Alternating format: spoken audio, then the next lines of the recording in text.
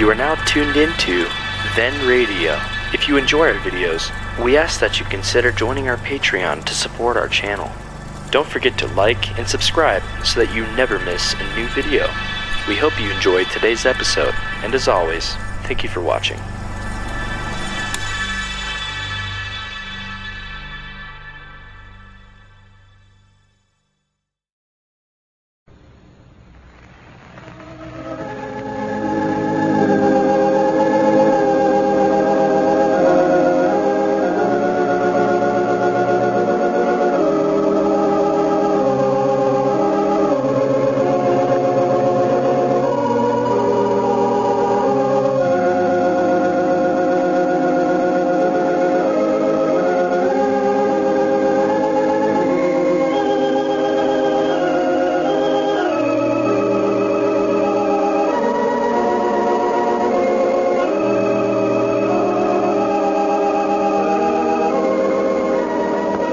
Howdy, everybody. Here we are, all ready to take you down to Pine Ridge for another visit with Lum and Abner.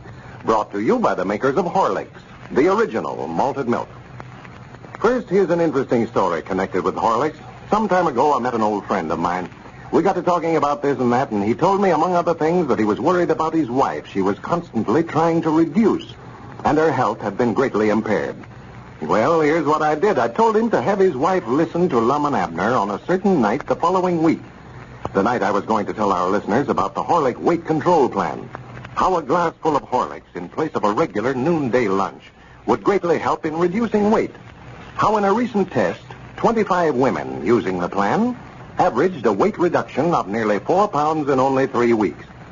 Well, she did. Listen in that night. Decided to try the plan for herself. And the last I heard, it seemed that my old friend's worries were over at last.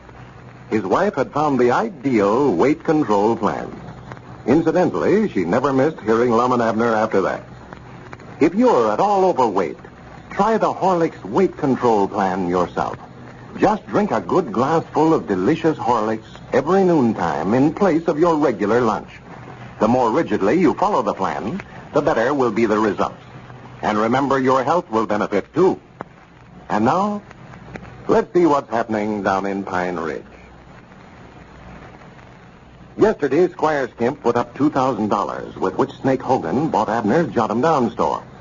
If the scheme had worked as Squire had planned, Abner would have turned right around and invested the money in the Squire's silver mine, and Squire would have had his money back and the store too.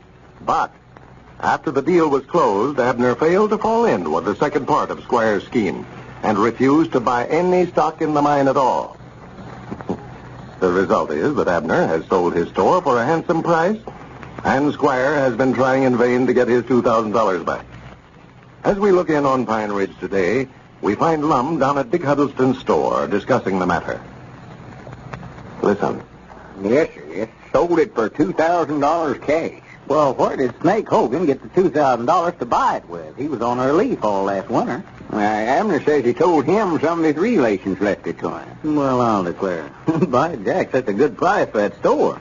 That stock of grocers over there won't invoice over $1,200. I know it. I told Abner it's the best deal ever I heard of him making. Sure. I was over at his house all morning trying to get him to invest it in our silver mine, but I couldn't get him to do it. Well, now, don't you be trying to get Abner to soak all that money in that mining stock loan. Why, it'll make him rich, Dick. $2,000 worth of that stock ain't no telling how much it will be worth. Squire says it'll pay back $160 for every dollar a body puts in it. Yeah, that's what Squire says. Well, Dick, you know how much silver mines is worth. That's one thing folks has got to have is silver. You can always sell that stuff. Well, now, you don't know for sure, though, Lum, if there's any silver out there in that mine. Oh, there's silver there, all right. Squire's got a big hunk of it he dug out of there himself and brung back with him. Well, now, I wouldn't insist on Abner putting his money in it, though, if he doesn't want to. Well, his own wife, Elizabeth, knows it's a good proposition. I believe she's got a better business head on her than he has. She's trying to get him to invest in it, too, but he won't do it. Stubbornest one man I ever seen in my life. There was a big crowd of us over there, argued with him right nigh all morning. Professor Willoughby and his wife, and Squire and Elizabeth and myself all arguing with him. He just sat there and shook his head. Well, good for him. Well, I'm going to lose some friends, though, I'm telling you, Dick. Squire's awful mad at him. Well, he's mad at me, too, for that goes. Mad at you? Yeah, for some reason or other, he thinks I ought to just make Abner buy it. I told him a while ago I can't just force him into buying it. Why, no, of course not. I never seen Squire so worked up over anything in my life. That's all he can talk about. Looks like he just got his head set, just bound and determined that Abner's going to buy that stock, whether he wants to or not. Snake Hogan's is pretty mad about it, too, I think.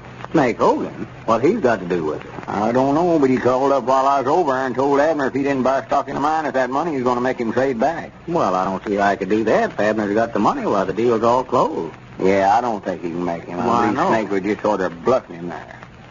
Wait. Yonder comes Abner now. Granny, he's sure tickled over the deal he made. Well, he ought to be selling his store for about twice what it's worth. I wish I was still a half partner in that store.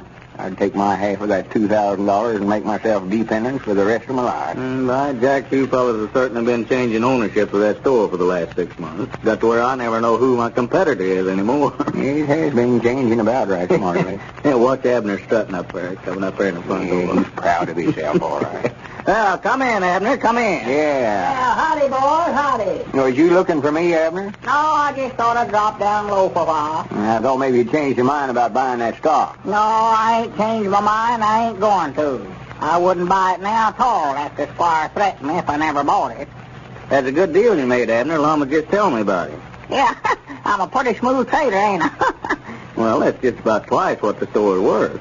Yeah, that's what I figured. But Snake made me that offer, so I took it. You know, that's a funny fella, that Snake Hogan, you know him? Funny? Yeah, him and Squire come down there yesterday and made me that proposition, and I taken him up on it, and now then he'd want me to trade back. He said if I don't invest the $2,000 he'd give me in that silver mine, that I've got to trade back with him.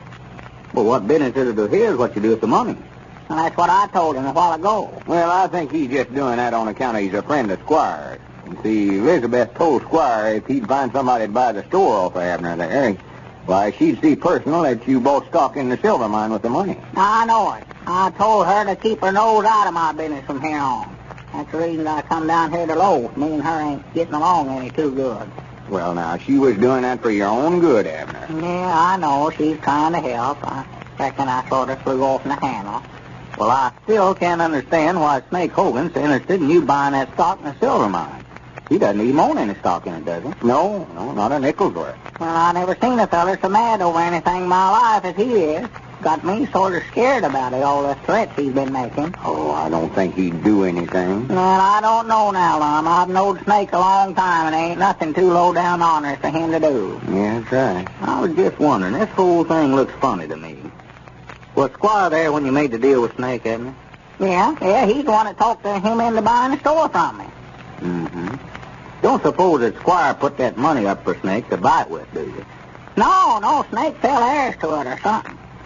I was just thinking that maybe Squire'd given Snake the money, thinking that you'd turn right around and invest it in the silver mine. That way he'd get his money back and have a store, too. No, Dick, no. He'd have to give Abner $2,000 worth of stock in the silver mine. He wouldn't be nothing ahead that way.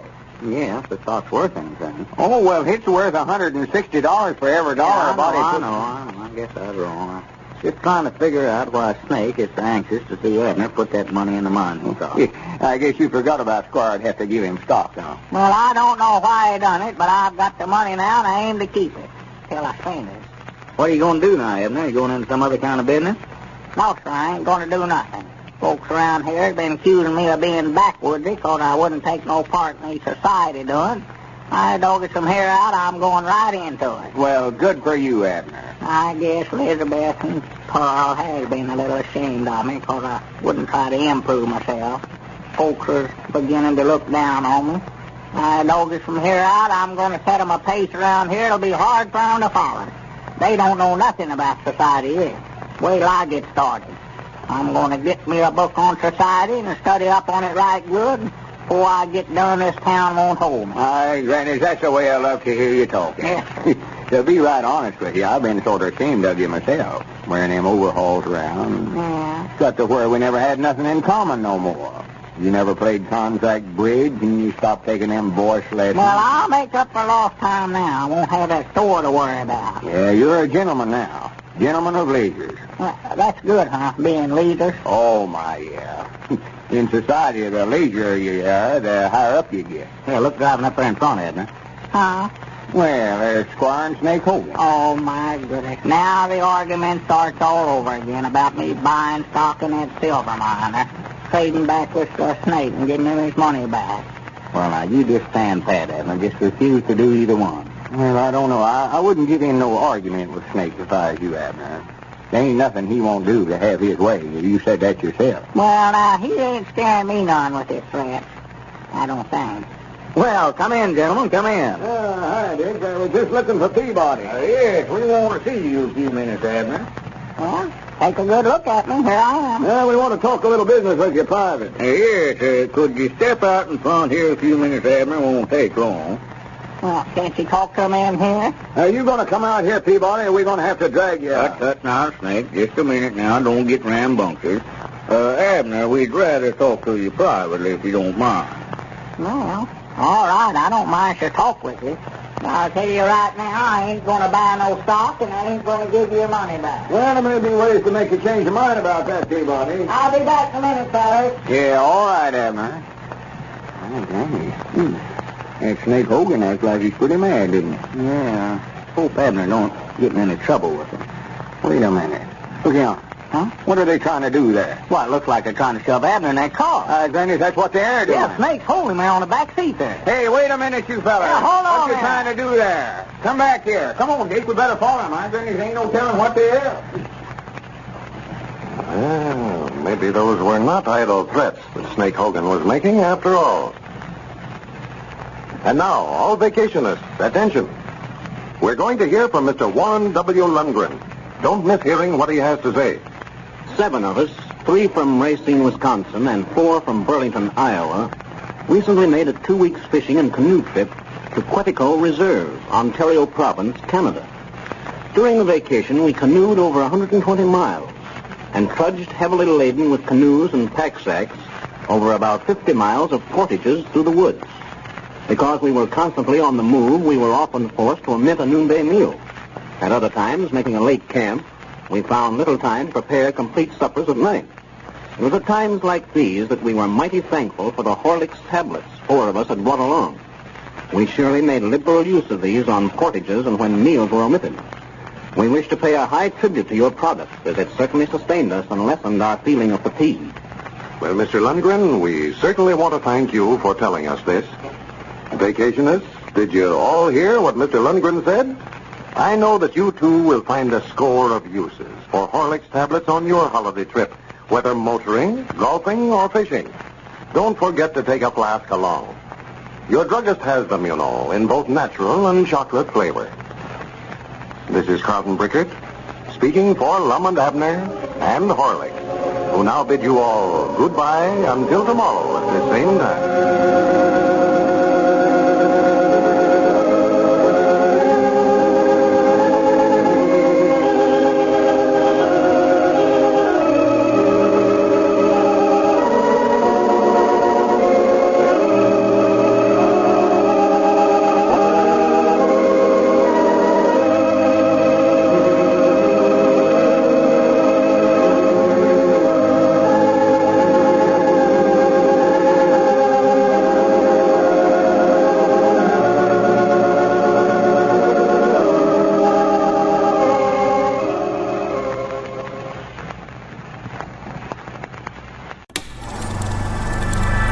You are now tuned into Then Radio.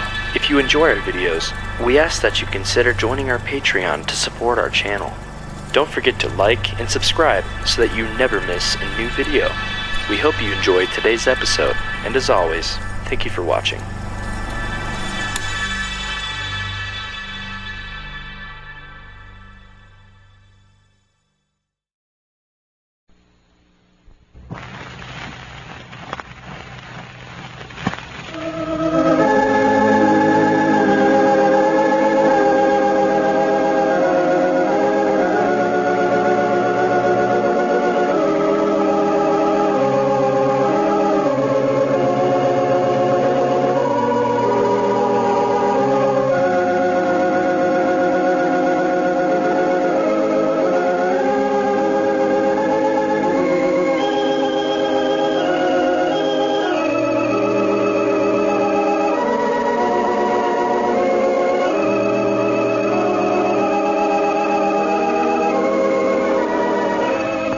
Howdy, everybody. Here we are, all ready to take you down to Pine Ridge for another visit with Lum and Abner.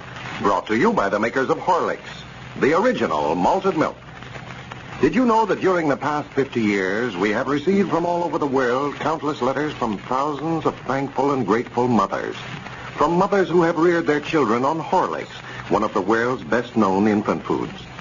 This remarkable tribute to a remarkable product bears out the experience of many child-feeding authorities that Horlicks is a marvelous food for infants.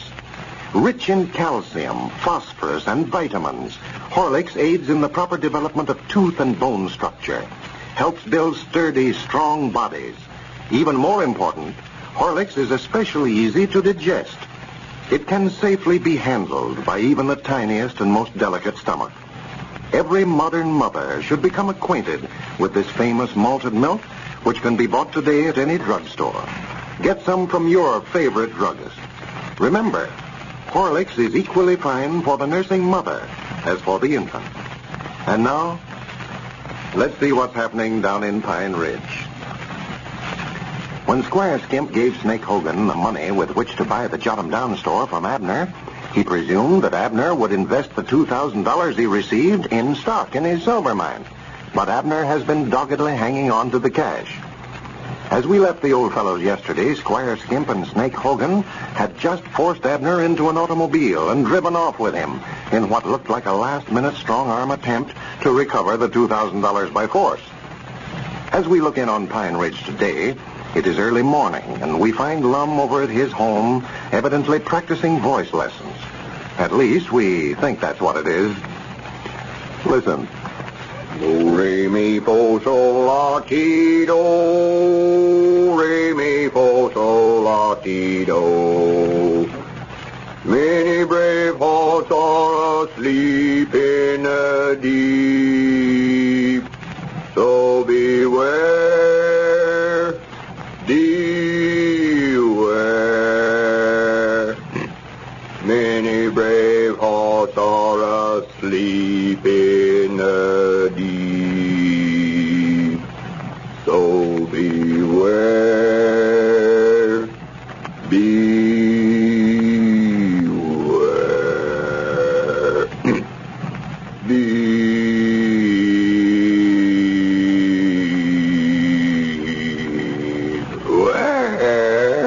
That blame it.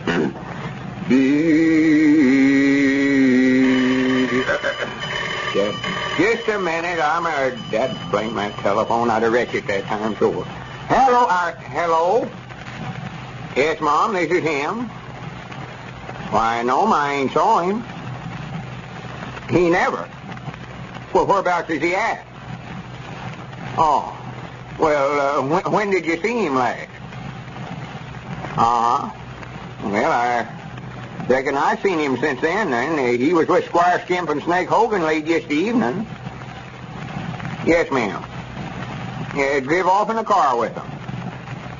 Well, I can't understand it neither. Don't reckon something... Oh, wait a minute, Elizabeth. Somebody at the door. Hello? Come in. Come in. Well, good morning, dear. Hey, Lum, Elizabeth Peabody just called me a while ago and said that Abner didn't show up. Yeah, I know. I'm talking to her here on the phone right now. Oh, excuse me. Now, go ahead. Well, Elizabeth, Dick Huddleston just come in, and we'll see if we can't find out. Let me talk to her a minute there, Lum. Yeah. Just a minute. Dick wants to talk to you. Hello? Elizabeth? Well, I just wanted to tell you not to worry. We'll do everything we can to locate him. I called Squire Skimp to meet me over here at Lum. Well, Squire and Snake were with him the last time I saw him yesterday evening. Yeah, he may have some idea where he is. Well, don't worry now.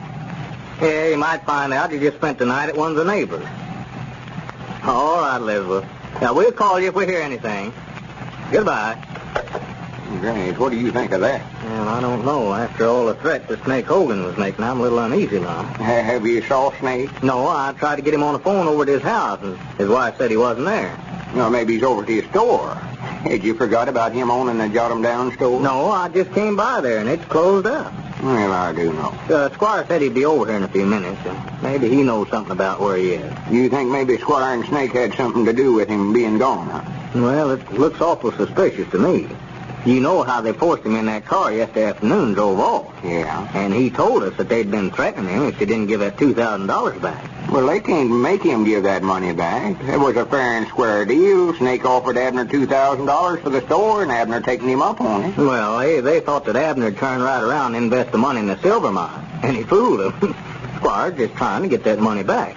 I can't understand that neither. Good a thing as that mining stock is, I don't see why Squire would be so anxious to sell it. Well, that's not hard for me to figure out. No, I guess he just thinks so much of Abner he's going to force him to get rich whether he wants to or not. Well, Lum, I don't like to discourage you in that silver mine. I know you're sincere in your belief that it's going to make everybody rich. But I wouldn't give you a nickel for the whole business. Well, the trouble is you just ain't had Squire explain it to you like he did to me. If you could just hear him tell about how that silver's down the mine in great big chunks big as a stump, he says, millions of dollars worth of it. Yeah, but now you know, Lum, Squire doesn't always stick to the truth. You ought to know that by now. Oh, he exaggerates some, but on this mining deal, I can tell by talking to him, he's doing this for the good of the community. Well, I don't like to talk about Squire till he's back, but he's one man in this town that I haven't got a bit of use for. He'll do anything to pick up a few dollars. Never made an honest dollar in his life that I know of. Well, I don't know if I'd go so first to say that, Dave. But he's one of the best salesmen I ever saw. I'll say that. He can sell anything. Yeah, he's a smooth talker, all right. If he'd concentrated that ability or talent along a legitimate line, why, he'd have been a big success. Yeah. Like that story they tell on him when he was selling those electric milking machines around there. He talked old Uncle Henry Lunsford into buying one.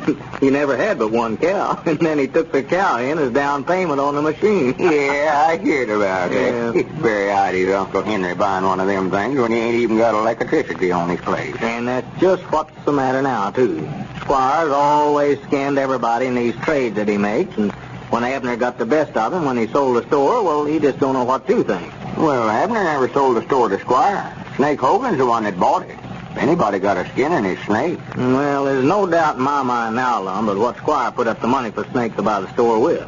There wasn't anything to that store they was telling about Snake falling heir to some money. There weren't? No, I asked his wife about it when I was talking to her on the phone a while ago, and she said she hadn't heard a thing about it.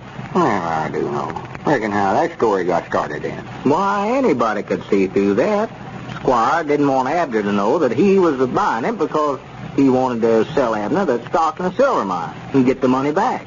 His plan was to have the store and the money both before he got through with the deal. But it didn't work. Well, you don't think that Squire would hurt Abner anyway trying to get that money back, do you? Well, no, I'm not as worried about Squire as I am Snake Hogan. Squire's too smart, I believe, to do anything that might get him into trouble. If anything happened to Abner, well, Squire more than likely got Snake to do it for him. Well, sir, I thought that looked kind of funny yesterday, them forcing Abner to get in that car with him. But I don't know what they could have did to him. Well, there's lots of things that could have happened. They might be holding him someplace till he gives the money back, or they might try to force him to give it back and accidentally hurt him some way. Granny, you are getting me worried about this showing up now. Well, it's something to be worried about, Lum. It's not like Abner to be staying out all night for no reason. He might have tried to put up a fight, and you know that he's no match for a fellow like Snake. Why, of course not. The big bully. Very odd to see him jumping on a little feller like Abner. He ought to be took out and horsewhipped and run out of town with tar and feather. Well, now, of course, we don't know for sure that he's done anything. Yes, he has. I see through the whole thing now. Dad, blame him. And if Squire Skimp put him up to it, he's just as guilty as Snake is. Granny, they got me to deal with for wait this. a minute, not so loud, Lum. There's somebody at the door. It must be Squire. If it's him, I'm going to jump on him and give him a whooping. Now, don't start anything now. Just let me talk to him. Tell him to come in. Yeah, come in. Well, good morning, Squire. Yeah, howdy, Squire. Good morning, gentlemen. Good morning. Come in and sit down, Squire. Here, take this rock. Yes, thank you, Lum. Dick, what have you got on your mind that's so important you'd call a man over here this time of the morning? Well, I expect you've got a pretty good idea, Squire. No, not unless you've changed your mind, want to buy some stock in our silver mine. No, it's about Abner, Squire. About Abner? Yeah. Yeah, his wife called up a while ago and said that he didn't show up at home all night. Well, I do declare. And we thought maybe that you might be able to help us locate him. Well, I'll be glad to do anything I can to help me, and you know that. He never come in all night, huh? No, and the last time anybody saw him was yesterday evening when you and the Snake Hawkins forced him to get in that automobile with you and drive off with you. Yeah, now, there's no use to beat around the bush, Squire. Lum and I have decided that you and Snake Hogan are responsible for Abner's disappearance, and now we want to know where he is. Yeah, and we don't want no stalling around either. Why, me and I'm astonished that you'd think that I know anything about this. Why, if I knew where Abner was, I'd go get him in a minute. I didn't even know he was missing till just now. I'll be glad to help, do anything I can, but now, I haven't any more idea where he is than you fellas have. Well, where did you and Snake take him to yesterday evening? Well, we just drove down the road a ways there, Lum, so we could talk more privately with him. When did you see him last? Why, we let him out of the car just a few minutes after we left the store there. Now, just be sure you're telling the story straight, Squire, because I'm going to get the sheriff out here on this case, and you're liable to get yourself in some serious trouble. Yeah. Well, that's all I know about it, man. All right, we'll call up the sheriff then and see if he can refresh your memory any. Well, yes, call him out. I'll help try to locate him, sure. And I think while he's out here, it might be a good idea to have him investigate that silver mining stock you've been selling. I guess you've heard of such a thing as a blue sky law, Squire. Well, now, just a minute now, man. Let me see now. If I remember correctly, after we left you fellas yesterday, Snake got pretty rough with Abner, and I stopped the car, and Abner broke loose from Snake and jumped out of the car and run. I just suppose that he'd stuck out for home. You mean he taken out down the road for home? Well, no, he didn't, Lum. He headed up through the mountains there, but I figured he'd circle around, head for home directly. We hollered at him, tried to stop him, but he wouldn't pay any attention to us. Now, it might be that he got over there in those mountains and... wait a minute, what you fixing to do there, Dick? Hello? Give me the sheriff's office in the county seat, please, now. Well, now, don't do that, Dick. Now, that won't be necessary at all, now. You're going to stay right here till the sheriff gets here, too, Squire. We'll find out whether you're telling the truth or not. Dick evidently feels that Squire Skimp is the clue to Abner's disappearance. Don't forget these hot summer days that Horlicks makes a mighty fine, cooling drink. As refreshing as anything else you've ever tried. Economical, too, because all you have to do to make a cool, delicious glass of Horlicks is to mix thoroughly some Horlicks powder with cold water. Horlicks powder, you see, already contains a full supply of rich, full cream milk. There's no need to add any further milk unless you want to. One other thing, Horlicks is so remarkably easy to digest that it does not spoil the appetite. So by all means, get a package of Horlicks from your druggist in either natural or chocolate flavor. And it's a good idea to keep a pitcher of Horlicks in the refrigerator, ready for immediate use. This is Carlton Bricker, speaking for Lum and Abner and Horlicks, who now bid you all goodbye until tomorrow at the same time.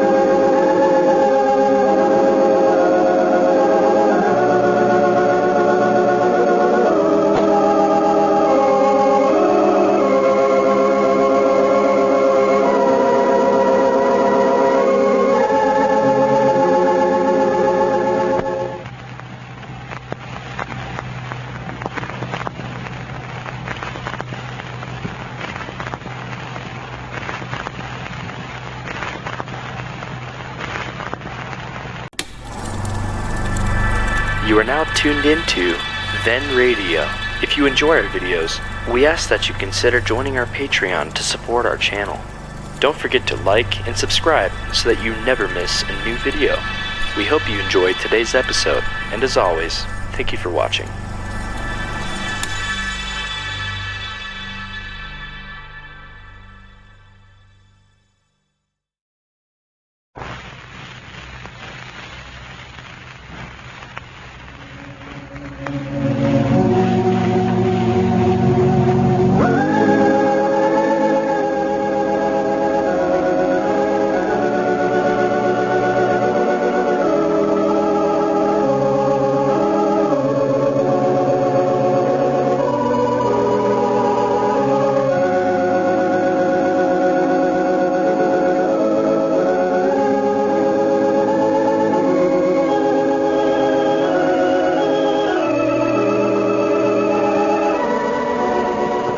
Howdy, everybody. Here we are, all ready to take you down to Pine Ridge for another visit with Lum and Abner. Brought to you by the makers of Horlicks, the original malted milk. If you're planning to travel in the near future, don't forget that travelers the world over have found Horlicks indispensable on their journeys. For 50 years, they have carried Horlicks into every corner of the globe, on every kind of transportation. The reason? In both powder and tablet form, Horlicks is a fine, concentrated food. Convenient to carry, ideal as a palatable nourishment in all cases of travel sickness, air, land, and sea. Horlicks is beneficial where other nourishment fails because of its remarkable digestibility. Often it is the one food that can be kept on the stomach. Horlicks, too, is a fine, refreshing, energy-giving drink for all holiday occasions. It makes a tempting light snack for any time of the day, a lunch or supper that can be prepared in a minute. So travelers all, wherever you're going, near or far, never fail to take along a good supply of Horlicks, the original. You can get it, at any drugstore in either natural or chocolate flavor. And now, let's see what's happening down in Pine Ridge. Abner disappeared Wednesday afternoon and hasn't been seen nor heard of since. It is suspected that he might have met with foul play at the hands of Squire Skimp and Snake Hogan, as he was last seen with them, and they had made several threats to recover the $2,000 they paid him for his jot-em-down store. As we look in on Pine Ridge today, we find Lum over at Vic Huddleston's store discussing Abner's strange disappearance. Listen. Well, it certainly has taught Elizabeth a lesson, Abner disappearance. She feels that she's responsible for the whole thing. Oh, I don't think it's no fault of hers. Well, she thinks that Abner just got disgusted over the way she was acting and took the $2,000 and left. The way she was acting. Yeah, she realizes now she kind of lost her head over society, playing contract bridge and taking singing lessons, not paying any attention to her home. Well, I reckon she did overdo the thing a little. Oh, my, yeah. Got that hard girl, spending a lot of money foolish for clothes and one thing and another. Well, she says she's quit all that now. She over at the house last night and said she'd let the hired girl go, and her and Pearl was going to the field right early this morning, chop cotton. Well, I do know. She wanted to put a notice in the paper telling Abner to come on home that she'd given up the society. Yeah, well, I expect a lot of women get their men back so they put a notice in the paper like that. She thinks Abner separated her, huh? Yeah, that's the way she talked last night. Blames herself. Says she had no business going in for society when Abner was so strong against it that way. Well, he was saying just the other day, though, that he was going in for society now since he sold his store. Told me and you that he was going to get him a book on society and study up on it right good and set a pace around here that'd be hard for the rest of us to follow. Yeah, he said that all right. But there's bound to be some reason for him being gone, though. Yeah, it ain't like him just to leave without telling nobody where he's going. And I still believe that Squire Skimp and Snake Hogan knows a lot more that they haven't told. Well, I don't know. They stuck to that same story all the way through. Claim Abner jumped out of the car and run off through the woods there. That's where I believe he's at, right there, lost over there in them mountains. Oh, I don't think Abner'd get lost. Well, as he knows those mountains around here, why, he's hunted squirrel over every foot of the ground. Yeah, but it was mighty nigh dark when he jumped out of the car, though. He might have run off a bluff somewhere, or run his head right into a tree and hurt himself. Well, that isn't very likely, though, Lum. I'll bet you that Snake Hogan and the Squire could find him in an hour's time. We had some way to make him do it. Well, the sheriff cross-examined him, and he says he don't think they know a thing about it. Yeah, I know he said that. I haven't any confidence in that sheriff, either. I told him I want him to investigate this silver mining stock the Squire's been selling around here, and he went over there to talk to Squire about it, and before he got away, Squire sold him 2 shares of stock in the company. 3 shares. I signed the stock certificate for myself. $150 worth. Fun too good. That Squire's a smooth talker, I'll say that for him. Well, when Squire showed him that telegram, he got used to it. The sheriff was just begging him to let him have some of the stock. What telegram's that? Hadn't you heard about that? No, I reckon not. Why, Squire was showing it around to everybody in town. He got a wire from a big millionaire mine operator out there in Arizona. He said he was driving through to see him, wants to buy the mine. Well, I'll declare I hadn't heard that. When's he coming? Why, he's looking for him today, I think. And he wants to buy the mine, huh? Yeah, he said he had the cash money to pay for it with. Well. See, he lives out in there. He's been down in the mine and saw the silver himself. You know he wouldn't want to be buying it unless it was an awful good thing. No. Well, I hope he does buy it. Maybe you fellas that bought stock in it will make something else after all out of it, Lum. Oh, it's looking better now than it ever did. Tell you the truth, I don't know where we ought to sell it or not. Why, sure I'd sell it. It just looks to me like if it's good enough that he'd want to buy it, why, we could make more if we just kept it and run it ourselves. You know he aims to make a profit on the deal. Yeah, but now if he's already in the mining business, like Squire said, well, he's probably got all the mining machinery and equipment that he'll need to mine it with, and he could make money out of it where somebody else couldn't. No, sir. If he makes anything like a reasonable offer, well, I'd sure take him up on it. Well, Squire says he's going to call a meeting of the stockholders when Mr. Worthington gets here and let him make his proposition, and then they can all decide on it. Mr. Worthington? Yeah, that's the millionaire's name that's coming. Oh. Well, I haven't had a bit of faith in this proposition up till now, Lum, but maybe I was wrong. I hope so. You're going to have your regrets when this thing's all over for not getting in on it. Here the rest of us will be millionaires, you might say. Spend our winters in Florida and California. You'll still be down here running this store for a living. Yeah, maybe so. Better change your mind and buy a couple of shares anyway, Dig. Get that stock before it's too late. No, I passed it up this far, Lum. I guess I'll just stay out of it. Probably making a mistake, but I've made lots of them before, I guess. Why, you could take $100 worth of stock and make you a dependence for the rest of Well, your... there's Grandpap. Yeah. Well, sir, I have to laugh every time I look at Grandpap in that sport outfit. Yeah. If he's not a sight. Well, come in, Grandpap. Well, howdy, man, howdy. Sort of hot today, ain't it? Yeah, it is awful warm today. Grandpap, you're going to have to get yourself a barrel summers and stay in it while you get them slacks ironed. Knees of them pants look like you're fixing to jump. Yeah, Charity said this morning I ought to take them off and let her iron them. Have you got any word from Abner yet? No, we haven't heard a thing, Grandpap, not a thing. Well, sir, I'm just worried to death about it. Yeah, me too. Charity was saying, though, that she heard yesterday at the bridge club that it's being whispered around town that Abner's just pulled out and left his woman. Yeah, I heard some talk about that, too. Well, that's what Elizabeth thinks, you know, too. Well, I ain't no hand to gossip, but I know they weren't getting along any too well at last. They was having trouble over Elizabeth being in society, I think. Yeah, Abner wouldn't do nothing. He wouldn't take bridge lessons and quit his voice lessons, you know, after starting them. Awful backwoodsy there for a while.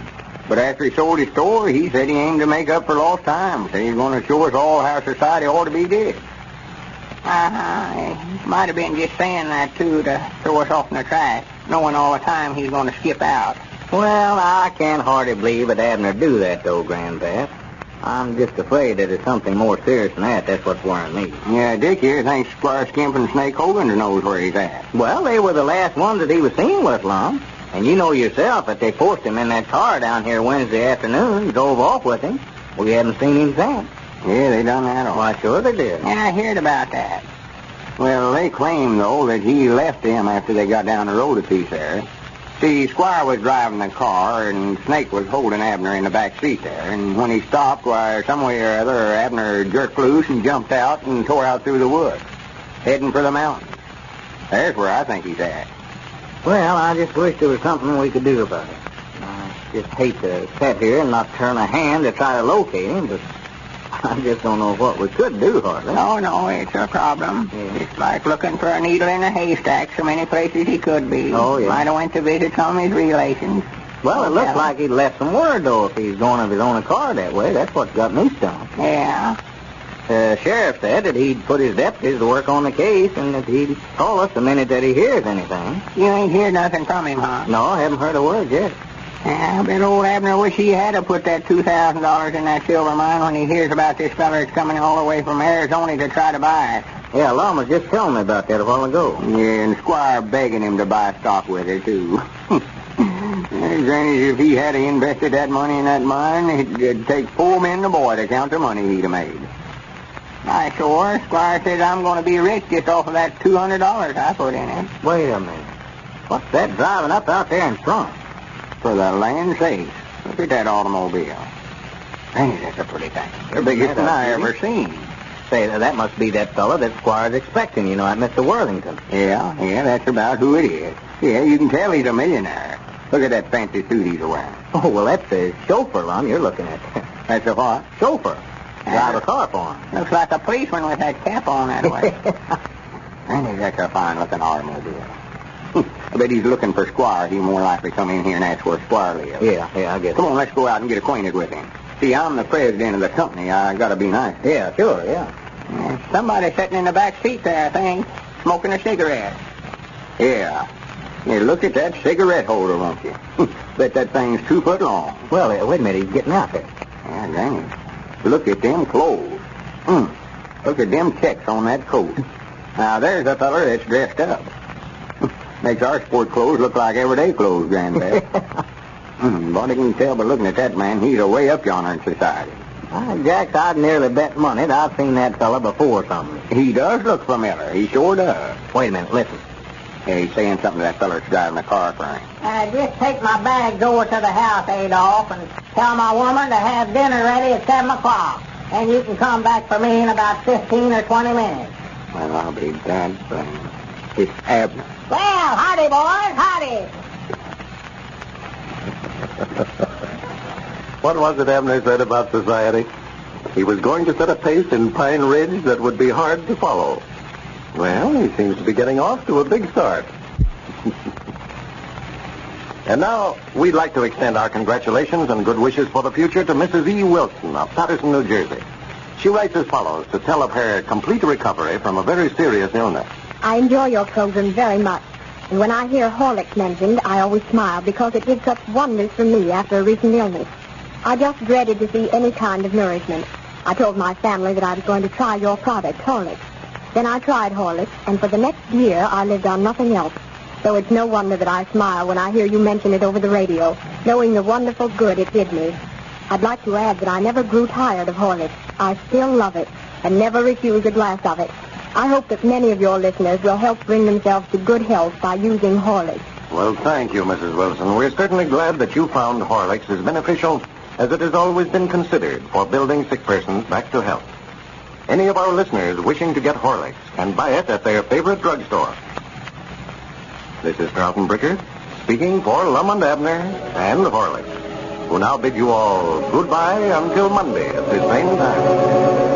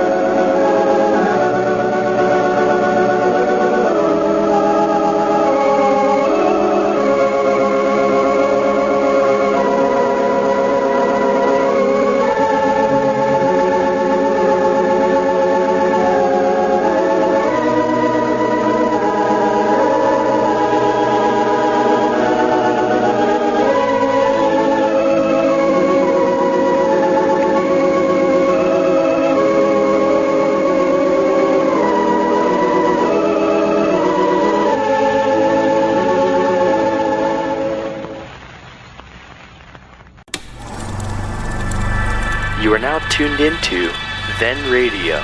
If you enjoy our videos, we ask that you consider joining our Patreon to support our channel.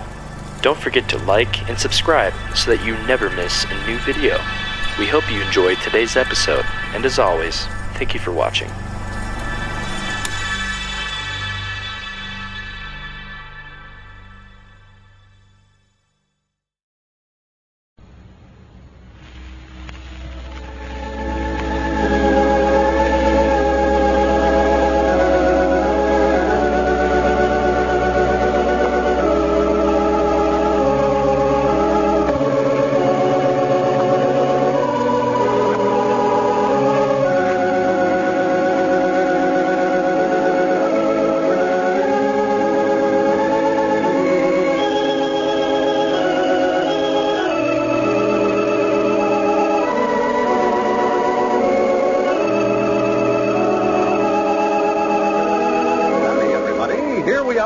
To take you down to Pine Ridge for another visit with Lum and Abner. Brought to you by the makers of Horlicks, the original malted milk. One thing before we go any further. If you're ever tempted to buy a low-priced package of malted milk, I think you owe it to yourself to think twice before you make your purchase. Of course, you want to get a bargain if you can. But remember this. Products costing less often are not real bargains. When you buy a cheap imitation of Horlicks, you just don't know what you're getting. There's no economy in eating food that's inferior in quality. So for real value for your money, for results, insist on Horlicks, a product of the finest quality.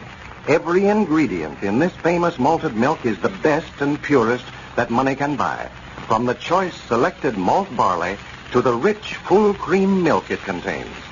Ask for Horlicks at the soda fountain, too. Malted milk drinks are so much more delicious, give far better results when made with Horlicks. And now, let's see what's happening down in Pine Ridge. Well, when we left our old friends last week, Abner had just returned to Pine Ridge after a 2 days' absence, with a big automobile and a chauffeur. He explained his disappearance of last week by informing his friends that he had been in at the county seat to get first-hand information about how to conduct himself in society. And since his return, he's been cutting quite a figure in Pine Ridge socially. As we look in on our friends today, we find Big Huddleston down at his store. Lum is just entering. Listen. Well, come in, Lum. Granny Dick, I told you you'd be sorry you never bought no stock in that silver mine. Did you sell it? No, not yet. Had a meeting of the stockholders, and Mr. Worthington made us an offer, but we never took it. How much did he offer you? Why, he never offered but $1 million for it. $1 million? Yeah, I reckon he thought he could just buy it for any price, you know. You mean he offered you $1 million for that mine and you turned it down? Yeah, most of us wanted to take it, but Squire just wouldn't listen to it at all. Said it's worth about twice that much. Well, for goodness sake. Well, you better take him up on that before he changes his mind. Well, he's done went back to Arizona now. Left right after the meeting. Oh, he was mad. I reckon he thought we wouldn't know what it was worth, you know, and he could buy it just any old price. Yeah. Well, I don't believe that he offered any such amount as that, though. $1 million, that's too much. Sounds like one of Squire's wild stories to me. Oh, no, sir. No, sir. I heard him with my own ears. He got right up in the meeting and said he was ready to pay us $1 million cash money for it. Well, in the first place, I don't believe he's worth that much money. Who, Mr. Worthington? Why, no. He looks like he's just putting on a big front to me. Why, you could tell he's got money. Driving that big car, and tell by the way he was dressed. Oh, he's a rich man. Abner's got a big car and a chauffeur and a lot of clothes, and I know he's not any millionaire. Well, Abner's just showing off, though. I'm getting disgusted with him. What's the matter? Oh, all this society foolishness. I never seen a thing go to a fella. That's funny coming from you, Lum. I thought you were the ringleader in this society business around here. And I was till he got back in town. Professor Willoughby and me both, he just had to take a back seat now. Can't keep up with him, huh? And couldn't nobody keep up with him. He went plumb hog wild. Well, I haven't seen him to talk to him since he got back Friday. I never seen such a change come over a fella in my life. Here we was all trying to get him in society there for a while, and now everybody's trying to slow him down some. I tell you, Dick, he can't keep up the pace he's going. He was the only stockholder that wasn't at the meeting a while ago. I called up his place to get him to come over there, and he was still in bed asleep. At 2 o'clock in the afternoon, mind you. Still asleep? Yes, sir. Elizabeth said he never got in till after 5 o'clock this morning. She's just worried to death about the way he's carrying on. Well, I guess she sees now how Abner felt when she was going in for society so strong. Oh, yeah. She's quit now. That is, she's trying to. Abner's been dragging her out to these bridge parties at all hours of the night. Her trying to work in the field of a daytime and keep up with him of a night. Well, I'm sorry to hear of Abner acting that way. Somebody ought to talk to him. Talk to him? Just wasting your breath. Well, I didn't know he was carrying on that way. I knew he had that big car and a chauffeur and all. And what did he call that chauffeur? Adolf? Yeah, Adolf. I feel sorrowful for him. Abner's about got him wore down to a nub trying to keep up with him. Yeah. Yeah, just liable to wake him up at 2 or 3 o'clock in the morning to get him to drive him someplace or not. Time don't mean nothing to Abner no more. Like Friday night he got back. He had the FFPRs over at his house for a buffet supper. Played bridge till about midnight, and then he wanted to load the whole crowd in his car and drive into the county seat. Some nice spot he said he found in there where they got good Chinese food. You mean he wanted to go in there and eat at that time of night? Not only that, but he went. Me and Pearl and Elizabeth had to go with him. Nothing else would do it. Went into this place and had a big floor show, Abner called it. Floor show? Yeah, singing and dancing and all that stuff. I never seen much of it myself. Went sound asleep right there at the table. See, we never got in till clean after broad daylight. Ordinary my getting up time. I sure. And I don't reckon he'd have left in if they hadn't closed the place up on us. Last ones to leave. For goodness sake. Yeah, these different singers coming around the table, to sing to us, and Abner give him a $1 bill. Oh. Just throwing his money away. Why, sure he is. He ought to have more sense than that. Elizabeth looked right pitiful, too, sitting there trying her best to keep awake, nodding. Every once in a while, her chin would drop clean down on her chest. Couldn't hardly keep her eyes open. Well, she chopped cotton all day the day before. Oh, well, that's a shame. Abner ought to be whipped taking her out like that. Well, he treats her nice. That is, he thinks he's showing her a big time. Here a while back, she's complaining about him not being turned social. I know, sure. Said he was getting backwoodsy, so he's trying to make up for lost time. Yeah, he's making up for it, all right. Yeah, and keeps telling her if he'd known society was that much fun, he'd have been in it long ago. And he grabbed Elizabeth up and make her dance with him. Had a place there to dance out in the middle of the floor, about 15-foot square, looked like. And the whole crowd trying to dance at once, Well, Abner used to didn't like to dance anything but a square dance. Well, I wish you could see him now. Him and Elizabeth just stopped everything the other night.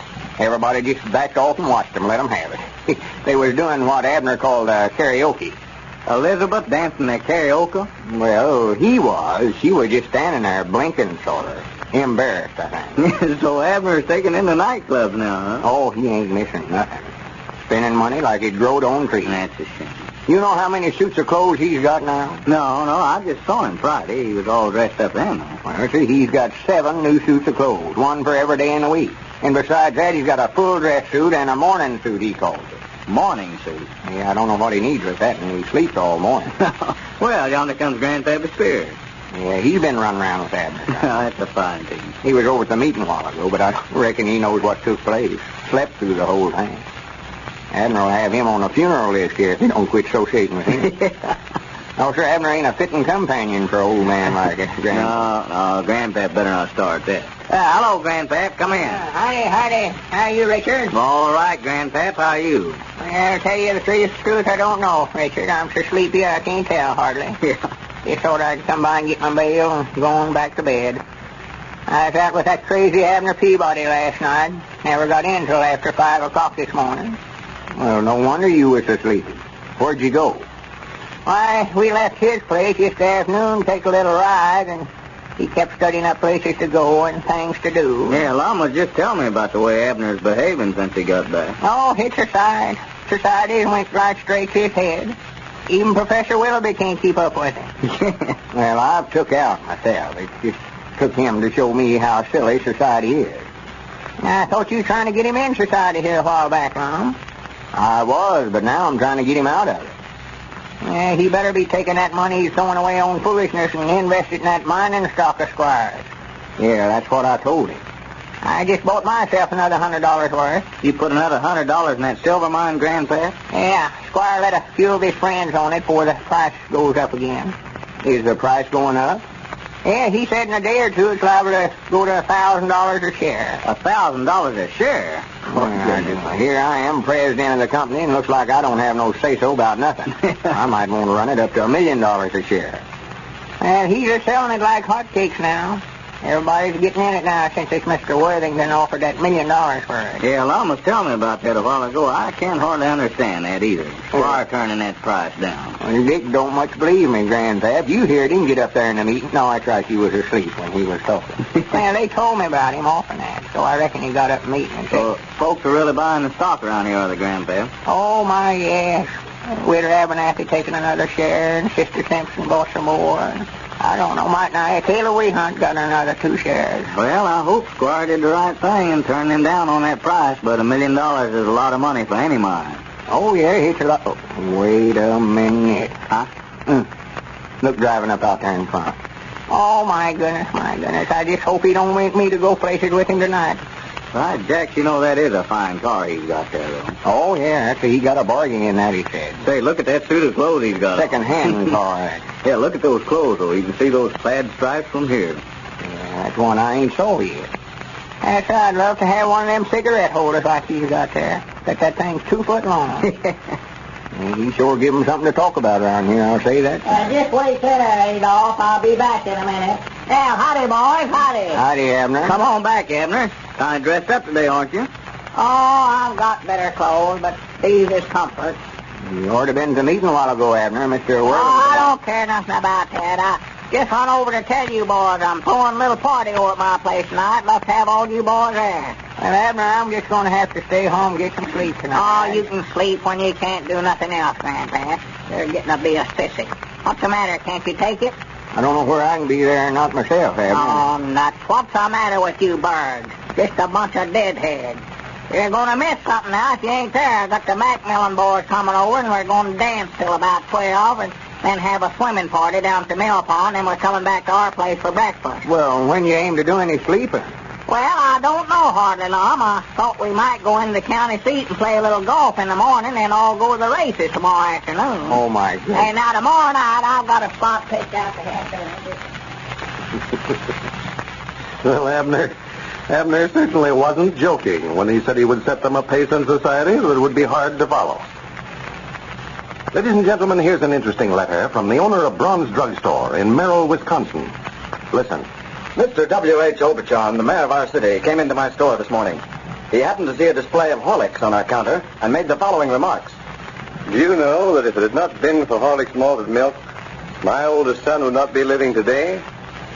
We experimented with all kinds of baby foods for him, and also with different grades of milk. But he kept getting worse from day to day. We finally came to Horlicks. And from the time he started taking it, he gained each day, and soon became well and strong. Mr. Oberchon has been mayor of this city for the past 4 years and is also head of the Merrill Business College here. I thought this would probably be an interesting letter to read on your broadcast. And a very interesting letter it was. Thank you very much. Mothers, you can get Horlicks, you know, at any druggist. This is Carlton Bricker, speaking for Lum and Abner and Horlicks. We'll now bid you all goodbye until tomorrow at the same time.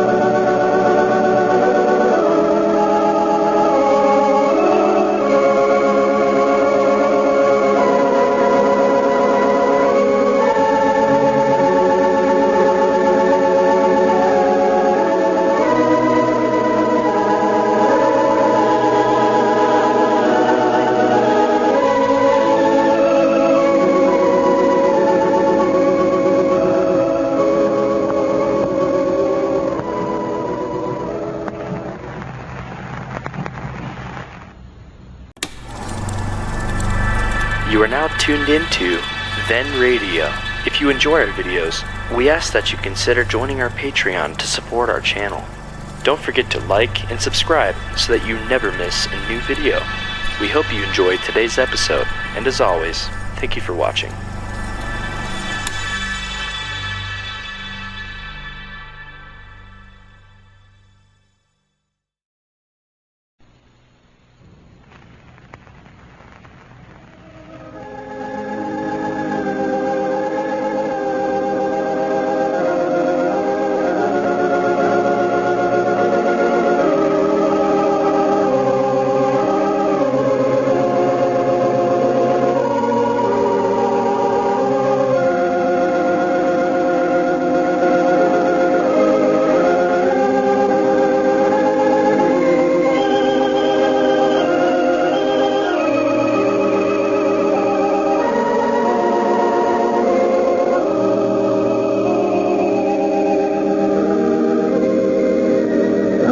Here we are all ready to take you down to Pine Ridge for another visit with Lum and Abner.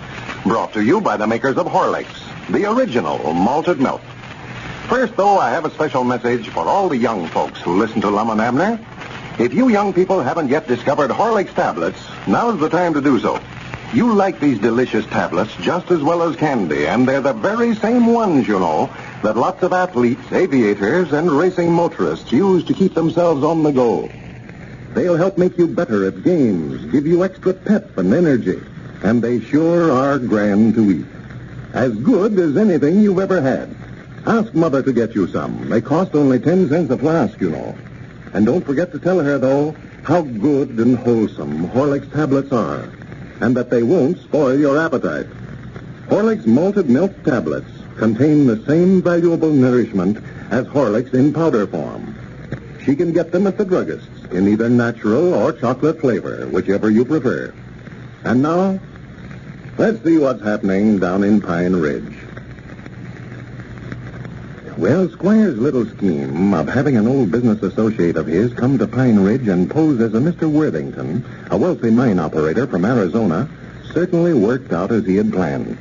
After Mr. Worthington offered the stockholders $1 million for their silver mine, and the offer was rejected, the citizens of Pine Ridge have been putting every dollar they can lay their hands on into more stock in the mine. As we look in on our friends today, we find Lum over at Dick Huddleston's store, still trying to interest Dick in purchasing some stock in the company. Listen. Well, it's just ruining Pine Ridge. I've never seen business as quiet as it is right now in my life. They must be putting every dollar they can get their hands on into that mining stock. Oh, yeah, it's selling like hotcakes. Ever since that Mr. Worthington offered Squire $1 million for the mine, folks are just begging to buy stock in it.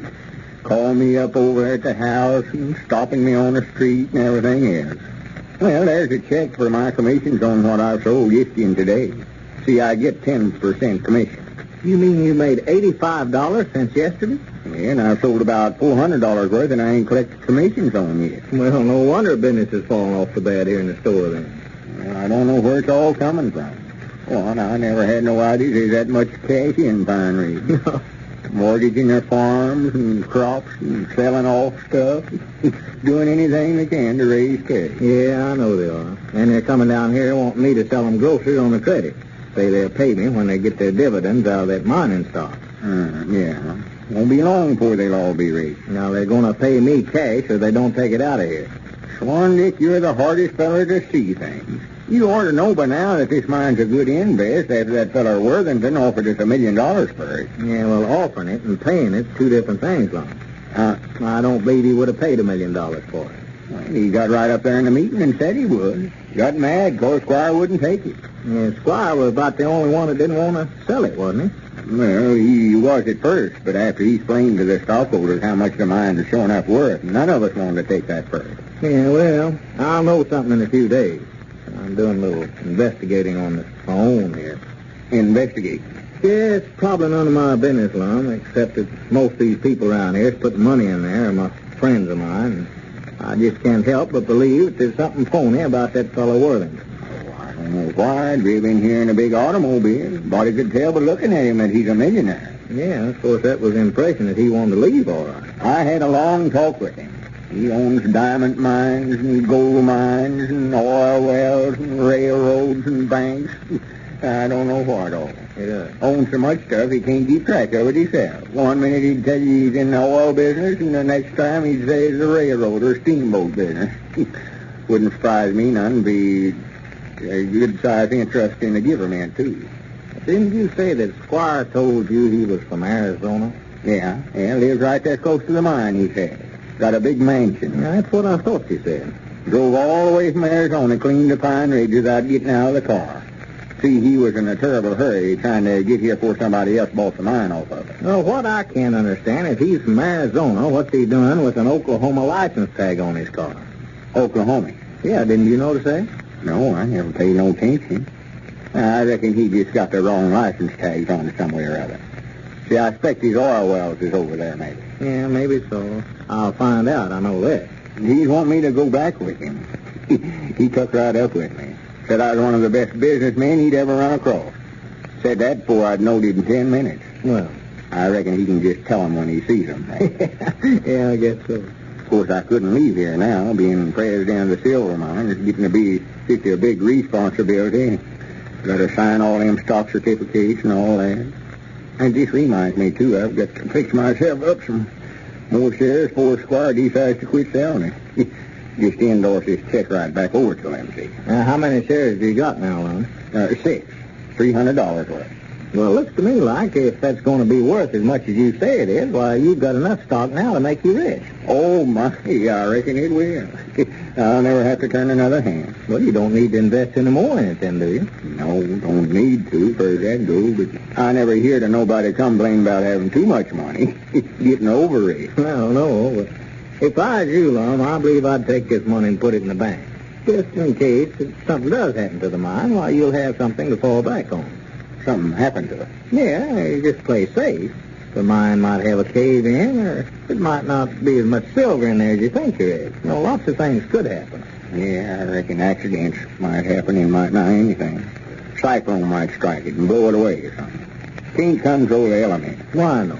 And if you've got a little money in the bank and then stock in the mine both, why, you're safe either way. Yeah, there's reasoning, all right. Reasoning. That's a good sound argument. Don't know what you're right, Dick. I'll just put this in the bank. That's what I'll do. That's the thing to do. That's the smartest thing I've heard you say in 2 weeks, Lum. Don't reckon you'll be going in there tomorrow, will you, to the county seat? No, I reckon not. Yeah, that's all right. I thought I'd get you to make a deposit for me, but Abner more likely be going in. He got to where he keeps that road hot in there since he got that car and chauffeur. By the way, how'd this party come out last night? Why, all right, I reckon. I had to take out and quit about 6 o'clock this morning. Get some sleep.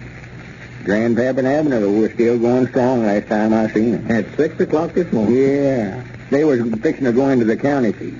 Abner had a golf game with that feller that sold him that automobile for this morning, and in the afternoon they was going to the races. And they didn't get any sleep at all? Never closed eye. Oh, goodness me. Danced till midnight, and then they had that swimming party down there at the mill pond. Got back to Abner's place about 4:30, I reckon, and we all had breakfast together. Scrambled eggs and bacon. Well, now, they can't keep that pace up long. Oh, of course not. Abner's just making a plum goose out of it. I never saw anything like it. Disgusting. Yes, You ought to saw him down there at the mill pond. I think he just give that swimming party to show off that new bath jacket he got.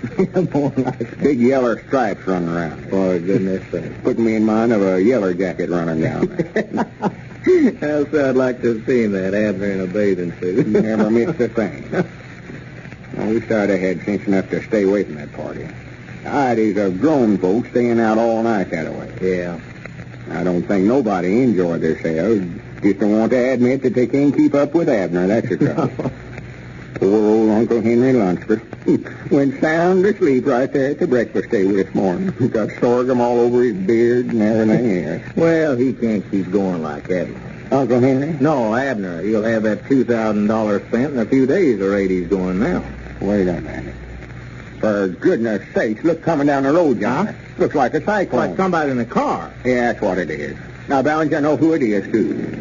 Couldn't be nobody but that Abner driving. Well, he better be slowing down if he expects to stop within 5 miles of town here. Yeah, that's him, all right. Yeah, that's him. Wait a minute, look out. He's heading right in here for the Look store. out here. He stopped that thing. Look out, Abner, look out.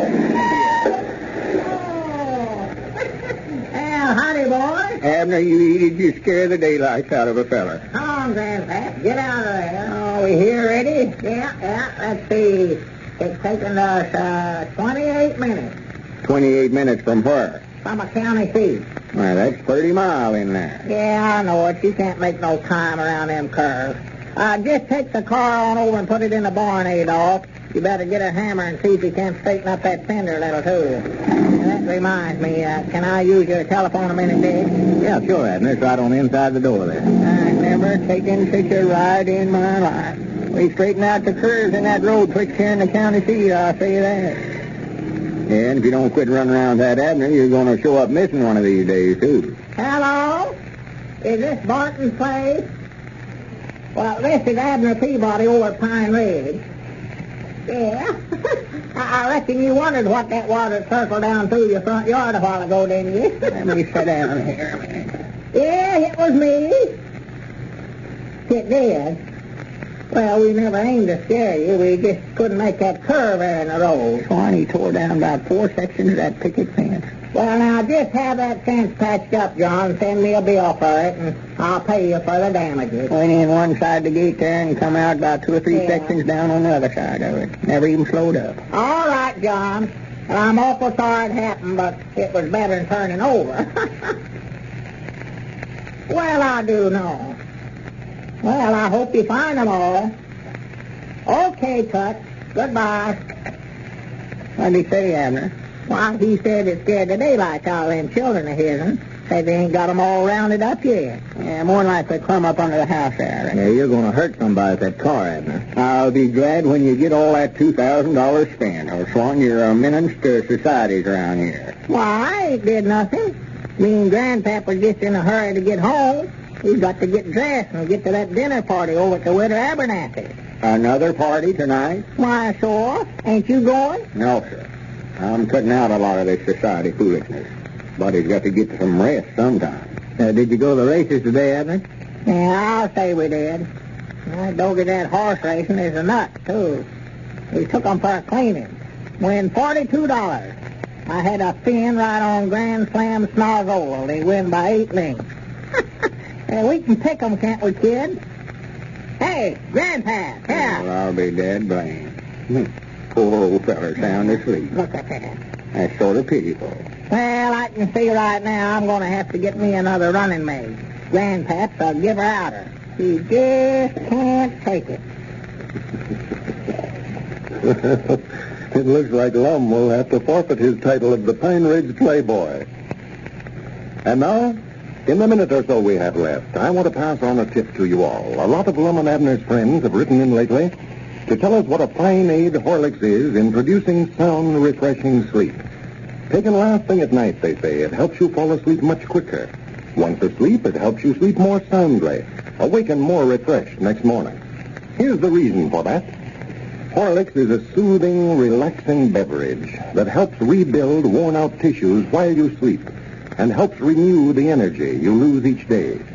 So if you find it hard to get to sleep at night, if you don't sleep soundly, by all means get a package of Horlicks from your druggist in either natural or chocolate flavor, whichever you prefer. This is Carlton Brickert, speaking for Lum and Abner and Horlicks, who now bid you all goodbye until tomorrow at the same time.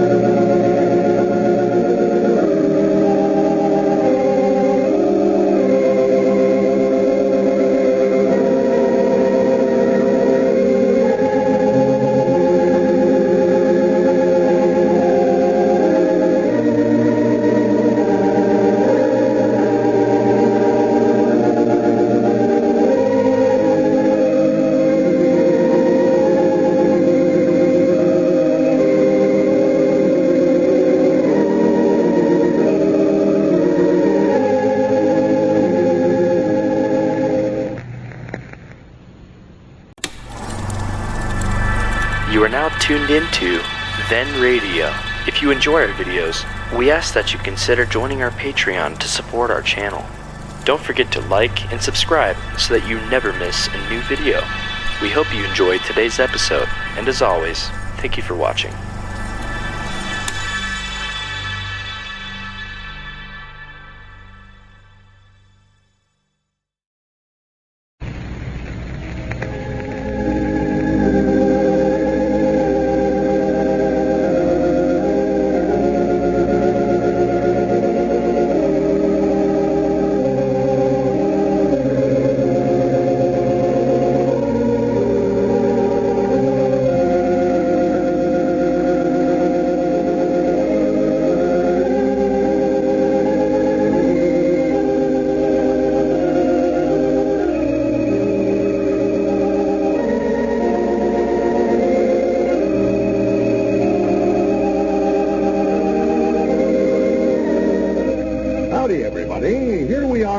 To take you down to Pine Ridge for another visit with Lum and Abner, brought to you by the makers of Horlicks, the original malted milk. First, here's something about this famous malted milk that every mother in America should know. For 50 years, Horlicks has been used around the world as a food for infants, For 50 years, in many countries of the world, Horlicks has been aiding in the development of sturdy, healthy bodies, sound bones and teeth, an excellent source of calcium, phosphorus, and vitamins. Horlicks is, in addition, extremely easy to digest. That's because it's made by the special Horlick process from only full cream milk, modified with the soluble extract of the choicest malted grains. As a result of this, Horlicks can be more easily, more safely handled by the tiny stomach. Because it's so nourishing, so energy-giving, Horlicks is also a fine food drink for the nursing mother. That's why I say that every mother should know the value of this famous malted milk. And now, let's see what's happening down in Pine Ridge. After expressing his disapproval of the social life in Pine Ridge and refusing to take any part in society, Abner finally broke over and went to the other extreme. He sold his store for $2,000, bought a lot of new clothes and a big second-hand automobile, hired a chauffeur, and for the past few days has been setting the others a pace that's hard to follow. As we look in on the little village today, we find Lum over at Dick Huddleston's store, which has become his hangout since Abner sold the Jot 'em Down store. Listen. Yeah, it was foolish for him to buy it, but I'll say you one thing, that car makes them all set up and take notice. Yeah. Drove up there in front of the bank this morning in the county seat and slammed on them brakes, and naturally everybody in the bank looked out to see what it was. When we went inside, they couldn't do enough for us. I reckon they thought we was a couple of millionaires. Did you deposit that commission check that you got from Squire Skimp loan? Yeah, I believe that was pretty good advice you give me on that, Dig. Just in case something was to happen to the mine, I'll have $200 to fall back on anyway. Well, yeah, sure, that was the thing to do. That's what Abner better be doing, too, putting some of his money in his way that way instead of blowing it the way he is. Yeah, I tried to talk him into it this morning, but he won't listen to nobody. Knows it all. Yeah, the very idea of him gambling on these races. You ought to know that he can't beat them. I don't know. No telling what's going to happen to him, Dick. I'm worried to death. Yeah. Of course, according to his tell of it, he won $42 yesterday. Yeah, and that was the worst thing that could have happened, too. If he'd have lost it, why, it might have cured him. Now he'll keep going in there till they break him. Yeah, the quicker he gets broke, the better off we'll all be. He's going to hurt somebody with that car. Sure he is. He ought to fire that chauffeur and get somebody that's not such a speed demon. That fella just runs that car wide open all the time. Well, that ain't his fault, though, Dick. Abner sits back there in the back seat, punched him in the back with that long cigarette holder, telling him to step on it. Well, if he don't quit driving by this store so fast, I'm going to put in a complaint. Goes by here not less than 15 or 20 times a day, just as fast as that car runs. Yeah. Dust fogs in here so bad I have to keep the front door closed. Yeah, it's a wonder he don't get arrested. Well, that's just it. There's nobody here to arrest him. He's the constable. Yeah, that's a fine example to be setting loose. I wouldn't ride from here to the county seat and back with him again for all the money there are in Pine Ridge. I've been an enormous wreck. My ring loan. Yeah, sure. That's him looking for me. Tell him I ain't here. Huddleston store. Who? Yes, ma'am, he's here. Just a minute. Here, Lum, somebody wants to speak to you. I think it's Abner's wife. Oh, my goodness. I hope Abner ain't giving another party. Thank you. Hello? Yes, Mom, this is him. Oh, first rate, I reckon. How are you, Elizabeth? What's the matter? No, we're all worried about him. Dick and I just are talking about it. Mom? Well, I can't hardly right now, Elizabeth. I'm waiting for Uncle Henry Lunsford. He's wanting to buy some stock in the silver mine, and I've got to wait here for him. What was you wanting? Well, can't you tell me over the telephone? Nobody, just Dick Huddleston. Dick's the only one here. Well, Lum, if you want to talk privately, I can step out there on the porch for a few minutes. No, that's all right. It's something important she wants to talk to me about. Sounds like she's about half time. Well, go ahead, Elizabeth. Ain't nobody going to hear nothing that you'd mind hearing. Uh-huh. You think he's been doing what? Oh, undoubtedly you must be mistaken, Elizabeth. No, you know he ain't mixed up with no other women. What's that? Just a minute here. Come over that again, Elizabeth. Well, whatever made you get such a idea as that in your head? Well, that just don't sound like Abner. Whose name was he calling? Oh, goodness sake. Well, I don't know nobody with the name of Dixie Belle. Well, I don't know much I could do, hardly. Yes, I'll talk to him. I'll do that. I believe he'd tell me if he'd tell anybody. Well, now, don't you worry about it. Chances are there ain't a thing to it. Body calling out names in his sleep that way, he might have just been making them up out of his unconscious mind. Why, sure. Well, yes, just as quick as Uncle Henry shows up, I'll find Abner and have a talk with him. All right, Elizabeth. Oh, not at all. Goodbye. What's the matter, Lum? Well, it's happened now, sure enough, Dick. On top of Abner losing his head over a society, Elizabeth thinks he's getting interested in some other woman now. Oh, surely not. Why, Abner wouldn't even look at another woman. Well, she said he kept calling some woman's name out in his sleep last night. Two of them. Dixie Belle and Mary Jane, I believe she said. Well, for goodness sake. Of course, like I told her, it might have been his unconscious mind working in his sleep. Might not be a thing to it. Why, no. Of course, now, Abner's changed her right smart here, lady. Driving around here in a car like a wild man, betting on horse races, going to nightclubs. Yeah, of course he has changed, but I don't think, Lum, he'd ever do anything like that. Sure. Wait a minute. There he is now, Dick. I can tell with them brakes are squealing. Ain't but one man crazy enough to drive up to a place to where he'd have to stop like that. Well, now, when he comes in here, Lum, we'll just have a long talk with him. Yeah, I believe he'll tell me the truth about it. Well, we'll just give him a good lecture about the way he's been carrying on. Maybe we can straighten him up here. Yeah, good talking to him won't hurt him no way. Just shut the engine off, Adolph. I'll be back directly. Well, howdy, gents. How's tricks? Come in here, Abner. Me and Dick wants to talk to you. Okay, Tut. What's on your mind? Tut. Yeah, sit down here, Abner. We want to ask you about something. Now, just a minute. I want to give Grandpappy Spears a buzz here. Do what? Gotta call Grandpapa. Well, sit down here a minute, first. Well, it won't take me but a minute now. Just hold your horses. Well, you can't get him settled down long enough to talk to him. Biggest scatterbrain I ever seen. Hello? Grandpap? Oh, yeah. How you doing, old palsy-walsy? Yeah, you got me, pal. Yeah, how'd you like to breeze into the county seat with me this afternoon? Oh, I just thought we might run out and see Dixie Belle and Mary Jane. Yeah, it's all set. Yes, say, listen to that. Granny's Elizabeth was right. Well, what do you know about that? Well, put on your glad rags and I'll be by there for you in about 10 minutes. Leading Grandpapa astray, too. Well, sir, I'd never believed it. Oh, well, it ain't going to take us long to get in there. No. Take down another fence or two. Yeah. I told Adolph a while ago if he don't start driving faster, I'm going to farm and get somebody else to chauffeur my car for me. Yeah, sure. Oh, no. Yeah. Well, okie-doke. Oh, listen at him, eh? Yeah, make it snappy, kid. Goodbye. You better be telling Adolph to slow that car down before you're robbing around a tree somewhere. Oh, yeah? Says you. He drives that thing wide open. So what? Well, a big car like that, it'll run 80 miles an hour. You're telling me.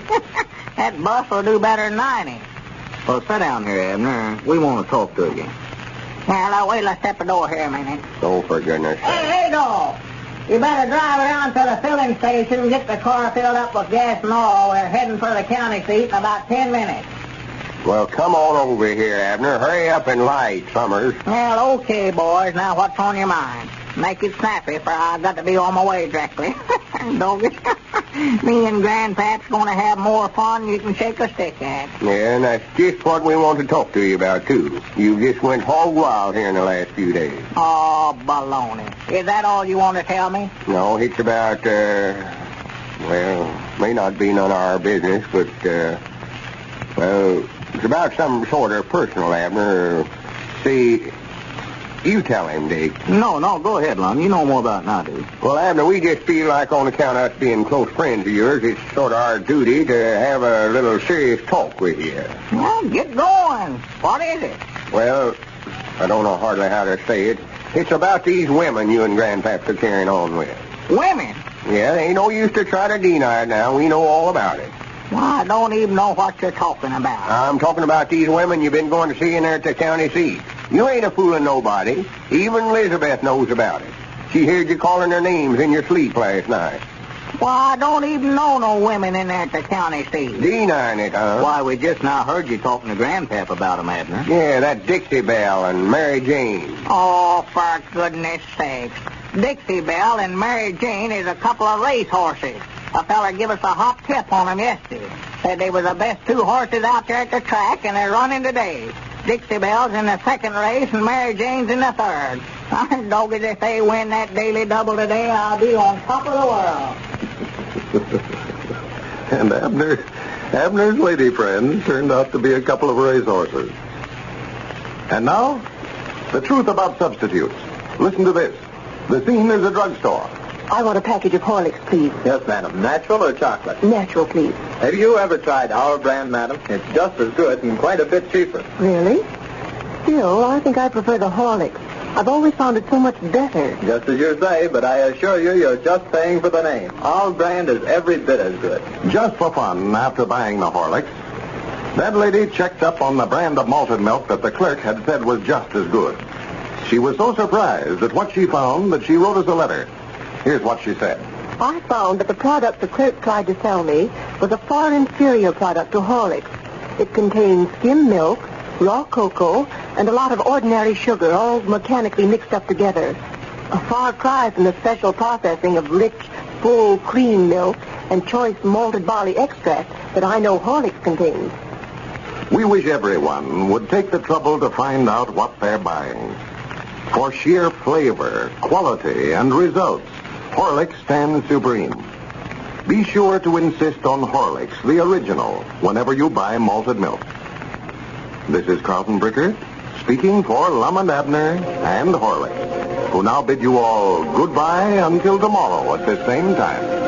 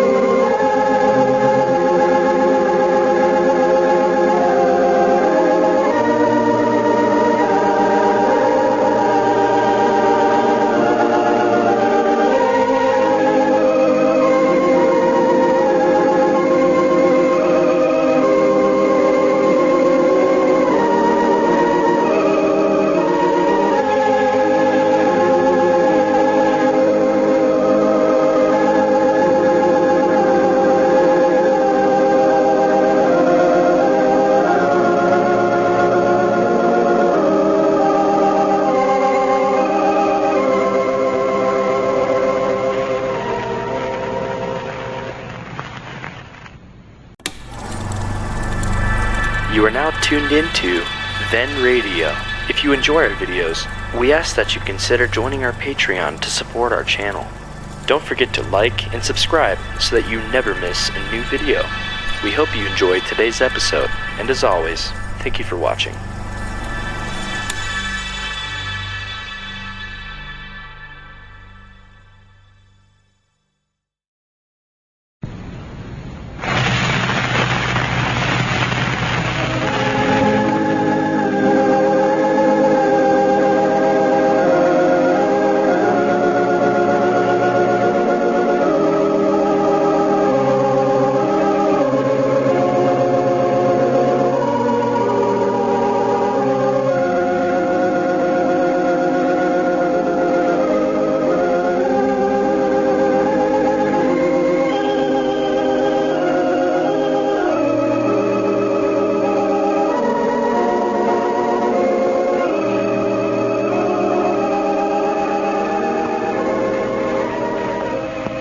Howdy, everybody. Here we are, all ready to take you down to Pine Ridge for another visit with Lum and Abner. Brought to you by the makers of Horlicks, the original malted milk. First, though, let me ask you a question.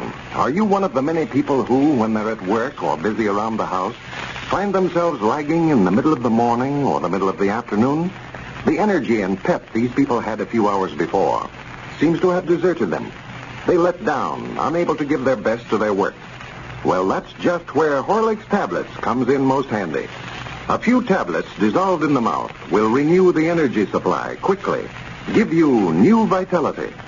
Or if it's hunger that has been making you feel uncomfortable, Horlicks tablets will give you nourishment, satisfy that empty feeling. There's nothing really else in this world like these tablets to help ward off hunger and fatigue. It's so easy, too, to carry Horlicks tablets with you, no matter where you are or what you're doing. Shopping, motoring, golfing, working at the office or factory. Get a flask from your dealer in either natural or chocolate flavor. He has them in handy 10-cent flasks and in larger sizes if you desire them. And now, let's see what's happening down in Pine Ridge. Since Abner sold his jot-em-down store for $2,000, he certainly has been living a life of ease. He bought a second-hand automobile and hired a chauffeur and is spending all of his time showing the citizens of Pine Ridge his idea of how a socialite should conduct himself. As we look in on Pine Ridge today, we find Cedric Wehunt over at Lum's house seeking some information concerning the Great Western Sterling Silver Company, in which he has invested a small amount of capital. Listen. Yeah, you'll have to talk to Squire about that, Cedric. I'm just the president of the company. See, he's looking after the business end of it. Well, you said when we bought that stock from you, though, we'd be getting some money back out of it by this time. Well, yeah, I figured we would, but can't expect to get no dividends when we ain't even started digging the silver out of the mine yet. That's another thing, Mr. Lum. Well, what does them dividends look like? I don't know as I ever seen one. Why, dividends is just the same as cash money, Cedric. That's your profit. Yes, Mom. Well, if it's just the same to you fellas, I just leave you keep them dividends for yourself and give me what I've got coming in cash. I don't know nothing about them, and as good as I do money anyway. Well, dividends is cash money, Cedric. But like I told you, there won't be no profits till we start selling some silver. Well, Mr. Squire must be getting some money back out of it, though. I heard him telling Professor Willoughby he's making more money out of this silver mine than any deal he ever pulled. Well, he ain't got no dividends back yet, though. See, the money he's getting back so far is just the money that takes in on the stock he's selling. All he's doing now is getting part of the money he invested in it to start with. See, he had to go out there to Arizona and buy the mine. He must be making something out of it, too, though. He bought himself an automobile. He has. I hadn't heard that. Must be a big one, too, for I heard him tell Professor Willoughby this morning he was taking everybody in Pine Ridge for a ride. Well, that's nice of him. He ain't going to be stingy with his car like Mr. Abner is, I reckon. Well, I don't think Abner's been stingy, Cedric. He's just been so busy going places, and he ain't had time to take nobody out with him. Personally, I wouldn't want to ride with him. Drove into the county seat the other day with him like to scare the daylights out of me. Yes, Ma, that chauffeur of his drives awful fast. I wished I had a job like that, driving a big car for somebody. Except I can't work now on account I'm in society. That's what Professor Willoughby says. Yeah, he says that, but I don't believe there's nothing wrong with a fella working, whether he's in society or not. Well, I wished he would change the rules on that, for Paul's going to have to open up that blacksmith shop and go back to work pretty soon, I know. We've had up nearly all of our garden sass over there. Well, you tell Caleb I said he won't get thrown out of society if he goes back to work any time. Might be some little time yet before we start getting any dividends from the silver mine. Wait a minute. Somebody at the door there. Come in. Come in. Well, come in, Dick. Howdy. Howdy, Lum. Hello, Cedric. Well, how are you, Mr. Diggs? How are you today, Dick? Sit down. Just fine, Lum. Say, I just heard that Luther Phillips' barn burned down this morning. Well, I do know. Shut the door there, Cedric. Yes, Mom. Luther's barn burned down? Yeah, I just heard it a while ago. Well, must not have rung the fire alarm ring over the party line. I've been right here in the house nearly all day. No, they's all over across the river chopping cotton. They didn't know anything about it till the women folks came to the house at noon to cook dinner. Well, I bet I know who done it. Who done what? It's that part of Luther's barn. I bet you it was Mr. Abner. Abner? Where in the world did you ever get such an idea as that, Cedric? Well, I know he sets things on fire, for my pa said so. Caleb said that about Abner? Yes, Mom said ever since Mr. Abner got in society, he's been setting the whole town on fire. Oh, for goodness. Now, listen, Cedric, don't you go around starting those big reports as that. Your pa never meant that about it. Well, I know. Well, he sure acted like he meant it. Sit down, Dick. Sit down. Excuse me. No, I can't stay, Lum. I just brought over a letter I wanted to show you. You know, I was telling you the other day that I couldn't understand this fella Worthington that came in here and offered you fellas $1 million for that silver mine, saying that he was from Arizona and then having Oklahoma license tags on his car. Yeah, I know you made mention of it. Well, I took down the number of his license tags and wrote to the Oklahoma Highway Department and asked them who the tags were issued to, and then I got this letter back this morning. Well, what all did they have to say? Why, they say here... Where are you going, Cedric? I expect I better be getting back over the place, Mr. Lum. All right, Cedric. Come back again. Yes, Mom, I will. And they said what, Dick? Why, they say that those license tags were issued to Mr. W.A. Walker in Tulsa, Oklahoma. Well, I do know. Wonder what Mr. Worthington was doing with them on his car. That's what I'd like to know. And they go on to say that Mr. Walker reported that the tags were stolen from his car and that they issued him new tags. Stole? Yeah, so evidently Worthington was using the stolen license tags on his car. Oh, undoubtedly Mr. Worthington wouldn't steal no license tag with as much money as he's got. I wouldn't think so. I guess I bound you that chauffeur of his that done it. I never liked his looks from the first time I seen him. Sort of a sneaking-looking fellow. Yeah, well, the whole thing is beginning to look suspicious to me, Lum. And if I were you, I don't believe I'd sell any more of that stock to my friends around here until we find out more about it. Well, I don't see no reason for that. Well, the way these people, they're all friends of yours, and they're mortgaging their homes and everything else they can get their hands on to raise money to buy stock in that silver mine. So you want to be sure that you're not selling something that they'll lose every dollar they've got. Well, even if Mr. Worthington did steal the license tags, that ain't got nothing to do with the silver mine. Well, no, but him coming in here, that kind of a fella being mixed up with Squire and offering $1 million for that mine, it didn't look right to me to start with, and I just believe you ought to check up on it a little more. Find out more about this mine before you persuade your friends to buy it. Well, if he does steal license tags, if he steals silver, that's what'd bother me. Well, you can't tell, old Lum. There's something suspicious about these tags having been stolen and they're on Worthington's car.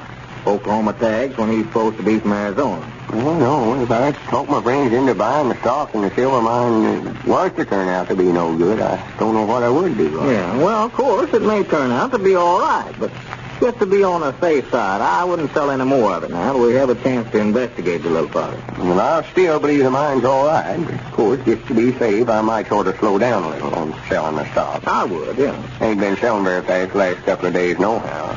See, right after Mr. Worthington made us that offer, why, we was just selling it fast we could. But I reckon they all invested all the spare money they had now. Yeah. I got a check in my pocket for $110. That's all I've made in the last 3 days. Yeah, well, you better hold back till I can find out more about this fellow Worthington. Yeah, I expect so. Wait a minute. Come in. Well, howdy. Well, come in, Abner. Yeah, you, Abner? Oh, just only tolerable, I reckon, Dave. Sit down, Abner. Draw up that rocker there. Yeah, thank you, Mom. Sort of hot walking over here in the sun. Yeah? Well, whereabouts is your car? Oh, it's over at the place, sitting out there beside the house. I ain't got nobody to drive it. What's the matter with your chauffeur? Yeah, where's Adolph? Oh, I had to let him go. And that's what I come over to see you about, too, Lum.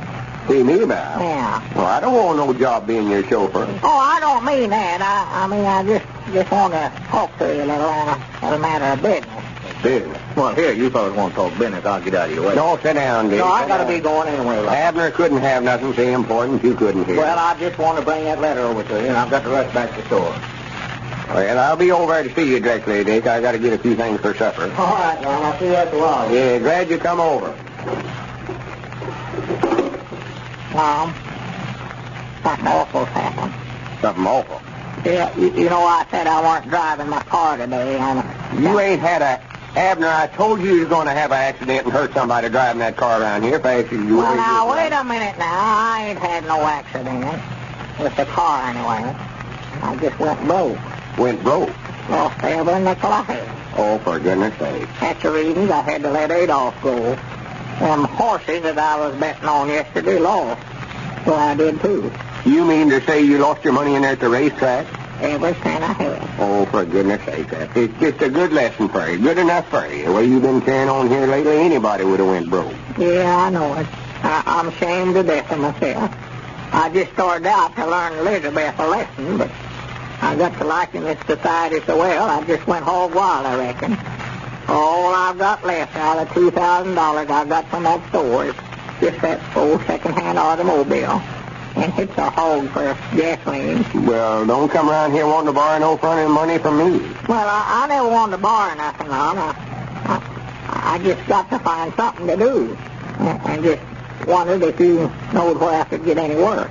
You actually want to go back to work, huh? I've got to. There ain't enough to eat in our house to run us 3 days. We ain't got a nickel. Are you sure you're through with this society foolishness? I hope I never hear the word spoke again. I always said that there wasn't nothing to it. Now I know it. Up here in Pine Ridge, anyway. Well, that's the way I love to hear you talk, Abner. You're sounding like your old self now. I think we're both getting our reasoning back. Yeah. And I think I've got a hidey. You mean where I can get a job? No, Abner, me and you has always made a success in the grocery store business. Yeah. All has done well in partners. Sure, yeah. Well, I've got a little money in the bank. And I've got a check here in my pocket for $110 in commissions I've made on selling this silver mining stock. Well. You can sell your car and get what cash you can out of that, and we'll go back into the store business. We'll go right over and see if we can buy the Jot 'em Down store back from Snake Hogan. Is it a go? Hi, doggy. Put her there. Well, it looks as though the old firm of Edwards and Peabody might again dominate the grocery business in Pine Ridge. If you've ever wondered why the medical profession has always been such a strong advocate of Horlicks for the convalescent person, here's the reason. Horlicks has the qualities necessary in a convalescent food. It is palatable, easy to digest, nourishing, and bodybuilding.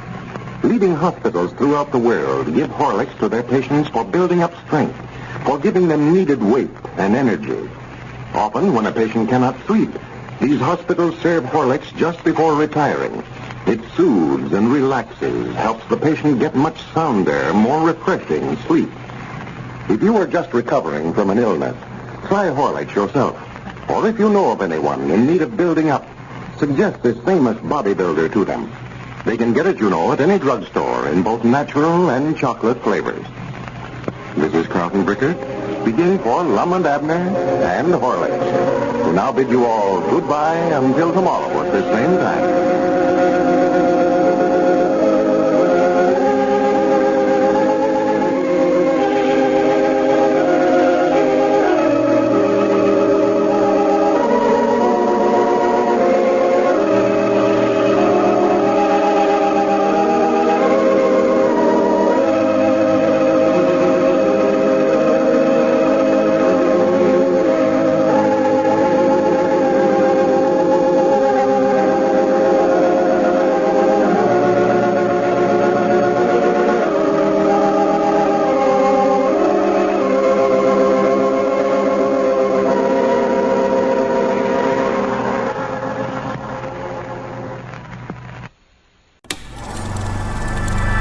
You are now tuned into Then Radio.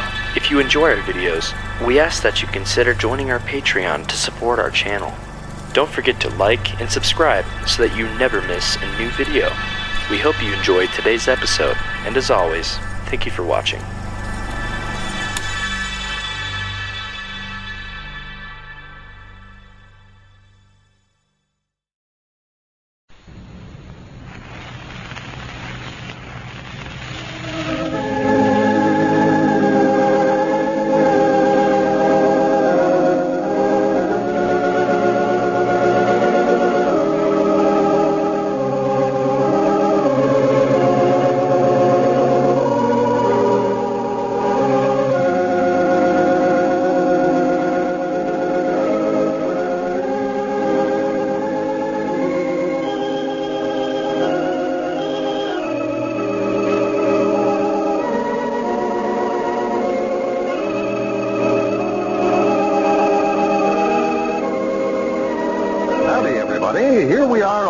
to take you down to Pine Ridge for another visit with Lum and Abner.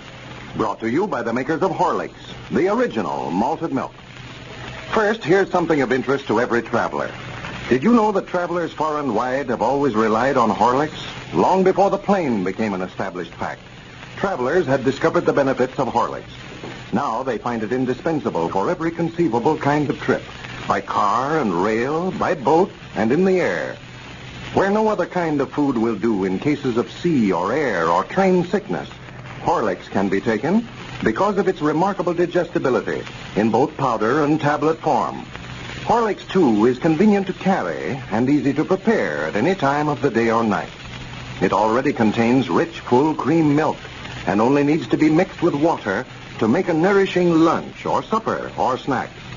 So whatever else you take on your trip, don't forget that old-time traveler's aid, a package of Horlicks malted milk. Your druggist keeps it, you know, in both powder and tablet form, in natural and chocolate flavors. And now, let's see what's happening down in Pine Ridge. Well, Abner has done just what his friends predicted he would do. He has spent and lost all of the $2,000 he received for the Jot 'em Down store. The only thing left from his short social splurge is the second-hand automobile he purchased a few days ago. As we left our old friends yesterday, Lum and Abner had just decided to pool their resources and to again form a partnership in the store business. As we look in on Pine Ridge today, we find Lum down at Dick Huddleston's store, telling Dick of their plans. Listen. Well, I'm sure glad to hear it, Lum. When did you fellas decide to do all this? Why, yesterday evening when Abner come over here. Don't you know, you was here when he come in. Said he had some business to talk over with me and you left. Yeah. Well, he told me then that he'd lost all his money and all he had left was just that second-hand automobile he bought. He's wondering if I knowed where he could get a job and said he had to have something to do. Sure. So I just suggested we go back in partners again in the store business. Well, good. I'm glad to hear it. So we went over and talked to Snake Hogan's about buying the Jot 'em Down store back. Yeah, that's the thing to do, if he'll sell. Well, he'll sell. We talked to him. He made us a proposition yesterday. He said he'll take $1,500 for it altogether, $1,000 cash, and take out notes for the balance. Well, that's a little more than that Stockholder invoice over there, Lum, but he paid Abner $2,000 for it, so you couldn't expect him to take much less now. No, I figured the deal was all right if we could just raise the money. That's what's bothering us now. I've got a little better than $350 in cash now. Commissions I've made on selling that stock in Squire silver mine. Well, if Abner's broke, how do you expect to raise the balance, Lum? Well, that's what he's doing in the county seat today. Went in there to see if he couldn't sell that automobile to somebody. Oh. We figured he ought to get summers around, $700 for it anyway. Well, I don't know, Lum. Big car like that's pretty hard to dispose of. I don't believe he can ever get that for it. Well, he ought to. That's what he'd give for it. He ain't hurt it none. Fact is, he's put a bunch of new parts in it. He improved it. New clutch and a new transmission and something like that. I don't know, spark plugs and all that stuff. Yeah, well, tell you the truth, though, Lum, I think Abner paid way too much for it to start with. I don't know, Dick. It's a 12-cylinder, you know, and 7 passengers. Yeah. Things comes high, Caleb Wehunt says, and Caleb ought to know he's been in the blacksmith business now for years. Well, I hope he can get that much for it. I want to see you fellas get settled down in business again, go to work and start making some money instead of out spending all you can get your hands on. Yeah, I do, too. I ain't going to sell no more of that silver mining stock till I find out more about that mine, so I got to do something. Yeah. Well, I'm glad to see you and Abner get hold of yourselves again, too. May be a good thing that Abner lost his money, brought him to his senses. He's running around here wild for a while, just like a wild man. Oh, yeah, the rate he's going, no telling where he would have wound up. Yeah, the very idea of him and Grandpap going in there and betting on those horse races. I like horse races as well as anybody. But unless the fellow's got a whole lot of money that he can afford to lose, well, you better leave the betting alone. Why, sure, I tried to tell him, but, you know, he knowed it all. Yeah. Well, the only way to make money is to get out and work for it. Money that you make gambling that way, why, it leaves you just about as fast as it comes. I know. Wait a minute. That's Abner coming up out there in front now. Yeah. Granny's, I hope he sold the car.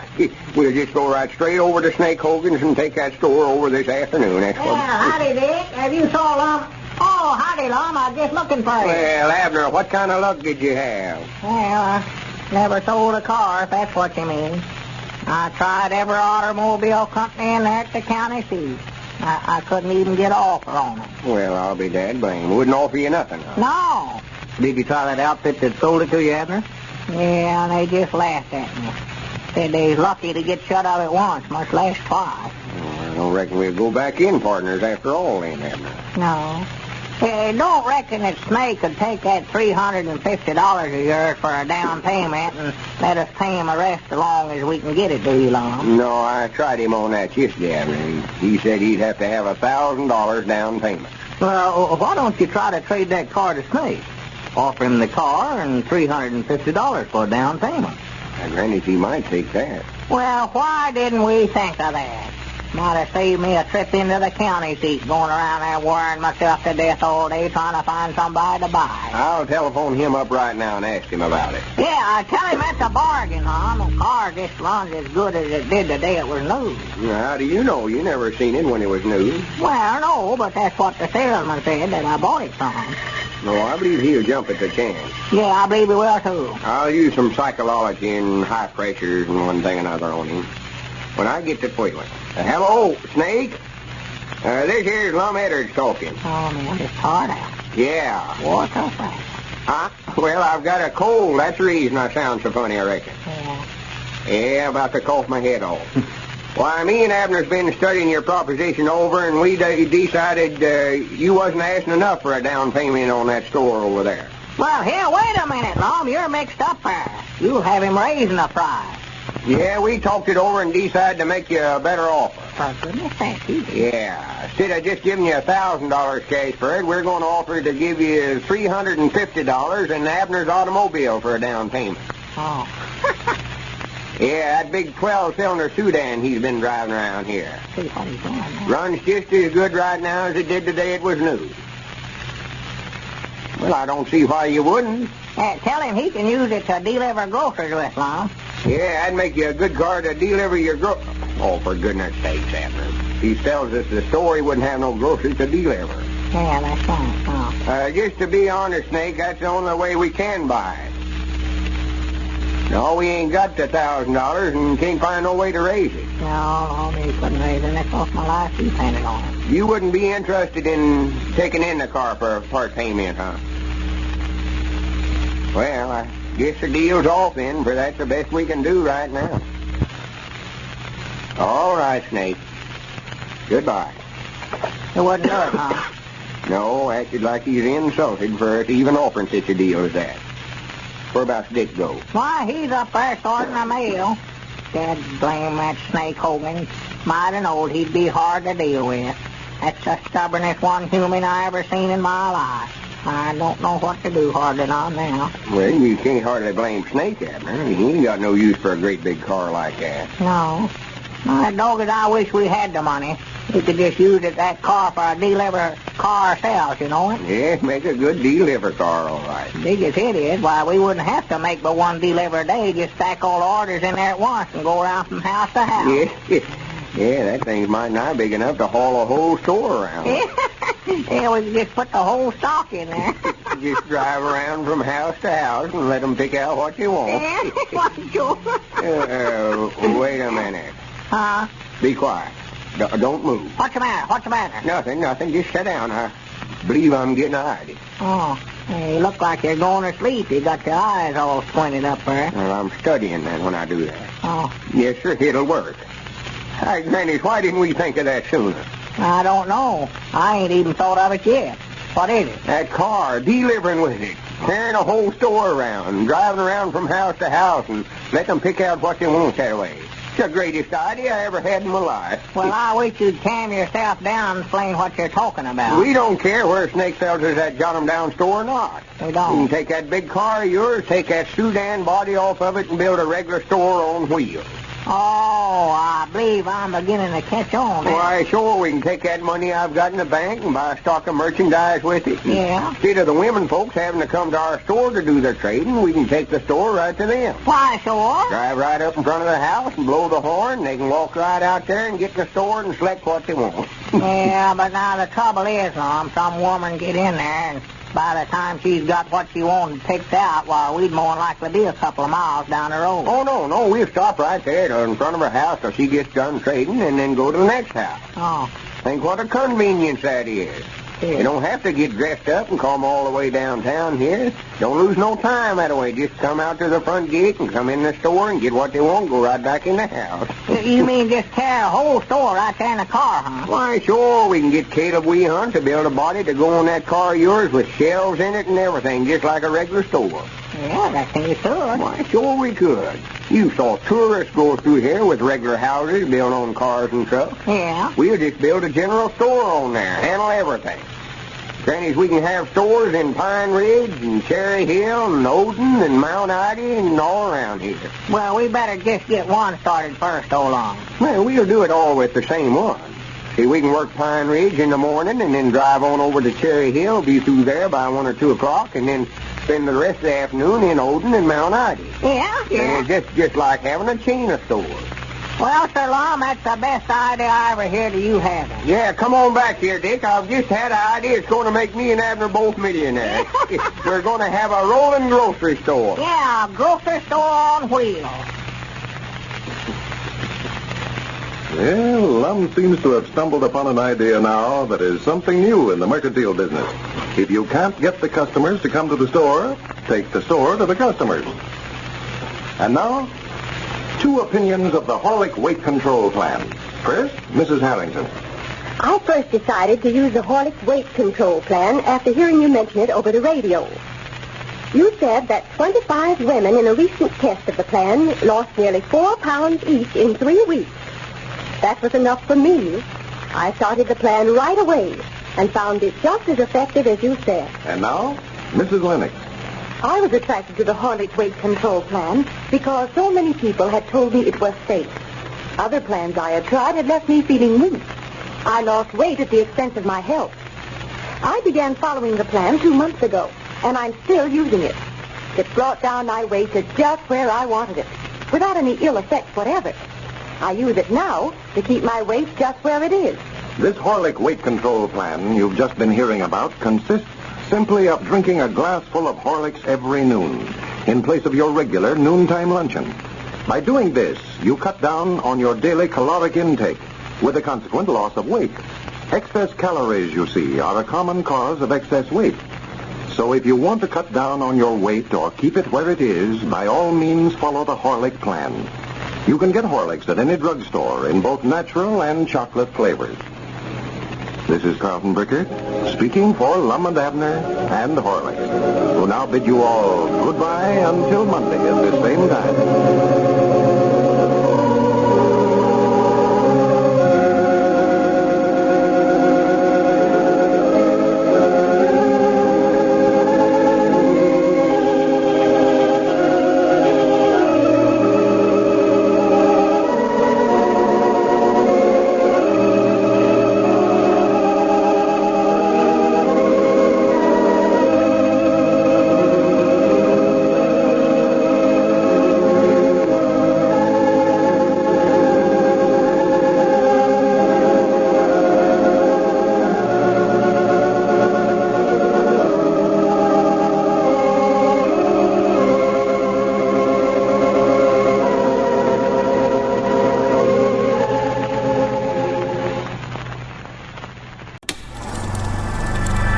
You are now tuned into Then Radio.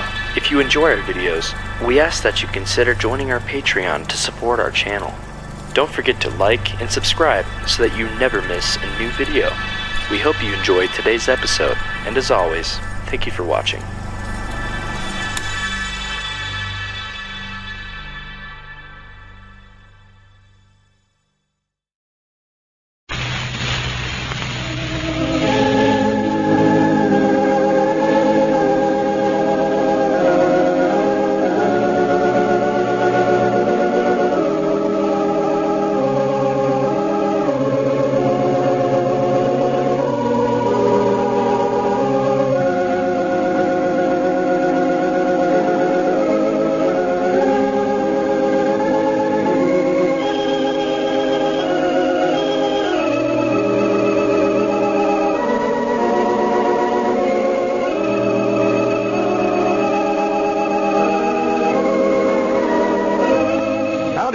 everybody. Here we are, all ready to take you down to Pine Ridge for another visit with Lum and Abner.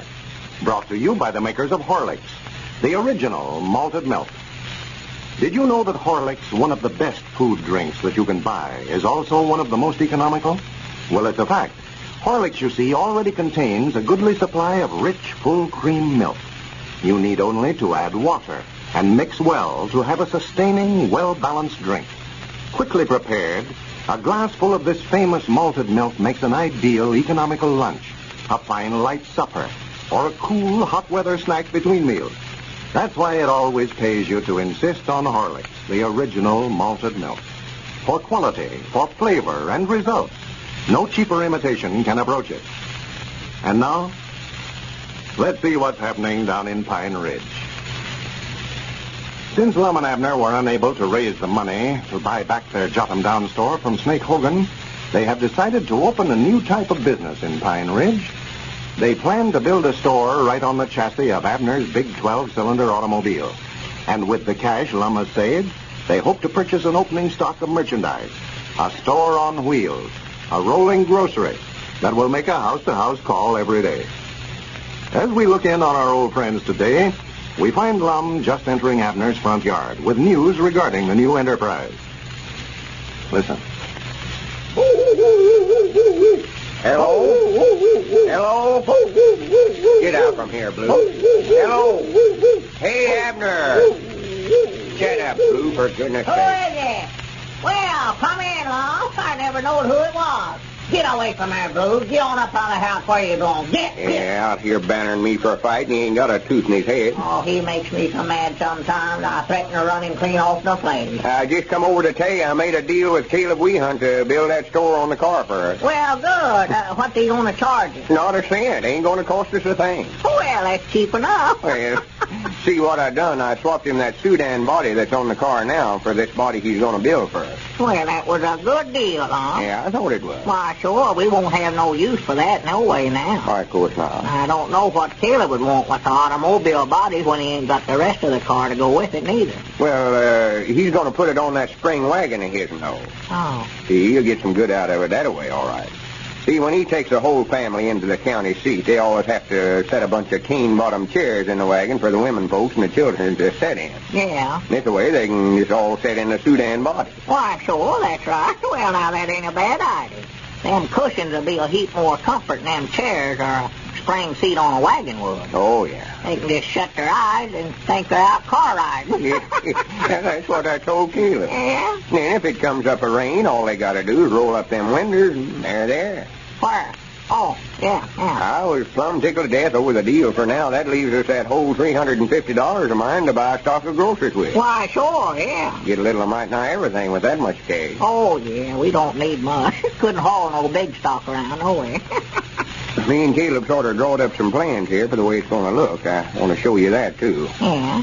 Well, sir, I believe this is the best business we ever got into, Lum. Oh, yeah. Everybody I've talked to just went wild about it. Well. Even Dick Huddleston. You heard what he said when I explained it to him. Yeah. Well, Elizabeth says it'll be the handiest thing at all for the women folks. Having a store, just stop right smack dab in front of their house every morning. Why, of course. It's just going to put all these standing still stores out of business. Yeah. Now, here's what me and Caleb drawed up down there a while ago for it to look like. Uh-huh. This here's the way its inside's going to look. See, there's the shelves along there on both sides there. Yeah, well, now, wait a minute now. Let me get that straight in my head here. See, here's the front up here. Oh, That's yeah. where the driver sits. Huh?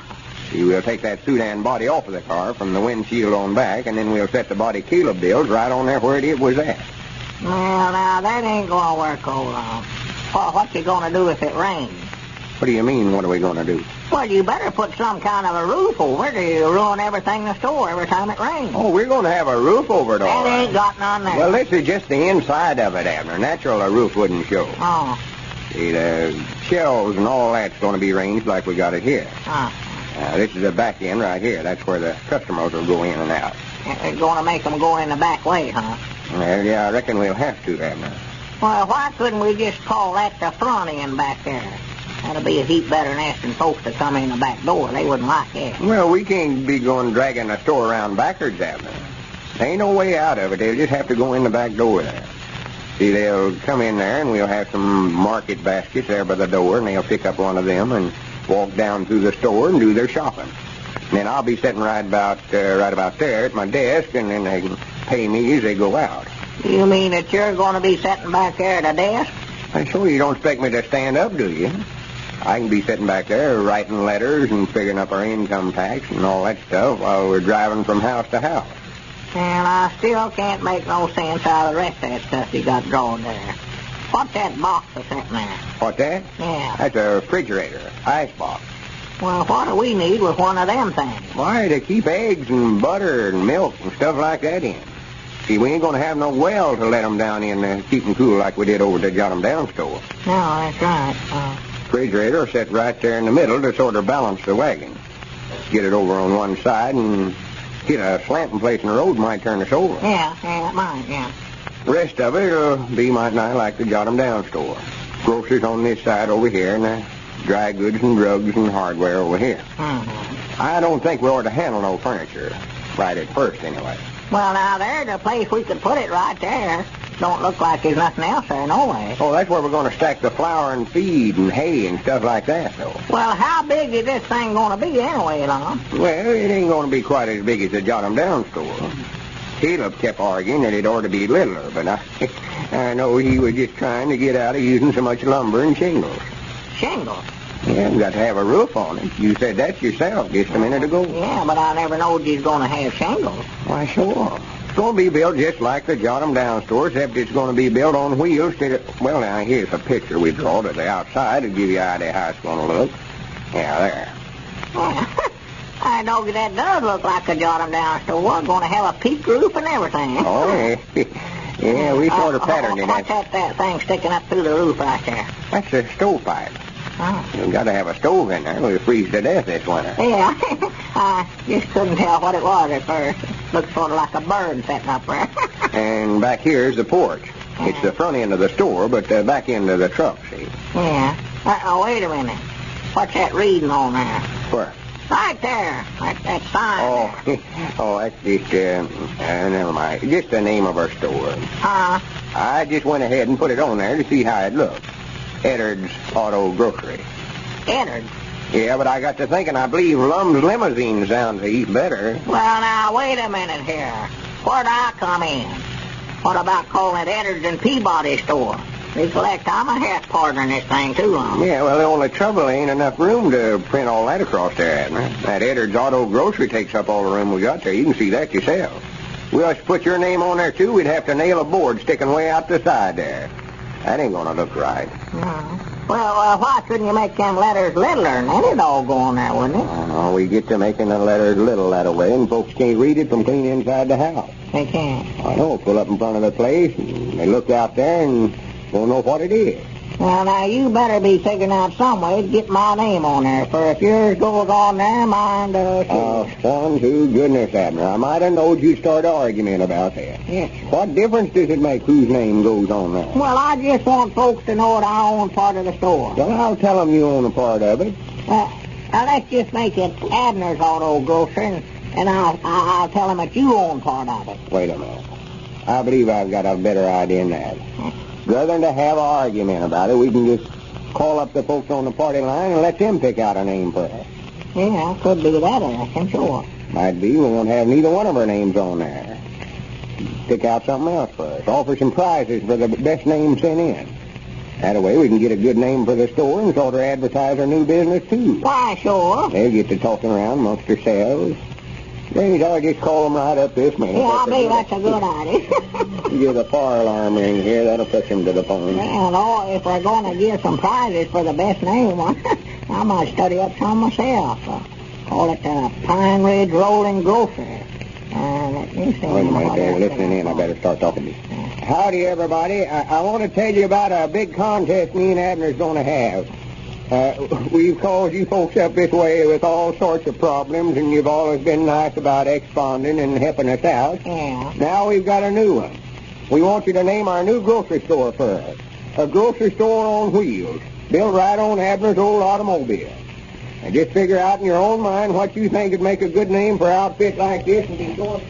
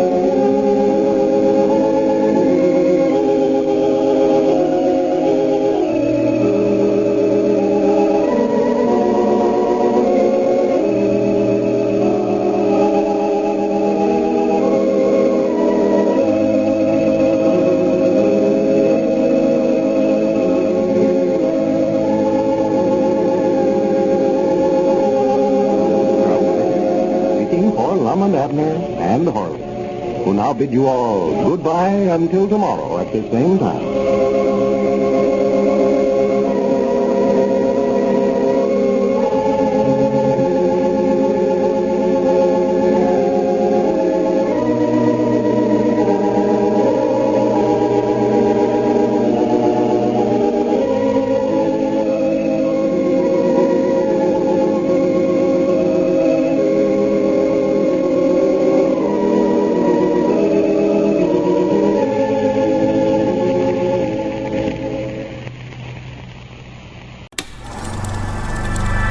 You are now tuned into Then Radio. If you enjoy our videos, we ask that you consider joining our Patreon to support our channel. Don't forget to like and subscribe so that you never miss a new video. We hope you enjoyed today's episode, and as always, thank you for watching.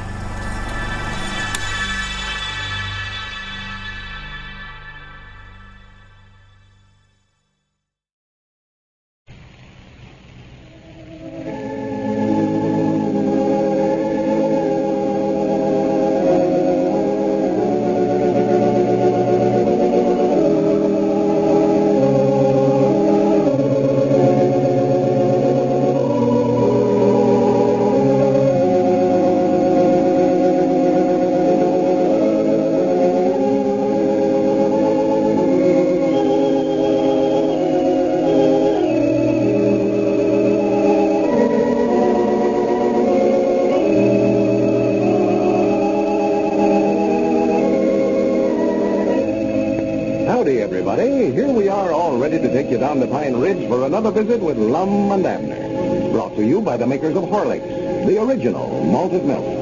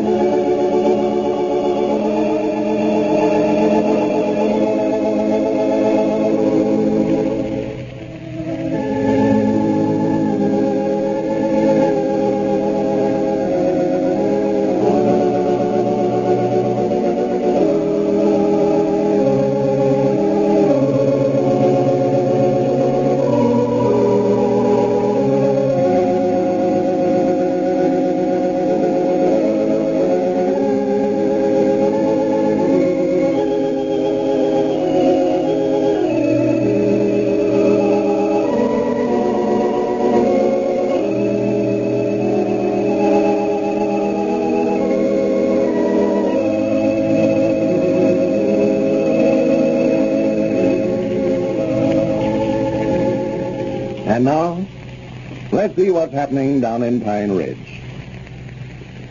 The Lum and Abner store on wheels is progressing nicely. Caleb Weehunt, the local blacksmith, has begun work building the new body on Abner's old car chassis, and they hope to have their rolling grocery store ready for business within the next few days. The new business venture is causing quite a lot of comment in Pine Ridge, and all those who heard Lum's announcement over the party line are sending in their suggestions for a name.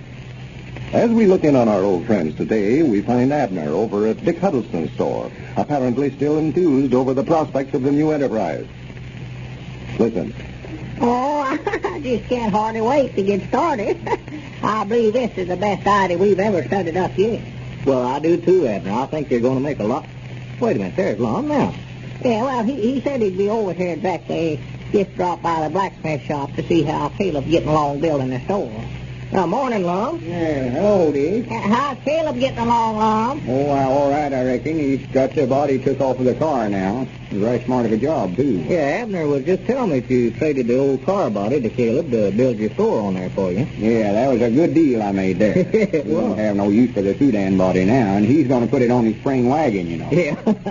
Well, I sure hear a lot of talk about your new store line. Oh, yeah. This contest we're having to get a good name first got them all to talking about it, I reckon. Yeah, Elizabeth and Pearl sat up half the night trying to think of a name for her. Well, we can't let them in the contest, Abner. This is just for folks out on the party line.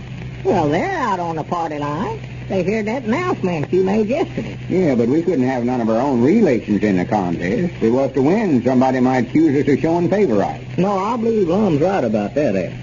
Wouldn't look right for a member of your family to win one of the prizes. Why, of course not. Well, what about me? I've got some names studied up, but I want to send in. You have? Yeah, got 2 or 3. Abner's Moving Market and Peabody's Stop and Shop. Well, I can tell you right now, them wouldn't win if you was to send them in. They ain't going to be Abner's or Peabody's nothing, not long as I'm a half partner in it. Well, you ain't going to pick out the names, no way. That's what we got the judges for. Yeah, but they ain't going to leave me plumb out of it, I know that. What kind of a name did you have in mind, Lum? Well, I don't know.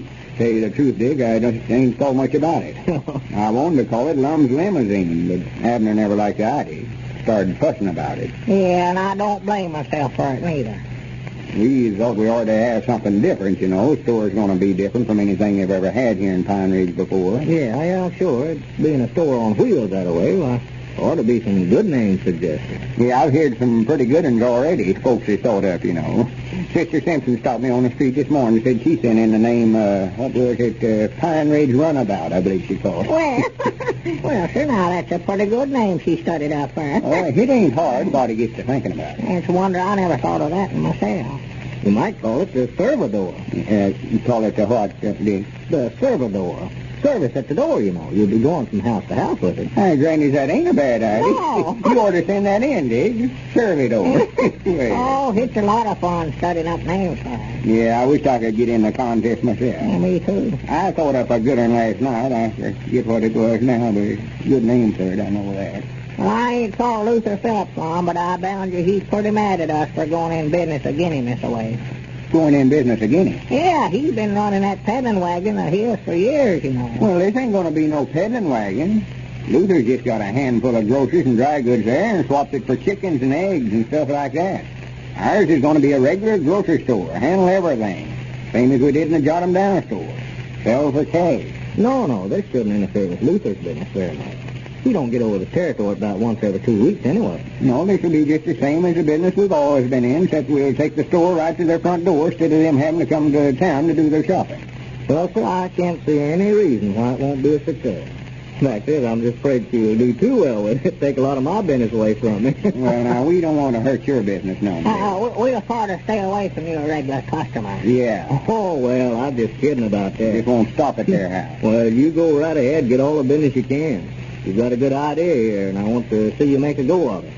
I'd like to have a store like that myself. Well, sure might not. Everybody I've talked to said the same thing, too. Yeah, we more likely never would have thought of it if Snake Hogan hadn't asked so much for the Jot 'em Down store. We couldn't buy it back. Yeah, there we was, trying to figure out some way we could sell that car Abner's to buy a store with, and all of a sudden I got this idea.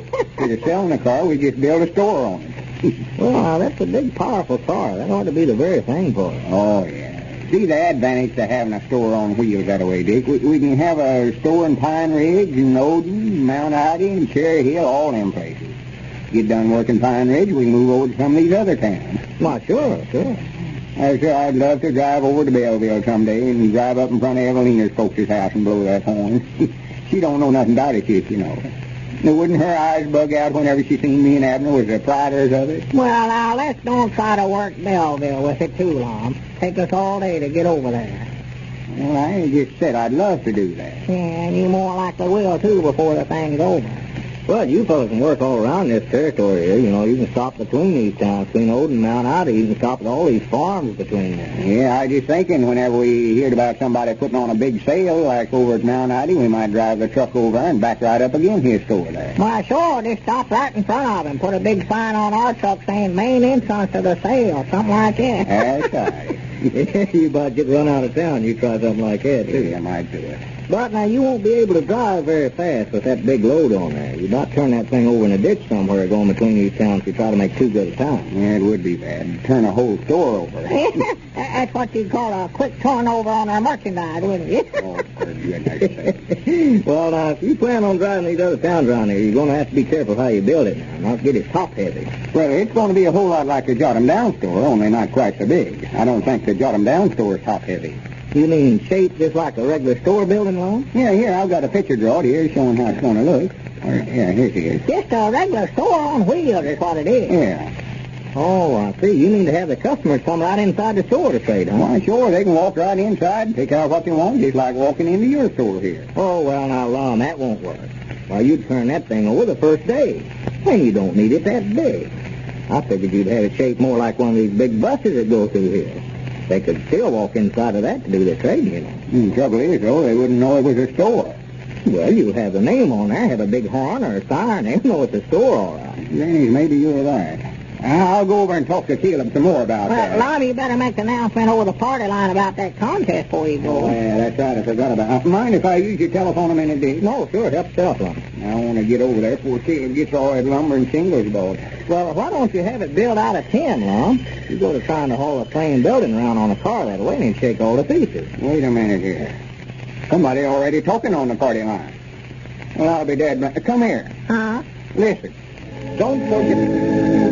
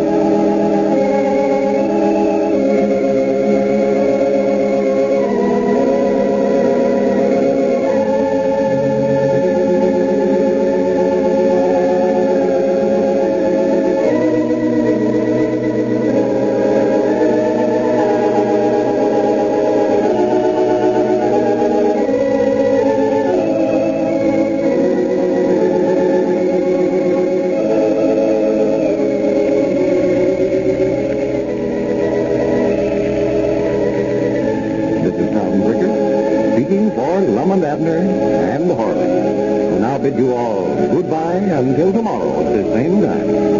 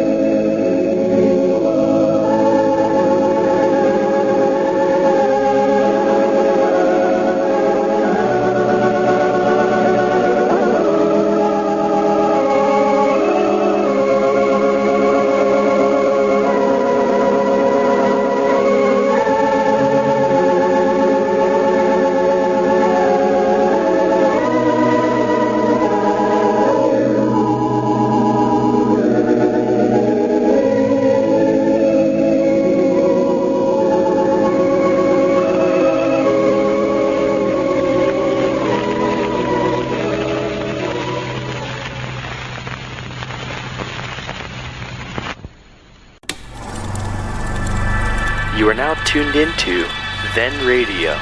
If you enjoy our videos, we ask that you consider joining our Patreon to support our channel. Don't forget to like and subscribe so that you never miss a new video. We hope you enjoyed today's episode, and as always, thank you for watching.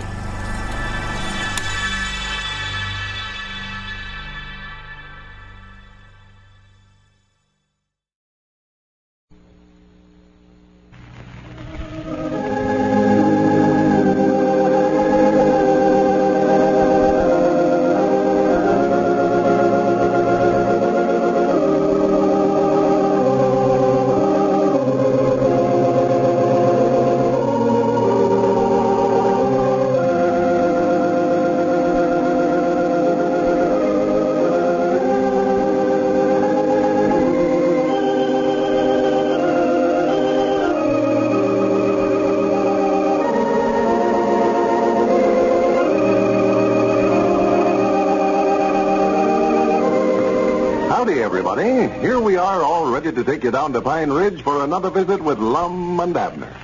Brought to you by the makers of Horlicks, the original malted milk.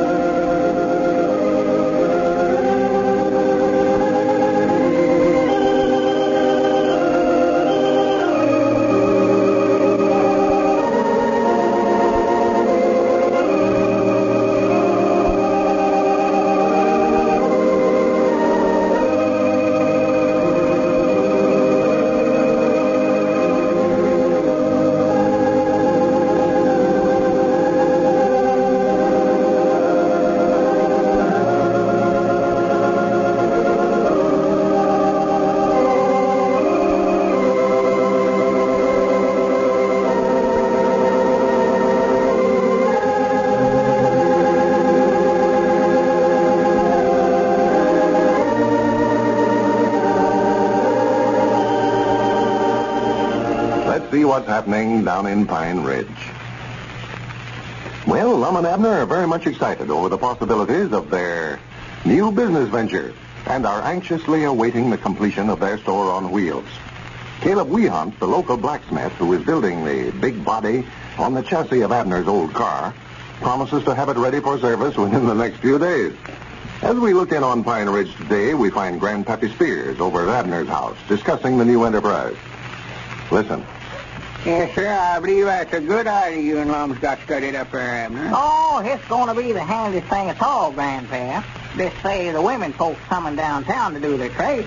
See, we'll stop in front of everybody's house in town every day. Oh, yeah. Yeah, Charity can't hardly wait till you get started. No, and we can drive over to some of these other towns around here, too. It'll be just like having a chain store.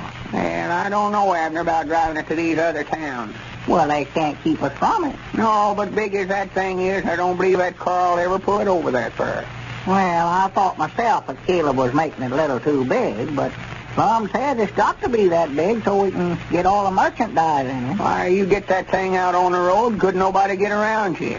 It'll take up the whole road by itself. Well, they can just back up or turn around and go the other way when they see us coming. Yeah, and there'll be a bunch of complaints, too. Now, mind what I tell you. Well, we'll see.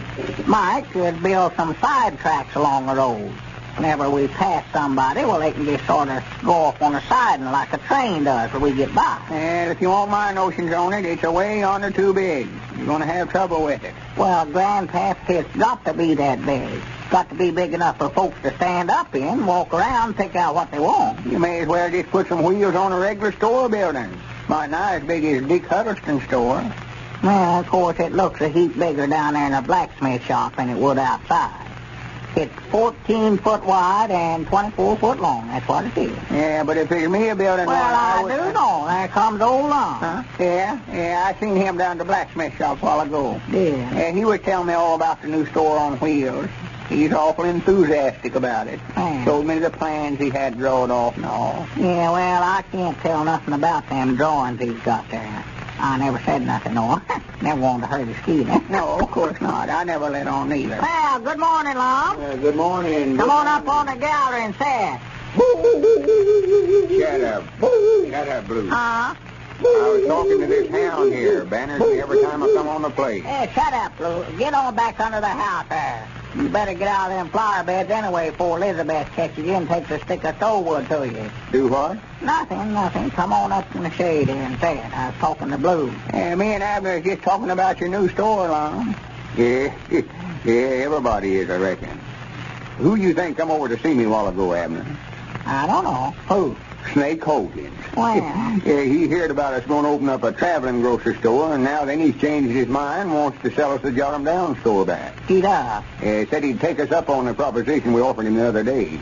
Your car and $350 for a down payment. No, he's just too late. Yeah, that's just what I told him, too. He wasn't interested. No. What you got there?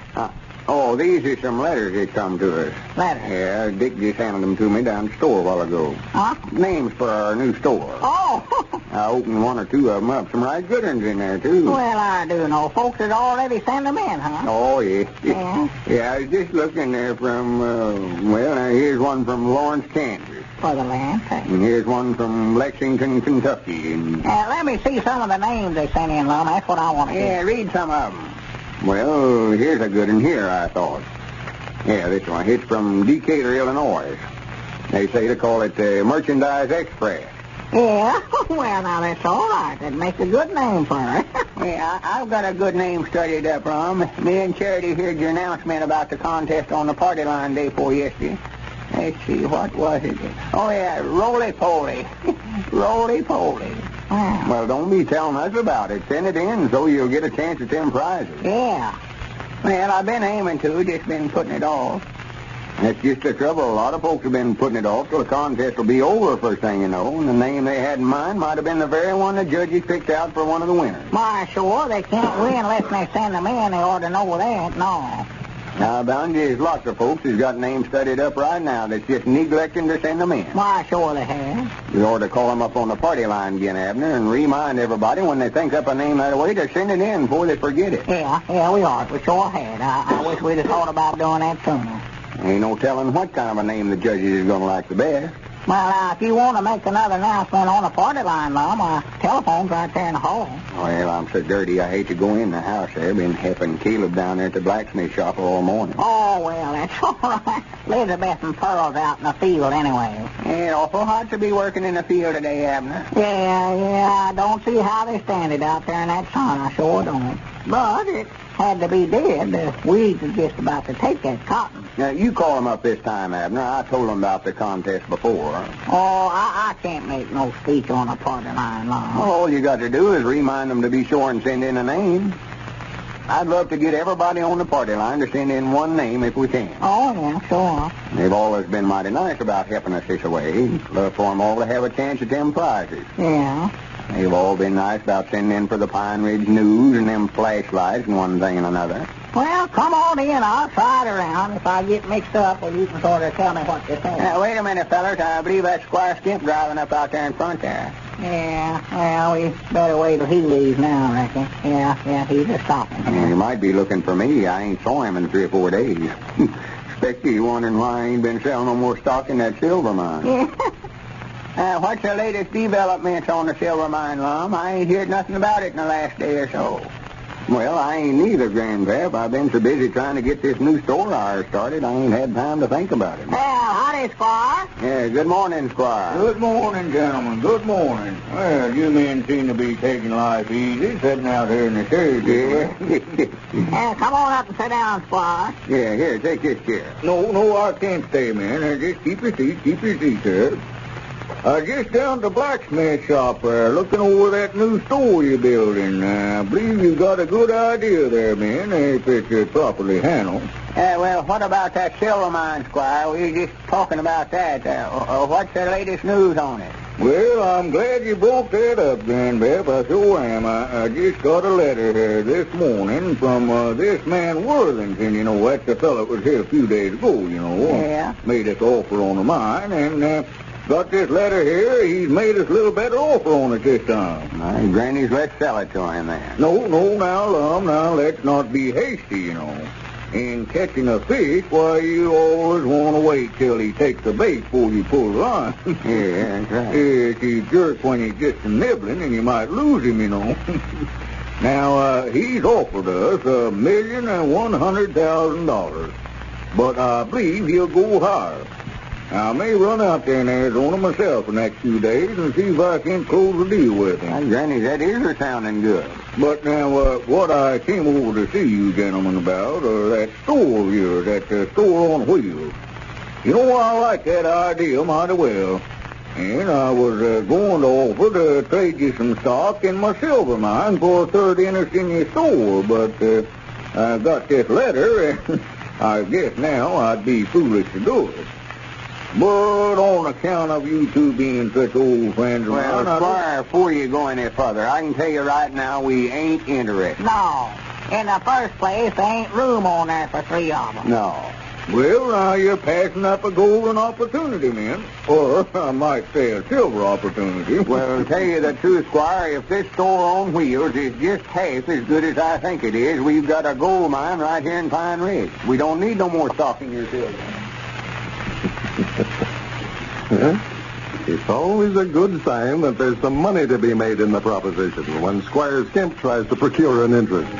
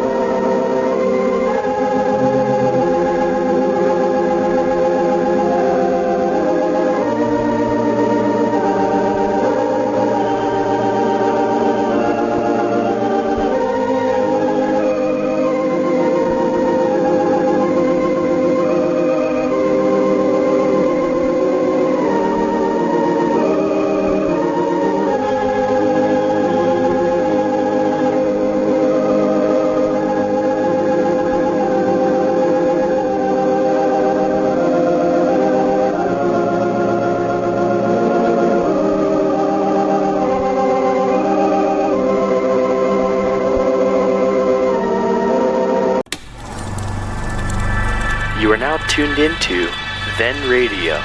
If you enjoy our videos, we ask that you consider joining our Patreon to support our channel. Don't forget to like and subscribe so that you never miss a new video. We hope you enjoyed today's episode, and as always, thank you for watching.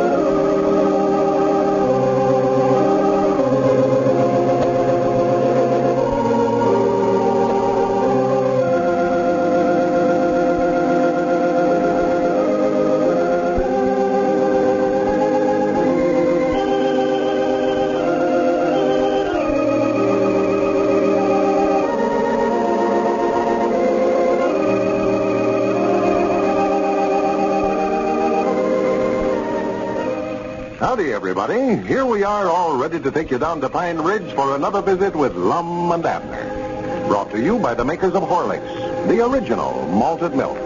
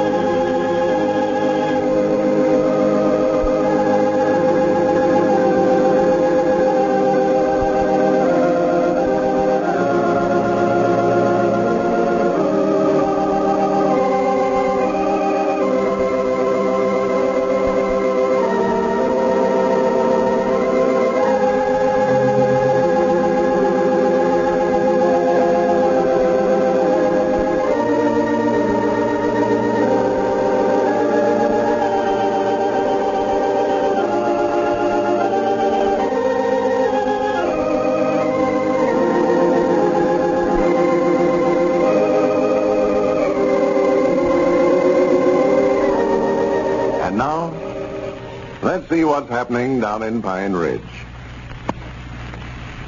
For the past few days, Caleb Wehunt and his son Cedric have been busy constructing Lum and Abner's new store on wheels.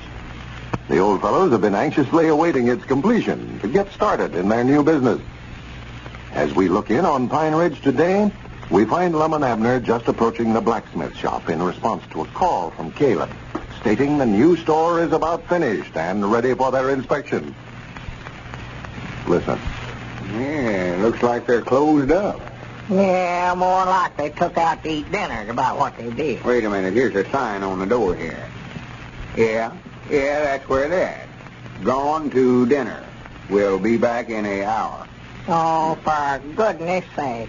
Now we've got to sit here an hour waiting for them to open up. Well, maybe not. Might not be more than 10 or 15 minutes. Well, the sign there says an hour. Yeah, but it depends on when they left.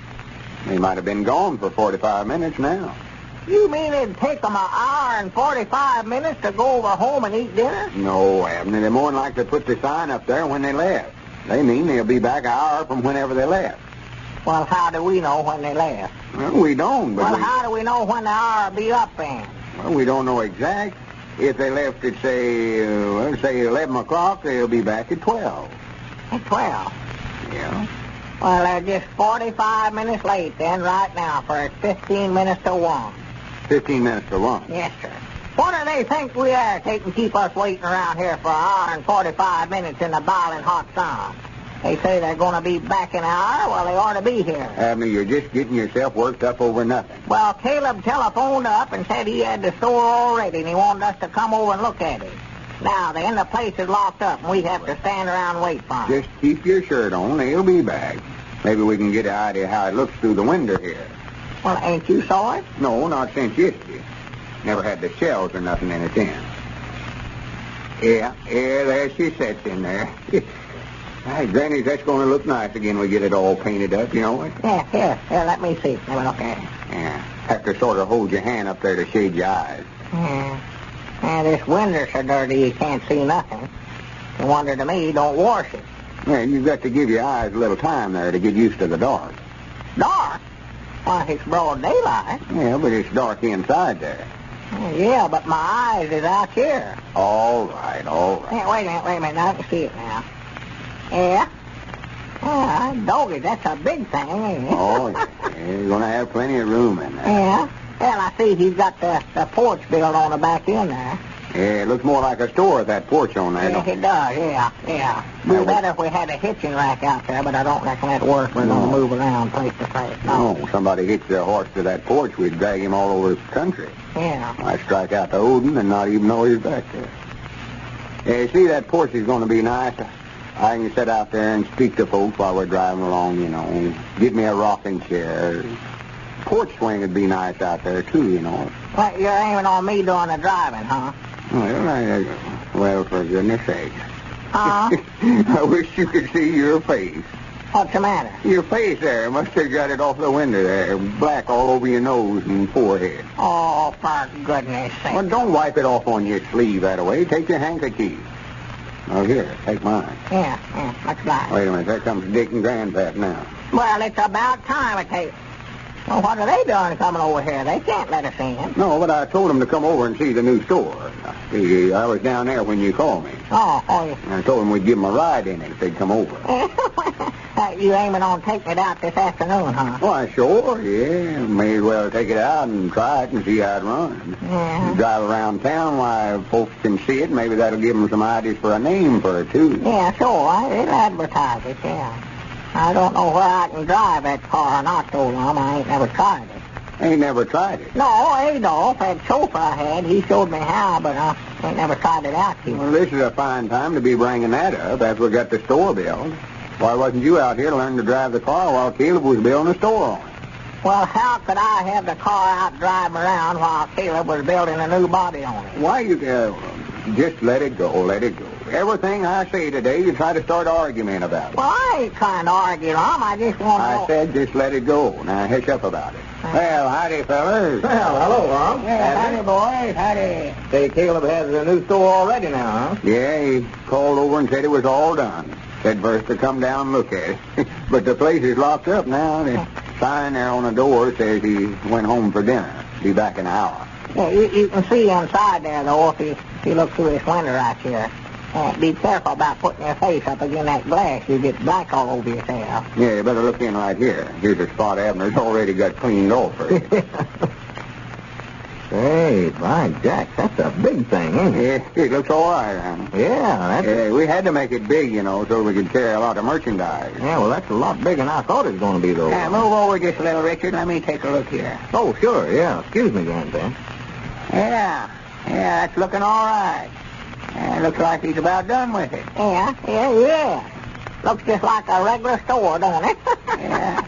Well, I never would think about it having wheels on it unless you just look down there at the bottom. No. Well, there's one nice thing about having it big that way. If we ever do decide we don't want to travel around over the community with it, we can just take it off them wheels and then look like any other store.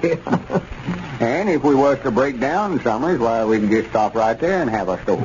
Just wherever you are, huh? Granny, that just reminds me, too, Abner, we'll have to be awful careful where we're going. We don't want to drive out in no field or nothing. Might break down out there, and that wouldn't be no good place to run a store. No, I'll be about our luck. If we break down between Spear and Olden, it'd be right on top of old Piney Mountain there, where nobody don't come along about once every 3 days. Yeah, and don't ever kill your engine in none of these creeks we're crossing either. Or on a hill, Abner. If you ever get that thing to backing back down the hill, don't tell him where he will wind up. Yeah, might have a store upside down. Hey, wait a minute. There's some Cedric. Yeah, good. Hope he's got the keys to let us in. Yeah, well, we'll just take her out and see how it runs. Hey, you fellas can go with us. Have the first ride on our new store. Yeah. Think you'll be able to drive it all right, Abner? Yeah, thinking so. I ain't never tried it. Well, here's Cedric now. We better let Cedric do the driving, Abner. He's used to it. He's the one that brung it over here. Oh, yeah, he can drive it all right. Cedric can, yeah. Even where Caleb's at. I don't know. No telling. Hey, Cedric, have you got the keys to the shop here? Yeah, whereabouts is Caleb, Cedric? He ain't done eating yet, but he sent me over here to let you in to see Well, the good. truck. We've been waiting here an hour and 45 minutes. An hour. Yes, Mom, we ain't been gone very long, I don't think. Let's see, I believe this is the key right here. Paul that brings him down himself. I don't know why Caleb goes to all the bother to lock his place up. He hasn't got anything in there that anybody'd want. I reckon he feared somebody will slice his anvil. Or the Belle. Well, as long as our store's in there, it's a good idea to keep it locked up. Somebody steal our whole store. That would be bad. Just drive the whole store off somewhere. There you are. Yeah, go ahead, Nick. Hot in here. Yeah, this tin roof, the sun beating down on that tin makes it hot that way. Yeah, you better move them sawhorses and all that stuff out of the way, Cedric, for we want to come right out through here with it. Yeah. Ain't that a dandy? We'll paint the name of it. Whoever wins the contest will paint the name of it in big letters right across the side of it there. Well, how are you going to get it out, Lum? Well, we'll drive it right out through there. Well, swan to goodness. Well, what do you know about that? Yeah, what's the matter? What you all laughing at? Why, Caleb, the big goose, has built it inside here, and now then we're going to have to carry the whole blacksmith shop down to get it out. Well, I'll be dead blamed. Well, it looks as though for the present, Lum and Abner's store on wheels will have to limit its travels to the four walls of the blacksmith shop.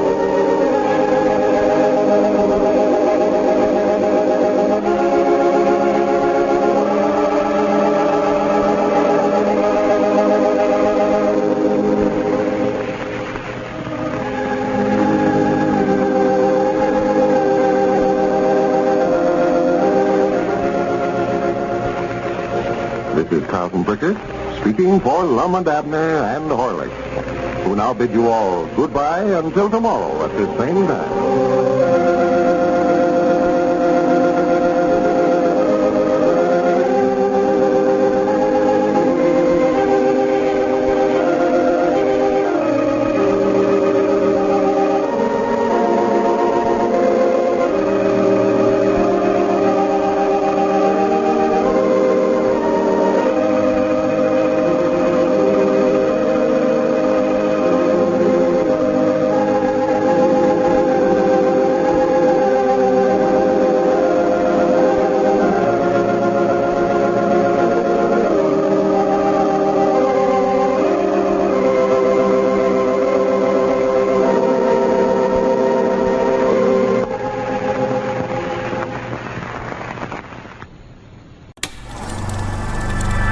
You are now tuned into Then Radio. If you enjoy our videos, we ask that you consider joining our Patreon to support our channel. Don't forget to like and subscribe so that you never miss a new video. We hope you enjoyed today's episode, and as always, thank you for watching.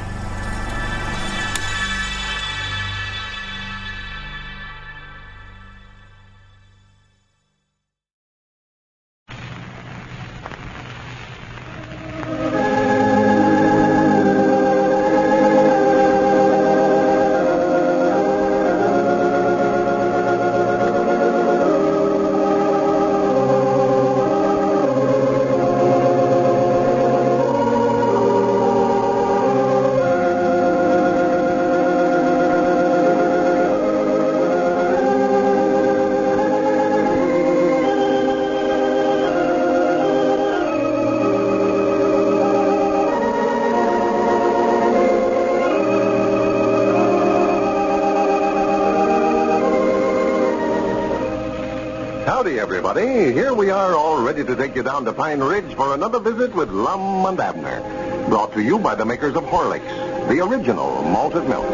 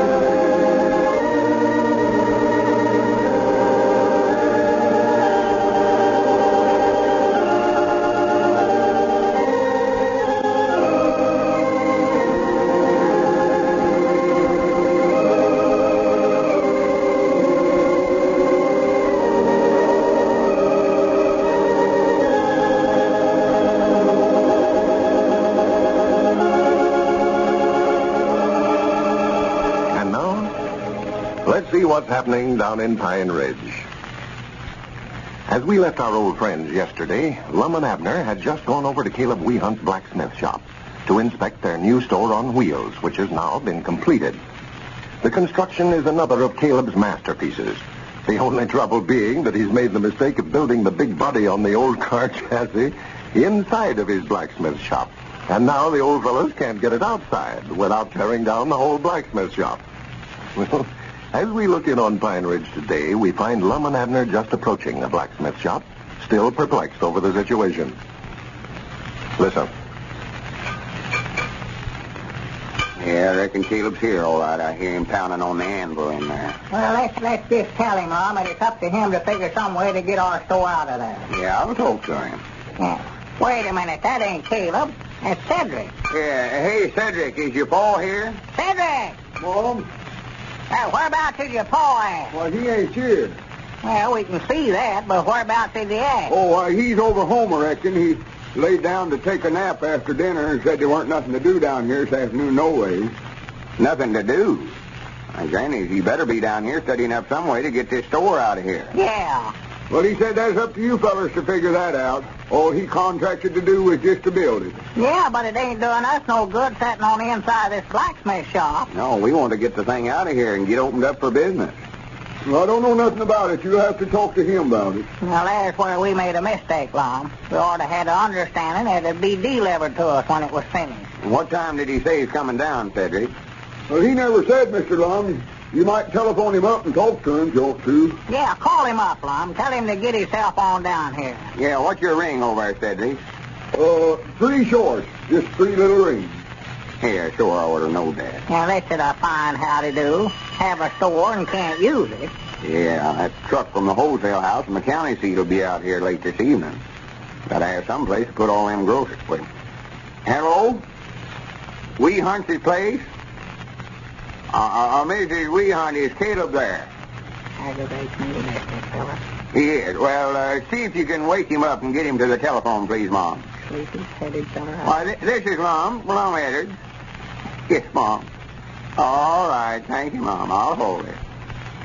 Out on the front gallery, sound asleep. Well, now, just talk right up to him, Lum. Make him come on down here and get this thing out of here. I'll see to it, all right. You ain't putting nothing over on me. What you making there, Cedric? Mom? I was trying to make a ring out of a horseshoe nail for Clarabelle Sea Trunk, but it ain't doing right for some reason. Yeah, I saw them things. Right pretty. The nail head sort of looks like a set when the ring's made right. Oh, yeah, body tape and polish them things up right good. Looks just like silver. Just leave have it as a store-bought ring. You ought to bend it around a little piece of iron pipe, old Cedric. That ain't going to work anyway. We'll get it round. Wait a minute. Hello? Caleb? That's the way. This is Lum. Yeah? Why, me and Abner's down here at your blacksmith shop. Just wondered if you couldn't come on down here. Why, we want to get this rolling store of ours out of here. Well, there ought to be some way, Caleb. Well, it ain't doing us no good sitting in here. Yeah, tell him we'll sue him if he don't get it out of here for us, Lum. Well, now, if you don't... Sue him for what? Why, well, there ought to be something. You ain't got no ground for a lawsuit. Wait a minute, I'll tell him that anyway. It might scare him. Yeah. Caleb, I'll tell you right now, if you don't get it out here, me and Abner's going to bring suit against you. Huh? Why, now then, he's asking the same thing. Sue him for what? You just keep out of this, Abner. No, we was just joshing about that, Caleb. We wouldn't sue you over a little old something like that. But we would love to get the thing out of here and get started with it. Do what? My law, me, Caleb, we couldn't afford to do that. Says the only thing he knows to do is to tear the blacksmith shop down. He'll let us do that if we'll build him a new one, he says. Well, tell him we won't do it. No, we won't do that, Caleb. And on top of that, he's crazy. And on top of that, will you hush up, Abner, before you cause me to get a whooping? It's a blacksmith I'm talking to. Well, go ahead. No, I was just wondering, Caleb, if there ain't some other way of getting it out of there without tearing the whole shop down. Yeah, we could take the roof off, Lum, and then lift it up through the top somewhere or other. Wait a minute. Caleb, how are you going to lift the thing as big as that clean up through... Wait a minute, Abner, I don't know who I'm talking to. How are you going to lift the thing as big as that clean up through the top of the building? Well, I ain't studied that part of it out yet. Could use a block and tickle, though, I reckon. Block and tickle. That's the foolish society I ever heard of. Won't work, I'll tell you that. I was figuring on that this morning. Well, if we can't get it out through the roof, and we can't get it out no other way except tearing down the whole building, why... Wait a minute. Huh? I know that I got ivy. Why, sure. What is it? What? Well, this is a dirt floor in here. Why couldn't we just dig a tunnel and go down under the building and come up on the outside? Just drive our store right down through the tunnel and come up outside the building. Well, law me, dig a tunnel big enough to drive that store through cost 10 times as much as tearing down a blacksmith shop. It would. Well, let's don't do that then, Lum. We might as well tear down the blacksmith shop if to pay 10 times that much. I don't want to... I forgot about Caleb. Oh. Hello? Caleb? Huh? No worries. I was just listening to Abner here. He had some ideas about getting the store out of here, but none of them weren't no count. Well, you pay 10 times as much as it cost us in the first place. Which do you think would be the cheapest, Caleb? To tear the store down and build it over again, or tear the blacksmith shop down and build it over again? Well, man, it's awful crazy sometimes. Paying 10 times as much. Yeah. Yeah. Tell you the truth, I think Caleb just wants a new blacksmith shop built. Why, sure he does. Sure, that's all he's trying to do, just get us to build a new one. He's wanted it for 15 years and said he never had the money. Caleb, can't you come on over here and let's talk this thing over? It ain't going to get out of here by itself, that's the same. Why, of course not. Where'd you get that idea in your head? Well, we've got a batch of groceries coming out here this afternoon late, and we want to have it opened up for business by tomorrow if we can. Yeah, it looks to me like we're going to have to open up inside the blacksmith shop here. Just have a store in a store. Wait a minute, Caleb. We can't run the thing down here in a blacksmith shop. Well, I said it looked like we were going to. Abner, I can't talk and you mumbling here. Go ahead. Can you come on down here, Caleb? All right, fine. We'll wait for you then. All right. Goodbye. And he finally said he'd come down. I don't know what good it'll do, but it might be we can study up something. 3 minds is always better than one. Like nothing. Just let it go. Well, see, I just can't hardly wait to get this thing out on the street. Well, that doggy, that'll attract more attention than a parade, Oh, yeah. I bet the young'uns and dogs and everything else will be following us all over town. Why, sure, everybody's just waiting for it. I bet they'll line the streets here like they do when the circus is in town. Yeah, we'll have to dress ourselves all up good, too. Yeah. I wear some of them sport clothes I was wearing when I was in society here. Now, you better leave them clothes off. Well, I can wear them once. It won't hurt nothing. Sort of on a parade anyway. We had some souvenirs we could pass around, help some, too. Yeah, it would. Wait a minute. What are you fixing to do there? Nothing. I just thought I'd sit down up here and see if I'm going to be able to see out through the windshield all right, see where I'm going. Well, Cedric will do the driving right at first. You said yourself you never know nothing about driving that car. You better be trying to help me study up some way to get this thing out of here. Well, I know how to run it all right. I watched it off. I know what I'm doing. I know all you got to do is start it is just turn this key up here and then pull on this choker and step on the starter. That's all you got to do. Cedric, reckon we could brace the building right good and tear the front end out of the shop here and get the store out that way? No, Mom, I don't think so, Mr. Lum. Paul says if we tear down there one of these walls, the whole building will fall down. So rickety up there. That roof's flagging awful bad now. What are you doing there, Abner? I'm just trying out the engine, see if it's running all right, that's all. Well, don't start that thing up in here. You'll fill this place up full of carbon monoxide and suffocate all of it. I know what I'm doing now. Here you are sitting around playing and me sitting here wearing my brain out trying to figure out some way to get the thing out of here. Ain't a bit of help. Hey, wait a minute. What are you fixing to do there? Hey, help! Get it off, man! Stop, Mr. Abner!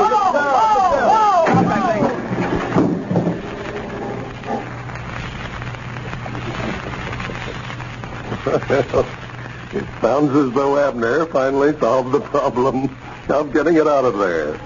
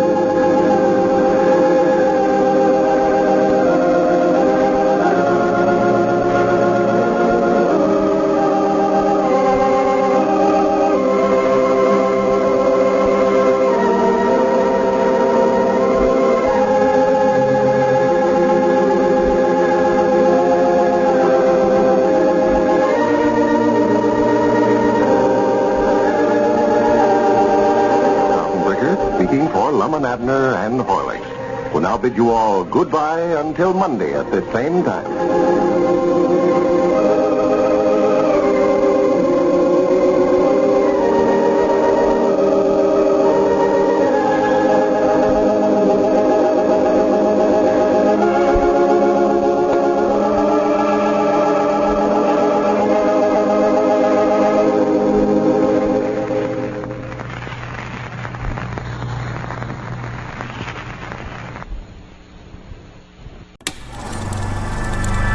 You are now tuned into Then Radio. If you enjoy our videos, we ask that you consider joining our Patreon to support our channel. Don't forget to like and subscribe so that you never miss a new video. We hope you enjoyed today's episode, and as always, thank you for watching.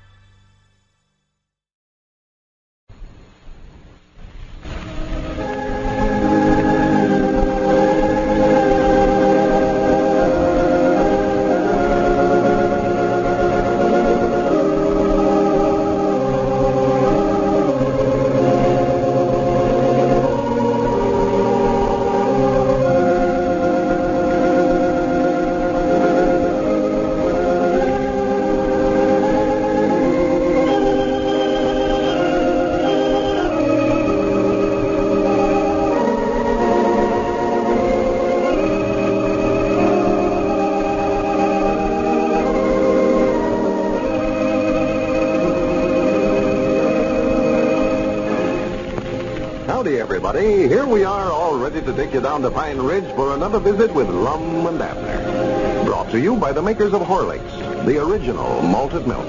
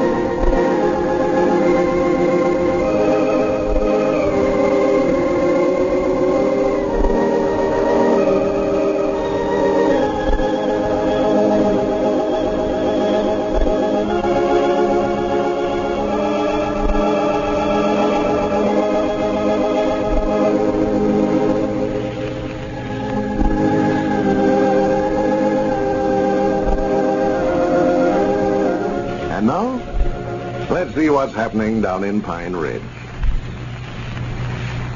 When we left Lum and Abner last week, they had finally solved the problem of getting their new store on wheels out of Caleb Weehunt's blacksmith shop. You know, Caleb made the mistake of building the new store on the inside of his shop and discovered after it was completed that it was too large to get out through the door. Well, Friday, Abner was sitting up in the driver's seat of the car and accidentally started the motor in gear. The store crashed through one side of the shop, causing considerable damage. But it got the new store on the outside. As we look in on Pine Ridge today, we find Lum and Abner and Cedric over at the rear of Dick Huddleston's store, loading their rolling store with a new stock of merchandise. Lum is standing talking to Dick. Listen. Well, the only thing I can see wrong with it at all, Lum, I'm just afraid that body sticks out too far over that automobile chassis there. Just afraid it's too long. Too long? Yeah. Oh, no. Now, Caleb Weehunt had the same ideas about that. He wanted to make it shorter, but I insisted on it being built long that way. Yeah. We got to have a lot of room in there. Well, it's sure looking nice on the inside there, all right. Just like a regular store. Well, we've got a nice assortment in there, too. Little of might not anything a body might want. Yeah. That's one reason for the delay. Got this thing all loaded up once and found out we never had room enough for everything. See, them shelves is kind of shallow. Yeah, well, you don't really need over a half dozen cans of any one thing, Lum. You can always come in here and replace whatever you sold every morning. Yeah, we've got to have a storeroom somewhere to keep the stuff in we ain't using. You know, you try to haul it all around one time. No. You get someplace and back up there and fill up the shelves every morning. Well, you can just go ahead and use this feed room of mine to keep your stuff in. Just load up from here every morning. Well, now, that's nice of you, Dick, but we wouldn't want to misput you none. Why, it won't inconvenience me any, Lum. I don't carry much feed in here anyway during the summer months. You can just clean out one end of it and use it for a storeroom. You're welcome to it. Well, now, if you're sure you don't mind, we may do that, but I don't know another place in town we could use hardly. No, go ahead, sure. We've been out so much expense here in the last few days. Abner tearing the side out of Caleb's blacksmith shop. I had to pay him for fixing that up. And smashing up the radiator on the car. Yeah, that was a shame. Well, just delayed us getting started that much. I think that's about everything now, Lum. What about the feed? You ain't got that in there yet, have you? I Doggy, that's right. I might not have forgot about that. Whereabouts is Cedric? Better get him to help you with it. Why, he's in the refrigerator. Hey, Cedric, come out here. In the refrigerator? Yeah, he's big enough to get inside of, and it was so hot carrying all these groceries out here. He just went in there to cool himself off. For goodness sake. Got himself on cold storage, huh? Well, he might cool off too quick that way, too. That's a good way to catch pneumonia. Did you call me, Mr. Abner? Yeah, get a move on around here, Cedric. We ain't done yet. We got to load all that feed on here. Ain't no use to put it all in there, though, Abner. Just fill up the space in the back end there. 4 or 5 sacks of chops and 3 or 4 sacks of bran, a few bales of hay ought to be plenty. Yeah. Well, you bring it out here, Cedric, and then I'll show you where to put it. Well, go ahead and let Cedric load it, Abner. You come on in the store here. We want to make an announcement over the party line before we start out. Announcement? Yeah, I want to let everybody know we're starting out for our first run today. Oh. You don't mind if we use your telephone, do you, Dick? No, sure not. Help yourself, Lum. I thought while I was talking to them, I'd remind them all to be sure and send in a name for our store, too, in that contest. Yeah. I'm a little bit disappointed in the way them things have been coming in. Well, I imagine they'll pick up in a few days, Lum. They've got all this week yet to send them in, haven't they? Yeah, but that's what I want to caution them about. Tell them not to put it off till the last minute. They might forget it. Well, Lum, some of them saying that they can't think of a good name for it. That's the fact. They're just trying to make something hard out of it. Well, most anybody ought to think of a name of some kind. Why, sure. I'm going to explain it to them again. Maybe I never made myself clear the other day. I want you to say something to them, too, Abner. Yeah, well, go ahead. Get them on the phone. I'll say something. Go on. Of course, it might be folks is busy in the field. Ain't as many listening in on the party line as it generally is. Summertime and all. No, I think they'll start sending them in these last few days, Lum. Wait a minute. Hear the receivers clicking up and down the line. Folks listening in. Yeah. Howdy, everybody. This is Lum Edwards talking. Just wanted to tell you, me and Abner are starting our rolling grocery store this afternoon, so be on the lookout for it. Yes. Love for you to all come out and go through it and let us know how you like our new ID. And buy something. Now, whilst I'm talking to you, you know, we made an announcement on the party line here a few days ago telling you about the big contest we're putting on to get a good name for the store. You know, me and Abner couldn't decide on a name ourselves, so we're leaving it up to you folks. There's a lots of you that's always been so nice about writing in that we ain't heard from yet. No. We don't know what to think about it, hardly. Now, I don't think it's got to be some fancy name for you to send it in. Some little old name that you might think sounds sort of foolish might be the very one the judges likes the best. Yes, sir. We want every last one of our friends out on the party line to send in a name of some kind. We want to know just how many folks is listening in on the party line this summer. This is about the best way we know to find out. So I want you to know that me and Abner appreciate it if you'll sit down right tonight and send us your idea of what we ought to call the store. If you're having trouble studying up a name, I'll give you a little hint. Something short might catch the judge's eyes. Something like the Speedwagon or the Handy Grocery or the Groceriola. Or it might be a long name with 3 or 4 words in it. Like, like a store at your door. Such as that might win the prize. There's a lot of prizes, so you got an awful good chance of winning something. And now here's Abner. He wants to say a word or two to you. Here. Oh, yeah. Howdy, everybody. I've done said that. Oh, well, we want all our friends to send in a name. I've done said that. Well, I don't know what to say. It just looks like you about covered everything, Lum. Go and say something to them before they start hanging up the receipt. Why, we've got the store on wheels already now, and all we need is a good name for it. Well, maybe if I sort of describe it to them, it'd be easier for them to think of a name. Yeah, go ahead and tell them what it looks like. Well, it's 24 foot long and 14 foot wide. And it's built just like any other store, except it's backwards. Right? The front end of the store is on the back end of the automobile, and when we drive down the road, the store's going backwards. See, when you go in the front of the store, you're really going in the back. Wait a minute, Abner. You're getting them worse mixed up than ever. It looks a right smart like the Jot 'em Down store, except it's got wheels on it. Well, all the folks out on the party line don't know what the Jot 'em Down store looks like. Well, it's a whole lot like Dick's store here now. It's got show windows in front, or in back, whichever one you want to call it. And it's got a porch and everything, just like a regular store. And the whole thing is painted white. Yeah. We want to put the name you send in right across the side of it in great big black letters.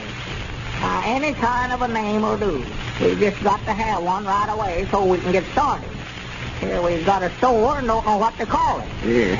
Now, don't put it off. If you've got some name in mind, sit down right now and send it in before you forget about it. That's all I can think of to say, Tom. Hang up. Or wait a minute. Don't just slam the receiver down and tell them goodbye. Oh, yeah. Well, we'll be looking for a letter from all our friends, and I hope every last one of you wins a prize. Goodbye. Hey, Mr. Lum. Mr. Lum, you and Mr. Abner, come here a minute. What's the matter, Cedric? Did you get all that feed in the back end there like I told you? Yes, Mom, that's the reason I want you to come out here a minute. Well, good. Let's get started. I'm just a busting to try it out. Yeah, me too. Well, much obliged, Dick. We'll see you after a while. Yeah, sure. Good luck to you fellas. I don't think you're ready to start yet, Mr. Lum. Come out here and look a minute. Well, for the land's sake. What have you done to our store, Cedric? I don't know what happened to it. All at once, the front end of it reared up that way. It steered the stuffings out of it. Well, we can't drive it and them front wheels 6 foot off the ground that way. Wait a minute. I see right now that ain't going to work. That body's too long. Sure. We've got so much weight on the back end, the front end's reared clean up off the ground. Yeah, we may as well start unloading. I told Caleb he's making that thing. It looks as though there will be a temporary delay in the launching of Pine Ridge's new store on wheels.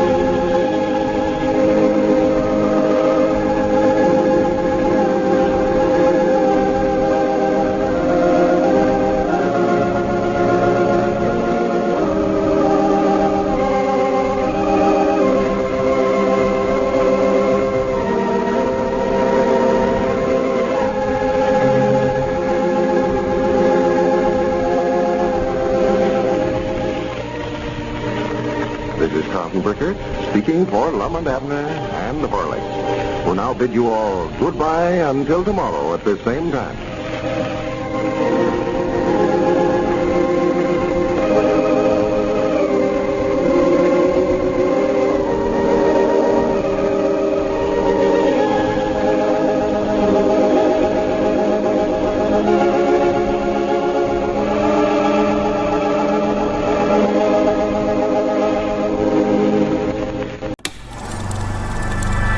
You are now tuned into Then Radio. If you enjoy our videos, we ask that you consider joining our Patreon to support our channel. Don't forget to like and subscribe so that you never miss a new video. We hope you enjoyed today's episode, and as always, thank you for watching.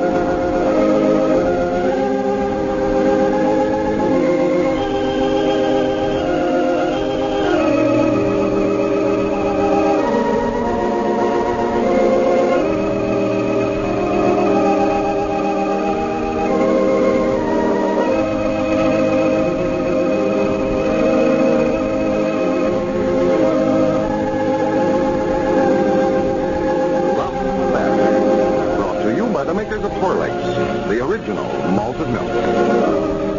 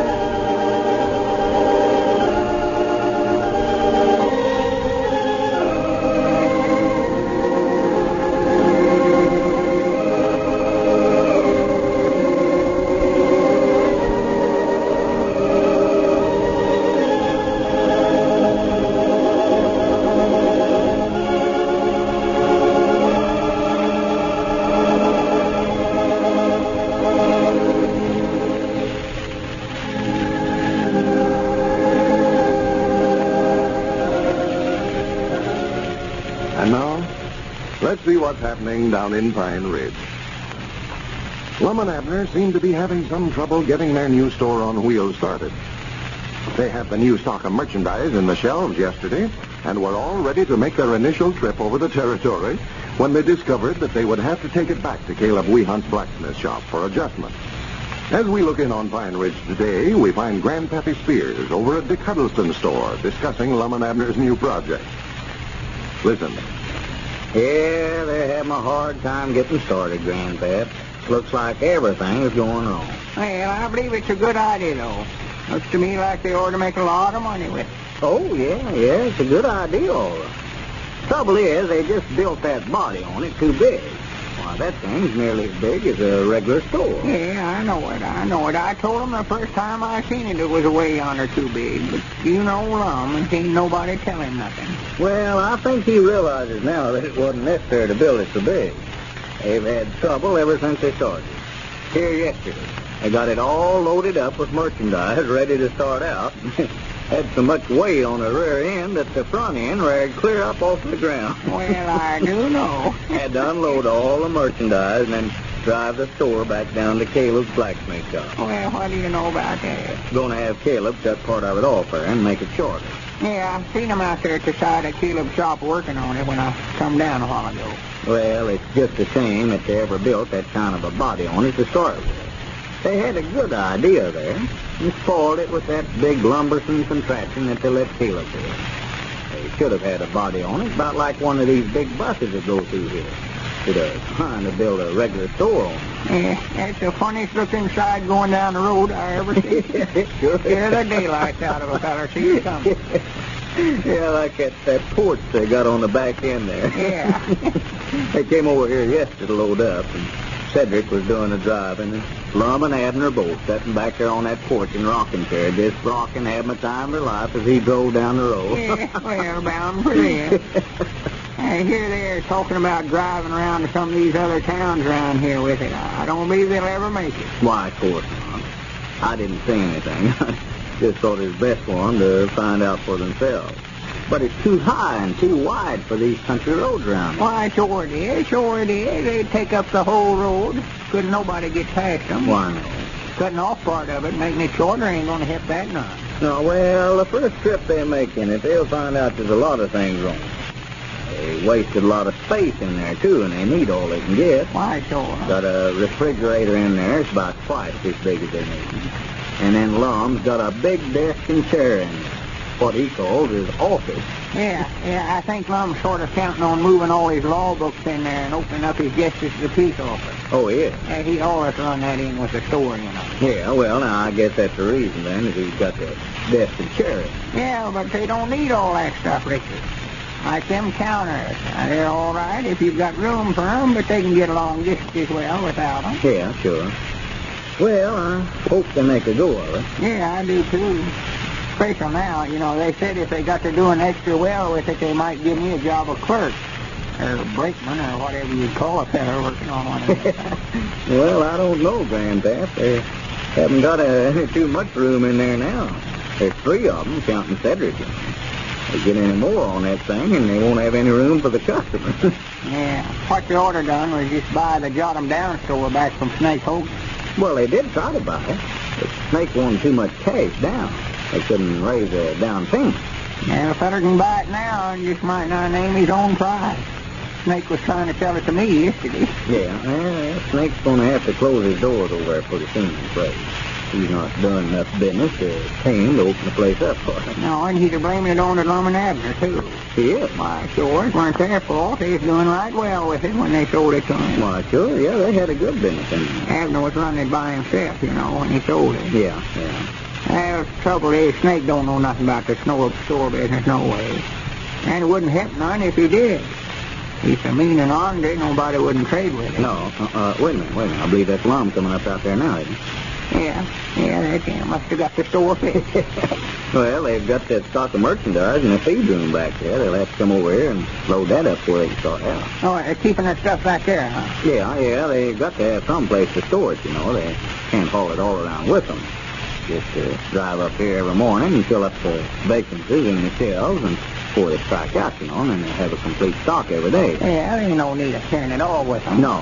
Well, I told them they could use my feed room back there, a part of it. I don't share much feed during the summer anyway. You know. Oh, and Richard, there wasn't nobody else in the world do that, just you. Oh, well, I was glad to help them. They didn't have any too much capital to start this thing on. They'd invested all the money they got, so I thought if I could keep their expenses down, I'd do it. Well, that was nice of you. Well, come in, Lum. Come in. Hey, gentlemen. Did you get it all fixed? Yeah. Got it to where the front end won't tilt up no more, but now then we can't get the engine started.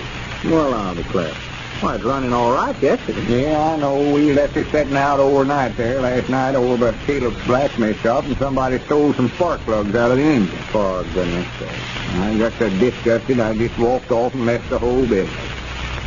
And granted, it looks like we ain't had nothing but trouble with that outfit ever since we started the building. No, it's a shame. Can't you get some more spark plugs for it, Lum? Well, I don't know. I told Abner to see if he can get the thing to going. If he could, bring it on over here. So him and Cedric trying to figure out some way to make it go now. How much did you cut off the length of it?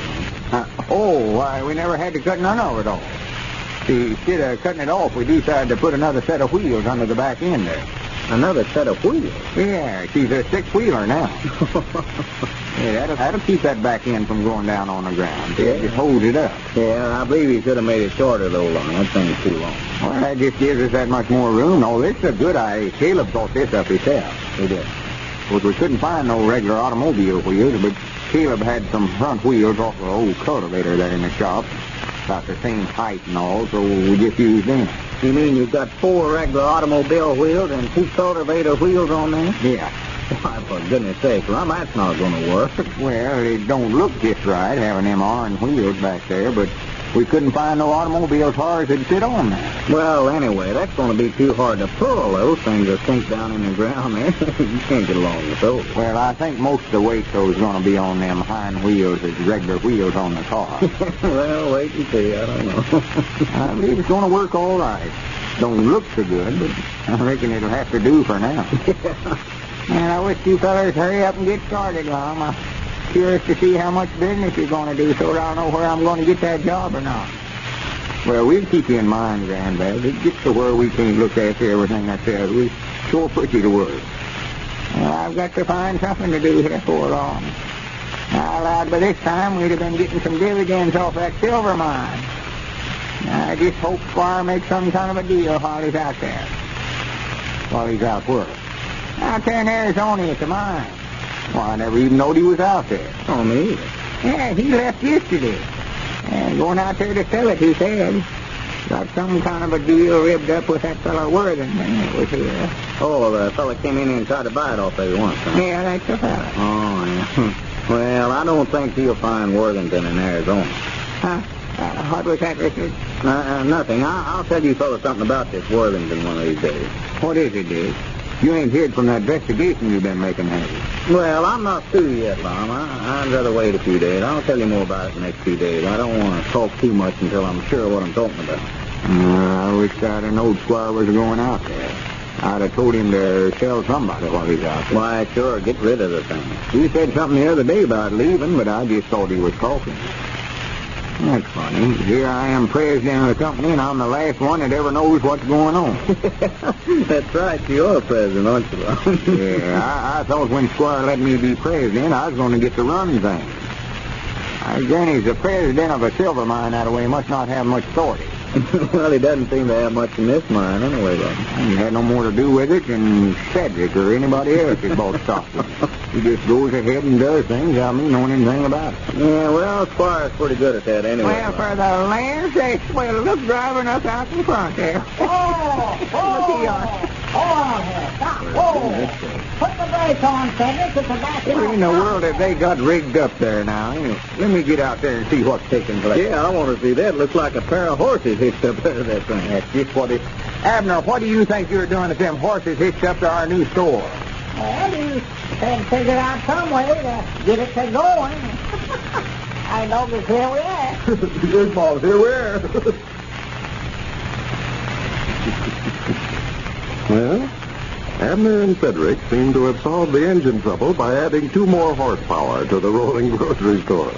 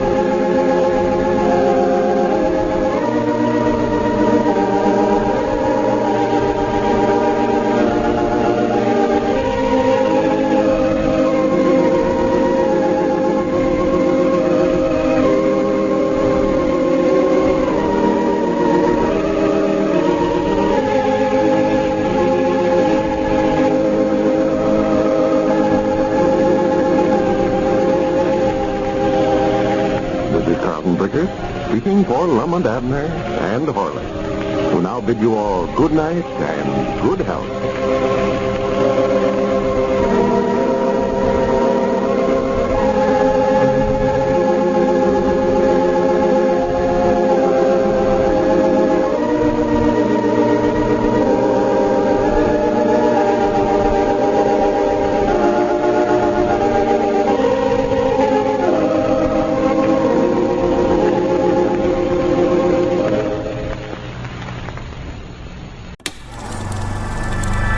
You are now tuned into Then Radio. If you enjoy our videos, we ask that you consider joining our Patreon to support our channel. Don't forget to like and subscribe so that you never miss a new video. We hope you enjoyed today's episode, and as always, thank you for watching.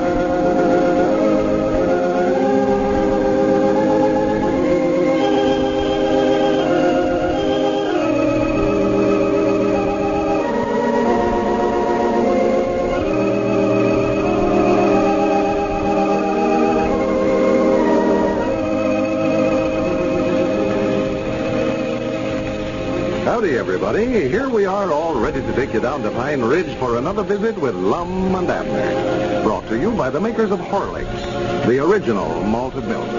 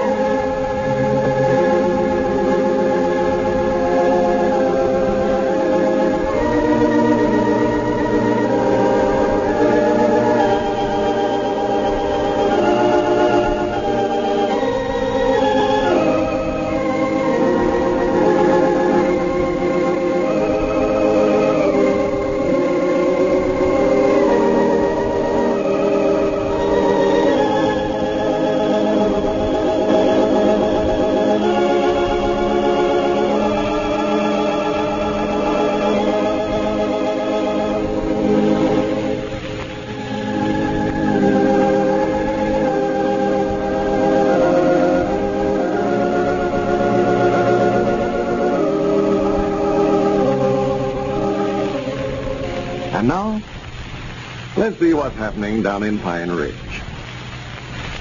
Well, at last, Lum and Abner's store on wheels is ready for operation. While the old fellows are somewhat handicapped by a lack of speed, the engine trouble that developed yesterday has been temporarily solved by the substitution of a team of horses to pull the store while the motor is being overhauled. As we look in on Pine Ridge today, we find the store out for the first run. Cedric as driver, and Lum and Abner as traveling salesmen. Just at present, however, there doesn't seem to be any traveling, as the store is stopped along the side of the road. Listen. Just look at them shelves. Might nigh empty. Ain't hardly a can left in them. It just ain't gonna work, Abner. Just look at that. If that ain't a sight. Well, ain't no use standing here. Let's get busy putting it back up in the shelves. Come on here, help her, Cedric. Yes, Mom. Well, what's the use to put it back up there, Abner? Every time we hit a slanting place or a bump in the road, it all comes tumbling down on the floor again. Well, yeah, but there ain't no use to haul this stuff around on the floor long. Nobody ain't gonna buy nothing that's looking like this. Well, there ought to be some way to make that canned good stay up there, though. course, we could just take some boards and nail across the front of them shelves, sort of board them up. Yeah, but how would you get the stuff out of the shelves then? Well, I ain't trying to figure out how to get it out. I'm trying to study up some way to keep it in there. Yeah, well, that ain't gonna work. Tell you that right now. Let's see. I'll tell you what you might do, Mr. Lum. Just stop right where you're at, Cedric. We've got enough troubles on our minds. How you bothering us? Yes, Mom. Nothing. It won't work. What won't work? Nothing. I just thought I had an idea, but I never. Thought you had one. Yeah, I don't know what it was. It wasn't an idea, though. I never once thought about us having trouble keeping stuff in the shelves this way. Never was bothered with that when we'd run the regular stand and still store. Well, what's causing it to fall out of the shelves, Lum? It's just bumping around this way on the road. I know what's causing it. I just said I never once stopped to think about that giving us trouble. Any idiot would know what's causing it. Oh, of course. Yeah, excuse me. Well, we better do something. I believe you're just taking Bill... Now, Cedric, just be quiet. We're trying to think. Yeah, go on back up there in the driver's seat where you belong. Go on now. Well, I just thought it was... Well, we don't care nothing about what you think. Just leave us alone now. We couldn't tie them cans in there no way, could we? Take a string and tie them? Well, I don't know. It'd be an awful lot of bother to on time every time we sold something. Yeah, that's right. Now, I'll tell you what we could do, Lum. We could take one can of everything we've got and just glue it up there on the shelf. Glue it up there? Yeah, just put some glue on the bottom of the can and set them up there. That'll hold them. Yeah, that'll hold them. It'll all me. That'd be worse than untying them. I have to pry a can loose every time somebody bought something of it. Oh, well, I don't mean to sell them. See, just have one can sitting up there on the shelf so that the customer can see what all we're carrying in stock, you know, and then just keep the rest of the stuff in cases sitting around on the floor. And when they buy something, well, just get it out of the case there for them.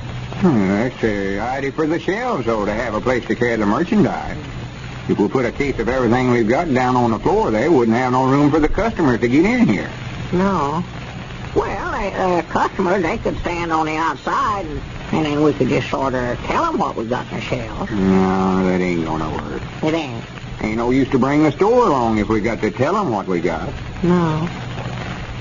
Well, I hate to admit to it, Lum, but if you want my notions on it, we better just head her back for town. Rent that vacant lot twixt Moe's Moots Barber Shop and Luke Spears Restaurant. Just drive her up there and take the wheels off and open up a regular store right there. You mean give up the idea of a rolling store on wheels? Yeah, I believe that's the best way out. We ain't had nothing but trouble ever since we started this thing. I'll never do it. No, sir. Granny's, when a Eddard starts something, he don't give up. Trouble with you, Abner, you just ain't got no perseverance or something. You must always look forward. Don't never look backwards. I say, keep your eyes to the front. Look ahead. Don't never turn and look back, and you'll make a success of yourself. Who said that? I did. It's old Eddard saying. My favorite motto. Well, it's the silliest thing that I ever heard of. Silly? Yes, sir, silly. Now, what if Cedric hadn't looked behind him when he went to back up a while ago? He'd have went right smack dab off of that culvert. He might not have done it anyway. Yes, Mom. I always look behind me that way when I go to back up, though. Well, it's a good idea, too, Cedric. Don't believe what Lum's telling you. Well, that ain't what I'm talking about, though, that kind of looking back. Oh, it don't count on culverts, huh? I don't think so. No. Well, if a feller wants to live long and do well, he better look back when he's going down the road, too, when he's walking along the road. One of these briar hoppers will run over him if these automobiles, the way they drive around here. I ain't talking about the kind of looking back where you have to turn your head to do it, though. Well, you ain't talking about what kind? The kind of looking back where you got to turn your head. That ain't what I mean. Well, how in the world is anybody going to look behind them if they don't turn their head? Well, if you wasn't so thick-headed, maybe you could understand it. Of course, I reckon a feller could turn around and walk backwards. Yeah, he could look back in without turning his head. No, he couldn't either. No, that won't work. No, sir. If he turned plumb around, why, he'd be looking forward then. Let's see. I believe you got me there, Well, Mom. just quit studying about it, Abner. Let's figure out how to keep this stuff in them shelves. That's what we got to worry about. Oh, yeah. Reckon a feller could move them shelves around to where the... Yeah, wait a minute, Lum. Wait a minute. Noggin, I've got it, Lum. Well, good. Good for you. What is it? Well, a feller could take and hold a mirror or a looking glass up in front of himself, and that way he could look behind him without turning his head. Is that the answer? Oh, for goodness. Abner, I ain't talking about showing up looking back. I mean looking forwards in life. In life? Yeah. Well, that's about the only time a feller can look forward, ain't it? Or backwards either, as far as that goes, when he's alive. Well, just let it go. Granny, if you'd spend as much time trying to help me figure out how to keep them cans up there in the shelves, we might get someplace. Huh? Yeah. Well, I believe if you fellas just take and lean them shelves back a little there at the top and sort of make them slant. Cedric, we told you to quit bothering us. Wait a minute, Abner. What'd you say, Cedric? I say if you take and lean them shelves back at the top there, sort of slanting, I believe them canned goods will stay in there. Well, I don't see how that'd help. Why, sure. What? See, the can will be about half laying down that way. They can't fall out. They can't. Yeah, Grannies, I'm glad I thought of that. I knowed I'd figure out some way to remedy that. Well, turn it around, Cedric. Grannies, we're heading back for the blacksmith shop to get these shelves fixed. Cedric just crawled down out of the store here now. Cedric, get back up here. We're heading for the blacksmith shop. Our troubles is over. Yeah, come on up here, Cedric. Well, we can't go now, Mr. Lum. One of these back tires is flat. Flat? Well, this rolling store is a great idea if they can ever get it started.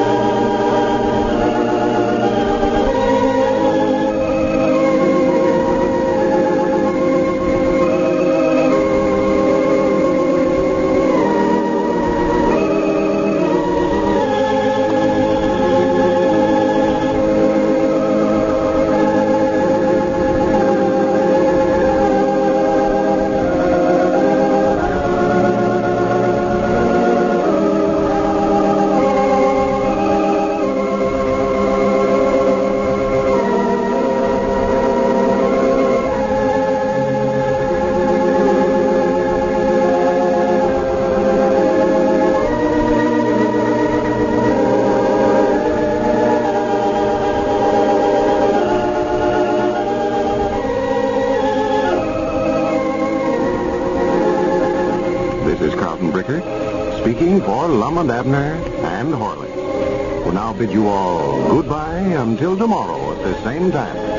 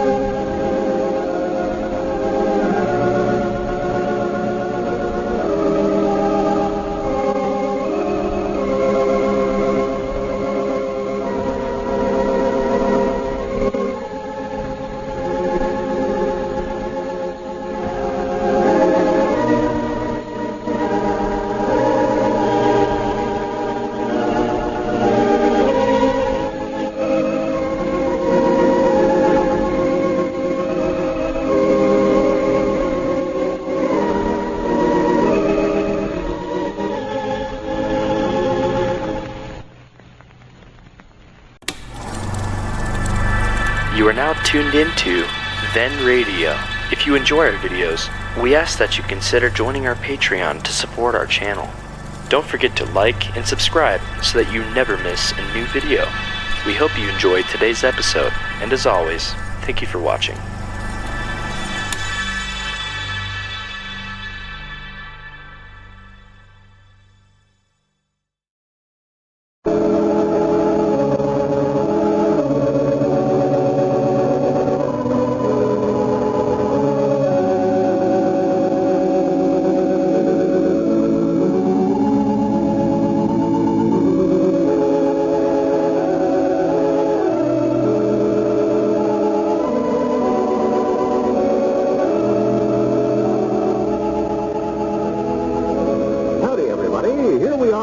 To take you down to Pine Ridge for another visit with Lum and Abner. Brought to you by the makers of Horlicks, the original malted milk.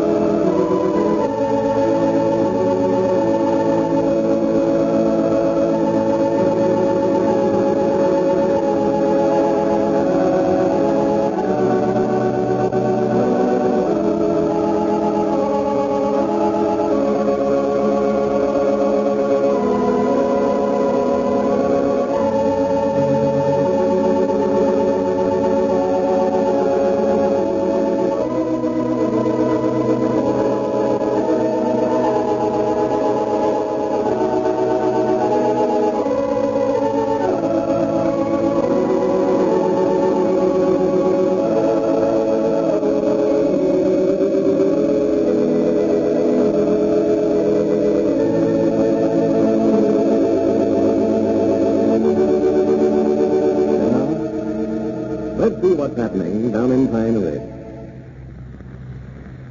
Well, after trying all week to get started, Lum and Abner finally got their rolling grocery store in operation today. The motor, which was being overhauled yesterday, is in working order. The shelves have been rearranged so that the merchandise will not fall out while the store is in motion. And they left early this morning determined to make a complete canvass of the town. As we look in on Pine Ridge now, we find Grandpappy Spears over at Dick Huddleston's store, discussing Lum and Abner's new business venture. Listen. Yeah, they must have got the engine fixed, for they never had that team of horses pulling it a while ago. Oh, yeah, they got the motor back in there now. It's working fine when they left here this morning. And they're sure doing the business with it. They're stopping at every house along the road. I believe everybody's buying from them, too. Well, that's good. I'm glad to hear. It's a handy thing at all. Like this morning, I was just fixing to come to town here to buy a bunch of stuff down here from you, and they'd give up there in front, and naturally I just went out there and bought it off of them. I knowed I wouldn't have to package the fur that way. No. Well, I think they'll do a big business at first. It's something new, you know. Naturally, everybody want to try it out. I just wish to goodness I'd have thought up the idea myself. That'd have been the very thing for me. Oh, it sounds like a good idea, all right. Wait, I'll leave that in my ring. Yeah, go ahead. Huddleston store? Yes, ma'am. Why, neither one of them's here right now, Miss Wilkins, but they usually come in most every day. Uh-huh. Yes, ma'am. All right, I'll tell them. Goodbye. That's a lot of nerve for you. One of my customers calling up wanting me to tell Lum and Abner to stop by her place in the morning. She won't start doing her trading with them. Well, I do know. Well, I reckon there'll be a lot of them quitting you now, Richard. You may as well make up your mind to that. Yeah, well, I expect my business to fall off for a while, but after the new wears off of it, why, they'll come back. Well, I hope they do make a success of it. You've had awful hard run of luck here lately. There's that phone again. Losing another customer, I guess. Hello? Yes, ma'am? Why, no, they're not right now. They ought to be back before long. The contest? Why, just mail it to Lum and Abner. Yes, ma'am. Why, sure I'd send it in. You stand just as good a chance as anybody else to win one of those prizes. What?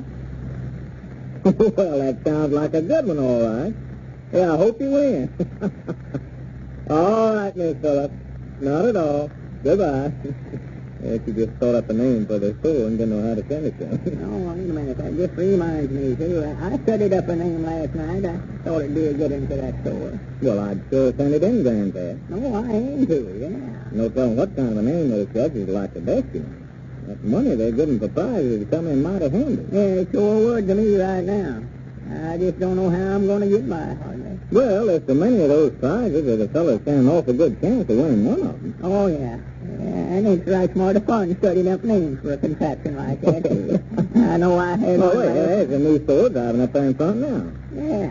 Well, I reckon they made the round today. Yeah. Now, they were talking about driving over to some of these other towns around here and working them. Why, they'll have plenty of time to do that. They can get through this early every day. Oh, yeah. I think they aim to go to Cherry Hill tomorrow, Lum said. Well, come in, Abner. How'd you do, Abner? How do you do, Grandpa? I said, how did you do with your store today? Oh, fine. Done uncommonly well. Yeah. Where's Lum? Why, he's out there in the store. He's counting up the money we're taking in today. Did a nice business, huh? Oh, we just done fine. I think we sold something everywhere we stopped. You fellas ain't doing enough business to put me to work on that area. Well, I don't know. You'll have to see Lum about that, Grandpa. He plenty put all right today, but it sure kept us a-jumping. Folks never bought much, but might not all of them bought something. Yeah. I believe in a few days they'll be giving us all their business. I do know. Well, there's not a whole lot of cash in town right now, Edna, and won't be till after crops are gathered. Why, Skunk just about cleaned this town out selling cotton and silver mine around here. Yeah, we heard a lot of complaints about that today. A lot of them jumping on Lum about it, on account of him being the president of the company. Yeah, I was afraid Lum was making a mistake taking that office. Yeah, well, the trouble was, you know, Richard, they promised that they'd get dividends for this time, and so far we just ain't got nothing. Well, Lum was telling all today to wait till Squire gets back from Arizona. Told him that he was out there to tell it, and if he did, why, we'd all be there. Yeah, I guess that one feller's already offered him over $1 million for the mine. Well, I wouldn't spend any money on a cent of that, Grandpap. I think that fellow Worthington that came in here and made that offer was just a fake. Fake? Yes. No, he weren't neither. No, sir, I was down there at the stockholders meeting whenever Mr. Worthington got right up on his feet and said he'd give us $1 million cash for it. Yeah, I know he made that offer all right, but that doesn't mean that he would have paid it. Oh, you think he was trying to fool Squire, huh? No, I think the Squire was trying to fool everybody else here in town. I can't be sure yet, but I'd almost bet that Squire had that fellow Worthington come in here and make that offer just to get the stockholders more enthused over the silver mine, so that he could sell them all more stock. Well, there's reason, all right. Well, I don't know whether it was done on purpose or not, but that's just what happened. Every last one of them just went hog wild, put every nickel they could get their hands on it. We'll drag it all around to the back, Cedric, and we'll load her up again. There, gentlemen. Well, come in, Lum. Abner's just saying he had a big day. Oh, my, yeah. Then there ain't no doubt in my mind now. This rolling store is a success. Taking in $62.30 today. Well, for goodness sake, I never had no idea he'd done that. No, that is fine. What are you limping about there, Lum? Huh? What are you limping about? Oh, nothing. Nothing to speak of. Just had a little accident. You just take that right up, Abner. That Lum fell off of the store. While it was running? Yeah. Well, how'd you do that, Lum? Well, it sounds awful silly to tell, but I was sitting back there on the porch in that rocking chair while we was driving along, and we passed old Uncle Henry Lunsford along the road there. His horse got the shine at the store, so I just stepped off the porch there to help hold his horse for him and turned about 4 somersaults. I forgot we was moving. You see, I used to porches running down the road there. Well, that's a shame. Oh, it ain't nothing. Just sort of twisted my ankle a little. I'd be willing to break a leg to do that kind of business every day.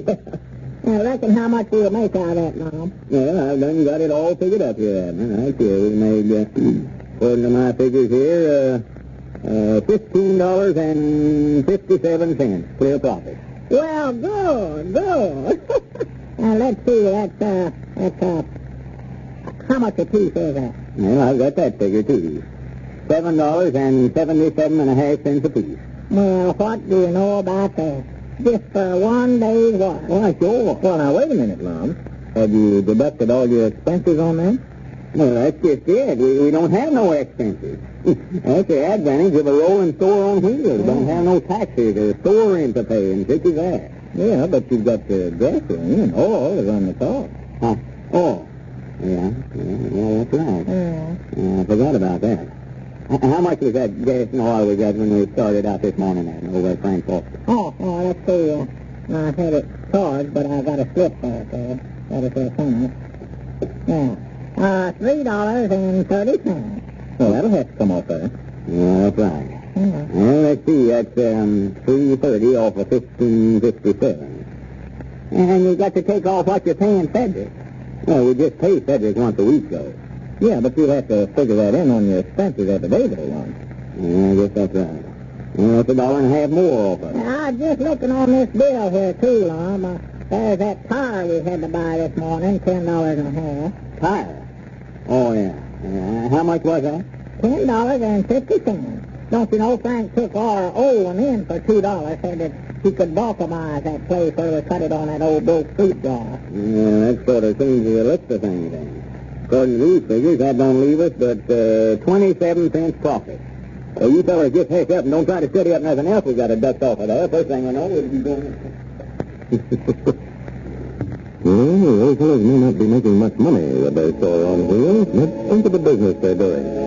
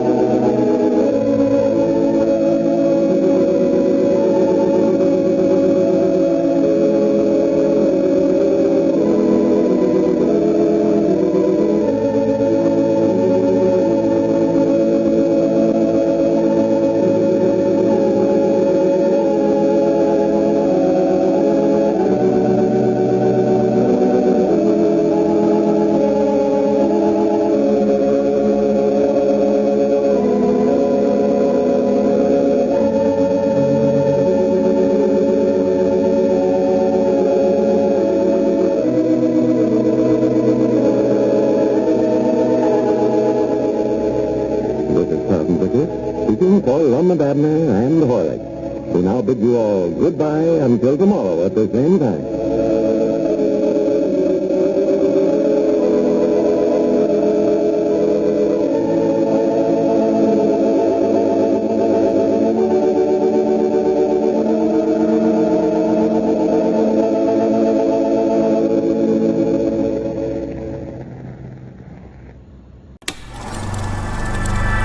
You are now tuned into Then Radio.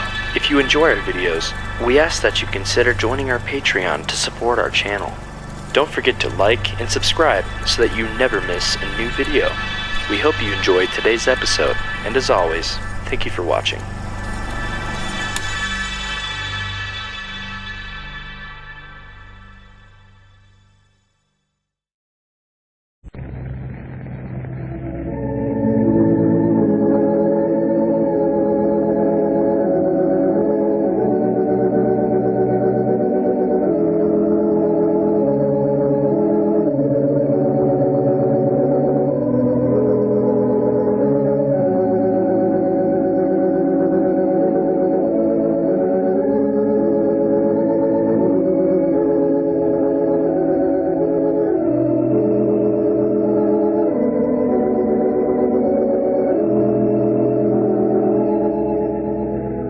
Howdy, everybody. Here we are, all ready to take you down to Pine Ridge for another visit with Lum and Abner. Brought to you by the makers of Horlicks, the original malted milk.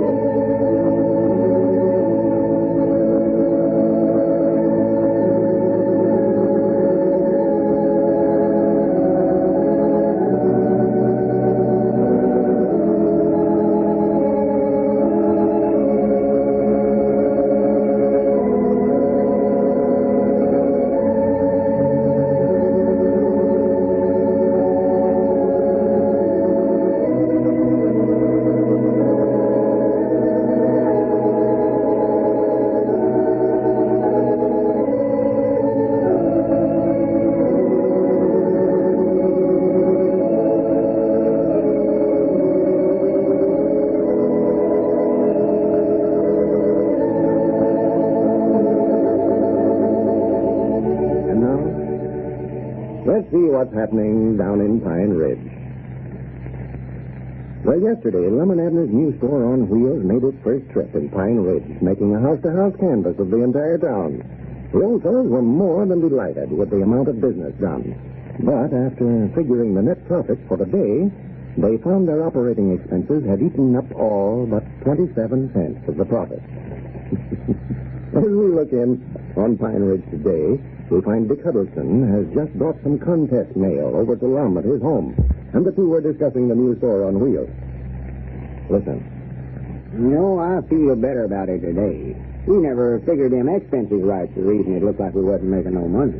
Didn't figure them right. No, all them expenses ain't supposed to come off of just one day. Like that tire we put down, $10.50. That thing will last a long time. It oughtn't to come out of the profits for just one day. No, that's right, Lum. And figuring your profits, why, expenses like that will have to be divided over a period of time. Yeah, and that's just what's got me mixed up, too. I don't know how much to charge off every day for the use we get out of the car, but we don't know yet how long it's going to last. If it don't last for 10 days, we'd have to charge $1 a day again a profit. I know that. Oh, well, it'll last a lot longer than that. Yeah, I talked to Frank Forster about it. We bought it off of him. He said it all lasts for years. His business, and today, too. So that made it $10.72 profit we made yesterday, and $16.10 today.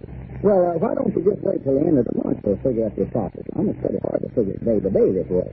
And the only thing, I want to know just how we're standing every day. It's a new kind of business for me, and I just love to know how we're getting along. Yeah, well, that's all right. You keep it straight. When are you going to start some of these other towns around here? You just see what time it is. I know another day. Why, there's no reason why you can't go ahead for some of these other towns, too. But what business you can go ahead. Well, we're going to start that next week. We've got to send up some of the food down we look at that store, so I ain't sure something. Yeah, I hadn't thought about that. We sent that down on the road today. The road all cleared up, so you may as well go over Saturday. You can see me around here. Saturday's a big day, you know. Well, we sort of wanted to do a little advertising over there first, though, Dick. Get out some handbills and one thing and another. Oh, I don't think that'll be necessary, Ron. Well, we better let them know somewhere or other that we're coming. Drive in there with that contraption, they won't know what it is. Scare the daylights out of them. Of course, I reckon I could call them up on the party line and explain it to them, but I don't know what to call it. Ain't got no name for it yet. Oh, well, I expect the biggest part of them over there has heard your announcements over the party line about your contest line. They already know about the store. I noticed some of those letters there that from Cherry Hill. From Cherry Hill? Yeah. Anybody I know over there? Well, I don't know who they're from, Lum. I just noticed the postmarks on there. That's about the biggest batch we've got yet, ain't it? Yeah. I told you the other day that they'd start coming in better the last of the week. Well, I'm sure proud to see it. I know they're having a lot of fun studying up names. Folks out on the party line's always been nice about taking part in any sort of a contest or get-up me and Abner puts on. That's one reason I was so anxious for all of them to send in a name for a store. And natural, I want to see them all get a chance to them prizes we're giving away, too. Yeah, well, you've got so many prizes that they've all got a good chance of winning something. We'll soon find out who the winners are. Sunday night, the contest's over, you know. Sunday night at high midnight. Sunday night. Well, you know, if I were you, Lum, I believe I'd make another announcement on the party line. Remind everybody that it closes Sunday night. There's bound to be a lot of folks that's got names studied up and just been neglecting to send them in. Yeah, I expect so. I've had a lot of people ask me about the contest. They all seem to think that it's got to be some trick name of some kind. They're trying to make something hard out of it. Well, that's a mistake.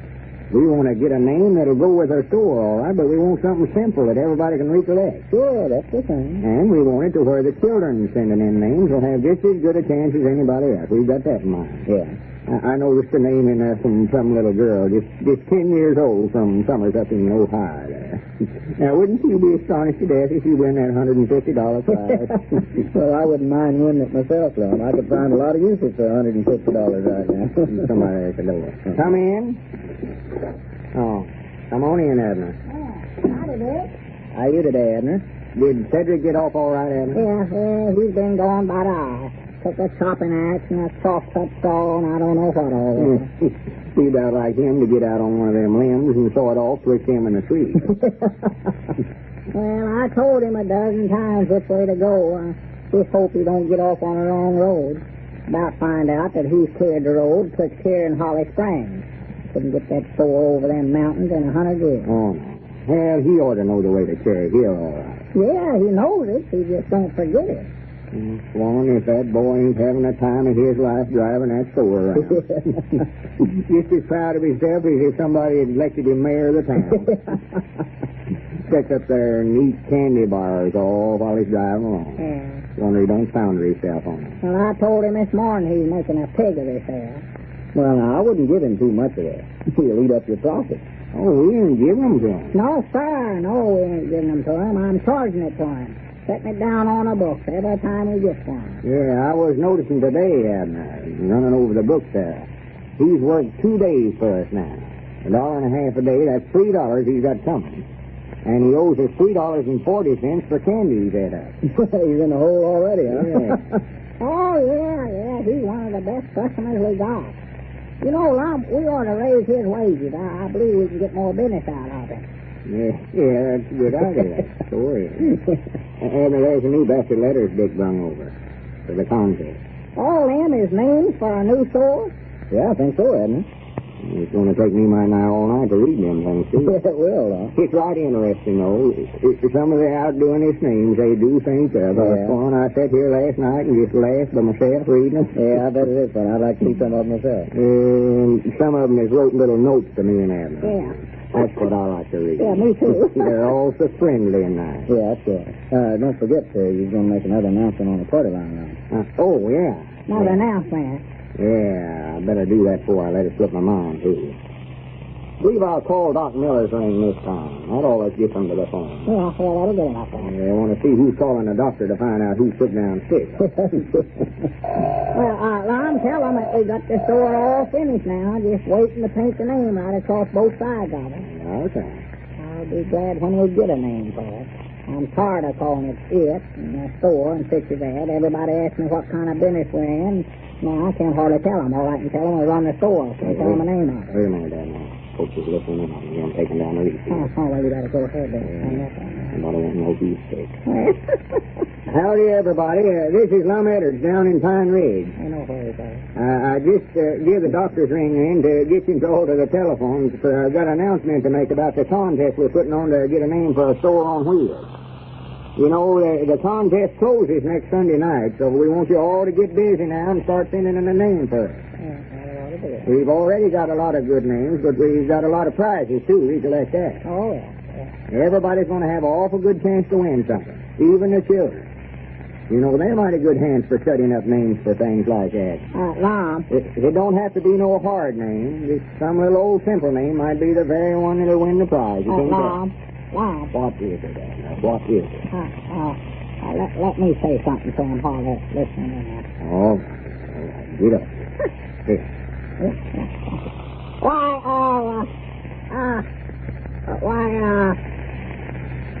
That's brain. I forgot what it was I was going to say. Oh, for goodness sake. Give me that. Oh, wait a minute, Mama. I know now. There's a lot of you folks that ordinarily we hear from that we ain't got a letter from here. I want to know what's the matter with you. Wait a minute. Don't fuss at them about it. They won't send one in soon enough, then. Here, let me have it. Yeah, go ahead. Hello? Serious, folks. This is about the last time we get to talk to you about the contest, and me and Abner do hope you send in a name for a store, and I want you to know that we both appreciate it a lot. Thank you.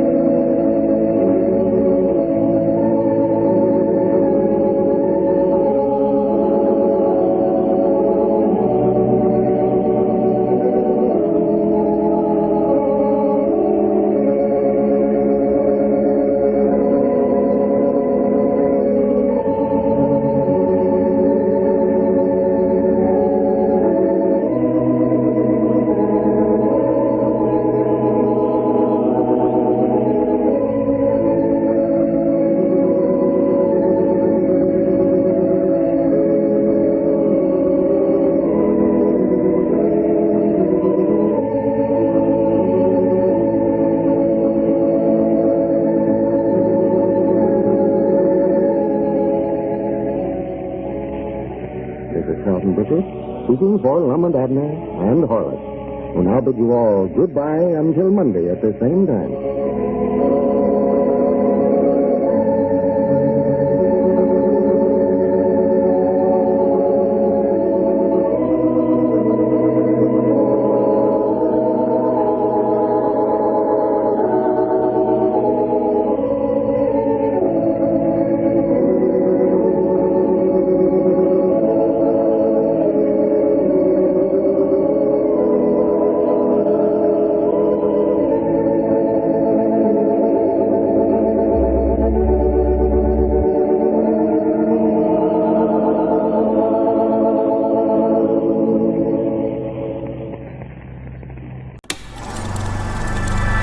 You are now tuned into Then Radio. If you enjoy our videos, we ask that you consider joining our Patreon to support our channel. Don't forget to like and subscribe so that you never miss a new video. We hope you enjoyed today's episode, and as always, thank you for watching.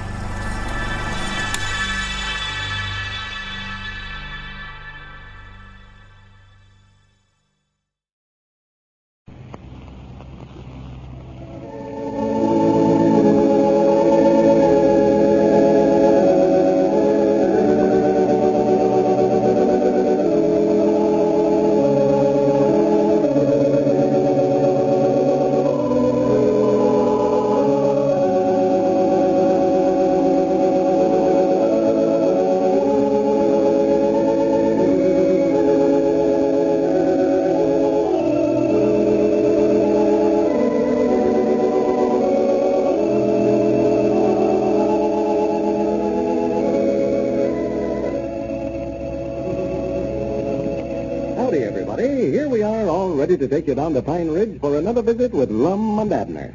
Brought to you by the makers of Horlicks, the original malted milk.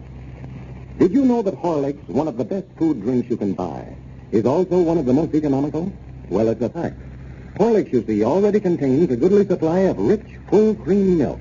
You need only to add water and mix well to have a sustaining, well-balanced drink. Quickly prepared, a glass full of this famous malted milk makes an ideal, economical lunch, a fine light supper, or a cool hot weather snack between meals. Remember this when someone tries to tell you that an imitation is just as good as Horlicks, and much more economical.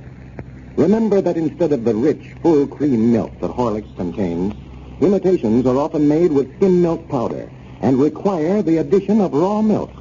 That's why it always pays you to insist on Horlicks, the original malted milk. For quality, for flavor, and results, Horlicks is supreme. And now, let's see what's happening down in Pine Ridge.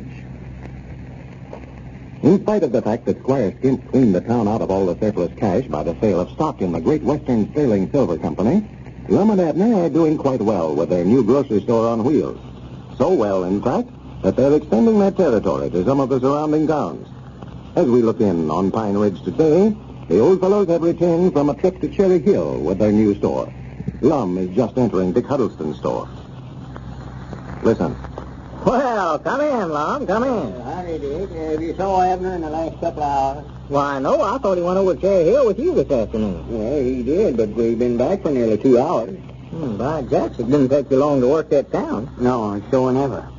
You know, I sent Cedric over Saturday to pass around some handbills announcing we was bringing our store over there today. Yeah, they were expecting you over there, huh? Yeah, must have been. There's a big crowd met us out there at the edge of town, right there by the bridge, just this side the river. The mayor and a bunch of the businessmen. Well, I declare. Kind of a reception committee, huh? Yeah, I reckon that's what you call it. Yeah. They just stopped us there and told us if we wanted to build a store and go in business there in Cherry Hill, they'd be proud to have us. But they wouldn't allow us to come over there and peddle stuff on the street. Oh, you mean that they wouldn't let you go into town with your store? No, sir. Why, they can't do that, Lum. There's no law against you going in there with that rolling store if you want to. Well, I wasn't right sure about the statutes on such as that, so... But I could tell by the way they talked they'd make 'em mad if we went on in anyway, so I never argued with 'em none. I don't like to argue with a man and him packing a gun. Did somebody have a gun? Somebody. They all had 'em. Shotguns and rifles and everything else. Well, I'll declare. That's pretty rough, huh? Well, no, they would have, though, I reckon. They just told us to stop and turn around right there. Said they didn't think it was fair to the businessmen of the town to let outsiders come in that way. They was all paying taxes and keeping up the schools and trying to build up the town. And well, that's right, Lum. You can't blame them for that. Oh, no, I never blame them at all. Fact is, I got out on the porch of the store there and made them a little talk. Told them that I never blamed them one bit. If I was a merchant in Cherry Hill, I'd feel the same way about it myself. Well, that's fine, Lum. I'm glad you did that. I bet you made a lot of friends by it, too. Oh, yeah. It was right smart of hand-slapping when I got done talking. 4 or 5 of them come up and shook hands with me, too. Well, that was the best way to handle it. A lot of fellas, you know, would have tried to argue with them and just cause some trouble. Why, sure. And, too, I got to sizing up that bridge across the river there. We never could have got that store across that bridge, no way. It's too narrow. Well, it didn't hurt anything to stop you then, did it? No. We couldn't have went in anyway, but I never wanted them to know it. They think me and Abner made a big sacrifice the way it stands now. Yeah, sure. Fact is, they thought we were so nice about it, they wanted us to drive the store right on in town and eat dinner with them at the Rotary Club. Well, that was nice. Yeah, but I knowed if we started across the bridge and couldn't make it, it'd just spoil everything, so... there comes Abner out there now, Lum, him and Grandpappy Spears. Yeah. I reckon where he's been. I've called all over town for him. More like I've been down to the blacksmith shop fixing horseshoes about where they've been. No, you weren't there. That's the first place I looked for him. Wasn't nobody over there. Caleb or Cedric, neither one. Moe's Moose Barber Shop was locked up, too. I don't know where everybody's at. I was beginning to think this was some kind of a legal holiday. George Washington's birthday or something like that, till I seen you was open there. Well, no, not that I know of, Lum. Well, come in, gentlemen. Well, howdy, Richard. Howdy. Say, Lum, me and Grandpa wants to speak to you a minute. Private. Private? Yeah, excuse us, Dick. We'll go back here in the feed room if you don't mind. Oh, sure not. Go right ahead, Abner. Yeah, come on, Lum. What are you two up to, anyway? What's all this secret business you're talking about? Well, me and Grandpa is a committee. You're a what? A committee. We was planning a while ago to tell you. Tell me what? What are you talking about? Well, we had a meeting over a while ago, and decided it was... Well, wait a minute. One at a time. Yeah, go ahead and explain it to him, Abner. Well, first, did you know that Squire Skimp is back from Arizona? Squire Skimp? No. When he get back? Why, this morning, I think, or last night, one. Anyway, he's here. And he never sold a mine while he's gone, either. Oh, for goodness sake. No, sir. And the stockholders is pretty mad about it, too. Quick as I found out he never sold it, I just up and called a meeting of all them that bought stock in the mine. That's what he done. Well, I never knowed nothing about no meeting. I know you never, Lum. You're president of the company, and we never wanted none of the officers there. No. Well, wait a minute. You ain't blaming me 'cause Squire never sold a mine, are you? I ain't got no authority in that company, even if I am president. No, but we've had some things to talk over that we just never wanted you to hear. Yeah, that's it, Lum. That's a fine howdy-do. Well, we never meant nothing against you, Lum. Go ahead and tell him what we done at the meeting, Abner. Well, the word got passed around, Lum, that Squire Skimp is fixing to pull out of here. Move to Oklahoma. Right away, too. He's going to leave right out. So the stockholders decided to call a showdown. Yeah, they're pretty mad 'cause we ain't got no dividends. And the way it looks, we ain't never going to get Now, money. let me tell it, Grandpa. Yeah, go ahead. Well, we just figured if Squire moved to Oklahoma, that the mine will be in Arizona, and all the stockholders are here in Pine Ridge, and then the fellas run it, why, he'd be over in Oklahoma, and we never would get no place that way. Oh, no, be so mixed up nobody'd know where nobody was at. Why, so it wouldn't get nothing did. So we just decided at the meeting to see if we couldn't get you to take full charge of things, Lum. Get me? You mean have me run it instead of Squire? Yeah, that's it. You was a unanimous choice, Lum. Yeah, every one of them was for you. See, the stockholders is all mad at Squire. He had a chance to sell it for $1 million, and he wouldn't do that. And now he won't go ahead and dig no silver out of the mine so we can get our money back. So we just decided that anybody we get would be better than him. Yeah, so they picked you, Lum. That's right. Well, I appreciate your honor, gentlemen. It's mighty thought of you to pick me out to run things, but I don't know. Squire was the one that started the mine. It belonged to him at first, and he's good enough to let us all in on it. I just wouldn't feel right hardly crowding him out, taking it over. Now, listen, Lum. You sold a batch of stock around here yourself. And if you don't take charge and try to get folks their money back out of it, why, you're going to lose a terrible lot of friends by it. I'll tell you that right now. Yeah, that's right, Lum. That's all right. They said that you sold it to them, and it's up to you to see that they get a square deal. Yeah, they sure did, Lum. That's just what they said over at the meeting today, every one of them. Well, I sold some of the stock all right, but I never knowed no more about the mine than they did. Squire said there was silver out there, and I just told them what Squire told me. Yeah, well, they ain't holding nothing against you, Lum. They just want you to take charge. They ain't got no confidence in Squire.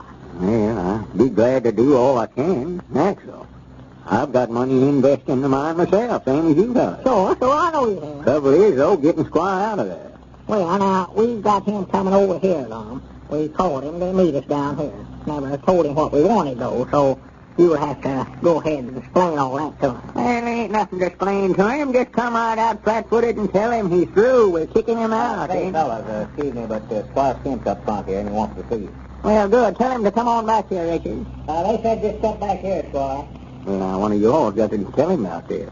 Well, I'll tell him. I ain't afraid of it. Well, good afternoon, gentlemen. Good afternoon. Well, how are you, Squire? Glad to see you. Yes, glad to see you, man, too. And how was your trip, Squire? Oh, just fine, Grandpap, just fine.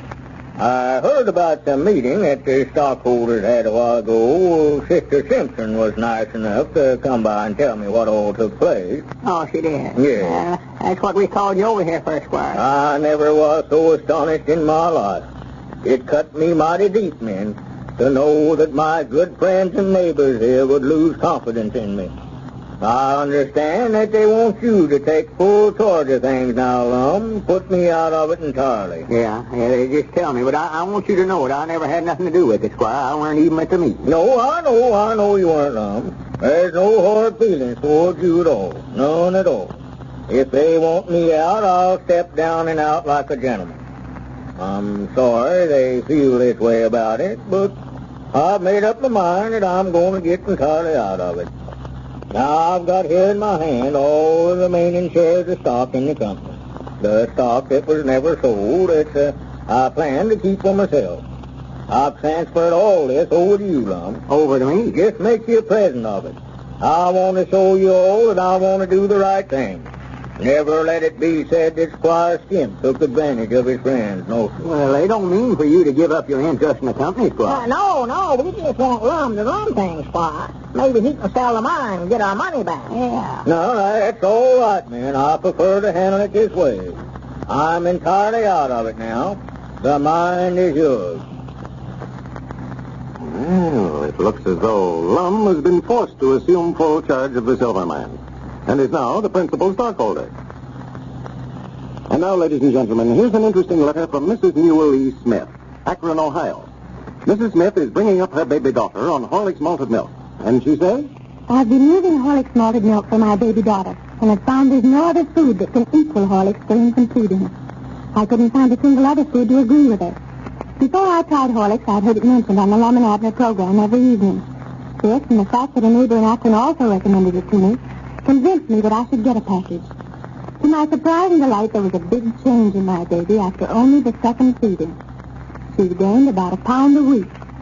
I can surely recommend Horlick's malted milk to mothers who are in doubt about food for their babies. Thank you, and so can we, Mrs. Smith, very sincerely.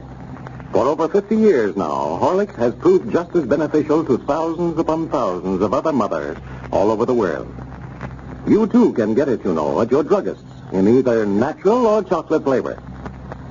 This is Carlton Brickert, speaking for Lum and Abner and Horlicks, who now bid you all goodbye until tomorrow at the same time.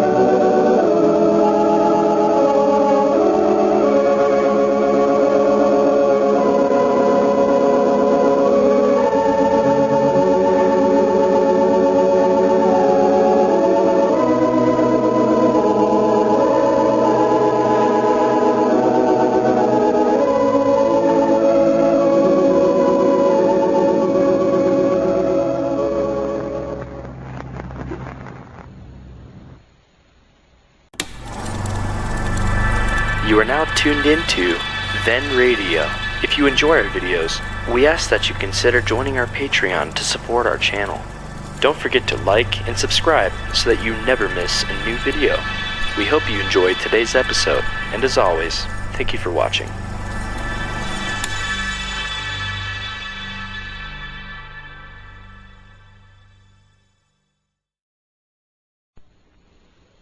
Rested and refreshed next morning after Horlicks, more ready for the coming day. Keep a package at home in either natural or chocolate flavor, and start drinking it tonight. A cool, refreshing summer drink. You'll find a score of other uses for this famous food drink. No home should be without Horlicks. And now, let's see what's happening down in Pine Ridge. Yesterday, the stockholders of the Great Western Sterling Silver Company held a secret meeting and decided to oust Squire Skimp as general manager of the corporation, and prevailed upon Lum to take over the direction of the silver mine. Needless to say, Lum readily accepted the new responsibility, and Squire graciously withdrew in his favor, presenting Lum with his entire holdings in the company, this giving Lum now controlling interest. As we look in on Pine Ridge today, we find Lum over at his home very much impressed with his own importance. There's someone at the door. Listen. Come in, come in. Well, good morning, Abner. Come in. Well, Tom, to goodness. What's wrong with you this morning? What's wrong with me? Yeah, I allowed you sick or something. Me and Cedric's been sitting down there in the store for 2 hours waiting for you to show up so we can start out on the run. Well, I'll be dad blamed. I'd forgot all about the store. Huh? I aimed to call you last night and tell you all to just to go ahead and talk to me today. Go without you. Yeah, I've got so much to do here, Abner. I can't be running around town on that store. Being general manager of this silver mine is going to take up all my time, I'm afraid. Well, now, if you think I'm going to do all the work on that store by myself, you've got another thing coming. Well, you've got Cedric on there to help you. Well, he can't do nothing but drive a truck. He can't wait on a trade or nothing else. Well, maybe we could get Grandpappy Spears to help you. Well, now, that silver mine ain't going to take up all your time long. Ain't nothing to do except try to find somebody to sell it to. Yeah, and what if somebody come in here wanting to buy it? Get the inquiring around about where the president and general manager's at, and somebody tell him he's out riding around town in a peddling wagon. That wouldn't look right. Well, that ain't no peddling wagon. It's a rolling grocery store. You jumped all over as a seafront for calling it that the other day. Well, regardless of what it is, the president of a big sterling silver mine can't be going around weighing up potatoes and such as that. It ain't becoming. Well, we get through by noon every day. You'll have all afternoon to see after the mining business, Lum. Well, the trouble is I've got to have a place where I can sit down and figure things out. Study up some ideas on how I can put this mine back on a paying base. Well, can't you study there on the store while we're riding around? Oh, I'm feared that wouldn't work out, Abner. I've got to have a place where I won't be interrupted. I'd about get a big idea while we was riding along, and the truck hit a big bump and bump it right out of my head. Well, we'll just tell Cedric to drive carefuler from here out so as not to bounce no ideas out of your head. Yeah, but even at that, we're stopped even. I might be having $1 million idea in my head, and somebody come in and want a dime's worth of cheese. Then all I could think about would be cheese. Just look what we'd lose. That ain't fair to the stockholders. Well, it ain't fair to me to expect me to do all the work in the store, neither. Well, that ain't my fault. You're the one that egged me into taking over the management of the silver mine and kicking Squire Skimp out. You and Grandpappy Spears come over there yesterday and said the stockholders wanted me to take charge of it. Yeah, but I never knowed you was going to use that for an excuse to get out of work on the store. I told you I'd get Grandpappy Spears to help you. Well, who's going to pay him all? Who's going... Yeah, that's right, ain't it? If we pay him out of the profits of the store, why, I'll be doing my half of the work and paying for half of what you're supposed to be doing, too. Yeah, that wouldn't be fair. I can see that. Well, of course not. Of course, I might could get the stockholders in the silver mine to pay his wages while I'm devoting my time to the interest of the mine. Well, I don't know whether they will or not, so long. Well, I've got to call a meeting of the stockholders anyway. Talk to them about buying me some office furniture and stationaries and one thing and another. Well, now, you're just wasting your time. I can tell you that right now, Lum. They all have invested all the money in this silver mine that they're going to. Oh, I won't have no trouble putting a deal over. Don't you worry about that. Yeah, you just ain't talked to them. Well, see, when Squire turned all that stock of his over to me yesterday and put it in my name, I've got 57% of the stock in my name now. That gives me the control and interest. Whatever I say goes from here out. Well, how would they pay for it? We ain't got no treasury to take it out of. Squire took what money there was in the company when he got out. Yeah, you just let the stockholders pay according to the amount of stock they own. Maybe 10 cents a share or something like that. That's the way I aim to get them to pay my salary, too. Your salary? Yeah, I thought I'd put myself on a salary for being president and general manager. Both of them officers together ought to have a salary. For goodness sake. Wait a minute, though. I guess that ain't going to work. Huh? Of course not. What's the matter? If we all pay according to how much stock we own, I'll be paying 57% of my own salary. And I'm going to have to study up some other... Well, what we've got to study up now is some way to get that store started today. You ain't going to work. I've got to get somebody else to help me. We can't wait till you have a meeting of the stockholders to find out if you can hire Grandpap or not. Reckon we could get Grandpap to work for us and just sort of trade it out, take his wages in groceries. Wouldn't cost us nothing that way. Well, I don't care how you do it, just so I don't have to pay half of it. That's all I'm worrying about. Leave, I'll call Grandpap and ask him. No, wait a minute now. Wait a minute, though. That ain't right, Lum. No. If he takes it out and groceries out of the store, well, I'll still be paying him half. If we give him at the grocery. Well, half the groceries is mine, too. Oh, yeah, I see what you mean now. I'll tell you. Just pay him out of my half of the groceries. Trouble is, old Lum, we don't know which half is yours and which half is mine. Yeah, that's right. There ought to be some way to handle that, though. I've got so much silver on my mind, I can't half think on it. That's the trouble with trying to help a feller like Granddad. Hard to deal with.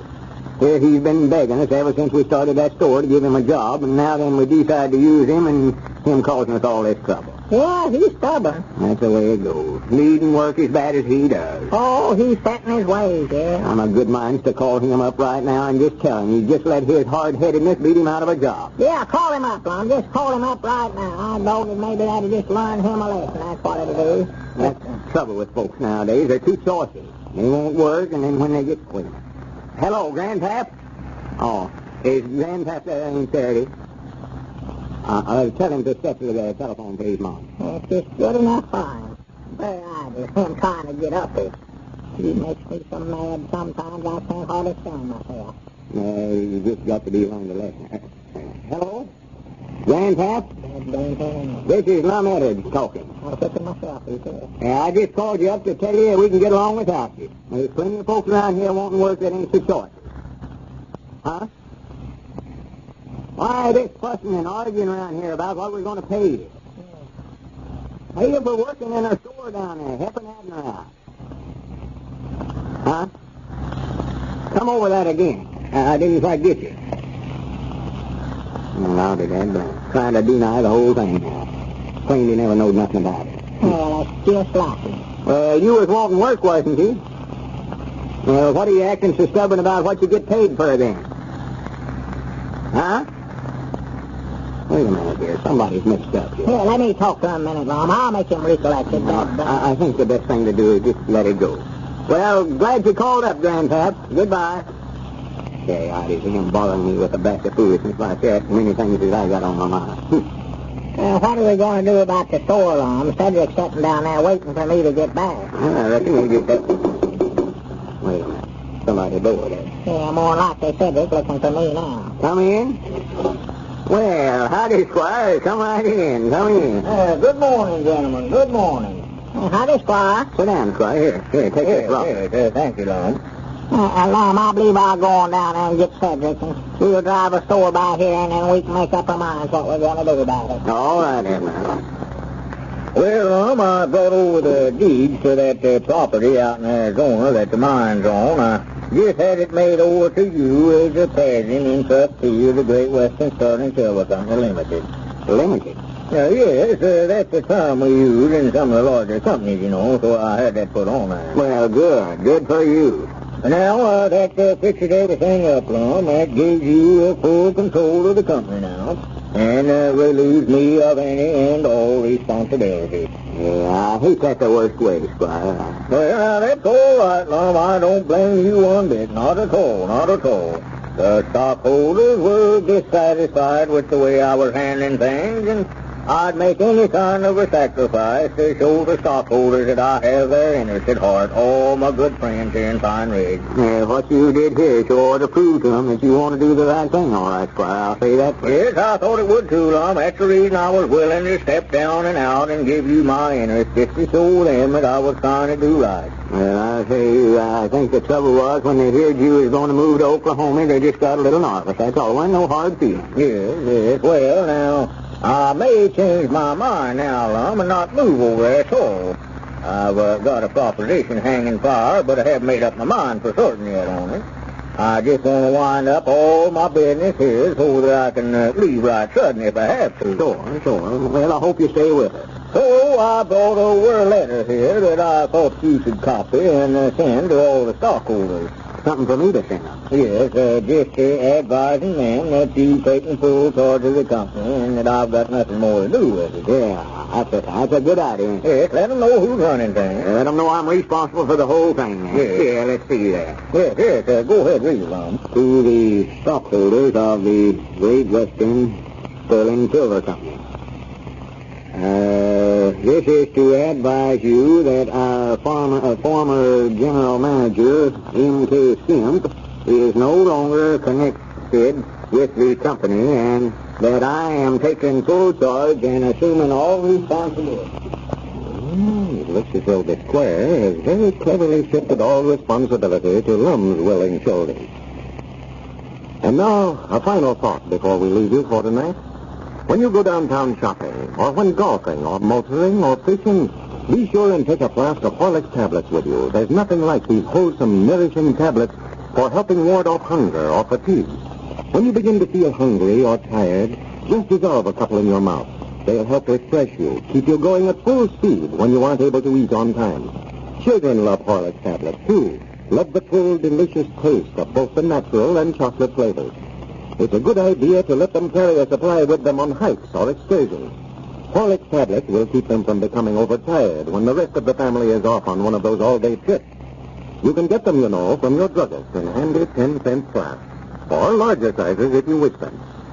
This is Carlton Bricker, speaking for Lum and Abner and the Horlicks, who now bid you all goodbye until tomorrow at the same time.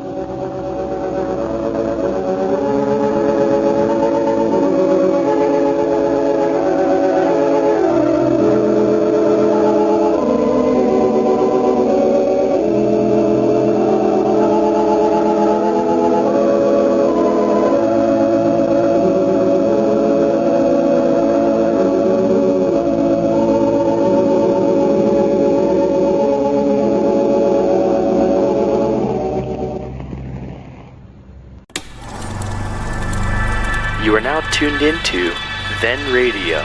If you enjoy our videos, we ask that you consider joining our Patreon to support our channel. Don't forget to like and subscribe so that you never miss a new video. We hope you enjoyed today's episode, and as always, thank you for watching.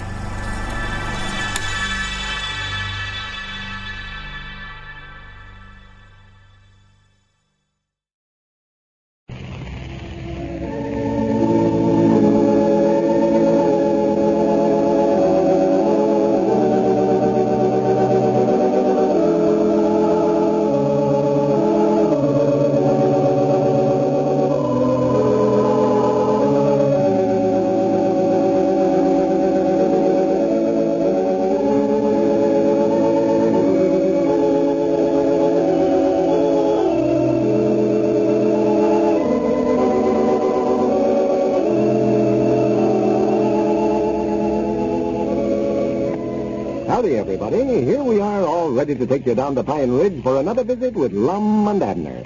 Brought to you by the makers of Horlicks, the original malted milk. Recent tests have shown Horlicks to be of considerable value in a weight control plan. The Horlick plan that was shown is a simple, safe, effective way of controlling the weight. In 3 weeks, women using the plan lost on an average nearly 4 pounds each, safely and without discomfort. If you're overweight, you'll be interested to hear how this plan works. It consists simply of substituting a cool, refreshing glass full of Horlicks for your regular noontime luncheon. Horlicks is without the excess calories of a heavier meal, and excess calories are a major cause of excess weight. In addition, Horlicks is a well-balanced food, containing the elements essential for proper nourishment and sustenance. That's why Horlicks is very safe and certain. It doesn't let you down, as do radical reducing plans. All you need is a package of Horlicks. It is not necessary to add milk unless desired. You can get Horlicks at your druggist in either natural or chocolate flavor. And now, let's see what's happening down in Pine Ridge. The stockholders of the Great Western Sterling Silver Company became dissatisfied with the way Squire Skimp has been managing the mine, and decided to oust him from office, and had asked Lum to take over the office of general manager. Today, Lum called a meeting of the stockholders and asked them to pay him a salary to look after their interests, and also to pay for a helper for Abner on their new rolling store, so that he might devote all his time to the silver mine. As we look in on Lum's house today, he and Abner have just returned from the stockholders' meeting. Listen. Well, you can't blame my stockholders, Lum. They ain't got no money to be spending on you, fixing up an office and paying you a salary for being a president. Yeah, but they wouldn't even pay Grandpap's salary to work in the store in my place while I'm devoting all my time to the silver mine. Undoubtedly, they don't expect me to stand all the expense out of my own pocket. Well, I still don't see why you can't work in the store and look after the mine both. You've got plenty of time. Yeah, I've got plenty of time, all right, but that ain't it. It just don't look right for a president and general manager of a big silver mining company to be riding around town in a traveling store, weighing up a dime's worth of this and a nickel's worth of that. Well, now, if you want to hire Grandpap to work in your place, it's all right with me, Lum. But I know I ain't going to do all the work myself just 'cause you're a manager of the mine now. That's the stingiest bunch of stockholders I ever had dealings with. Even offered to work for $40 a month, and they wouldn't pay me that even. I ought to just quit. Resign myself. That's what I ought to do. Well, now, there's plenty of them that'll look after it for nothing if you don't want to. Be glad of the honor. I said I ought to quit. I never said I was going to. Yeah, well, you heard Killer Weehunt get up there at the meeting and say if you didn't want it, that he'd do it for nothing. Yeah, I heard him say that. He embarrassed me, too. He'd be a fine one to be at the head of a big company like that. He don't know Quicksilver from sterling silver. That'd be a fine howdy-do. Some big millionaire mine operator like that Mr. Worthington come in here to try to buy the mine from us and have to go over there to the blacksmith shop to talk to our general manager. Yeah, I reckon it would be pretty noisy trying to talk business over there and somebody beating on that anvil all the time. Well, not only that, it's just the ideas of it. It wouldn't look right. Wouldn't. The president of our company standing there shoeing a mule and talking about $1 million deal all at the same time. Well, I don't see nothing wrong with that. Why, they'd get the idea in their head they could buy it at any old price. See Caleb standing there in that old leather apron and holding our mule's foot in one hand. They'd figure he's so hard up for money he'd take mine to any price they'd offer him for it. Well, I expect he would, too. The way them stockholders talk, they'd love to get anything they could out of it. Yeah, there ain't no use for 'em to be nervous now, though, with me looking after things. Granny's, I'll make 'em all rich. I'm going to try to sell the mine first, and if I can't sell it, I'm going to start digging that silver out of there. That's your time. That's one reason I want to get myself an office fixed up. Get someplace where I can concentrate. Study these big problems over careful. Well, now, if you're going to have to work in the store, well, you wouldn't have no time to spend in the office if you had one long. Yeah, that's the trouble. I wish I'd have been twins like all them Down children. Quartets or whatever they are.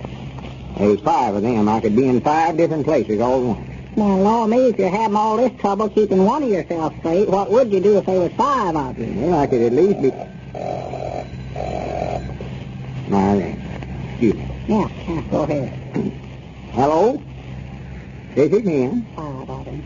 Who? That'd be 2 for. Oh, how are you, Miss Phillips? 4 too many here, that's all it is. Mom? Why, we ain't started out with the store yet today. We had a meeting of the stockholders of the silver mine this morning, and we more than likely won't start out now until after dinner sometime. First time I was here to 5 p.m. Yes, Mom. Why, we ought to be by your house about 3 o'clock, I reckon. Yes, Mom. All right, Miss Phillips. Not at all, not at all. Goodbye. You want to be showing stock there at Luther Phillips' place this afternoon, Abner? Yeah, well, I'm just afraid we're going to lose all our business, Mom, if we don't take to running that store regular. I know there's bound to be lots of people depending on us to get stuff for dinner today, and we never showed up. Yeah, we ought to been out this morning. Sure. But again, we get this thing all straightened out. We can run it on a regular schedule every day. Well, now, you just got to make up your mind which one you're going to do. You're going to spend all your time looking after the silver mine? Well, get somebody to help me in the store. Well, all right. I'll call up Grandpappy Spears and get him over here and see if I can make some kind of a deal with him. I don't see how in the world I can afford to pay him, though. Well, Lord me, Lum, we've lost enough business in the last 2 days by not having our store running until I paid him for a month, now. I guess that's right. Why, sure it is. Trouble of it is, though, it's going to be hard for a man like him to ever fill my shoes. Oh, well, I think he'll have his own shoes on. I don't think you need to worry about that. Well, I don't mean sure enough wear my shoes, Abner. I'm talking about filling them. Well, what do you want him to fill your shoes for? Well, he'll have to if he takes my place there on the truck, if he goes to work for us. Well, now, there'll be plenty for him to do, Lum, without fooling around with your shoes. I don't see no sense in it, no way. For goodness sake, Abner, that's just an expression. I mean... I don't care what it is. You can keep your shoes here at home where they belong. In the first place, we ain't got room on the truck. Just let it go, Abner. Let it go. Just hush up about it. You get something in your head and you can't explain nothing to you. This time it's shoes. Shoes in my head? There ain't nothing up there. Now, if you hush up about it, I'll call him up and get this hard help in the store settled right now. Well, go ahead, call him. But now, if he goes to work on that store, he's got to have an understanding with himself, and I'm the boss. What I say, go. That's what I want understood with him. You and him can settle that twist yourself. I'd end up in a big argument. You two ain't arguing about who's the boss. You're playing checkers, and I don't know which is the word. Wait. Hello? Grandpap? I ain't gonna argue. Why, this is Lum. Yeah, you know, I was talking to you just about going to work for us on the new store on wheels. Yeah, well, I had myself sort of mixed up, I think. Me or you one did. Yeah, why, how much would you have to go to work for us? Just tell him what you do. I mean, we can't pay very much on account of the store just starting out and all. Well, could you take, say, half of that out in trade, groceries? Yeah, groceries out of the store. See, I'm having to pay this whole salary myself. Stockholders wouldn't help none on it, you know that. Yeah, I know you voted for it. I think me and you was the only ones that did, though. Yeah, tell him he'll have to furnish his own shoes, too, Lum. Well, couldn't you take part of it out in groceries? Well, I guess we'll just have to go ahead and hire you then. Better get yourself ready to start out this afternoon then, Grandpa. Yeah, Abner will come by there for you, and you can just get on the store there at your place. All right, Grandpa. Goodbye. Well, I don't know where the money's coming from to pay him with, but you've got a helper now anyway. Think he's going to do it, huh? Well, but he wants it all in cash. Wouldn't agree to trade it out. Might have known he'd act stubborn about it. Yeah, well, of course, he'll buy a little stuff along run, sort of like Cedric does, you know. Yeah, if we can get him to buy as much as Cedric does, we'll have to raise his wages to break even.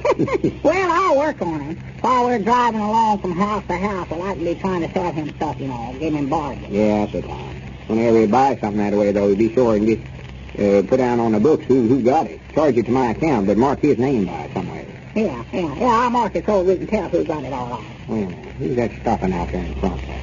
Huh? Well, I don't know. He's getting out. Stranger to me. Wait, let me go to the door there and see what it is. Yeah, might be some of your relations come to see you. Well, how do you do, sir? Hey, how you doing? Highway 88 from here. Highway 88. That's the main highway, ain't it, there? Yeah, that's the one in the county seat, yeah. Yeah. Why, just follow this road on down to the main part of town there and turn to your right after that Dick Huddleston store. That'll take you on into Mina. Not at all, not at all. Just keep the main travel road. Granny, that's a neat contraption you've got there, ain't it? Yeah, what is that, a house he's got hooked on behind his car there? Yeah, that's what they call a trailer. House trailer. He lives right in that thing. Well, I do know. What will they think up next? Yeah, that's the old covered wagon brung up to date, I could say. Well, sir, now, that's something I'd love to have. Just travel around over the country and take your house right with you. Yeah, look how nice that thing runs along pulling off there. Yes, Look sir. there, you got window curtains on it and everything. Yes, sir, if I had that thing. Wait a minute. Hey, shut now. Be quiet a minute. Huh? Don't say nothing, just be quiet. I believe I'm getting eyed. What's the matter? Yes, sir, Granny. That's just what I've been looking for. It's the very thing. What? What are you talking about? That trailer there. If I had one of them things, I could hook it right on behind our rolling store and use it for my office for the silver mine. That way I won't need Grandpappy Steers. I can work in the store and have my office right along with me at the same time. Why, sure you could, huh? That's why I'm going right down now and see if Caleb Weehunt can't give me one of them things. Why, sure. You've heard about these railroad presidents having their private cars. Granny, there ain't no reason why the president of a silver mining company can't have a traveling office to travel into. Call up Grandpappy Steers, Abner, and tell him we'll... If Lum keeps on, he'll have half the business section of Pine Ridge on wheels. Ladies and gentlemen, don't forget that Horlicks makes an ideal hot weather lunch. Just how bad a heavy lunch is for you was well explained in a recent newspaper article entitled, How That Large Lunch Affects You. It said, when that tired and lazy feeling comes after you've had a big noonday lunch, it's brain anemia, according to an eminent psychologist at Colgate University. In tests in the university's laboratory, a direct relation was found between heavy meals and the familiar after-luncheon lethargy. There's no doubt about it, the psychologist said. After a light lunch, the subject's mind works with 6% more speed and 25% more accuracy than after larger meals. There were nearly 70% fewer lapses in attention after the light dairy lunch. Well, that's certainly something to remember, isn't it? For lunch tomorrow, drink a cool, refreshing glass full of Horlicks and see if you don't feel more alert, more on the job all afternoon. Horlicks can be prepared in a minute, you know, simply by adding the powder to water or milk and mixing thoroughly. You can get Horlicks from your druggist in either natural or chocolate flavor. This is Carlton Bridger, speaking for Lum and Abner and Horlicks. We now bid you all goodbye until tomorrow at the same time.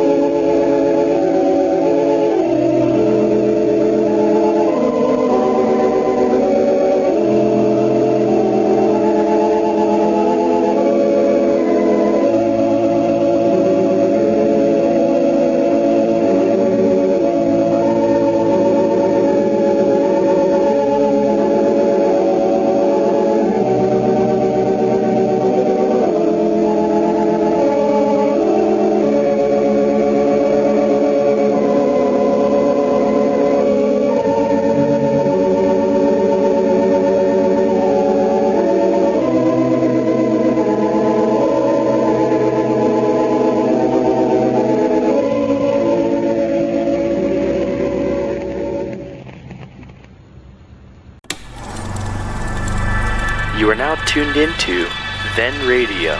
If you enjoy our videos, we ask that you consider joining our Patreon to support our channel. Don't forget to like and subscribe so that you never miss a new video. We hope you enjoyed today's episode, and as always, thank you for watching.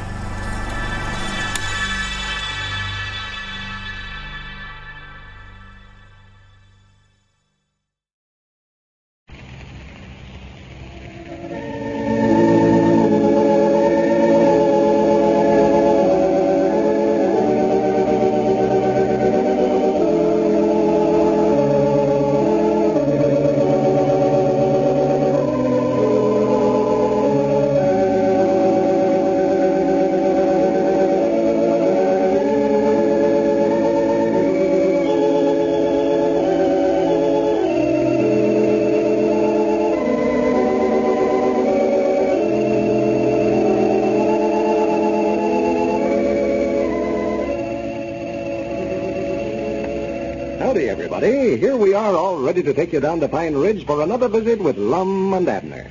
Brought to you by the makers of Horlicks, the original malted milk. First, a word to our traveling friends. Wherever you plan to go this summer, don't forget that travelers the world over have always relied on Horlicks on their journeying. For 50 years, travelers by land and sea have found Horlicks excellent for travel sickness. Because of its remarkable digestibility, Horlicks can be kept upon the stomach often where no other form of nourishment can be retained. For flying, too, Horlicks has been found to be extremely beneficial.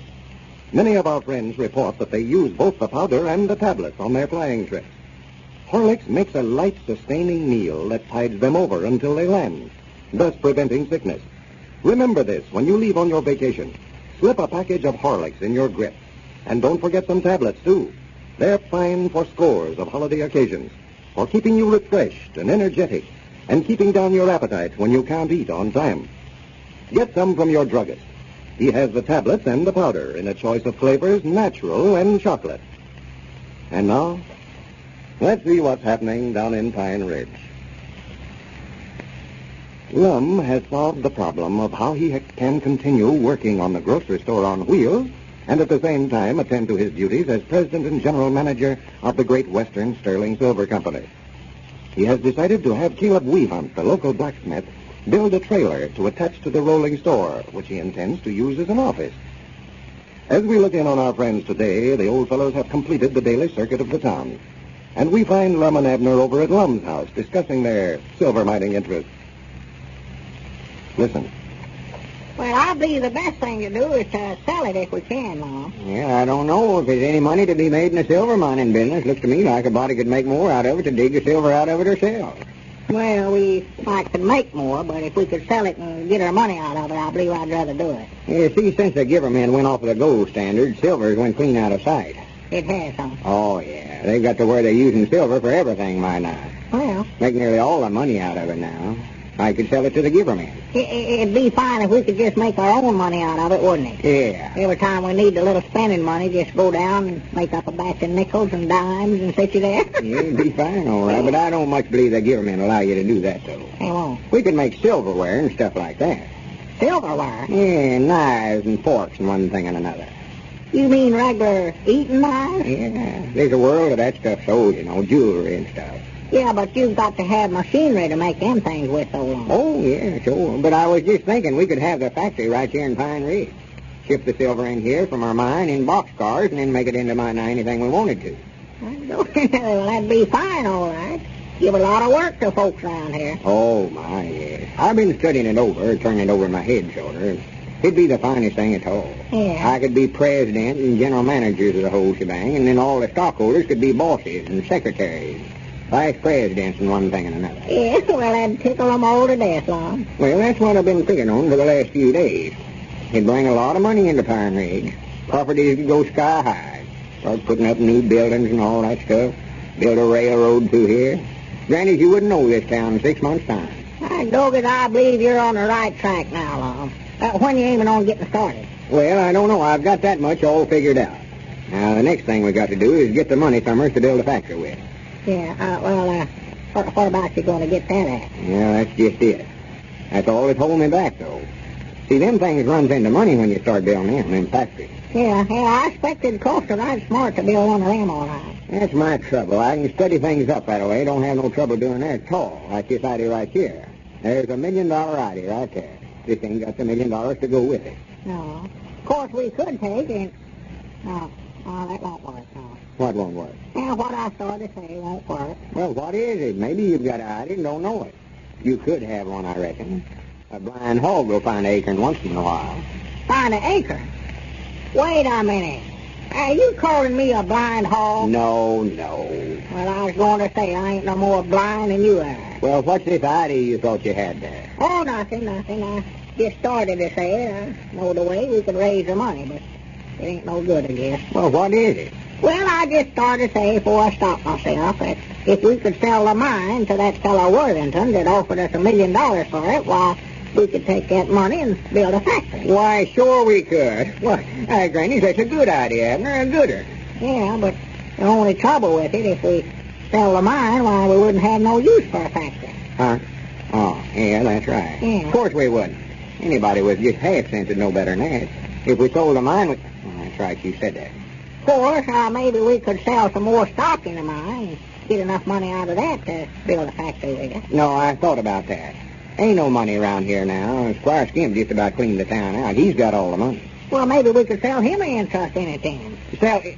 Why, he just gave me his interest the other day. He made me a present of it. What would he want to be buying it back for? Well, I don't know. It does look like a foolish thing for him to do, don't it? Why, sure. He wouldn't want to give something away and then buy it back. Well, I know. I don't know what he's thinking about. That's the foolishest thing I ever heard of. If I'd have wanted it, why, I'd have kept it in the first place. Nobody asked him Well, to give he it. ain't trying to buy it back. Huh? Oh, no, of course not. What's the matter with him, anyway? I was just thinking, Abner, if that feller Worthington had come in here trying to buy it a while back wants it so bad, I might could sell him part of that 57% that I got now. Yeah, you might could, yeah. He offered us $1 million for the whole mine, you know. Yeah. I could sell him a fourth interest for $250,000.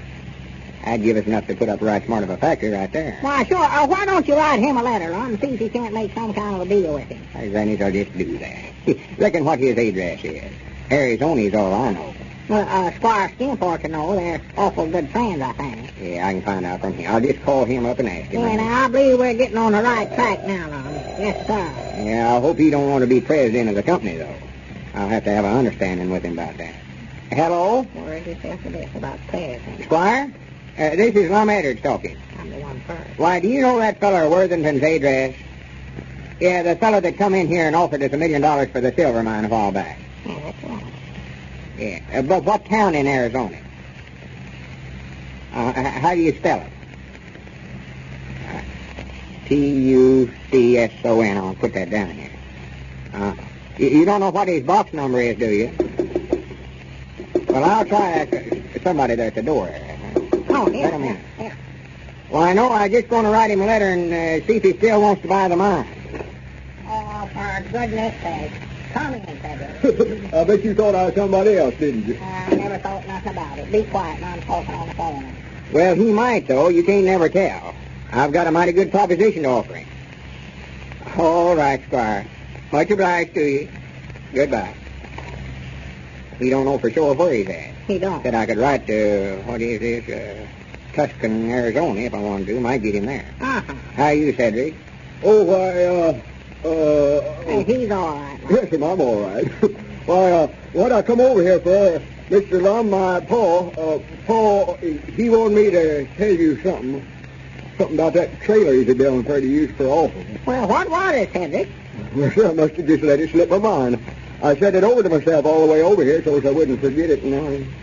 Well, sit down over there, Cedric. Maybe it'll come to you directly. Yeah, I know I can think of it if I can recollect what it is. Well, now, just be right quiet for a few minutes. Try to get your mind to work. Well, there's somebody else at the door. Come in. Well, come in, Dick. Yeah, howdy, Dick. Well, what's going on here anyway? It's a meeting of the ladies, eh? No. Sit down, Dick. Sit down. No, I haven't got but a minute, Lum. I just run over to show you a letter I got a while ago. A letter? Yeah, you know, I wrote to the... Mr. Lum, I expect I better go on back over to the blacksmith shop and see if Paul recollects what he told me to tell you. I don't believe I'll ever think of it by myself. All right, Cedric. Go ahead, Dick. Well, you know that fellow Worthington that came in here a while back? Yeah. Shut the door, Cedric. Well, he must have been raised in a barn. And what, Dick? Well, you know, he claimed that he was from Arizona, and I couldn't understand what he was doing with Oklahoma license plates on his car. So I wrote the Oklahoma Highway Department and found out that the license were issued to another fellow in Tulsa, Oklahoma. Yeah, I recollect you telling me about that a while back. Well, I still wasn't satisfied. You know, I told you that I believe that fellow Worthington was a fake, offering you $1 million for that silver mine. Well, sir, that's a funny thing. We were just talking about him not 5 minutes ago, and I said them very same words. Well, I wrote another letter to the police department in Tulsa, and, well, here, I want to show you. Here's what I got back from them. This is from the police department, huh? Yeah, go ahead and read it. Dear Mr. Huddleston, we have your letter of recent date inquiring about a J.P. Worthington. Our record... Maybe you better read that, Dick. My eyes are sort of bad today. Oh, well, yeah, that's... Right there's where I left it. Our records disclose that this is an alias used by Gabby Gandell, internationally known con man and stock swindler. This person operates under several different aliases, and if you have any knowledge of his whereabouts, please notify this department at once. He is being sought for a violation of the Blue Sky Law in connection with the promotion of a fraudulent mining venture in Arizona. A reward has been posted for information leading to his arrest. Yours truly, James C. Murphy, Chief of Detectives, Tulsa, Oklahoma. Well, I'll be dead blamed. Well, that definitely eliminates Mr. J.P. Worthington as a prospective buyer for the silver mines. Before we leave you, I have a message here that every mother listening in should hear. It's about Horlicks as approved food for infants and nursing mothers. For 50 years, Horlicks has been rearing infants successfully all over the world. Rich in calcium, phosphorus, and essential elements for proper development of bone and tooth structure, it has been found useful for infant feeding by medical and child feeding authorities. Horlicks is especially suitable as a baby food because of its extreme digestibility. The rich, full cream milk has been modified with the soluble extract of the choicest malted grains. Hence, it can be more readily, more safely handled by the delicate stomach. Because it is so rich in nourishment, Horlicks is also recommended as a fine food drink for the nursing mother. This is Carlton Brickert, speaking for Lum and Abner and Horlicks. We now bid you all goodbye until tomorrow at the same time.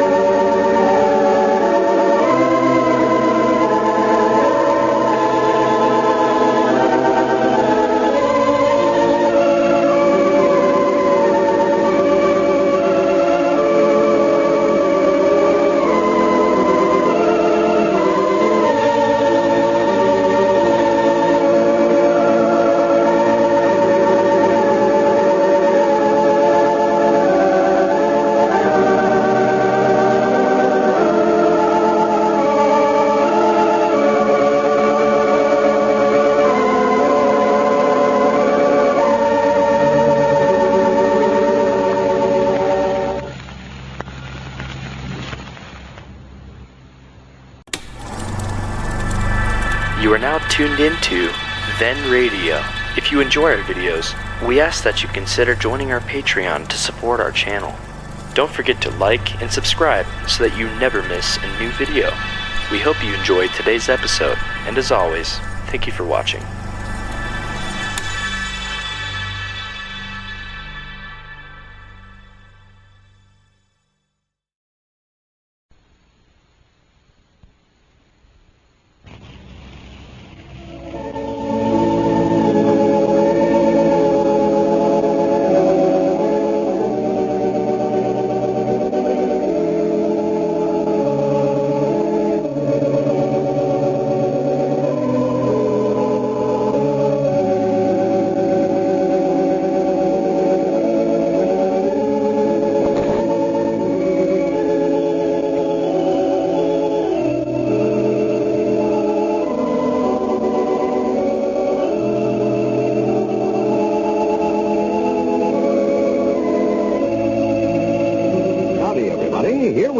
Ready to take you down to Pine Ridge for another visit with Lum and Abner. Brought to you by the makers of Horlicks, the original malted milk. First, though, I'd like to remind all the mothers who listen to Lum and Abner that Horlicks has been acknowledged as the leading infant food for more than 50 years. Medical and child feeding authorities have always recommended Horlicks because it is so extremely easy to digest. And in addition, it's an exceptionally good source of vitamins and of calcium and phosphorus. It is made by the special Horlick process from only full cream milk, modified with the soluble extract of the choicest malted grains. This ensures easier, much safer handling by the tiny infant stomach. So if you want a safe, easily digested, nourishing infant food that builds strong bodies and firm, strong bones and teeth, insist on the Horlicks, the original. You can get it, you know, at any drugstore. And now, let's see what's happening down in Pine Ridge.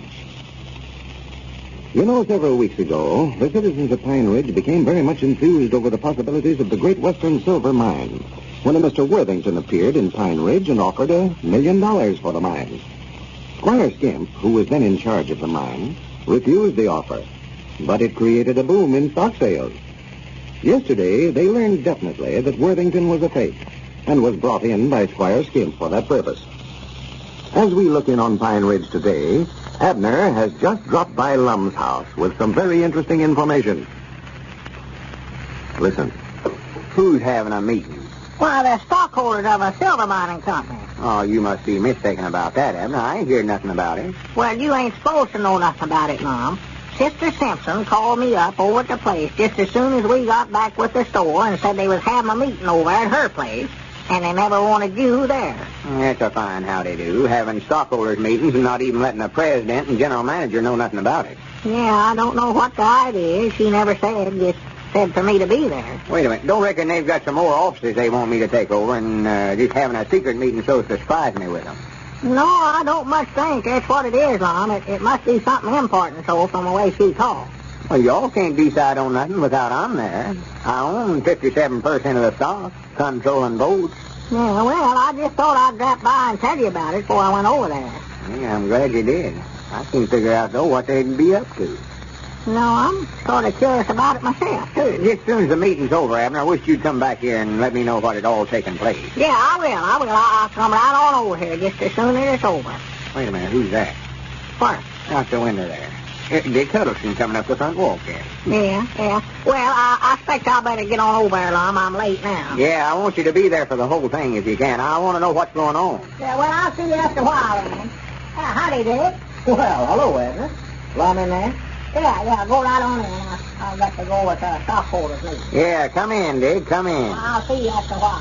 How are you, Dick? Well, all right, Mom. I just came over to tell you that, well, I guess you knew about the stockholders meeting, though, didn't you? Yeah, Abner was just now telling me about it. Granny, I don't understand it hardly neither.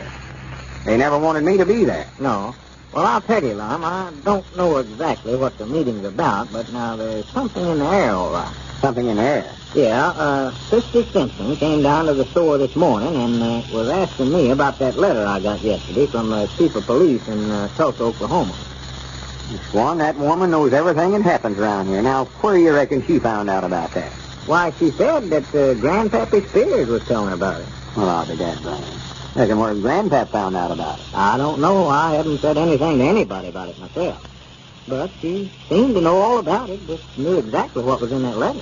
Undoubtedly, they ain't having no meeting about the letter, are they? Well, it finally dawned on her, Lum, that fellow Worthington was a crook. She had it pretty well figured out, all right. Said she believed that Squire Skimp just had him come in here and offer the stockholders $1 million for the silver mine just to get all the stockholders enthused over the mine so that they'd buy more stock. Well, ain't no doubt, but that's what Squire brung him in here for. But that ain't no reason to have a secret meeting and not let me know nothing about it. I'd have got up in the meeting and said the same thing about it myself. Yeah, well, I didn't understand why they didn't ask you to meet myself, Lum. Well, that's twice they've held these meetings and not asked me to them, and I don't like it a bit, neither. I ought to just go over there right now and bust right in the middle of the meeting. Grannies about you, they'd look cheap if I was to walk in the room. No, I don't believe I'd do that, Lum. No, I say I ought to. I ain't going to, of course. They can't vote on nothing while I ain't there, no way. I got to have a meeting by myself and decide more than they can. I own 57% of the stock, you know. Yeah, well, 57 votes gives you a majority, all right. I think the whole trouble is some of them is jealous because Squire give me all that stock he had, and they had to buy theirs. Yeah, well, there's a lot of them have put up every cent they could rake and scrape in it, Lum, and you can't blame them. There's somebody there at the door. Excuse me. Maybe they've come over asking for the meeting. Well, howdy, Cedric. Howdy, Mr. Lum. Come in. Thank you, sir. Hello, Cedric. Well, howdy, Mr. Dick. What's the matter if you're not over at the stockholders meeting, Cedric? Wasn't you invited neither, Cedric? Yes, Mom. Sister Simpson come by the blacksmith shop and told me and Paul they was going to have one, but I never went. You don't know what the meeting was for, do you, Cedric? No, Mom, she never said. Just said it was something important, though. But I don't care nothing about them meetings. Just sit there and listen to a lot of folks get up on their feet and make speeches. And they always use a batch of big words. I don't know what they're all talking about half the time. I always get sleepy. Yeah, a heap of folks think you got to put on a batch of airs when you do out loud talking. Yeah, I'll be glad when the meeting's over and Paul gets back. I've been down there working on that trailer of yours, but I run out of something to do till he tells me what he wants did next. Trailer?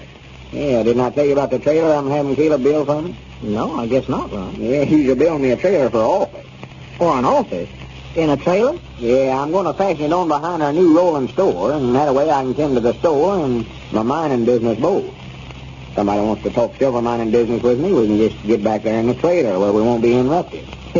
Abner and Cedric here can just go right ahead with the store, driving from place to place. No, I hadn't heard about that. You'll have so much passing on behind that car that it never will pull it, Lum. No, I think it'll handle it all right. It's the only way I could think of to handle both businesses once without hiring somebody to help me. Yeah. Well, I'll have to go by there and see it. You say it's over at the blacksmith shop? Yeah, Caleb's got it might not done, I reckon, ain't he, Cedric? Yes, Mom. He said we ought to have it finished by tomorrow. Well, I think I'll just stop in there and look at it on my way back. Well, don't rush off, Dig. Sit down. No, I've got to be getting back, Lum. Well, I'm proud you come over. Yeah, well, I just wondered if you knew about that meeting. Yeah, much obliged anyway. Come back again. Yeah, I will, Lum. So long. So long. Didn't you know nothing about him going to have a meeting, Mr. Lum?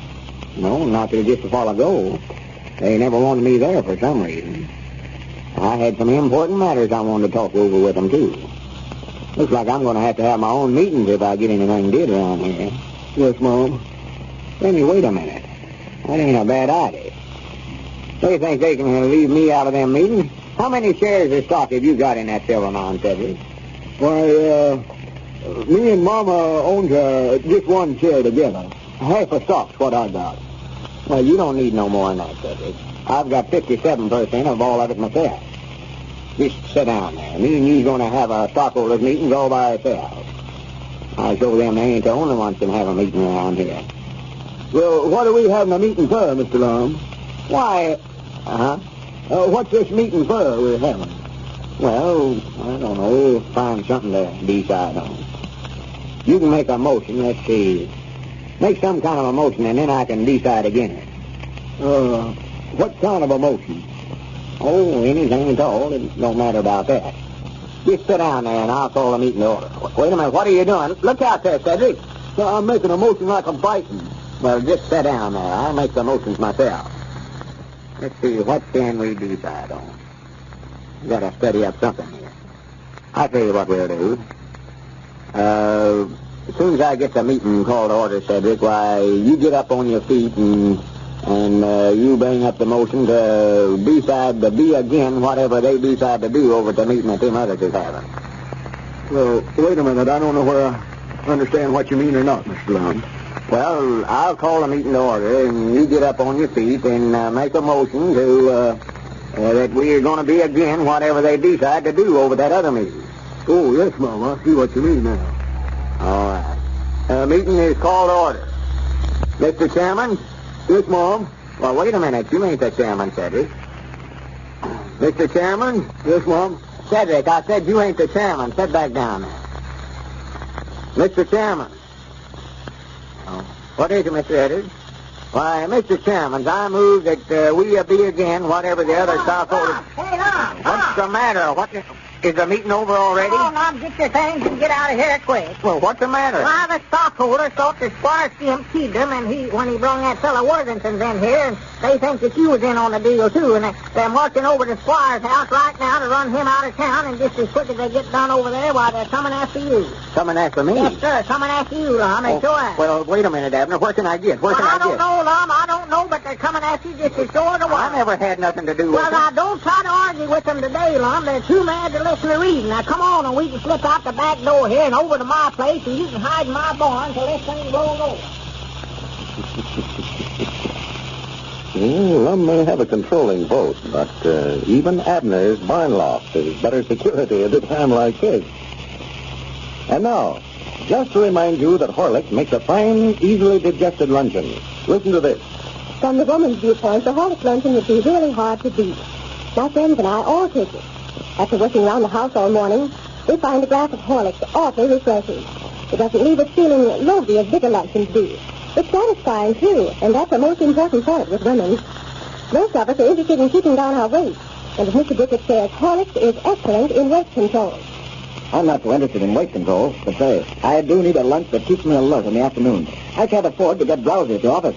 That's what interested me in Horlicks. I've heard it said that Horlicks makes a light, easily digested luncheon. And that's just what I was looking for. Something that would satisfy me without giving me a heavy, drowsy feeling later on. Everyone in offices and factories should know about Horlicks.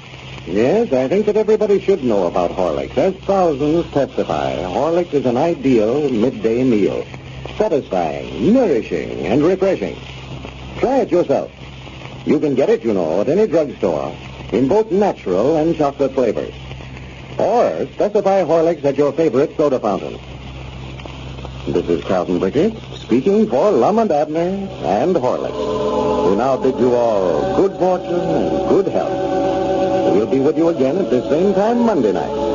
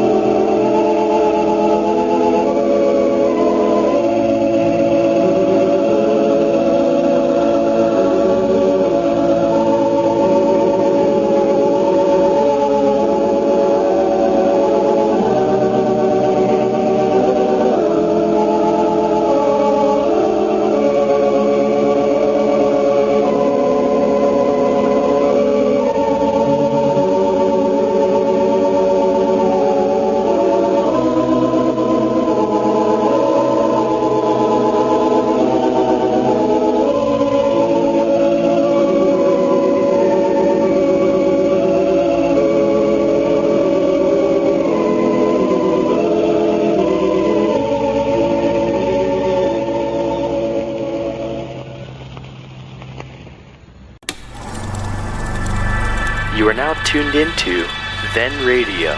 If you enjoy our videos, we ask that you consider joining our Patreon to support our channel. Don't forget to like and subscribe so that you never miss a new video. We hope you enjoyed today's episode, and as always, thank you for watching.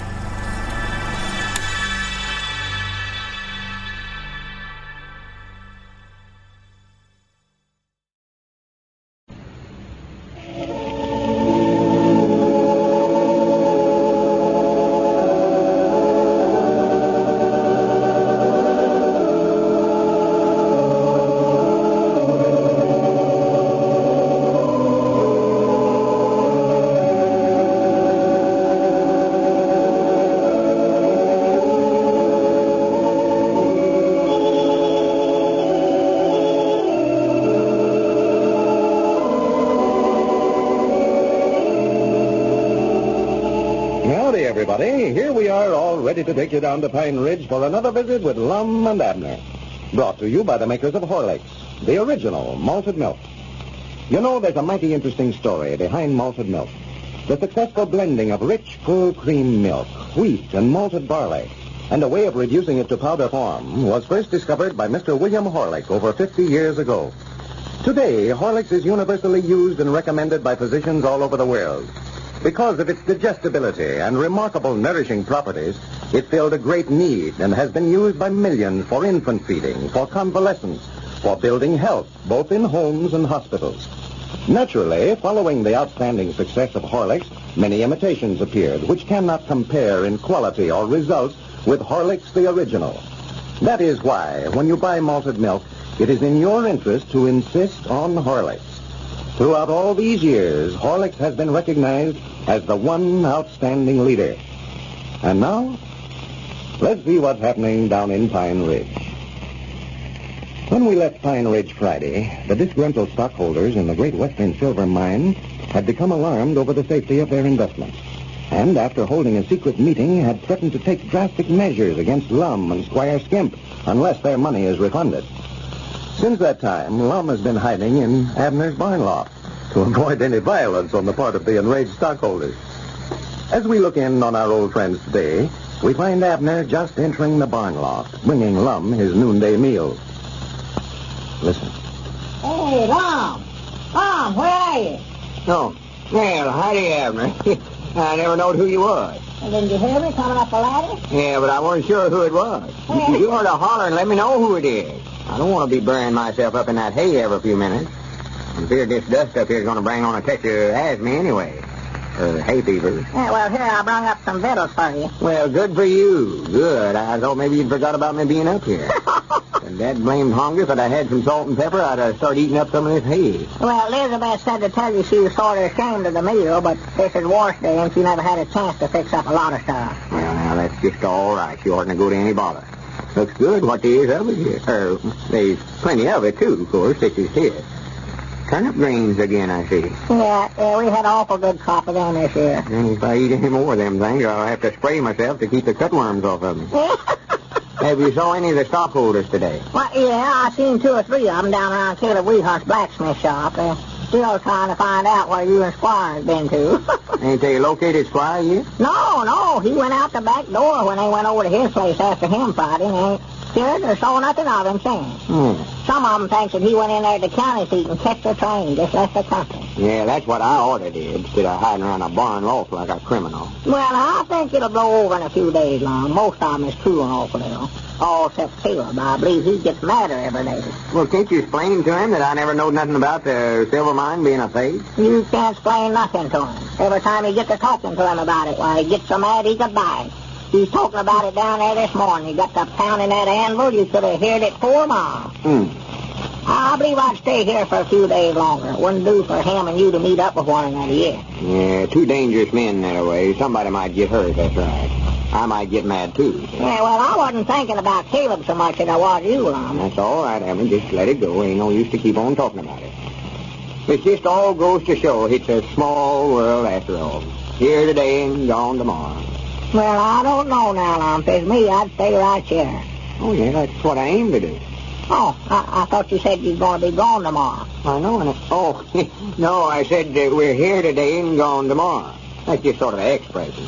I ain't going to leave this barn loft till I know it's all right. Well, you can't be here and gone both, Lum. If you're gone tomorrow... I never meant it. I was sure not going to leave, though. Oh, you're just going to make out like you're going to leave, huh? Just a fool of stockholder. They'll think you're up here and you'll be gone. Of course not. They don't even know I'm up here. Huh? Oh, why, of course they don't. What's the matter with them, anyway? Oh, here, this grub will be getting cold here. Yeah, go ahead and eat. Help yourself there, Abner. There's worlds of plenty. No, I had over to the house before I come over, Lum. There's some hot cornbread under that napkin there, too. Yeah. Dang, I bet I put on some weight eating all this cooking lately. That's right, I just can't get over them stockholders. Friends of mine turned again this way. Ain't been more than a week now till they kicked Squire out and was begging me to take over the management of the company. Yeah, well, what they're so mad about, Lum? When that fellow Worthington's come in town here and offered $1 million for the mine and Squire turned it down, why, it made them all believe in the mine stronger than ever, and they turned around and bought more stock in it. Yeah, I know they did. And when they found out the other day that Worthington's was a fake, never had no $1 million to start with, and that Squire just got him to come in here and do that so as to get everybody excited over the mine so that he could sell more stock, why, naturally, they thought you knowed about it, too, because you was president of the company, and that you was just helping Squire beat them out of their money. Well, I never knowed it was a fake. I bought some more stock myself after he come over and made us that offer. Yeah, but the trouble is they don't know that now. I think I better explain that to him in this letter, too. Letter? Yeah, I'm writing a letter to all the stockholders, trying to explain to them that I never had nothing to do with it. Well, it ain't exactly to the stockholders. I'm writing it to you, and I want to get you to get all the stockholders together and read it to them. Well, they can read, Lum. Most of them can. Yeah, but I had to write it to you. If I sent it through the mail, they'd know where it come from. I don't want them to know I'm still in town, even. You mean you want me to call a meeting and tell them it's a letter I got from you, huh? That's right, exactly. Well, what if they ask me where it come from? Well, I've got that took care of here. See, right here, I've got somewheres in the USA. Yeah. That's the way the soldiers used to do. You know, Ike Blevins was so worried about that boy here. He was in the Army. Thought he got over there in them foreign countries and got himself lost. Every letter he got from him, you know, he'd just say somewheres in France. Yeah, but you know where you're at, huh? Well, so did Ike's boy. Well, he wasn't mixed up no silver mining business, too, was he? No, Abner, no. Well, if you knowed where he's at, why didn't Well, you... let it go. I want to read the rest of this letter to you. Huh. What I've got wrote here starts out, Dear Abner, You are the only one I can turn to in my hour of distress. Hour? Why, it's already been 3 days. Well, they always just call it an hour, though. Yeah, you ought to say 3 days of distress there. Don't try to find me, for I am thousands of miles away by this time. It don't seem right that a honest man like me would have to hide up in your barn loft like a criminal. Wait a minute here. That's got to come out of there. Huh? This barn loft's got to come out. The barn loft got to They come... might guess where I'm at. Oh, I thought you meant that. The pages of histories is full of names of great men like me that has been put in dungeons and castles for things they never done. I want to say here that I am sorry the silver mine ain't doing so well, but it ain't my fault. If you will let me get out of this barn loft with... Well, I'll be that blamed if I didn't say it again. I'm going to have to write this letter over. Yeah, you forgot there and told them where you was at again. I never forgot. I just... Here, I'll read the rest of it. Yeah. I am the very man to be at the head of the silver mining company. A man that's knowed fur and wide for his honest and upright dealings. A man with vision. A man A man with what? Vision. V-I-Z-O-N. You mean a man that can see? A fellow with good eyesight? Vision, Abner. I know what you said, but what is it? You mean to sit there and say you don't know what vision is? Well, I thought I did, but I reckon I don't. Well, if you're sure you don't, I believe I'll explain it to you. Vision is, vision. That's what I said, man. Vision. Yeah, that's yours. Well, vision is, well, a fellow that sees things. And, Well, that's what I said. You said I was wrong. well, what I meant to say, it is and it ain't. Well, which? It ain't. That is to say, vision's a man that can look into the future, Abner, and see what's going to happen long before it takes place. Oh, well, I know what you're talking about now. Them fortune-telling fellas. No, it ain't a fortune teller. Well, they look into the future. I know one of them told me once that I was going to lose some money and charged me $1 for telling me. I could see then how come him to know it. I'm talking about myself here, though. A man with vision. A man you can put dependence in. If you want to let me come before you and explain everything, send word by Abner. He knows where I'm at and can get in touch with me in 5 minutes. Yours truly.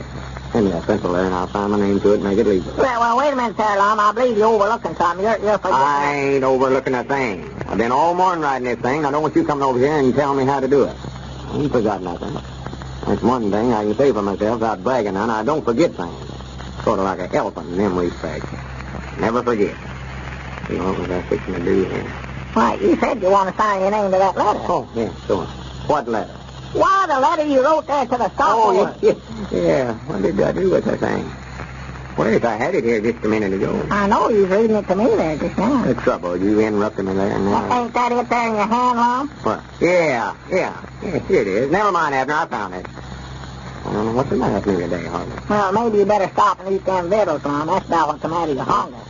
Oh, well, I was wondering, and I said, plumb forgot about him sitting there. I was wondering how come he'd be so hungry after just eating a big plate of grub that way. Well, I'll swan. You forgot and thought you'd done Adam, huh? I told you I don't forget. I just got to studying about this letter. You better get on over and call a meeting before it's too late. Yeah, I'll call him up on the party line and tell him to meet me over at the schoolhouse, Lum. Well, here, wait a minute. Don't put that letter back in your pocket. Give it to me. Oh, yeah. Sure, why, tell him, Abner, Huh? never mind, I can't think what it. Go ahead. Well, I'll see you after a while, Lum. Don't forget now and step through that hay chute again. All right, I'll watch it. Oh, dear. Let's see, what was I see? Oh, yeah. Pass the cigarette. Oh. I reckon where he's going in such a rush. And if our memory serves us right, Lum also forgot to correct the letter where he told the stockholders he was hiding in Abner's barn loft. And now, ladies and gentlemen, a word about Horlick weight control plan. In a recent test of this popular weight control plan, 25 women in Chicago lost on average more than 3.5 pounds in 3 weeks. Here's what they did. They substituted a glass of Horlicks for their regular noonday meal. That constituted the entire weight control plan. By drinking Horlicks this way, instead of a heavier meal, they cut down on their daily caloric intake, with a consequent reduction in weight.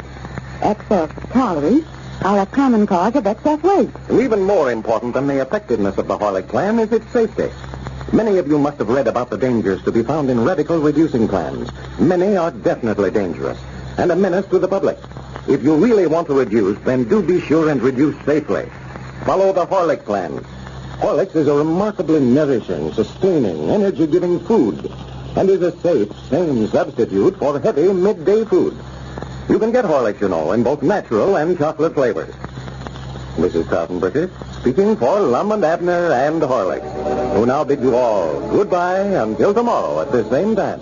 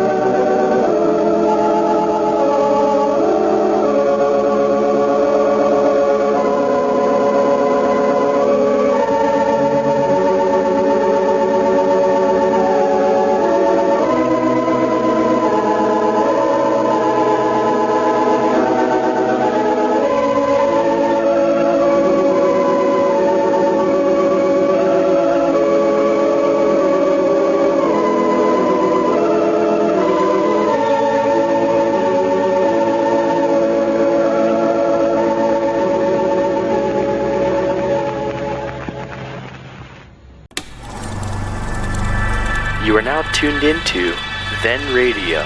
If you enjoy our videos, we ask that you consider joining our Patreon to support our channel. Don't forget to like and subscribe so that you never miss a new video. We hope you enjoyed today's episode, and as always, thank you for watching.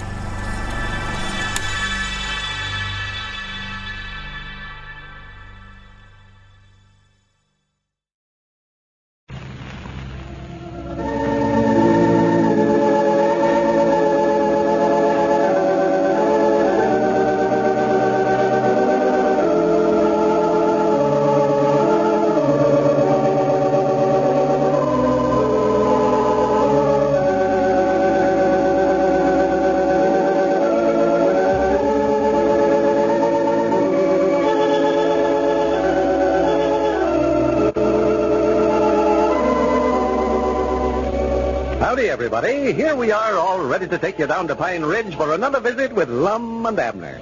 Brought to you by the makers of Horlicks, the original malted milk. First, though, a word to all those late vacationists who haven't yet discovered Horlicks tablets.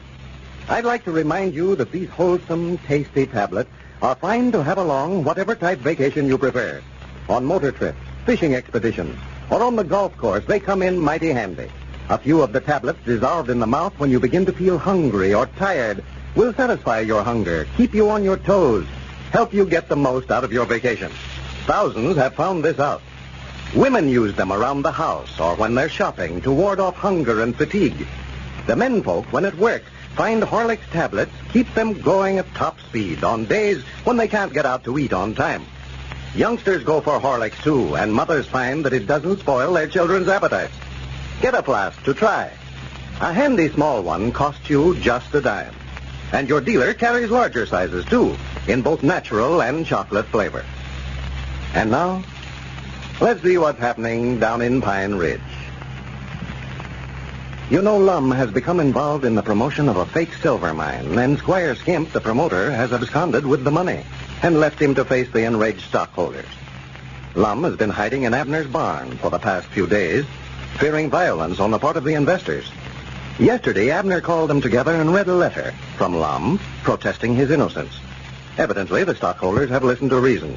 For today, we find Lum back at his home, discussing the matter with his old friend Dick Huddleston. Listen.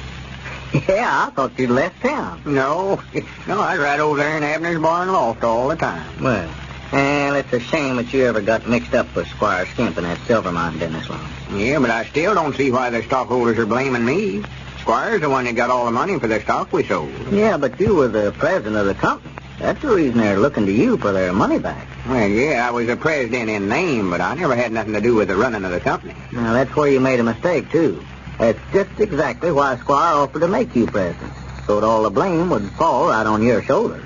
Yeah, thanks, Granny. It looks like if it ain't one thing, it's half a dozen of something else. Yeah.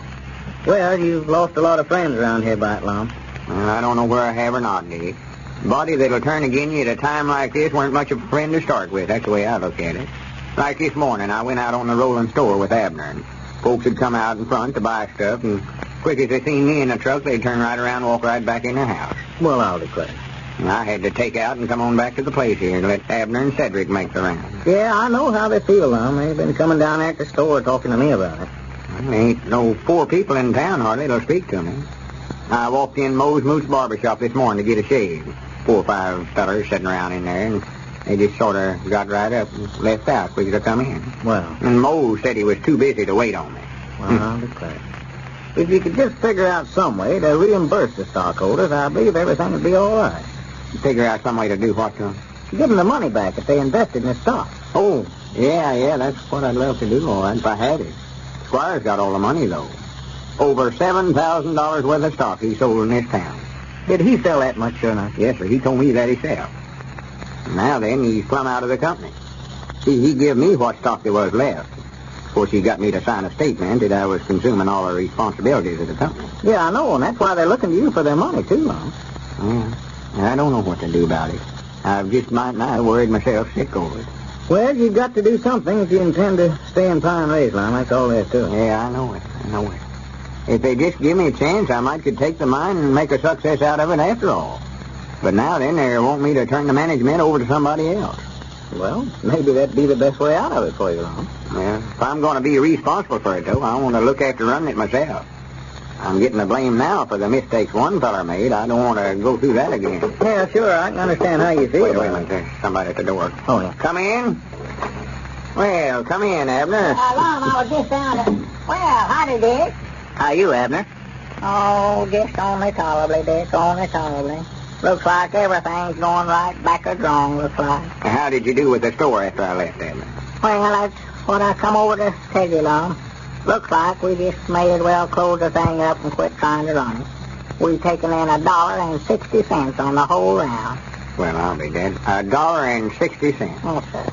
Well, I thought you were doing a big business with the store. Well, we was up until, just here in the last few days. Up until they all got mad at me. I know what you're thinking, Abner. And I tell you, I ain't going to stay in your way neither. You've got to invest in that store, and I believe the best thing for me to do is just unsolve partnerships with him, just turn it over to him. Oh, no, you don't. No, sir, I dogged we started out to be partners, and we're going to stay partners. Well, there ain't no use to feel that way about it, Abner. If I stay in the store, it's going to be bankrupted the first thing you know anyway. All right, it'll just be bankrupted then. But as long as it's open for business, you're going to be a half owner. Well, here, you fellas want to talk business. I've got to get on out of here. No, sit still, Dick. You ain't bothering us. No, I've got to go anyway, Lum. Better get on back to my store before it goes bankrupt. Well, I sure appreciate you coming over, Dick. It's that smart of a comfort to know that I've got a few friends that are standing by me. Well, I want you to know, Lum, if there's anything I can do to help, I'll be glad to do it. Well, thank you, Dick. Thank you. And come back again. Yeah, I will, Lum. So long. So long. And goodbye. Granny, there's a fine feller if there ever was one. Pure gold. Yeah, Dick's all right, fella. He sure is. No, Abner, there ain't no use in me standing in your way. It don't matter none about me, but you've got a family dependence on That you. don't make no difference. What kind of a fella would I be to break up partners with you just on account of a bunch of numbskulls turning against you? No, sir. I'm standing by you. If that Caleb Weehunt jumps on you, I'll be right there to back you up, too. If Caleb Weehunt jumps on me. Oh, yeah. He was over there a while ago making his brags about what all he's going to do with you if he never got his money back. Oh, well. I ain't worrying none about Caleb. Well, he was talking awful strong on him, telling everybody about it. I recollect that old lettered saying of mine, a barking dog never bites. Well, now, if he... Huh? I say, barking dog never bites. Well, I'm talking about Caleb Weehunt, the blacksmith. I was, too. I just said a barking dog never bites. Oh, well, I don't know about that, though, Lum. Old Blue, that dog of mine, barks at everything that comes on the place. Anybody that don't think he'll bite just ought to try to come in that yard of mine at night. Yeah, that's the old saying of mine, though. If that dog of yours barks, he won't bite. Well, that's just all you know about it. I know, I saw him. He just might not have taken a leg off of Moe's Mooch here a while back. Yeah, your dog is an exception, then. No, he ain't nothing but a hound. But he'll bark and bite both. I know that. Well, what I meant by barking is bragging like Caleb's doing. Oh, well, no. No, Blue don't brag none. He can't even talk. Hey, you're right about that, Tom. If a dog could talk, he wouldn't have to bite. He could just tell folks to stay out of the yard. I ain't even talking about dogs, Abner. Why, you was, too. You said barking dogs never bite. That's just an expression. I was talking about Caleb. Well, no, me, I wouldn't allow that Caleb would bark or bite neither one. Why, of course he wouldn't. Well, what'd you say he would, then? I just said on account of him bragging so much, he was like a barking dog. He wouldn't bite. Well, barking dogs will bite, though. All right, all right. You say they will, and I say they won't. Now, let's just forget about it. Yeah, you can forget about it if you want to, but old Blue will remind you of it if you try to come on my place of a night, I'll tell you that. All right, all right. Blue barks and bites both. Now, just let it go. Well, now, no, now, Lum, now, I wouldn't say that. He don't bark and bite at the same time. He can't do that. See, when he's biting, he's got his mouth so full he can't bark. I don't care what Blue does. He can do anything he wants to. I don't care. No, he can't either. Now, there's where you're wrong again. There's two things he can't do, I know. He can't come in the house or run the chickens.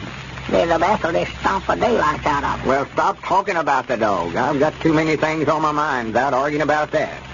I've got to figure out some way to get these stockholders back in a good humor with me.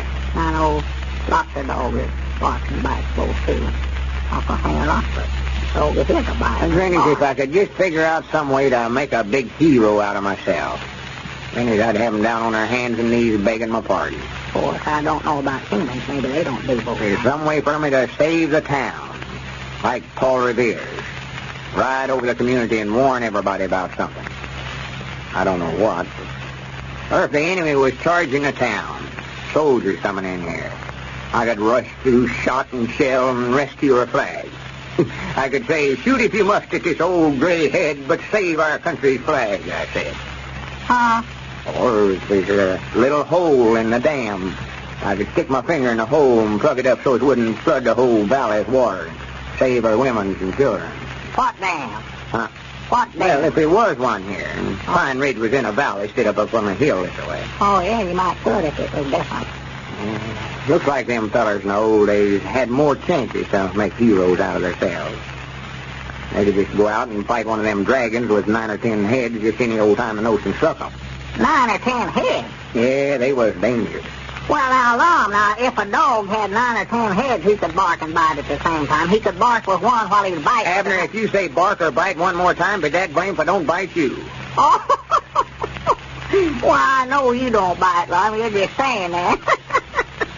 If I could rescue somebody, throw you in the mill pond and save you, dive right in. Now, here, wait a minute now, Lum. Now, don't start that. You can't swim a lick, and you know it. I don't want you trying to save me. That's right, that won't do. No, sir. Good thing we thought about that, wasn't it?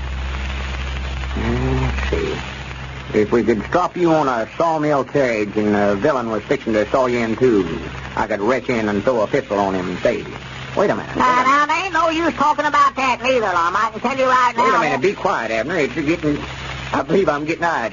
What you squinting your eyes up that way for? I'm studying when I do that. I'm studying hard. Oh. The county judge always squints his eyes up that way. Yes, sir. It'll sure work, Abner. It's a saint. It'll work, I tell you. What'll work? What are you talking about, Lum? It's just what we'll do. Granny Abner, you're going to be kidnapped and held for ransoms, and I'm going to come to your rescue and bring you back safe and sound to your loved ones. Kidnapped? Yes, sir. We'll make arrangements to have you kidnapped tomorrow. If I don't make a hero out of myself, I'd love to know it. It seems when Lum gets in trouble, Abner is invariably his vehicle for escape. If you're looking for a fine, wholesome, bodybuilding food for these youngsters of yours, just let them drink plenty of Horlicks. Rich in precious vitamins, in bodybuilding minerals, in phosphorus and calcium. Horlicks is especially fine for growing children. It helps build strong bones, sound teeth, and healthy, husky bodies. That's why medical and child feeding authorities have recommended Horlicks for over 50 years. Here are a few suggestions. Give it to them for breakfast instead of coffee, tea, or milk. They'll much prefer it, and it's so much better for them, too. So much easier to digest. Or give it to them between meals, or for lunch, or for a cool, refreshing bedtime snack. Horlicks, you know, is always welcome with the children. So get a package from your dealer in either natural or chocolate flavor, whichever your youngsters prefer. You'll find a score of uses for it around the home.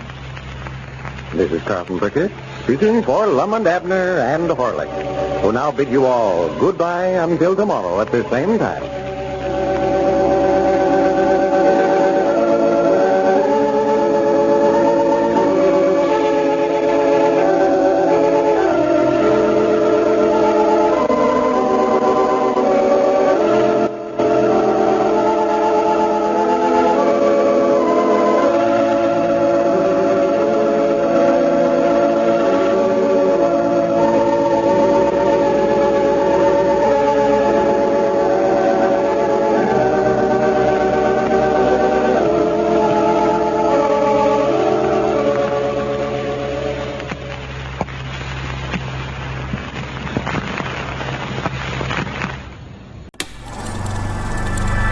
You are now tuned into Then Radio. If you enjoy our videos, we ask that you consider joining our Patreon to support our channel. Don't forget to like and subscribe so that you never miss a new video. We hope you enjoyed today's episode, and as always, thank you for watching.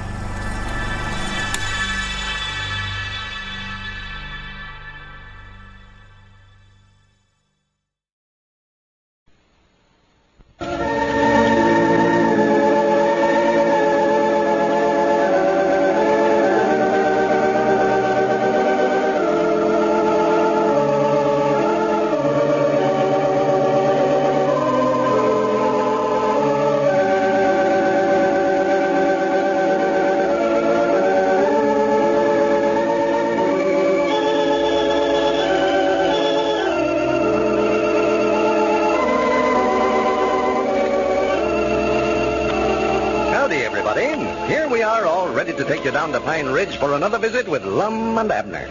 Brought to you by the makers of Horlicks, the original malted milk. Many of you perhaps have not discovered yet what an ideal luncheon Horlicks makes. So before we go down to Pine Ridge, I'd like to explain a bit about it. Scientific experiments recently proved something that many of us have known for years. Namely, that a heavy midday meal induces drowsiness and lack of energy, besides slowing down the thinking process. It was found that those taking a light, easily digested lunch stayed more alert, more on the job. Now, that's something really worth remembering. To most of us, keeping alert on the job is an absolute necessity. We can't afford to let anything interfere with our work. That's why thousands today are making a glass of Horlicks their entire midday meal. Horlicks is a nourishing, remarkably sustaining food. Quickly digested, it gives you energy and strength and nourishment to last all afternoon. Try it. You can get Horlicks, you know, in either natural or chocolate flavor. Or ask for Horlicks at your favorite soda fountain. And now, let's see what's happening down in Pine Ridge. Since the Great Western Sterling Silver Company, of which Lum is president, has turned out to be a failure, the stockholders are holding him responsible for their losses. Although innocent of any fraud, he has suddenly been ostracized by his fellow townsmen. Yesterday, he conceived the idea of making a hero of himself to regain their confidence, and hit upon the plan of having Abner pretend to be kidnapped so that he might rescue him. And as we look in on the old fellows today, we find Abner over at Lum's house. Lum seems to be having some trouble selling his partner on the idea. Listen. Well, I still don't see how me being kidnapped is going to help you any. Why, it'll give me a chance to make a hero out of myself. And these stockholders in the silver mine will see what a great man I am and want me to take charge of the company again. Well, how is me being kidnapped going to make a hero out of you? Well, Abner, I'm the hero that finds you and rescues you from the kidnappers. I thought you said there weren't going to be no kidnappers. Well, they ain't. Well, how are you going to rescue me from them then? I'm the kidnappers myself, Abner. See, we just make out like you're being kidnapped. I'll know where you're at all the time. Oh. Leave you there till everybody gets excited about it, and then I'll find you. That'll make a hero out of me. Well, what about the store, Lum? Somebody's got the I've got that all took care of. I called Grandpappy Spears a while ago and told him to come over here, and I wanted to talk business with him. See, we can hire him to run it for us. Oh, he don't know nothing about running a store, Lum. Well, he can do better than we've been doing for the last few days. Nobody's going to buy nothing from us as long as they know I'm a half partner in it. We can get Grandpap to tell everybody he's bought it off of us. Yeah, could do that, I reckon. Of course, after I make a hero out of myself, we can start running it again ourselves. They'll all be wanting to buy from us then. Yeah, it might help our business. But I don't want to fool nobody, Lum. Having folks running all over the country looking for me, and Elizabeth and Pearl worried half to death. Well, you won't have to stay gone long, and it'll just make 'em appreciate you that much more when you do get back. Well, I expect you better get somebody else, Lum. I don't want to lay around some old barn or cellar all tied up with ropes for 3 or 4 days. You ain't going to be in no barn or cellar. You can stay right over here at my place. You can use the folding bed there in the parlor. The only thing, you'll have to be awful careful not to go outside or stand in the window where anybody can see you. Yeah, well, I'd love to help you, Lum. You know that, but I don't believe I better get mixed up in nothing like that. No, if Elizabeth ever found out it was a fake after she'd worried and fretted over me, well, I never could go home. I just might as well stay kidnapped. Well, she ain't going to find out. Won't nobody know but what you sure enough kidnaps that mean you. Well, I don't know. Elizabeth's awful hard to put anything over on that way. I've lived with her too long, I know. No, I'm just afraid to chance it, Lum. All right. Let it go. But you ain't mad at me about it, are you? No, I ain't, man. It's all right. If you don't want to help me, it's all right. Well, I do want to help you, though, Lum. Like that old saying of mine, it's a small world after all. Feller never knows who his true friends are till they're tried and proved. Well, I tell you, Lum, I believe I... If anybody'd asked me who was the best friend I had, I'd have riz right up and pinted you out. But it just goes to show. Well, I am your friend, Lum. I am. I started to tell you I'd be glad. All right, it's all right. Let it go. I ought to have had more sense than to ask you in the first place. I just figured if there was anybody in this world I could depend on to help me, it was you. We've always leaned against one another in times of trouble. Like the summer you was took down with the fever, and I pitched in and laid your crop by for you, so you'd have food enough to put you through the winter. But it's all right. Times like this, a buddy can sort of find out who his real friends are. I've always said a friend in need is a friend indeed. Well, I'll do it, Lum. No, wouldn't want you to now, Abner. Just forget about it. Well, I want to, though. No, better not, Abner. Like you said, Elizabeth might find out about it and cause you some family trouble, and I know you'd always hold it against me.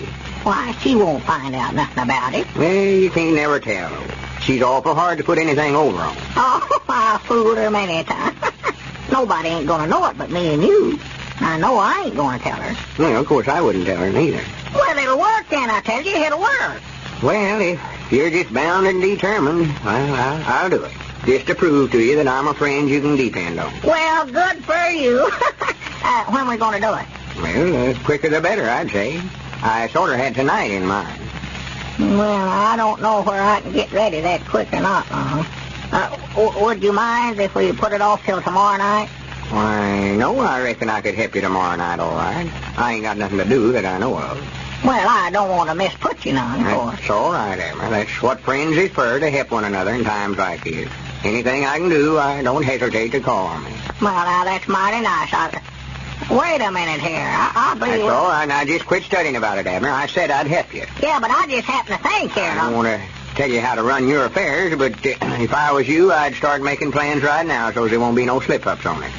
Well, they ain't nothing to do much, are they? I can just come over to your place tomorrow night and hide there for a few days. Oh, no. Ain't no way to have a kidnapping, Abner. I've got to slip you out of your house and put a gag over your mouth so you can't holler and wake nobody up and all that stuff. Well, I ain't going to holler. Well, you might forget yourself, though. And another thing, you better have a ladder, too. A ladder? Yeah, put a ladder up against the window there and sneak out, see? Why, Lum, that window ain't over 3 foot off of the ground. Well, who ever heard of anybody being kidnapped out of a house without being took down a ladder? That's how they'll know you've been kidnapped. See that ladder leaning against the house there? Yeah, all right, you've got to have it, but I know in reason if they find a ladder propped up there, they'll be looking for me up on top of the house. Maybe I better make out a list of what all we're going to have here. Yeah, you better put it down so we won't forget nothing for if Elizabeth ever finds out about it. First thing is a ladder. Yeah. And then a mask for me to wear. And, a lantern and some rope. Some rope? Well, what do we need rope for? Recollect, this is a kidnapping, not a hanging. Well, we'll have to tie you up. They generally always do. Well, I ain't going to try to get away. All right, we'll leave off the rope. Yeah, I don't want to be tied up. Well, now, let's see. Wish there was some way for us to leave some footprints outside your window there. That way they'd know somebody carried you off. Yeah, that ground's so dry out there now, Lum. I doubt if anybody could see them. Might could pour some water out there and make it sort of muddy. Tracks would show up then, all right. Yeah. Put down a bucket of water there on the list so you'll have it there. Yeah. Well, that about covers everything, I believe, except the ransom note, of course. The what note? The ransom note from the kidnappers demanding so much money to get you back. Oh, yeah. Elizabeth about going there to call you for breakfast the next morning and see the note pinned on the pillar there. That's when she first finds out you're gone. Yeah. Now then, we got to figure out how much of a ransom to ask for you. The trouble is, old Aunt Elizabeth ain't got no money. Well, we won't charge much for you. $75 or $100. Oh, Lord, me. I doubted she'd pay that much to get me back. She had the money. Well, $50. Reckon she'd give that much? Well, I believe that's a little high yet, Lum. Well, $25 then. That's as low as we can go at. You just have to take that or leave it. Well, I sort of thought about $10 would be a pretty good price to ask for me. Well, it don't make no difference about how much it is. She ain't going to have to pay it no way. Well, who's going to pay it then? Nobody. See, there's where I come in. I'll find you and rescue you from the kidnappers so she won't have to pay nothing to get you back. I'll be the hero of the hour around here. Oh, my, yeah. Elizabeth will be tickled to death, Lum. Well, you'll just be saving her $10. That's what you'll be doing. Only thing, I just hope nobody don't get out and take up a collection and ransom you back before I have a chance to save you. That'd spoil everything. Yeah, sure would. That's one reason I wanted to put the price up pretty high on you. Well, go ahead then. Make it $50. We can always come down if we have to. Yeah, I'll raise the price, and that way they'll be more worried about you, too. Feared they'll have to pay all that money to get you back. Yeah. Now, I was just thinking here, Lum, I better bring a newspaper along with me, too, I reckon. A newspaper? Yeah, so that I can tear off little pieces and drop them along the way so they can trail me. I've read about them doing that. Well, we don't want them to trail you. If they did that, they'd find you over here at my place. Oh, yeah, sure. What am I thinking about anyway? Huh? Nothing. I know what I'm thinking about. I mean, what's the matter with me? Well, that just about covers everything now, except the time. When we're going to do it. Well, I thought we'd already decided on tomorrow night. I know, but what time tomorrow night? You know, it seems sort of funny about it planning his own kidnapping this way, don't it? I reckon 12 o'clock would be about the best time. That's sort of the mystic hour, you know. Sounds a heap better to be kidnapped at midnight. Well, couldn't we make it a little earlier in the evening, Lum? That'll just bust right in the middle of a night's sleep. Well, now, Abner, if you just don't want to make this a real kidnapping, you can just do it by yourself. I won't help you none. Yeah. All right. 12 o'clock, then. Well, good. Shake hands on that. Granny, you'll be kidnapped tomorrow night at 12 o'clock. High midnight. Well, this is a great idea Lum has, if it works.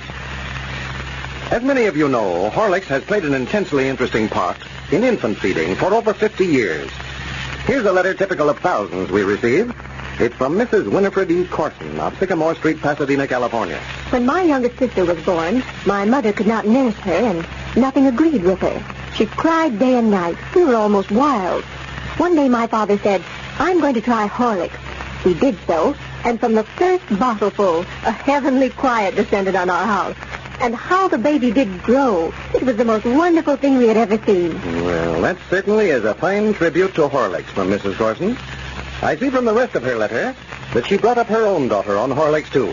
We're glad to know that she found Horlicks so beneficial. Mothers, you can get Horlicks, you know, from your own favorite druggist. If you have any youngsters, I certainly suggest you try it. This is Carlton Bricker, speaking for Lum and Abner and Horlicks, who now bid you all goodbye until tomorrow at the same time.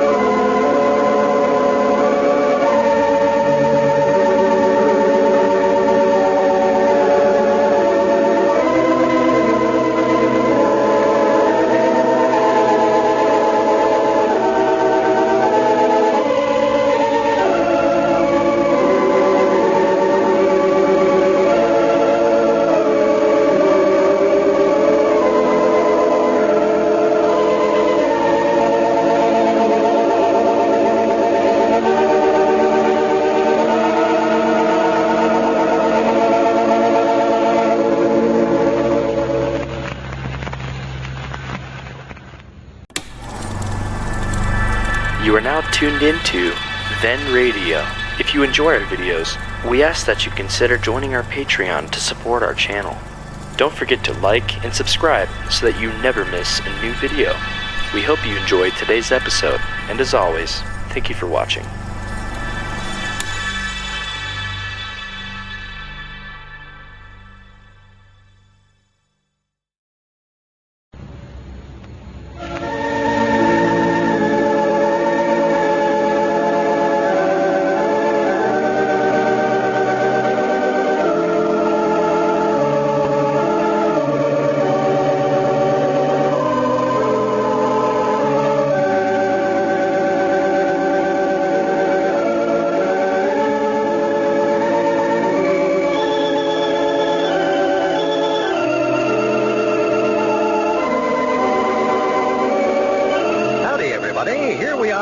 To take you down to Pine Ridge for another visit with Lum and Abner.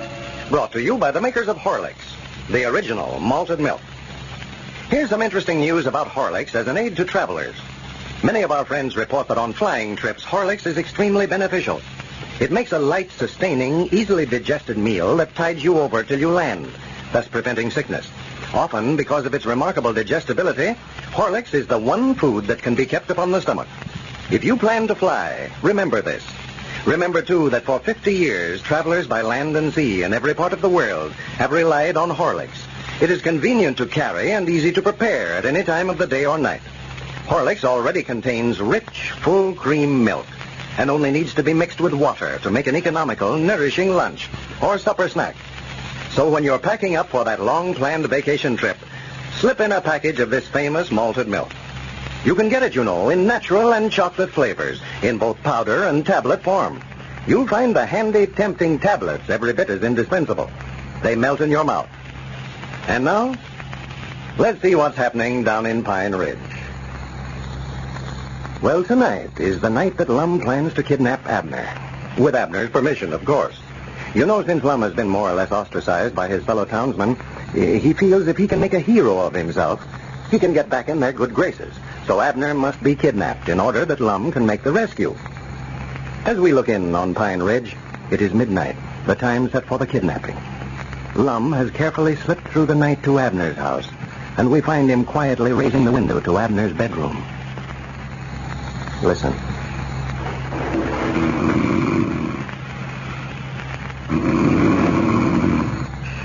Hey, Abner. Abner. Wake up, Abner. What's going on in here? What's that? It's me, Lum. For goodness sakes, hush up. Don't talk so loud. You wake up the whole house. Well, what do you want? What's you waking me up this time of night for, Lum? Wake up, Abner. You're still asleep. I've come to kidnap you. Come to do what? Kidnap you. Don't you know this is the night we're going to have the kidnapping? I don't know a thing about it. Go away and leave me alone. Abner, if you don't get up from there, I'm going to whop you on. Well, what is it you want? Here, sit up in bed. Come on, sit up. You mean to say you forgot about us planning to kidnap you tonight at 12 o'clock? Oh, yeah, I remember something about it. But, let's wait till some other time, Lum. I'm too sleepy tonight. Wait a minute. Where's a glass of water? Water? Oh, why, there's a glass sitting right there on the dresser. Yeah, if I don't give you a wetting, I'll wake you up. Abner, you idiot, you'll wake up the... Well, what about you, Horace? Well, what'd you bite my finger for? Well, what'd you put your hand over my mouth for? I was trying to quiet you down. Yeah, you ought to have been bit. Come over here in the middle of the night, dousing water all over a fella and waking him up. Well, we can't stand around here arguing all night.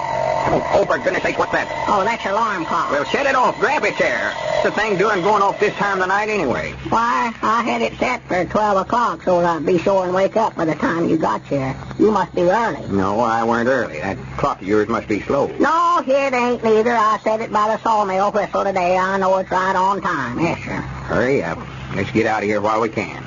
Wait a minute. Don't light that lamp. Put that match out there. For goodness sake. Now look what you done.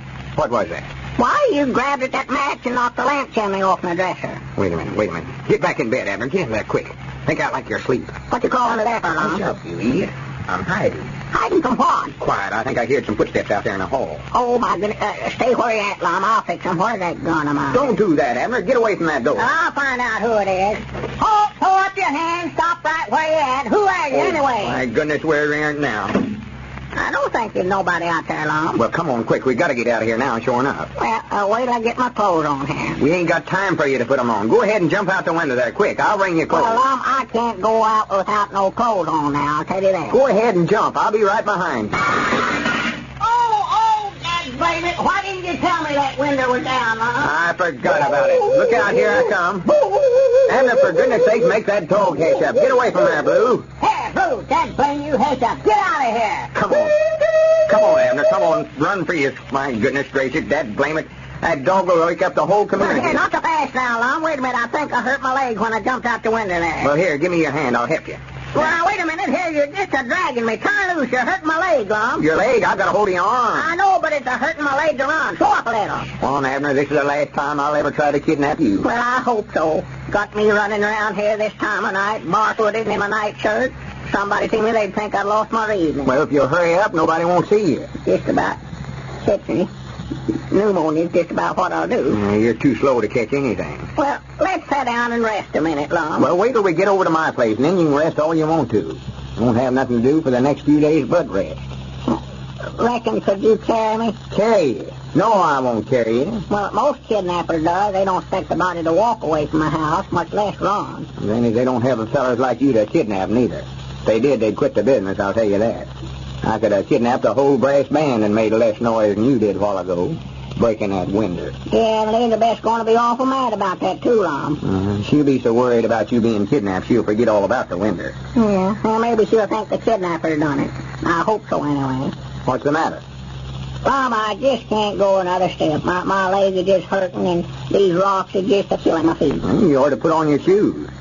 Here, slip them on right quick. And I doubt if they'll go on now. My feet are so cold. And I'm just a good mind to sit right here. I don't care if they do catch me or find me. I never thought much of this hiding in the first place. You had to make a hero out of yourself. Now, see there? Guess what I thought? Can't get 'em on. My dogged, I ain't a-going another foot. Well, we ain't got hardly 50 yards to go on down. I don't care if we ain't got but 50 foot. I'm a-sitting right here. All right. Here. Get up on my back. I'll carry you. Well, now, if you don't want... Don't argue with me. Get on up there. Stand here in the middle of the road till somebody comes along and sees us. Here. Hold your legs up so I can catch hold of them. Now. Well, don't strangle me, for goodness sake. I feel sort of foolish riding piggyback this way. Piggyback. How do you reckon I feel making a saddle horse out of myself? I sure hope nobody sees us now. Get them chin whiskers off the back of my neck, for goodness sake. Turn your head, them whiskers is tickling me. Oh. This is a fine howdy-do. The justice of the peace and president of the school board carrying a full-grown mummy like you around on my back. Well, yeah, wait a minute, Lum. Ain't this your house? Huh? Oh, yeah. Oh, you're going right by. Well, you're driving, all right. Watch out for your feet. Now, you got to go through the gate here. Now, undoubtedly, you can walk on in the house from here. Yeah, I believe I can make that all right. I still think there weren't nothing wrong with you except just laziness. Now, if I can find my key. Yeah. All right, go ahead. Well, light a lamp or something. I can't see where I'm going. Oh, here, just follow me. Let me strike a match here. Yeah, you better. Yeah, that's better now. Let me sit down. I'm just plumb tired out. You're tired? Somebody see that lamp lit over here this time of night, Lum. They think you took down sick. Yeah, we better blow it out and get to bed as quick as we can. I know that there's going to be a lot of excitement tomorrow when Elizabeth finds that ransom note on her belt. Wait a minute. Lum, did you leave that... Well, I'll be dead blamed. I forgot all about the ransom note. Oh, for goodness sakes. They won't know I'm kidnapped. Elizabeth will just think I run off. Yeah, let me get a pencil and paper and write that thing right now. I don't know how come me to do stitches. Here, turn the light up a little there. Yeah. See, I expect I better print it so they won't know my handwriting. Yeah. Let's see, my dearest Elizabeth. Well, that sounds more like a love letter, don't it? To the widder Peabody. Huh? Now, wait a minute. She ain't a widder, though, is she? You're just kidnapped. Yeah. My dear Miss, how do kidnappers start anyway? Oh, I don't know, Lum. Just get hard up for money, I reckon. Figure that's the easy way to get it. I mean, how do they start their letters? Oh, I don't know about that. Do they have to have some special way of starting them? I'll just say Miss Peabody. Yeah, that's her name. Or, that is her married name. We are holding your husband at the old mill. Now, wait a minute. Better not say where we're holding you, Hadley. No. Just say we are holding your husband, Abner. Well, she'll know who it is. She knows my name. Just say we are holding your husband for ransom. Leave $50. Where can we have her leave? Well, it'd be handy if we just have her bring it here to your house, Lum. We're trying to keep her from finding out that we know anything about it. That's the reason I'm printing it.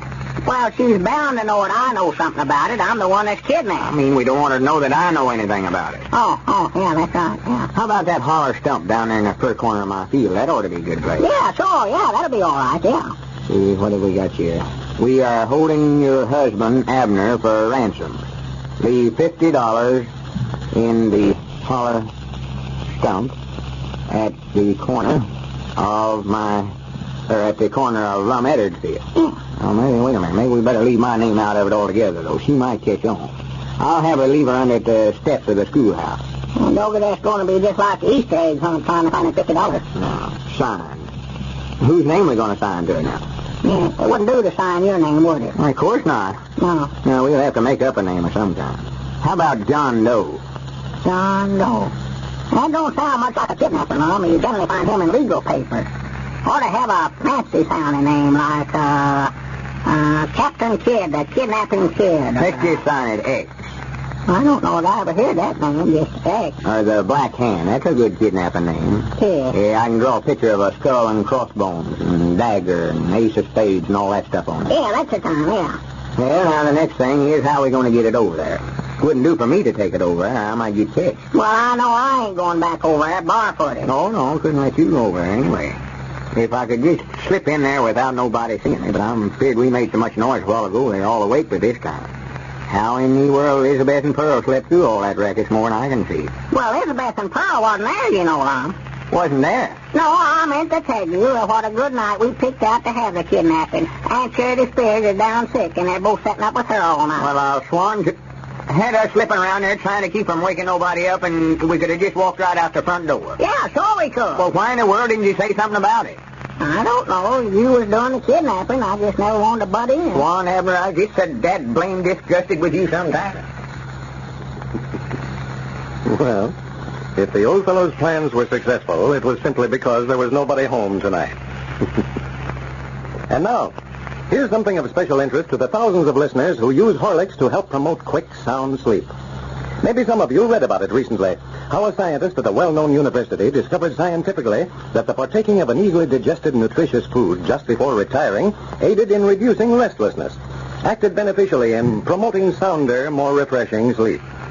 Science has now proved to be true what tens of thousands have always testified through actual trial. If you have any trouble getting to sleep at nights or in sleeping soundly, try drinking a warm glassful of Horlicks just before retiring. It'll soothe you and relax you, you'll find, and help promote quick, refreshing sleep. You'll know just how refreshing once you've tried it, because you'll wake up so much brighter, more refreshed next morning. Try it. You can get Horlicks in either natural or chocolate flavor. This is Carlton Burkert, speaking for Lum and Abner and Horlicks, who now bid you all goodbye until tomorrow at the same time.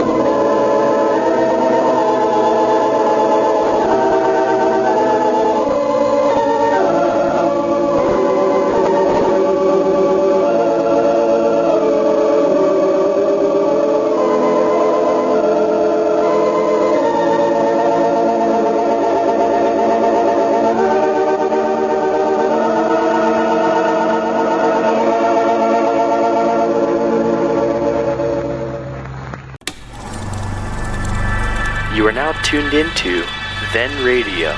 If you enjoy our videos, we ask that you consider joining our Patreon to support our channel. Don't forget to like and subscribe so that you never miss a new video. We hope you enjoyed today's episode, and as always, thank you for watching.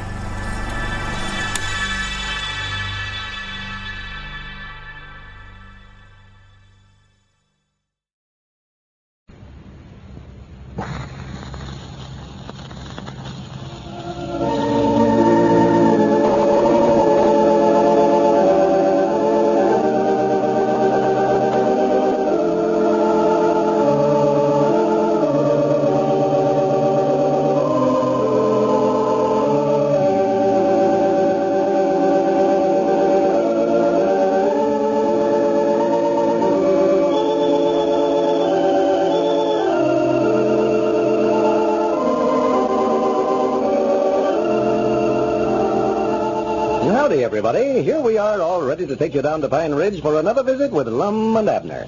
Brought to you by the makers of Horlicks, the original malted milk. First, though, I want to take a minute to explain just why you should always insist on Horlicks. Just why you should avoid buying one of the cheaper imitations that are being offered in many stores. Here's the difference. Where Horlicks contains only full, rich cream milk, the imitations are often made with skim milk.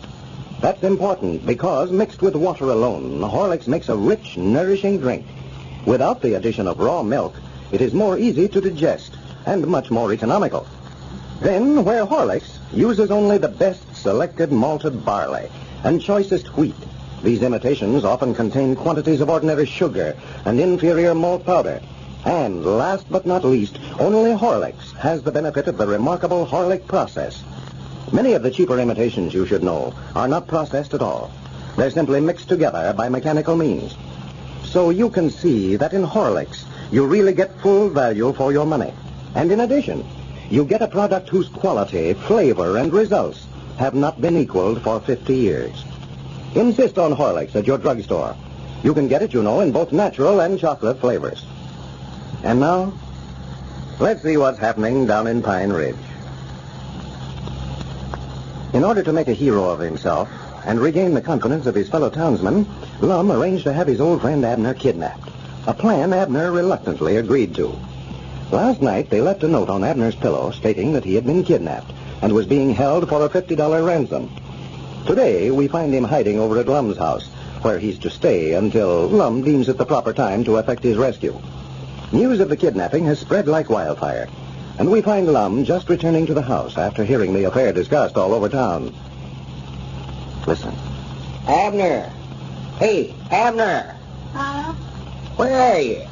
Well, for goodness sake, what are you doing up under the dining room table? Well, I never knowed for sure that was you coming in. Well, it's a good thing it was. I didn't see you sitting there just as plain as if you're sitting here in the middle of the room. Yeah, I was afraid of that. Well, it's a working, Abner. Yeah. Granny's the whole town's talking about it. Well, That's all you can hear everywhere you go, folks talking about you being kidnapped. well, I do know. Only thing that sort of scares me now, I'm feared it's working too well.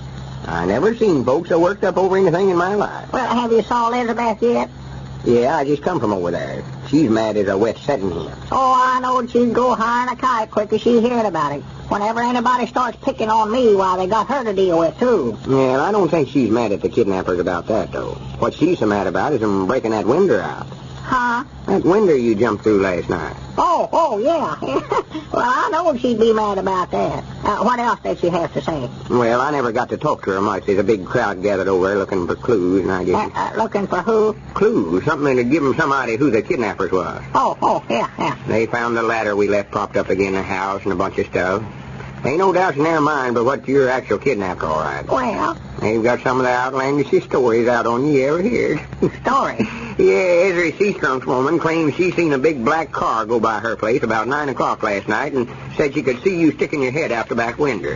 Back window of the car? Yeah, said they had a handkerchief tied around your mouth to where you couldn't holler, and there's about 3 men in there with shotguns and everything. Well, now, she must be mistaken about that, Lum, for I don't recollect a thing about riding in no car. Why, of course she's mistaken. That's what I say. Like Luther Phillips. Now, Luther claims that he come by your place about 8:30 last night, and there was 2 suspicious-looking characters standing there. Suspicious-looking what? Characters, men, standing there in your front yard. Said he'd know either one of them if ever he seen them again. Well, I do know. Now, I reckon what they was doing standing there in my yard. That's just it. They wasn't standing there. Oh, sitting down, huh? No, Abner.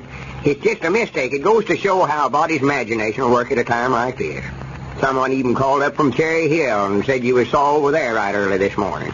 Said you was in a covered wagon with a band of gypsies. Well, for the land's sake. So they called the sheriff in there at the county seat. He's going to stop them and search the wagon whenever they get in there. Well, now, it won't do them no good. I'll tell them that right now. Why, of course not. But that's just what we want. The more stories that get started like that, the better off we are. Where? I even started one story myself over there.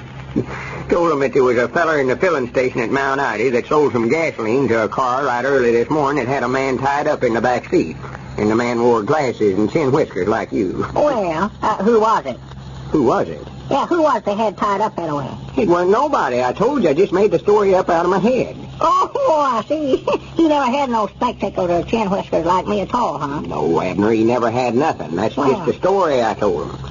Just throw 'em off the track. Oh, yeah. Wait a minute, what are you fixing to do there? That was your ring. Well, here, I'll answer it. Don't you talking over the telephone. When I ain't here and that phone rings, just let it ring. Hello? Let it ring like they could see me over the telephone. Lum Edwards, please. You can't see through them little wires. Who? I hear they're going to invent something. Oh, well, how are you, Sister Simpson? We talking to somebody to see them standing there gabbing. Yes, Mom, I heard about it. Call up instead of saying I want to talk to them, say I want to see so-and-so. Oh, yes, it's terrible. I never would have thought he'd have did it. It's just hard to believe. See, lots of fellas married by long distance. That'll stop. They get to seeing them. Well, I don't guess there's any way of knowing hardly who done it. I'd say just offhand it was a big gang that done it. Call up somebody and say you're coming over. They always talk like they're crazy. You know, they're holding him for ransoms. See their face? I bet you stay home at times. Yes, Mom. $50 are asking for him.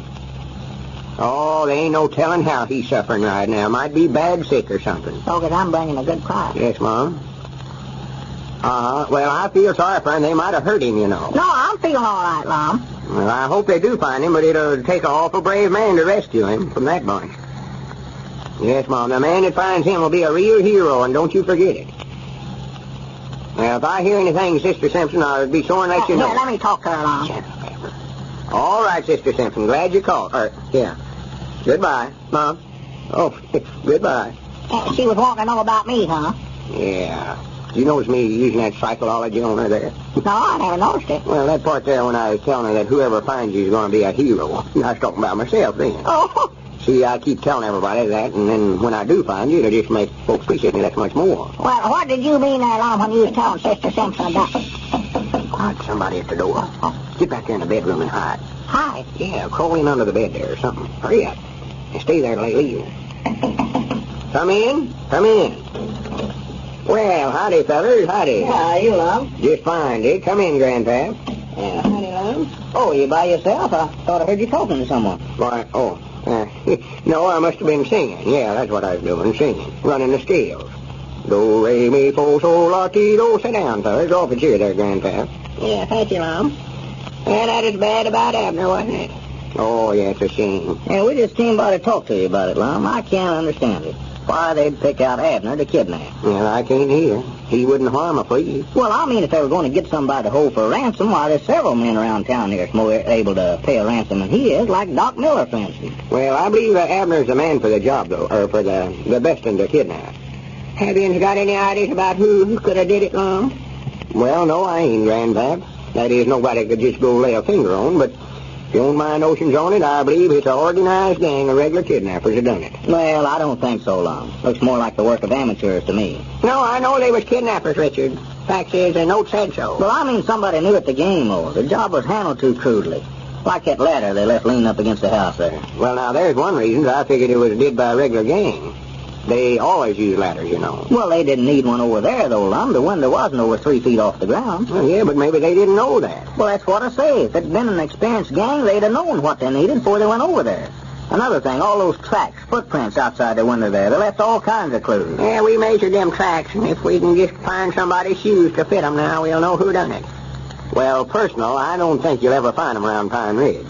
Wouldn't surprise me none if they never struck out for Mexico or Canada or some of them places up in there. No, I don't think so, Lum. I think it's somebody right here in town. And I intend to find out who it is, too. Yeah, I hope so, yeah. And the fact that they just asked for $50 ransom would indicate it was amateurs. Yeah, we ain't gonna get no place sitting around talking about it. Let's get back on over to Abner's place, Richard. The sheriff ought to be there by now. Yeah, come on, go over there with us, Lum. They were talking about getting up a searching party over there a while ago. Well, I'll be on over there directly. I've got a little work to do around the place here first. Well, we'll see you over after a while, then. All right, fellas. Glad you come by. Do you want me to take the store out again in the morning, Lum? Why, sure. Saturday's our biggest day. Well, I didn't know on account of Abner where you'd want to keep running it or not. Oh, yeah, ought to do well with it now. Folks feel sorry for Abner and buy more stuff from us. Come on, Grandpap. Yeah, see you over at Abner's in directly, Lum. All right, fellas. They gone, Lum? Yeah, be quiet. They just now went out the door. What was it they was wanting? Well, nothing in particular. I couldn't figure out just exactly what they did want. I have to sit up here and let on like I'm worried to death about you and knowing you's in the other room all the time. Thing is, this thing ain't working out like I allowed it would. I don't like the idea of them measuring them footprints over there. Measuring what footprints? Why, the footprints that me and you left outside the window there. Oh, man, that's my ring. Now, I'll answer it. Yeah, somebody else ought to talk about the kidnapping, I reckon. I never knowed it was so important. Hello? This is him. Oh, well, howdy, Ezra. Huh? What for? Well, maybe you fellas better go ahead and look for him without me, Ezra. Why, sure, he was a friend of mine, but well, I just, Yeah, I reckon so. What time you leaving? Well, all right, I'll be over there in a few minutes then. All right. Goodbye. There's a fine howdy-do. What's the matter? Why, I've got to go out with a searching party and walk all over these mountains looking for you when I know all the time you're piled up here in bed at my house sound asleep. Whose idea was this kidnapping business anyway? Well, there seems to be a few drawbacks to this kidnapping that Lum apparently overlooked. And now, ladies and gentlemen, Horlicks, the worldwide traveler's aid. I've done quite a bit of flying in my time. In fact, I never go by land where I can take the air. And I'm pretty well used to it by now, of course. But I must say that I still find a flask of Horlicks tablets a mighty handy thing to have along. Many's the time I've handed them around to fellow passengers on flying trips. Now, many people can't take a heavy meal before flying, you know, and Horlicks tablets make fine, sustaining nourishment. Easily digested, too, in case of sickness. Well, my family doesn't go in for flying so much, but we do make a lot of miles a year on the road. And Horlicks tablets certainly are fine for motoring. They ward off that tired and hungry feeling. Keep you feeling refreshed, as Mr. Brickett says. And they don't spoil children's appetites either. An important thing to remember when you're traveling. Try some of these Horlicks tablets yourself for weekend trips or for that late vacation. Everyone should have a flask along. You can get them, you know, at your druggist in both natural and chocolate flavor. This is Carlton Brickert speaking for Lum and Abner and Horlicks, who now bid you all goodbye until Monday at the same time.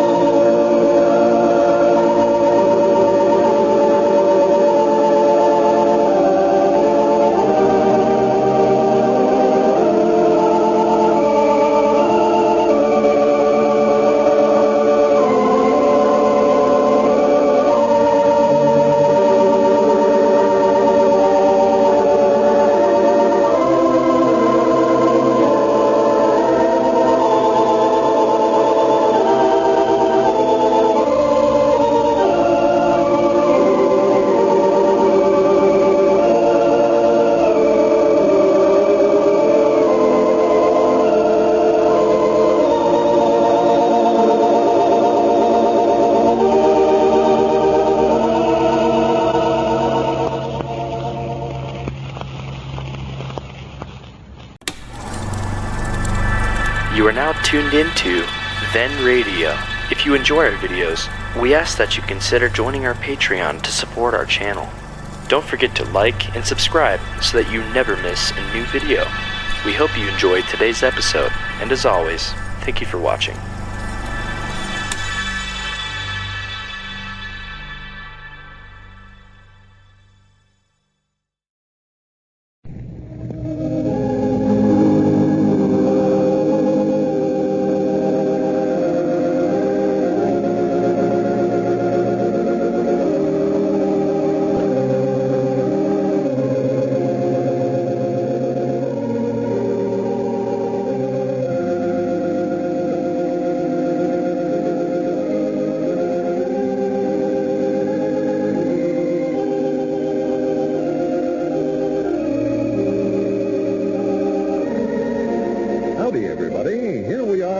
To take you down to Pine Ridge for another visit with Lum and Abner.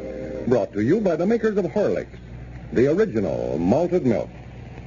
I wonder how many of you know what a valuable part this original malted milk plays in weight control. Many specialists in dieting recommend Horlicks because it is a well-balanced, nourishing food. Its use enables you to cut down safely on your regular food, with a consequent loss of weight. Here's what thousands do. Every noon, they make a glass full of Horlicks at home or in the school, office, or shop in place of a heavy, hard-to-digest lunch. Horlicks, a nourishing, sustaining food, does not contain the excess calories of a heavy meal. Since excess calories are a common cause of excess weight, This plan is very effective in cutting down those excess pounds. And what's even more important, it's essentially safe. You can't afford to risk reducing at the cost of your health. So try the safe, effective Horlick plan. All you need is a package of Horlicks in either natural or chocolate flavor. And this you can get, you know, from your dealer. And now, let's see what's happening down in Pine Ridge. When Lum planned to kidnap Abner so that he might make a fake rescue in order to become a hero in the eyes of his fellow townsmen, little did he realize the complications it might involve. While Abner is hiding over at Lum's house taking life easy, Lum is forced to join the many searching parties that have been organized to scour the surrounding mountains in a futile effort to rescue the missing Abner. As we look in on our friends today, we find Lum has just returned to his house after another useless searching expedition. Listen. Well, where in the world have you been all night? I've been worried to death about you. Why, I've been traipsing all over these mountains looking for you and whoever kidnapped you. You mean with that searching party? Yeah, we walked all night long. Covered every foot of ground twixt here in Hogjaw Valley. Just got in a while ago. Where? Look at them clothes. I tore them off of myself going through the brush there. Yeah, I hadn't noticed that coat button missing there. Reckon when I done that. Well, I do know. And you was knowing all the time that I was sitting right here in your house. Yeah, that's what makes me get so mad. But I've got to make out like I'm uneasy about you so they won't suspicion that I know anything about it. I don't get that so good on you. It ain't no laughing matters, I'll tell you that right now. Let me slip these shoes off. My feet is about to kill me. Well, no wonder. Them shoes there look like they're way yonder too little for you. I reckon they are too little. I wear 11s and these is size 8s. Just look how them feet is swole up there. You might not see them take a deep breath when I slip them shoes off. Well, natural. Why don't you get your shoes to fit you? Well, you know them tracks we made outside your window the night we kidnapped you so they could see the kidnappers took you out through the window. Yeah, that was your idea, making them tracks. Well, the idea was all right, but your woman, Elizabeth, got out there and measured the tracks. She says one of them's yours, all right, but if she can find anybody with feet that'll fit them other tracks, she'll have the kidnapper. Yeah, and she would, too. Yeah, that's just the reason I'm wearing these little bitty shoes, too. If she measures my feet, she can't lay it on to me. Yeah, but you'll just ruin your feet wearing them things, Lum. Granny's, I'd rather ruin my feet than to be sent to the penitentiary for kidnapping. Oh, well, I don't think Elizabeth will ever suspicion that you had anything to do with it. Yeah, it's just all you know about it. That woman of yours suspicions everybody. Every time she sees somebody with big feet, she makes them let them measure them. Now, you better keep off your feet now, not do no more walking you have to then, Lum. I can't keep off my feet. Every time I sit down to rest a minute, somebody come along organizing another searching party to go out in the mountains and look for you. And then, of course, I have to go with them. Yeah, that's a shame. Granny, these feet of mine ain't had a breathing test spell since we hid you out over here. Well, the next bunch that comes by, Lum, well, you can just stay here and I'll go in your place. Well, you can't go. You're the one they're looking for. You and the kidnappers. Body can't go look for yourself. Well, that's what you've been doing. You've been looking for the kidnappers, and you're the one that kidnapped me. Granny, that's right, ain't it? Next time they want me to go, I'll just tell them. No, wait a minute here. That won't work. I wish to goodness I just thought of some other way to make a hero out of myself. This is getting to be a nuisance. Well, why don't we just go ahead and turn me loose, Lum? Study up some other way for you to make a hero out of yourself. I'm getting tired of sitting around over here all day by myself.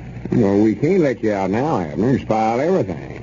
Folks here in the community was to find out you ain't sure enough kidnapped now after them traipsing all over these hills looking for you, they'd run me and you both out of town. Well, I'll be glad when I can get home to Elizabeth some more, sit down to some more of her cooking. This kidnapping idea of yours of making a hero out of yourself, but it's going to starve me to death if you don't hurry up and rescue me. Starve? Yes, For sir. goodness sakes, you've had enough in the last few days to found an ordinary human. I just noticing that stack of empty cans back there in the kitchen yesterday. Looks like you've been eating over here for a couple of months. Well, I sat all day Saturday by myself while you was out looking for me, and I got so lonesome I had to do something for amusement, so I just ate all day. Yeah, this kidnapping's running into money. I thought I had enough canned goods laid in here to keep me half the winter. Well, I've got to eat, Lum. I can't just sit over here and starve myself. Well, you ain't, don't you worry. I bet you put on 10 pounds in the last 2 days. Your folks won't know you when I take you home. Here, Elizabeth's worried to death about you, and you're better off than you ever was. Yeah, I hate that part of it. Her and little Pearl grieving herself to death over me. Poor little Pearl. I know she's just worried to death, scared something's happened to her papa. Wait a minute, that's my ring. Be quiet now. Yeah. Hello? Just I was home, that's what I was. This is him? Who is this, Elizabeth? Well, Elizabeth. I thought it sounded like you. Well, bless her heart. Bless her little heart. Why, sort of tired right now, Elizabeth. I just got back a while ago. A bunch of us was out in the mountains looking for Abner. Fine a woman if ever God bless. No, Mom, not a sign of no kind. It just looks like he's evaporated all of a sudden. Well, now, I wouldn't worry about him, Elizabeth. Chances are he'll be showing up now in the next day or so. Poor little heart. I told you I'd find him, and I aim to do it, too. You can depend on that. You're aiming on doing what? Well, I don't know about that, Elizabeth. I believe if you just wait, I can find him myself and save you all that money. Ah. Well, of course, do as you like. Well, what time you aiming on taking the ransom money over there? Ah. Yeah, well, all right, Elizabeth. I hope they bring him back all right. All right. Goodbye. Now, what's that about the ransom, Lum? There's your woman. She says she's going to take the $50 ransom money over and hide it under the steps at the schoolhouse like we told her to in that note. Well, good. Now I can go home. No, you can't go home. We're not after the ransom money. Huh? I've got to rescue you first. That's the whole idea for the kidnapping. Well, now, don't let her put that money under there, then, for somebody else about get it, Lum. I'll just be out $50. Well, I can't stop her if she finds... Well, you can go over and get the money, can't you? No, if she finds the money gone, she'll think the kidnappers got it, and she'll be expecting you back. Well, now, me or you one's got to go after that $50. I'll be dad blame if I'm going to leave it laying around over there under them steps and let somebody else. All right. I'll slip over there tonight and get it and turn it over to you. I reckon they'll just think the kidnappers double-crossed her. That won't hurt nothing no way, I reckon. And I still don't see why you don't rescue me today and get this thing over with. Well, I'm just as anxious to get you back to your folks as you are, Abner. I ain't had a good night's sleep since the thing started. But the longer we wait, the better it'll be. The more we let folks worry, the bigger hero it'll make out of me when I rescue you. It'll be the talk of the community. Yeah. I'll fix up a big story about how I whipped a whole gang of desperados and returned you to your loved ones and all that stuff. We'll both have to tell the same story, though. Yeah, sure. Yeah. Wait a minute. Somebody at the door. Get out of here, Abner. Get back there in the bedroom and hide under the bed, quick. Well, I don't talk to them all day. Come in. Well, howdy, Dick. Howdy, Lum. Just over to Abner's house. His wife has borrowed the money somewhere for that ransom. She's going to put the $50 on the steps over there today. Yeah, she just now called and told me about it, Dick. Well, I thought I'd better tell you before you start out with another searching party. Tell you the truth, I believe she's making a mistake putting up the money that way at this time, but I still think I can find Abner. Well, this is a good way to catch the kidnappers, old Lum. See, we're going to have Mose Newt hiding down there at the schoolhouse with a shotgun. With a shotgun? Yeah. So when those kidnappers go to look under the steps for the ransom, why, Mose can let them have a load of buckshot. Well, now, wait a minute. I don't know about that, Dick. I granny somebody might get hurt, get their shooting around that way. Well, that's exactly what we want. We want to catch these kidnappers, Lum. We want to catch them right away and get Abner back. Well, I don't see no use in that. If we can get Abner back, that's the main thing. Oh, yeah, sure, but if we can catch those kidnappers, why, the thing for us to do is to make an example out of them, too. Everybody in town's brought up over it. Yeah, I know they are. But I don't think we ought to be too hard on them. Well, I don't know. I've talked to quite a few today, Lum, and they're even talking about lynching them if they catch them. Lynching them? Yeah, I told them, though, if we catch whoever did it, why, we ought to turn them over to the authorities and let the law take its course. That's the proper thing to do. Yeah, we don't want no hangings around here, I know that. That's one thing I wouldn't stand for a minute. I'm the justice of the peace here, and I wouldn't stand for it at all. Well, no, we want to stop that if we can, Lum, but still, on the other hand, we want to see them get what's coming to them. I want to see them get the full penalty of the law. Take it to court and stick them the full penalty. Yeah, reckon so. Trouble is, old Dick, it might be one of our leading citizens that done it. Can't tell about them things. Well, I don't care who it is. They'll all look alike to me, Lum. Anybody low down enough to kidnap or harm this old fellow like Abner doesn't deserve any consideration. I'd feel the same way about it if it turns out to be my best friend that did it. I'd feel the same way about it if it was you that did it, even, Lum. If it was me? Yes, sir. You ain't accused me. No, I'm not accusing you. I just say I would feel that way about it. Yeah, oh, yeah. Well, that's fine, Dick. I hope we catch him. Well, now, he'll be caught. Don't you worry about that. We found another clue over there a while ago. Another clue? Yeah, we found a coat button that one of them lost when he was pulling Abner out of the window. A coat button? I granny.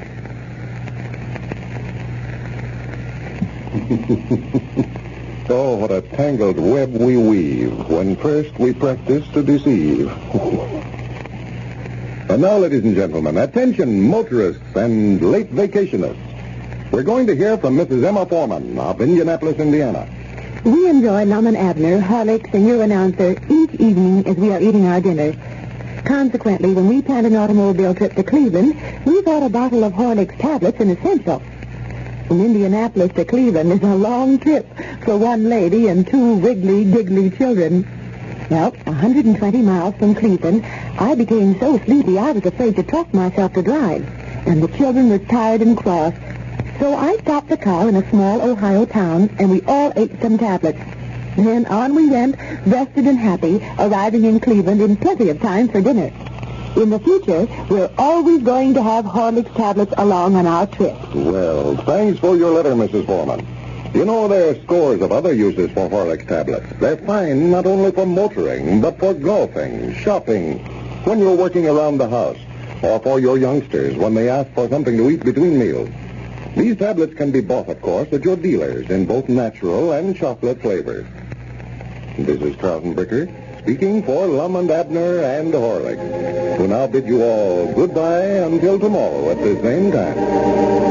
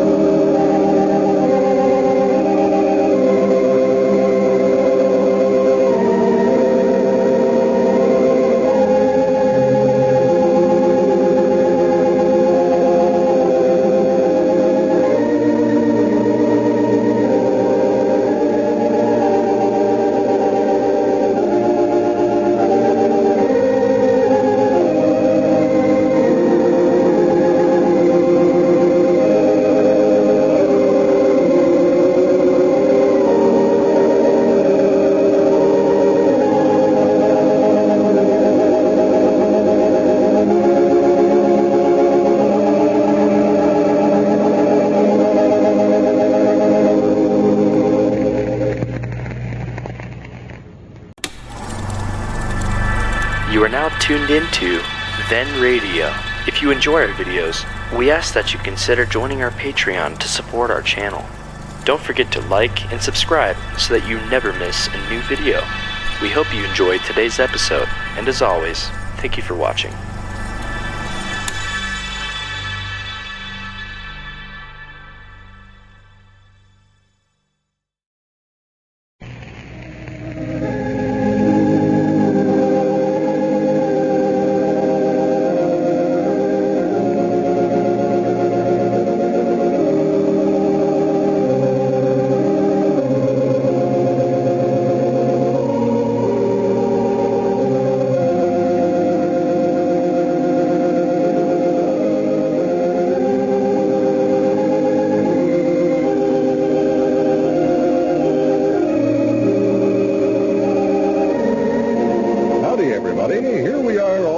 Take you down to Pine Ridge for another visit with Lum and Abner.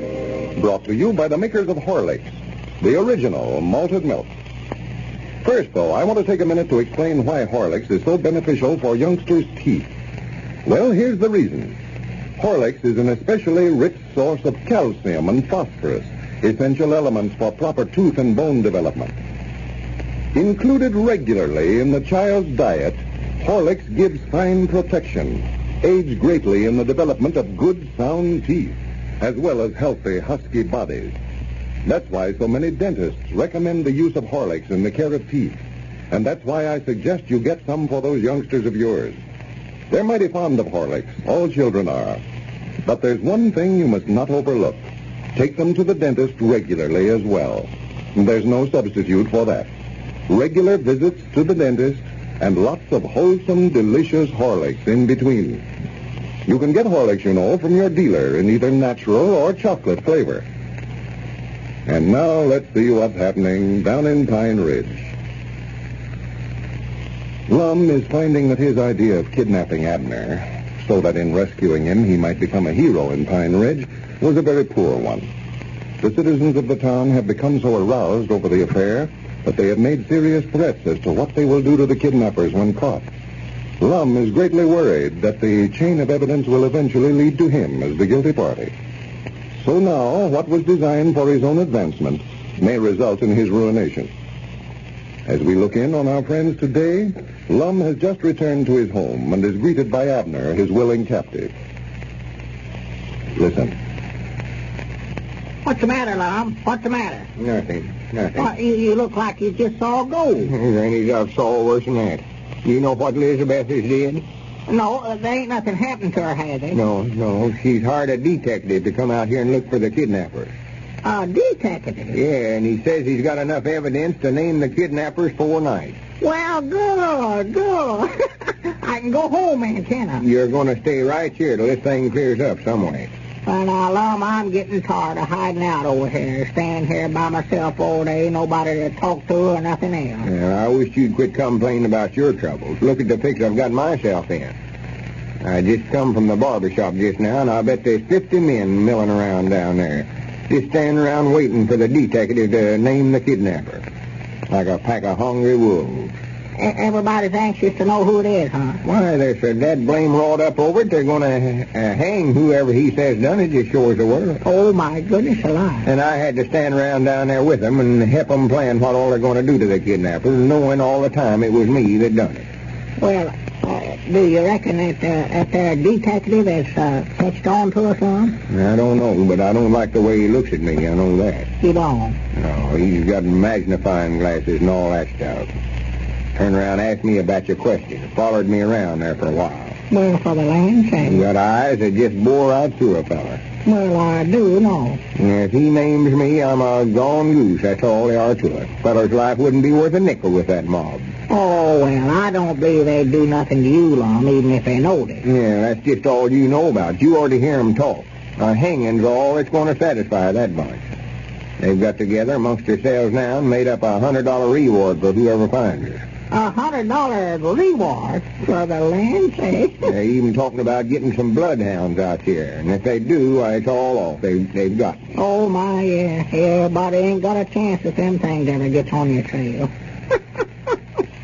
I know that you look funny, Lum, sitting up in a limb or some tree with a pack of dogs sitting down there baying at you, wouldn't you? Got me to where I feel like a criminal. And so jumpy, I can't hardly stay in my clothes. Nervous as a rabbit's nose. Well, now, you ain't done nothing against the law. You never kidnapped me, Lum. I come over here on my own accord. You never forced me to do it. No, but they don't know that, though.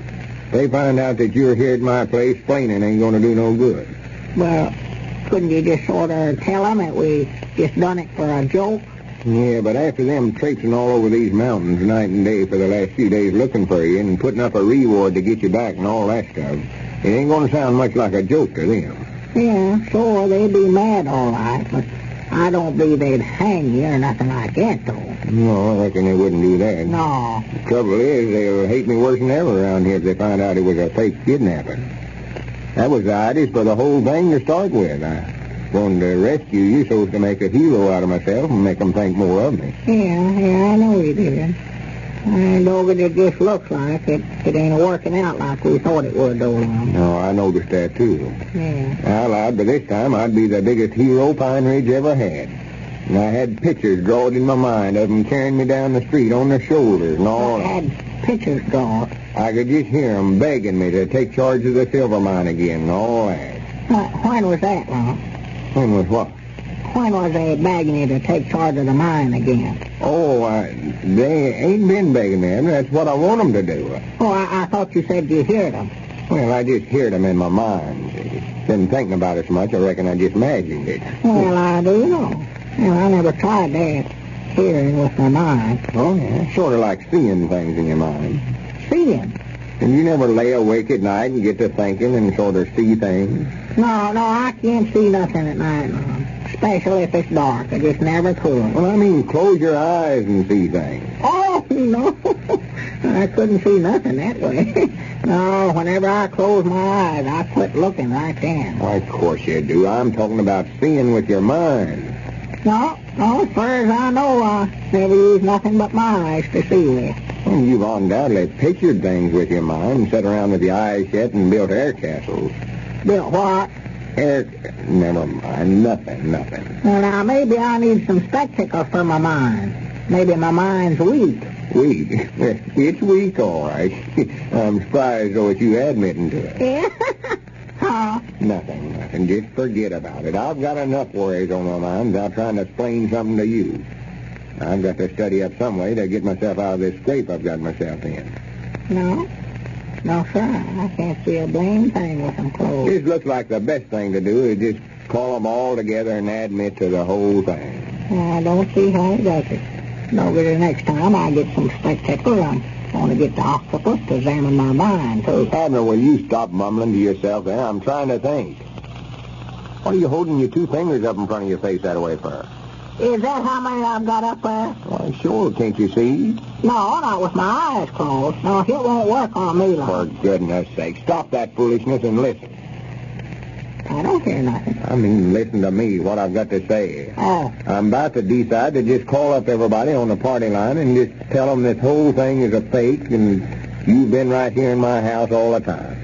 Tell them just how come me to do it. Tell them I was trying to make a hero out of myself so they'd think more of me and let me go ahead and run the silver mine for them. Oh, my goodness, now, Lum, no, sir. If you done that after them tramping all over these mountains night and day looking for you, why, they'd be mad enough to run you out of town. You know that. They went to a lot of trouble around here, Lum, and they don't want it to turn out to be no joke. Yeah, they ain't going to run me out of town, though, I'll tell you that. I'll save them all that trouble. I'll just leave town of my own accord. I don't appreciate it around here no way. You mean leave Pine Ridge for good? Well, may as well. Looks like I've made a mess of things. This idea weren't no count in the first place. I see that right now. Just downright selfishness on my part. Where I was causing Elizabeth all that worry and making a lot of trouble for everybody else. I never stopped to think about them things, just thinking about myself. That's what I was doing. Oh, well, now, they'll all get over that, Lum. Quick as you take me back home and they find out that I ain't hurt no way, why, they'll forget all about it in 2 days' time. No, I'm just ashamed of myself over it. Best thing for me to do is just to make a confess of the whole thing and then move to somewhere else. Start all over with myself. Sell off what little stuff I've got and just move to some other town. Now, Lum, that would be the foolishest thing that you ever done. Why, you're getting along in years, Lum. You can't start all over again now. Your friends is all here in Pine Ridge and everything else. Friends? There ain't 5 people in this town that'll speak to me. No, I'll call up Elizabeth and tell her you're safe, and then you better go on over home, Abner. It's the only way out. No, now, Lum, now, it ain't the only way out. No such a thing. Now, wait a minute now. Don't do that now. No, right's right, Abner. I can leave this away with a clear Well, conscience. now, please don't do that, Lum. Now, wait a minute. We'll figure some other way out of it. Now, just hold on a minute. Why, you can't leave Pine Ridge this away. What's the reason I can't leave Pine Ridge? Well, Lum, you just ain't got no place to go. You ain't got no relates that I know of, no family or nothing else. You've got to stay here amongst your friends. Well, it ain't 'cause I want to, Abner. I know I won't be happy no other place at Pine Ridge, but Maybe someday they'll see where they's a blaming an innocent man when they accuse me of beating them out of their money on that silver mine. Well, now, wait a minute, Lum. Now, before you do that, let me go out and explain to them. Lum, now, don't do that. Now, please don't. Now, let's study it over first, anyway. Get away, Abner. Now, leave me alone. Give me that receiver. I told you to get away now, Abner. Wait a minute. Now, don't, Lum. Hello? Elizabeth? Now, Lum, don't do that, please. Now, don't tell her. This is Lum Abner. Now, wait a minute, Lum. There's somebody at the door. Well, tell them to come in. Well, I can't. I've got to hide. Well, ain't no use for you to hide now. I'm just fixing to tell Elizabeth, come in. Well, honey, Dick, I'll be through here in just a minute, Dick. Come in. Well, for goodness sakes, Abner, where'd you come from? Hello? Elizabeth? Well, I just called you up to say... Lum just now rescued me from a bunch of kidnappers a while ago. Wait a minute, Elizabeth. Somebody just come in. For goodness sake. Oh, yeah, had an awful time. Now, mind now what you're saying there, Abner. I'll call you back directly, Elizabeth. I'll tell you soon, Secret. I'll tell you now, though. Abner's over here at my place, and he's safe and sound.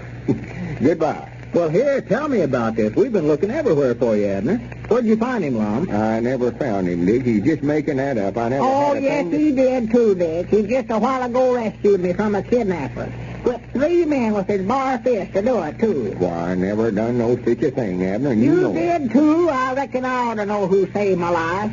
The trouble with him, Dick, he's just afeard that if he admits to it, why, the folks around here will try to make a hero out of him.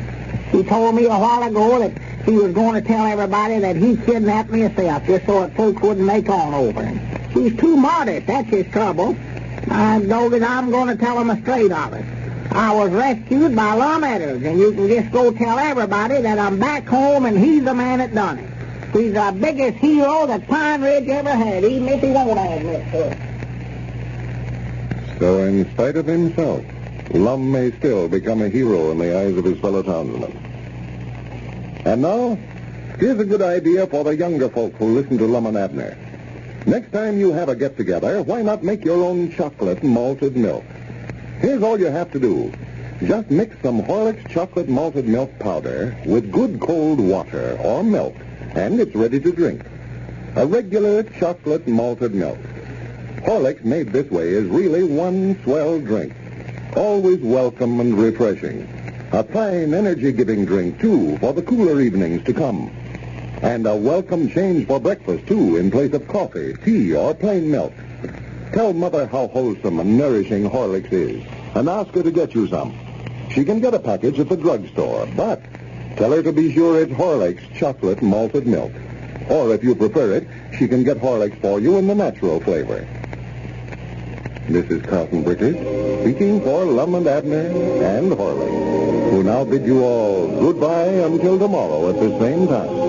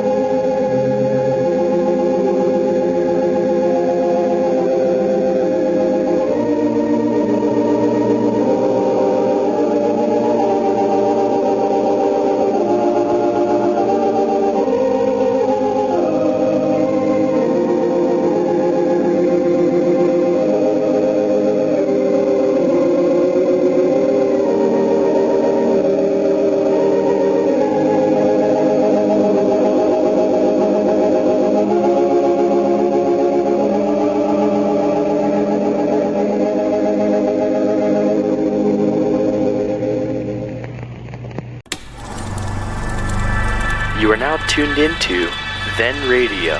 If you enjoy our videos, we ask that you consider joining our Patreon to support our channel. Don't forget to like and subscribe so that you never miss a new video. We hope you enjoyed today's episode, and as always, thank you for watching.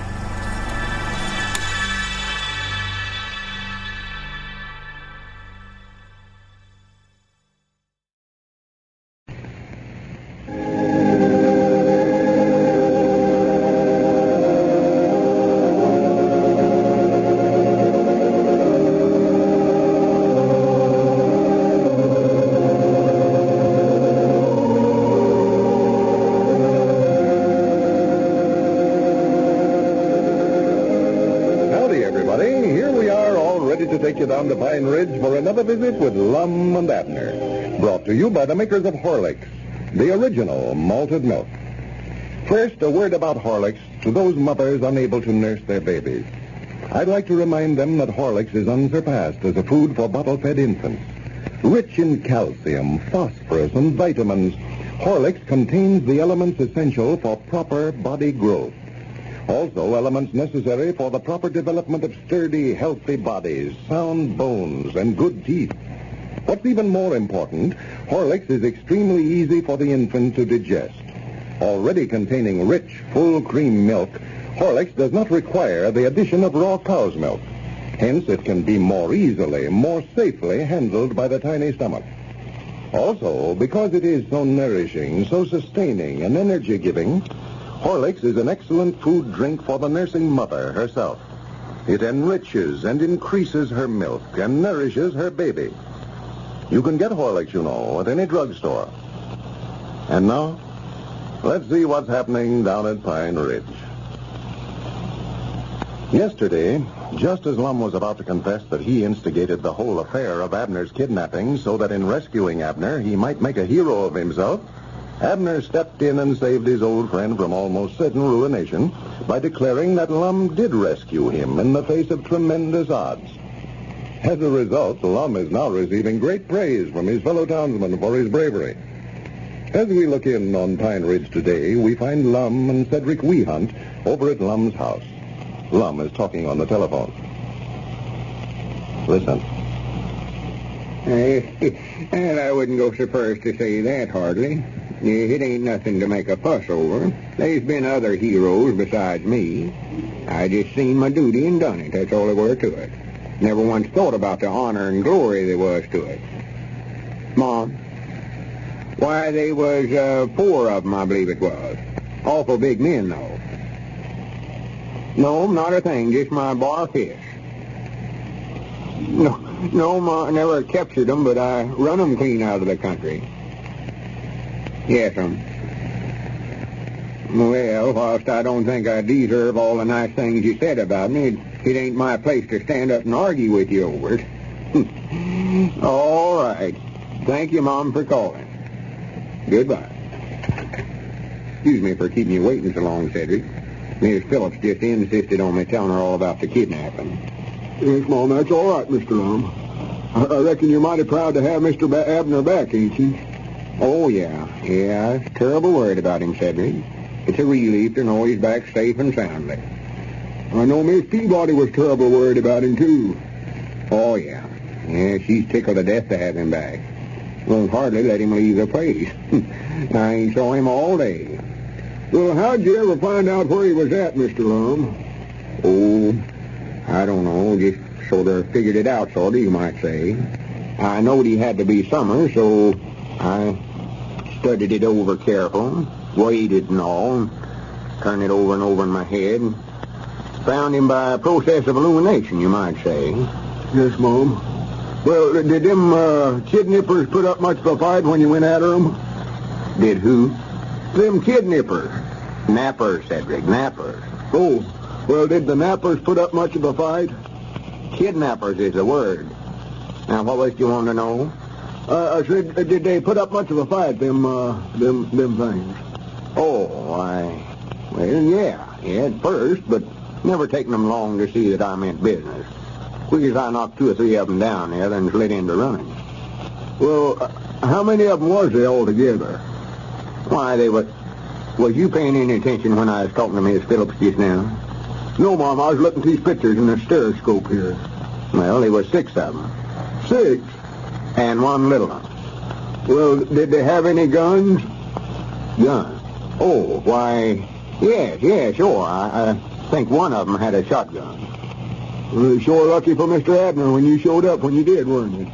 Oh, my, yeah. I reckon it was. See, just as I got there, they had him tied to a sawmill carriage, fixing to saw him in 2. I got there just in time to snatch him off and save him from a cruel fate.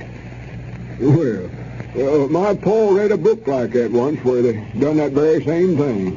Yeah, I did. That makes sort of a hero out of you, don't it? Well, Some folks would call it that, I reckon. Of course, I was risking my life to save a friend. I can't deny that. Yes, Mom. Folks in the community ought to appreciate what you done, too. Yeah, I hope they do. Wish you'd sort of call it to their attention around folks you see, Cedric. Don't look right for me to be going around telling about it. Wait a minute. Believe that's my ring. Excuse me just a minute. I'll see who it is. Yes, Mom, go ahead. Well, on this phone, he's been ringing all morning. Folks calling up to tell me how proud they are that I found Abner. Hello? This is Lum Edders, the man that rescued Abner Peabody from the kidnappers, talking. Who? Oh, well, howdy, Sister Simpson. Yes, Mom. Oh, about that. I done forgot about rescuing him. Well, Mr. Lum, I expect I better be getting on back to the blacksmith shop. Paul may be a-needing me, and I'll drop over some other time and hear some more about it. Just a minute, Sister Simpson. All right, fellas, glad you come over. Come back again. Mom? Nothing, Cedric. Come back again. Oh, listen. Hello? Oh, that was just a committee come over to pin a couple of medals on me for bravery. Oh, yes, them things is nice, all right, but like I told them, ain't nothing to make a to-do over, much. Any other brave, red-blooded citizen would have did the same thing, mightn't I? Well, maybe I am too modest, but I've always followed that old Eddard saying, modesty is the best policy. Ma? Why, I just went in there and whipped them and taken Abner away from them. That's all there was to it. Ma? Oh, why, 8. That is, 8 big ones and 2 or 3 little ones. Why, sure they did. Shotguns and machine guns and pistols and everything else. No, Mom, nothing but my bar fist. Well, that's nice of you to say that. Oh, well, you see, I'm getting a reward. Yes, Mom, the $100 they offered for whoever brung Abner home safe and sound. Yeah, but it was reward enough for me just to see my friend and comrade safely return to his home and fireside in the arms of his loved ones. I only wish I had 2 lives to give to my country. No, something else I'm thinking about. Nothing. I just started to say something. Hey, Lum, I dogged it all. I've heard all day. Oh, excuse me. Just a minute. I'll be down here directly, Abner. What was it you said, Sister Simpson? Oh, it weren't nothing. Just another committee come in. Well, I'm mighty proud you called. Yes, just a minute, though, Sister Simpson. Abner wants to say something to you. Well, I don't want to talk to her. Yes, you do, too. I want you to tell Sister Simpson how brave I am. How brave you are. Yeah, for rescuing you from the kidnappers. Oh. Well, I'll talk to her, but I don't know what to say. Yeah, here. Tell her you think I'm awful brave. Hello, Sister Simpson? Yes, Mom. Oh, yes, proud to be back. Huh? Just a minute. Did I suffer any while the kidnappers had me, Lum? Suffer? Yeah. Oh, I sure you did. Yeah, they was awful mean to you. Sure I did. They was awful mean to you. Go ahead and tell her about me. Quit talking about yourself so much. Oh, my goodness, what will you think about yourself? Well, what did you want me to say? Tell her how brave you think I am. Tell her how brave I think you are or you think you are? Just tell her I'm brave. Lum's brave. Oh, my goodness. Yes, for rescuing me from that kidnapper. Them kidnappers. How many was it? What did I tell her? I don't know. Hang up a reach. Wait a minute. Let me talk to her. Yeah, here, take it, yeah. Hello, Sister Simpson? Well, I wouldn't have let Abner talk to you if I'd have known you was going to brag on me that way. It's downright embarrassing to me. Yeah, that's the price a big hero's got to pay, I reckon. Well, I'm glad you called up. Well, thank you, Mom. That's nice of you to say that about me. All right. Goodbye. What have you been telling her anyway, Lum? Oh, I was just telling her about me capturing you from the kidnappers. Well, now, you better tell me what you said so as I'll know, for she'll spread it all over town, tell everybody she sees. Yeah, that's right. We've got to stick to the same story. Yeah, folks have been asking me questions about it, and I just told them that I'd rather not talk about it. Said it was kind of a nightmare to me. Yeah, that's the time. You keep on having nightmares, and I'll do the talking. That way we can't get mixed up. Yeah. I just tell them that they had a handkerchief tied over my eyes and I couldn't see nothing. That's the time. Tell them that. Yeah, that's what I'll do. I swan I never seen folks act excited about anything in my life. I was downtown just now, and everybody I seen wanted to stop and shake my hand, you know. Yeah, they stopped me down there this morning, too. Oh, yeah, all of to get my autograph. and all that. Tell me how proud they are to have me back, you know. What a brave man they think you are. Oh, my Lord, they just think you're the bravest man in the world. Well, what all did they say about me, Abner? Well, I don't know what all said, that you were just a hero, that's all there was to it. Oh, a whole bunch of stuff like that. My goodness, it's a-working. No doubts about it. Oh, yeah. Only thing, just to be right honest about it, Abner, I sort of hate to fool everybody that way. Tell them all this rigmarole. Don't feel just right about misrepresenting things. Well, it ain't hurting nobody. That's one thing, sure. No, it ain't hurting nobody. And it sure changed everybody's opinion of me around here, I'll say that. Oh, my, yes. I just don't know how to thank you enough, Abner, for what you did for me. What I did for you? Yeah, interrupting me yesterday when I was about to tell Dick Huddleston the truth about it. Just made a hero out of me, that's what you done. Well, I never done it just for you, Lum. I knowed if you told them that kidnapping was a fake, why, we'd both have to leave town the way they felt around here.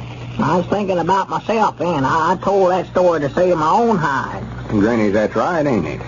It is a saving you, ain't it? Yeah. Sure it is. Yeah, I've got to make out like I rescued you from a bunch of kidnappers, ain't I? Why, sure you have, Lum. Well, good. I'll do it then, Abner. Grannies, I'll do it. Shake hands on it. Anything to help a friend. You can depend on me anytime. Well, Lum is certainly basking in the spotlight of popularity, thanks to Abner. And now, here's a fine tribute to Lum and Abner and the Horlicks. A letter from Mr. C.W. Pate of Long Beach, California. He says, Of all the programs coming over the radio today, I believe that Lum and Abner take the cake. The Jot 'em Down store in Pine Ridge is so typical of the country stores in Tennessee, the state in which I was born and raised. I also know what they are talking about when they recommend Horlicks. I raised 3 husky children solely on Horlicks the first year of their lives. For 26 years, my wife's father was dean of the medical department of a prominent Eastern university. He was a very successful specialist in children's diseases and regularly prescribed Horlicks for children and for anemic adults. thanks for your letter, Mr. Pate. We're always glad to hear from the many users of Horlicks. I'd like to add that Horlicks can be bought at any drugstore. This is Carlton Brickert, speaking for Lum and Abner and Horlicks, who now bid you all goodbye until tomorrow at the same time.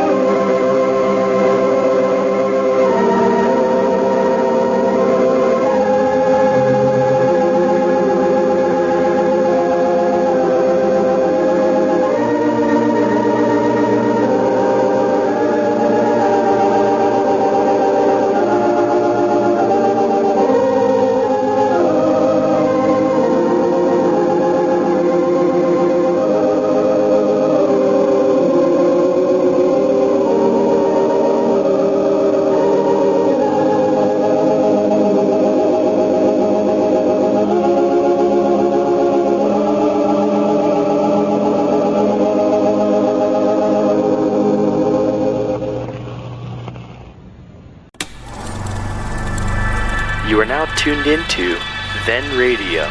If you enjoy our videos, we ask that you consider joining our Patreon to support our channel. Don't forget to like and subscribe so that you never miss a new video. We hope you enjoyed today's episode, and as always, thank you for watching.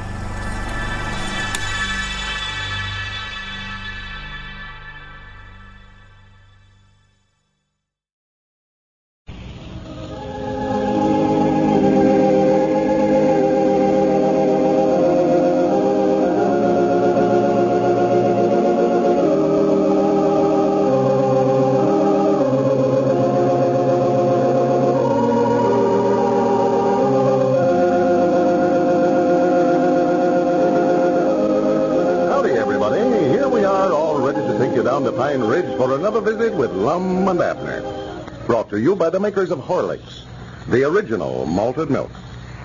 First, let me remind you again that when you're traveling or downtown shopping, or when motoring or golfing, there's nothing like having a flask of Horlicks tablets along. They're really great for helping ward off hunger and fatigue. When you begin to feel tired or hungry, just dissolve a few of the tablets in your mouth. They'll nourish you while you work, keep you going at top speed when you aren't able to eat on time. When you're traveling, they often prevent sickness because they're so easily digested and nourishing enough to take the place of other food. Children love Horlicks tablets, too. They can easily carry a supply to school with them, and Horlicks won't spoil their appetites. They're too wholesome and quickly digested for that. You can get handy flasks of tablets at your dealers for a dime. Or, if you prefer it, you can get them in larger sizes in either natural or chocolate flavor. And now let's see what's happening down in Pine Ridge. When Lum planned the fake kidnapping of his old friend Abner so that he could pretend to have rescued him and thereby regain the respect of his fellow townsmen because of his bravery, he had no idea how well the plan would really work. Since Abner has been returned safely, Lum is the hero of the hour in Pine Ridge. Even those who had turned against him because of his connection with the sale of fraudulent silver mining stock are now singing his praises.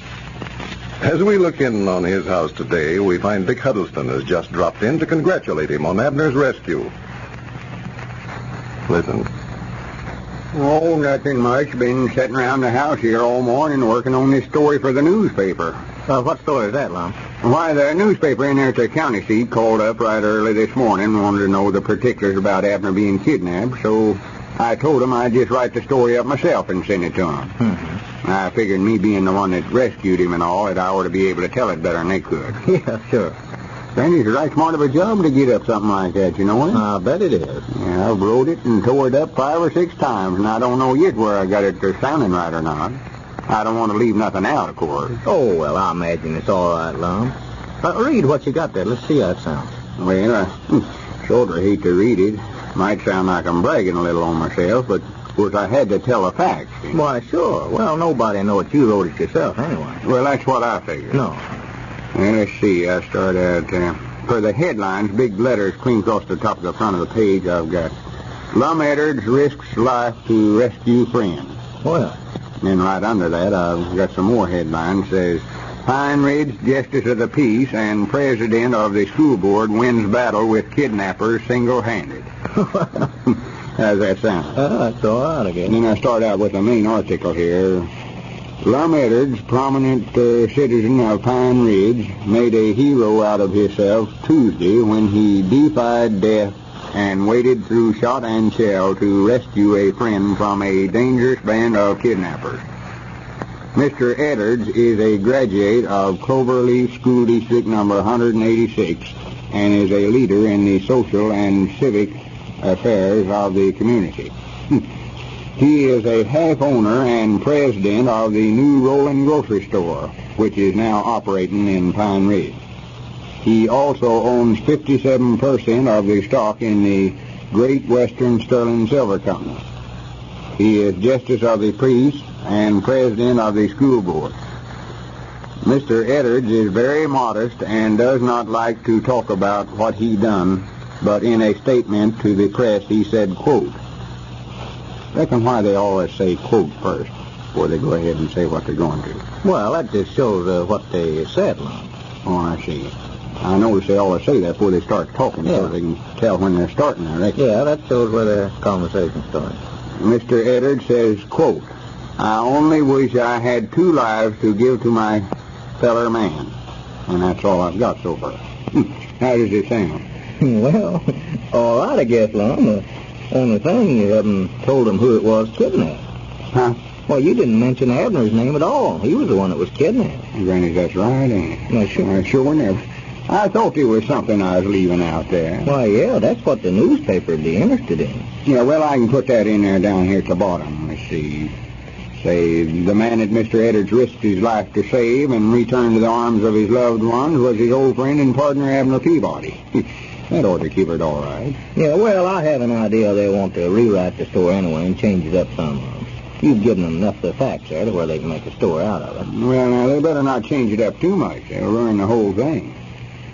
Just about put a batch of stuff in there about how long Abner was held a prisoner and how they treated him. And Yeah, and a ransom note and all that. Yeah, that's what I say. A batch of stuff that wouldn't nobody be interested in. Well, I never have got the straight of this thing yet, Lum. How did it all take place?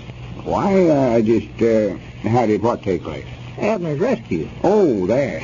Well, I rescued him myself. I was the one that done it. Had you heard that? Yeah, sure, I know you did, Lum, but I mean, how many men were there in the gang that had him? I've heard all kinds of different stories about it. Oh, yeah, they've been circulating all sorts of stories, ain't That's they? the reason I want to get the straight of it. Now, how many men in the gang? Well, how many did you hear? Well, Sister Simpson told me there were 8. Yeah, that's how many there were, 8. But Uncle Henry Lunsford said she told him there were 6, and Miss Phillips, Luther's wife, said you told her 4. Well, I'll be dead blamed. It just shows how things get exaggerated. They all couldn't be right. You know that yourself, Dick. Oh, well, where was Abner all that time? Why, he was with the kidnappers. Yeah, but where were the kidnappers? Well, they was with Abner. The whole bunch was right there together. Well, I mean, what place, Lum? Whereabouts? Whereabouts what? Whereabouts was their hideout? Well, sir, now, there's a funny thing. I never had saw that place before, and I don't know yet where I was at. I doubt if I could ever find it again. Wouldn't know which direction to start out looking for it. Well, what kind of a looking place was it, Lum? Dick, let's don't talk no more about it. I get to thinking about it, what a terrible fight I had, and I get so nervous again. Grannies, I'll see that thing in my dreams. You know, there's a song run sort of like that. I'll see it in my dreams. Well, howdy, Abner. Come in. Sure glad to see you. Hello, Abner. I thought I heard somebody a-hollering in here. No, I was just a-singing. Glad you come over. You can just join in with me. Start that, cut down the old pine tree. Oh, yeah. Well, you better pitch me, though, Lum. Oh, yeah. Do, re, mi, fo. Do, re, mi, fo. Yeah, that's the time. Well, I expect I better be going, fella. Oh, sit down, Dick. We'll sing some for you. Well, thank you, Lum. I expect I better get back to the store. Well, I'm glad you come over and come back again. Yeah, I will, thank you. Come down loaf with me when you get time. Yeah, we will, Dick. So long. Grannies, I'm sure glad you come in when you did. What's the matter? Why, he just about had me cornered there. Cornered? Yeah, got to pinning me down on this kidnapping. You mean him and you was fighting? No, asked me a batch of questions about the kidnapping. He's the inquisitiest fella I ever seen in my life. Don't know where the kidnappers had you hid all that time and all that stuff. I didn't know what to say. Why, I was right here at your place all the time, huh? Yeah, but I couldn't tell him that. Oh, yeah, that's right, sure. We've got to figure out some place away from here. You don't know any place out here in the mountains that might be a good place for him to hide you? Well, let's see now. We've got to decide on some place so that we can both tell the same story. Yeah, sure. How would that old sawmill set Levi Whitten used to have up there in Eagle Gap be? That'd be a good place. Nobody never goes up there. Yeah, that's the place. That's the spot right there. Recollect, from now on, you was hid at the old Levi Whitten sawmill set there in Eagle Gap. Yeah. In the boiler room. In the boiler room, yeah. Now, why couldn't I have thought of that a while ago? I couldn't think of nothing. No? How come you never went over to the stockholders meeting this afternoon, Lum? What stockholders meeting? Why, they're having a meeting of the stockholders of a silver mine. I allowed you knowed about it. No, I've been right here on the place all morning. Never heard a word about it. Well, they called up over at the place and told Elizabeth that they was going to have a meeting at 2 o'clock, but I never went. That's a fine howdy-do. Me owning 57% of the stock and don't even know when to have a meeting. Fine way to treat somebody that just made a hero out of themselves. Well, maybe it's another one of them secret meetings that they've been having, Lum, where they don't want you there. Well, they're just wasting their time, I can tell them that. I own 57% of that stock, controlling interest. My grannies, I'll be again anything they decide to do over there. That'll learn them how to leave me out of their meetings. Well, I don't blame you neither, Lum. I'd feel the same way about it myself. You're a stockholder just the same as they are, and they ought to let you know whenever they're having a meeting. Yeah, they can keep me from being president, all right, but they can't keep me from having a controlling vote in the company. I'll tell them that. Here I went to all the trouble to figure out a kidnapping so as to make a hero out of myself, and this is the thanks I get out of it. Yeah, Lord me, I figured now that they'd all back in a good humor with you from the way they've been talking around. Oh, I did, too. Everybody's been awful nice to me. Yeah, I know to my they have. face. Yeah. But now they turn right around and had another stockholder meeting without inviting me. It just looks like a man ain't appreciated in his hometown. Well, I wouldn't stand for it a minute. I just wouldn't do it, Lum. Granny's, I ain't. I'd stand up for my rights. I'm going to start having my own stockholders meetings and running things to suit myself. Why, sure. Just leave them out for a while and see how they like it. I'll stand behind you. I know that I'll go to your meeting instead of that. That's what I'll do. Wait a minute. Somebody at the door. Oh. Come in. Well, howdy, Grandpap. Yeah, howdy, boys. Howdy. How you? Come on in, Grandpap. Did you go to the stockholders meeting? Yeah, that's what I come over here for, Lum. I was planning a committee of one to read a resolute we passed over a while ago. To read what?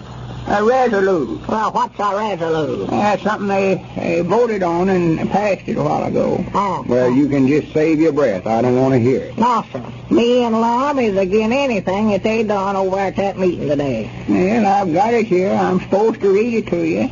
Well, I told you I don't want to hear it, Grandpap. I own 57% of the stock in that silver mine, and I'm throwing every vote I've got again, whatever it is. Yes, sir. Now, just get on out of here, Grandpap, and leave Lum alone. He knows his rights. Well, all right, if that's the way you feel about it. I like you'd want to hear about it, Lum. The resolute was drawed up apologizing for the way they've been treating you around here and wanting to make you president and general manager of the company again. Wait a minute, Grandpap. Don't pay no attention to what Abner says here. And from here out, Abner, when I want somebody to leave my house, I'll tend to it myself. Sit down, Grandpap, old boy. Now, go ahead and read that resolute, or whatever it is. I allowed you know what I was joshing about being against it. You can always depend on me to stand right square behind the stockholders in anything they decide. Well, it looks like Lum is again to be entrusted with the management of that great silver mining project in which so many Pine Ridgers are interested. One thing more, ladies and gentlemen. Here's a suggestion for that weekend party you may be planning. Try serving Horlicks with some of your favorite sandwiches. You'll be surprised what an interesting change this makes. A change your guests will appreciate, too. They'll much prefer Horlicks to the usual tea or coffee because Horlicks is so delicious and refreshing. It won't interfere with the bridge game, either. It's so easy to prepare. All you have to do is to add sufficient of the powder to water or milk, mix thoroughly with an egg beater or other mixer, and it's ready to serve. You don't have to add milk or flavoring unless you desire it. Remember this next time you're entertaining friends. Give them Horlicks for a delicious welcome change. You can get Horlicks in either natural or chocolate flavor, whichever you prefer. This is Carlton Bricker, speaking for Lum and Abner and Horlicks, who now bid you all goodbye until tomorrow at this same time.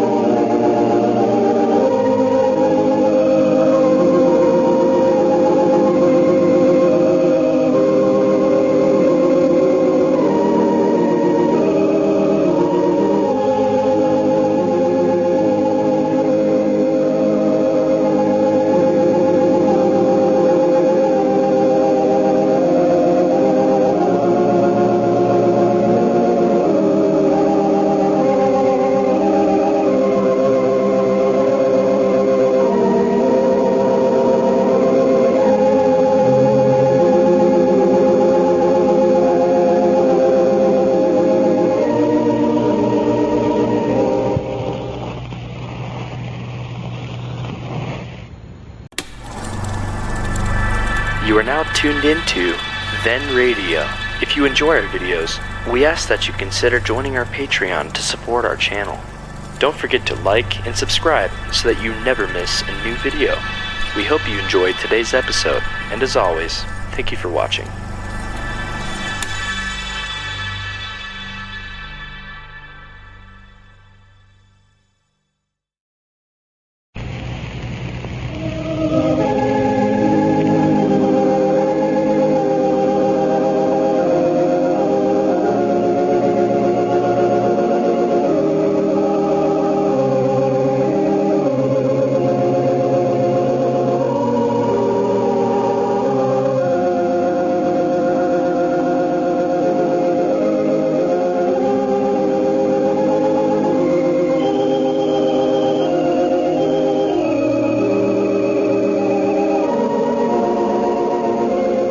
Howdy, everybody. Here we are, all ready to take you down to Pine Ridge for another visit with Lum and Abner. Brought to you by the makers of Horlicks, the original malted milk. Before we go down to Pine Ridge, I'd like to remind all you late vacationists and travelers not to forget a package of Horlicks on your trips. For 50 years now, travelers all over the world, from the North to the South Pole, have relied on this nourishing, sustaining malted milk. They find it a marvelous aid in case of travel sickness. Appetizing, easy to digest, Horlicks is often the one thing that delicate digestions can handle. That's why many folks who do a lot of flying rely implicitly on Horlicks. It's so nourishing and sustaining, such a well-balanced food that it really takes the place of heavy meals. Being quick to digest, it doesn't cause distress as heavy meals so often do. And in addition, Horlicks is easy to prepare anywhere at any time. Just mix thoroughly with water, and it's ready to drink. So by all means, slip a package of Horlicks in your grip before you start. It will be a constant comfort on your trip. You can get Horlicks, at any drugstore in both natural and chocolate flavors. And now let's see what's happening down in Pine Ridge. As a result of Lum's renewed popularity over rescuing Abner from his supposed kidnappers, the stockholders of the Great Western Sterling Silver Company have elevated Lum again to the office of President and General Manager of the company. As you'll remember, Lum originally held the office after Squire Skimp had fleeced the citizens of Pine Ridge of all the money possible by the sale of stock in the mine. When Squire left for parts unknown, Lum assumed all the remaining stock, and also the responsibilities of the company. As we look in on our old friends today, we find Lum down at Dick Huddleston's store, very much impressed with his regained importance. Listen. So they come over and just insisted and begged and pleaded with me to take the office back, so finally I decided to do it. Yeah, I heard they let you have the office back, Lum. Yeah, it's a big responsible, all right, being president and general manager of a big silver mine like that, but whilst I don't like to cast no compliments right in my own face, I believe they used uncommonly good judgment in who they picked out. Well, what are you going to do now that you've got the office? Oh, I aim to go right on ahead, speaking to everybody just the same as usual, just like I ain't no better than they are. I mean, about the mine, Lum. What do you plan to do about it? Oh, what I aim to do about it? Yes, you ought to be figuring out some way to get some money out of it, pay off these stockholders. Well, so you just taking the words right out of my mouth, then. That's just exactly what I had in mind to do. Granted, you wouldn't make a bad president, you know it, Dick? Or vice president. You've got ideas, I can see that. Well, I don't know about that, Lum, but I do know that these people here in town that invested every cent they could get in that stock ought to get their money back if there's any possible way to do it. Why, sure. That's what I say. They use good judgment in putting a man like me in there to handle it for them. Somebody that can take right a hold and do things. Yeah, you started telling me a minute ago what you plan to do. Oh, well, to tell you the truth, Dick, I've got so many things in mind to do, I don't know which one to do first, hardly. What would you do if they'd give you the job of president and firm? Well, of course, I'm not a stockholder in the company, and it's none of my business, Lum, but if I had charge of it, the first thing I'd do would be to try to sell it. Just what I thought you'd say, for I aim to do the same thing myself. Who would you sell it to? Well, anybody'd buy it. There you are. Granny's me and you agrees on everything. Anybody'll buy it. I said the same thing to myself this morning. You don't happen to know anybody that's looking for a good silver mine, second-handed one, 14-karat sterling, do you? No, I don't know of anybody offhand, Lum, but if it's any account at all, why, you ought to find somebody that'll buy it. Well, now, right there's where I'm stumped. I've got everything all figured out but that. Who'll buy it? Well, you just got to get out and find somebody that's in the mining business. Well, I thought about that, but the trouble is, if they're already in the mining business, they wouldn't need no mine. They more than likely already have one. Well, yes, but if there's any silver in that mine, why, you wouldn't have any trouble disposing of to some of those big operators out there. Well, there's silver in it, all right. Didn't you see that big chunk of solid sterling silver that Squire Skimp brought back from out there? Yes, I saw it, but I still don't know where he got it. Why, he dug it right out of our mine, dug it out himself. Yeah, that's what he said. Yeah, he admitted to it himself. Of course, he might have gotten it out of some other mine. Well, undoubtedly he knows which mine's ours. He wouldn't likely make a mistake and get out in the wrong mine. No, if you've got silver in paying quantities out there, Lum, why, some of those big companies might be interested in operating a mine on a royalty basis. Yeah, on what kind of a base was that? A royalty basis. where they pay you so much royalty and all the silver they take from the mine. That'd be just as good as selling it. It would, huh? Why, sure. That's the way why you would be operating on their capital. Sure. Well, I believe you're on the right track there now, Dig. What did you call that word again, what you said they'd give us for the mine? Royalty. Yeah, that's the word, royalty. Aye, Granny's, it's a deal. I'm a good mind to do that. Of course, those big companies would want to make some geological tests before they put any money in. Why, sure. Make what kind of tests was them, Dick? A geological test. Make an analysis of the quality of the ore and find out how big the vein is. Yeah, I had in mind to do the same thing myself, I think. Royalty. Judge. What's that, Lum? Nothing. I was just studying some stuff over in my head here. Yes, sir, I believe that was a good idea I had on this royalty-based business. Good minds to let them have it. Well, the thing for you to do, then, is to get in touch with some of those big mining companies and see if they're interested. And the trouble is, I don't know the name of no other silver mine except this one of ours. Wouldn't do no good to write myself a letter. I'm a good mind to put an advertisement in the paper. I believe it. Yeah, there's your rolling grocery store pulling up out there in front, Lum. Yeah, all through making the rounds, I reckon. Well, Granny, it'd take them long enough today, I'll say that. Abner and Grandpap have to sit and gossip at every house they stop at. Yeah, I believe they enjoy that work. They oughtn't to stop it right there in front of your store here, Dick.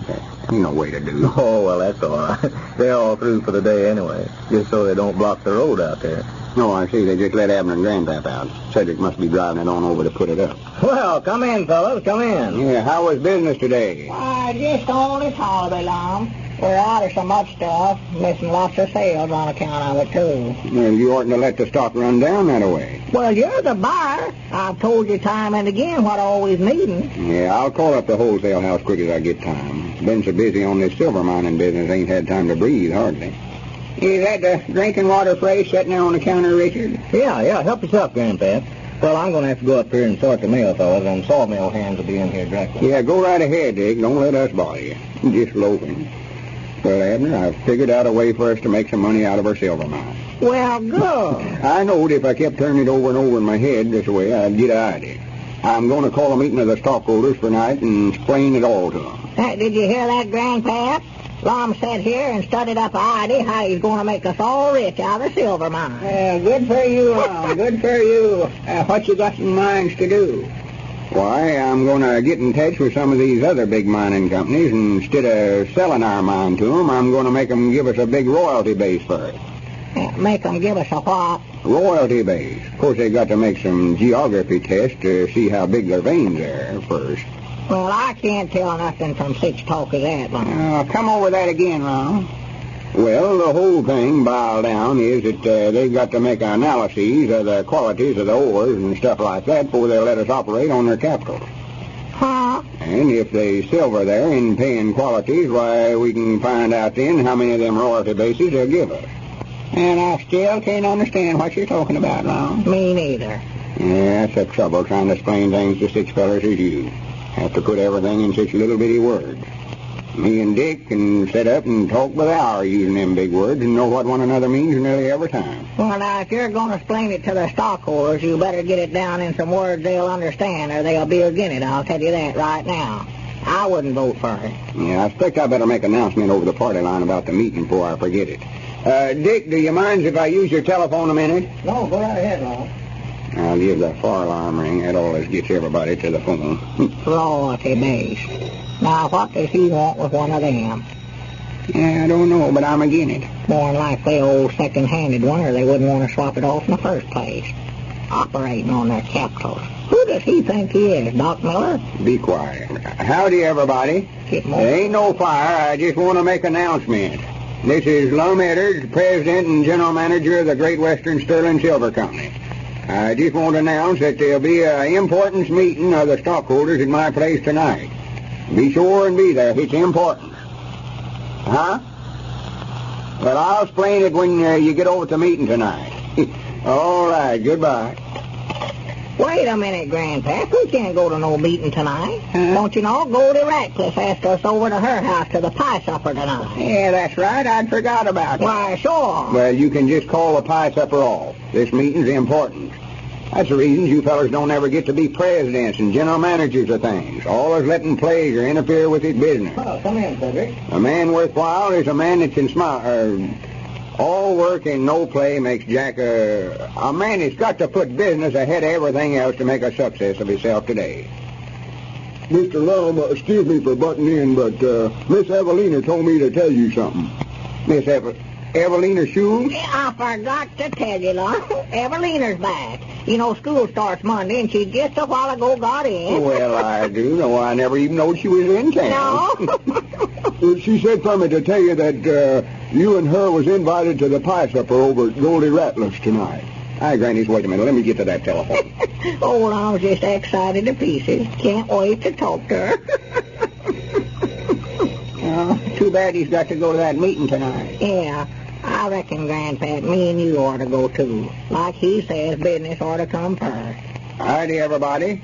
This is Lum Eddard's president and all of them other things of the silver mine. I just want to announce that the stockholders meeting for tonight is called off on account of the pie supper over at Goldie Rattlers tonight. We'll put the meeting off till tomorrow night, so everybody... And tomorrow night's meeting will probably be held sometime next week, with Evelina Schultz in town. Ladies and gentlemen, I've often told you what a fine aid Horlicks is to sound, refreshing sleep. Now listen to what Mr. C.A.R. of Connellsville, Pennsylvania, has to say. Thanks for the wonderful malted milk you put on the market. For several years, I was in the habit of drinking coffee last thing at night and was unable to get my proper sleep. I was restless and dreaming all night. So after hearing Lum and Abner and about Horlicks, I thought I would try some myself. Now every night on retiring, I take a cup of Horlicks hot. And believe me, when I get up in the morning, I feel like a new man. When my day's work is over, I feel as if I just started.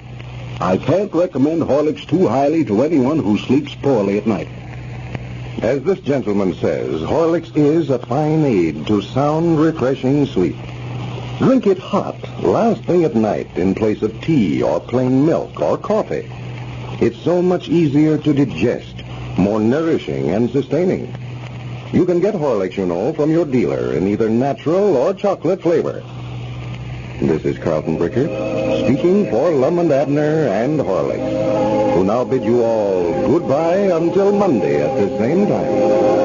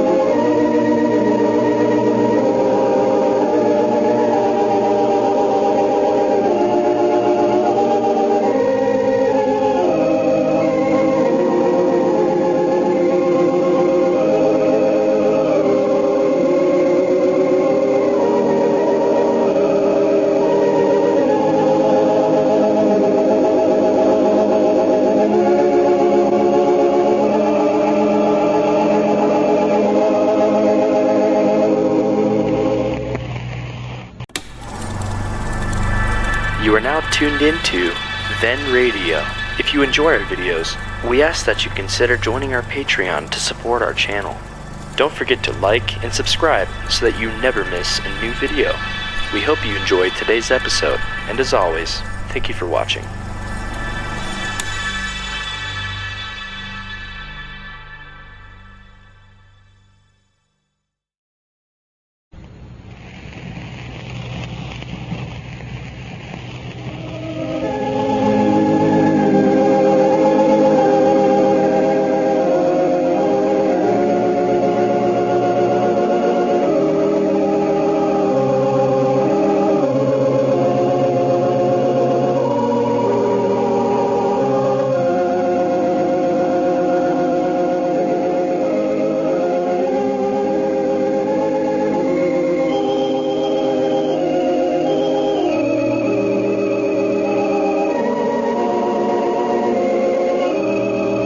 everybody. Here we are, all ready to take you down to Pine Ridge for another visit with Lum and Abner. Brought to you by the makers of Horlicks, the original malted milk.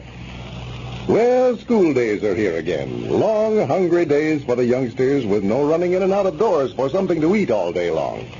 It's very important now that you give them something nourishing and sustaining in the morning before you pack them off to school. Horlicks, for instance. Youngsters like to drink Horlicks, and it's a fine, nourishing food drink for them. They can't help but benefit from the vitamins, the bodybuilding elements that every glass of Horlicks contains.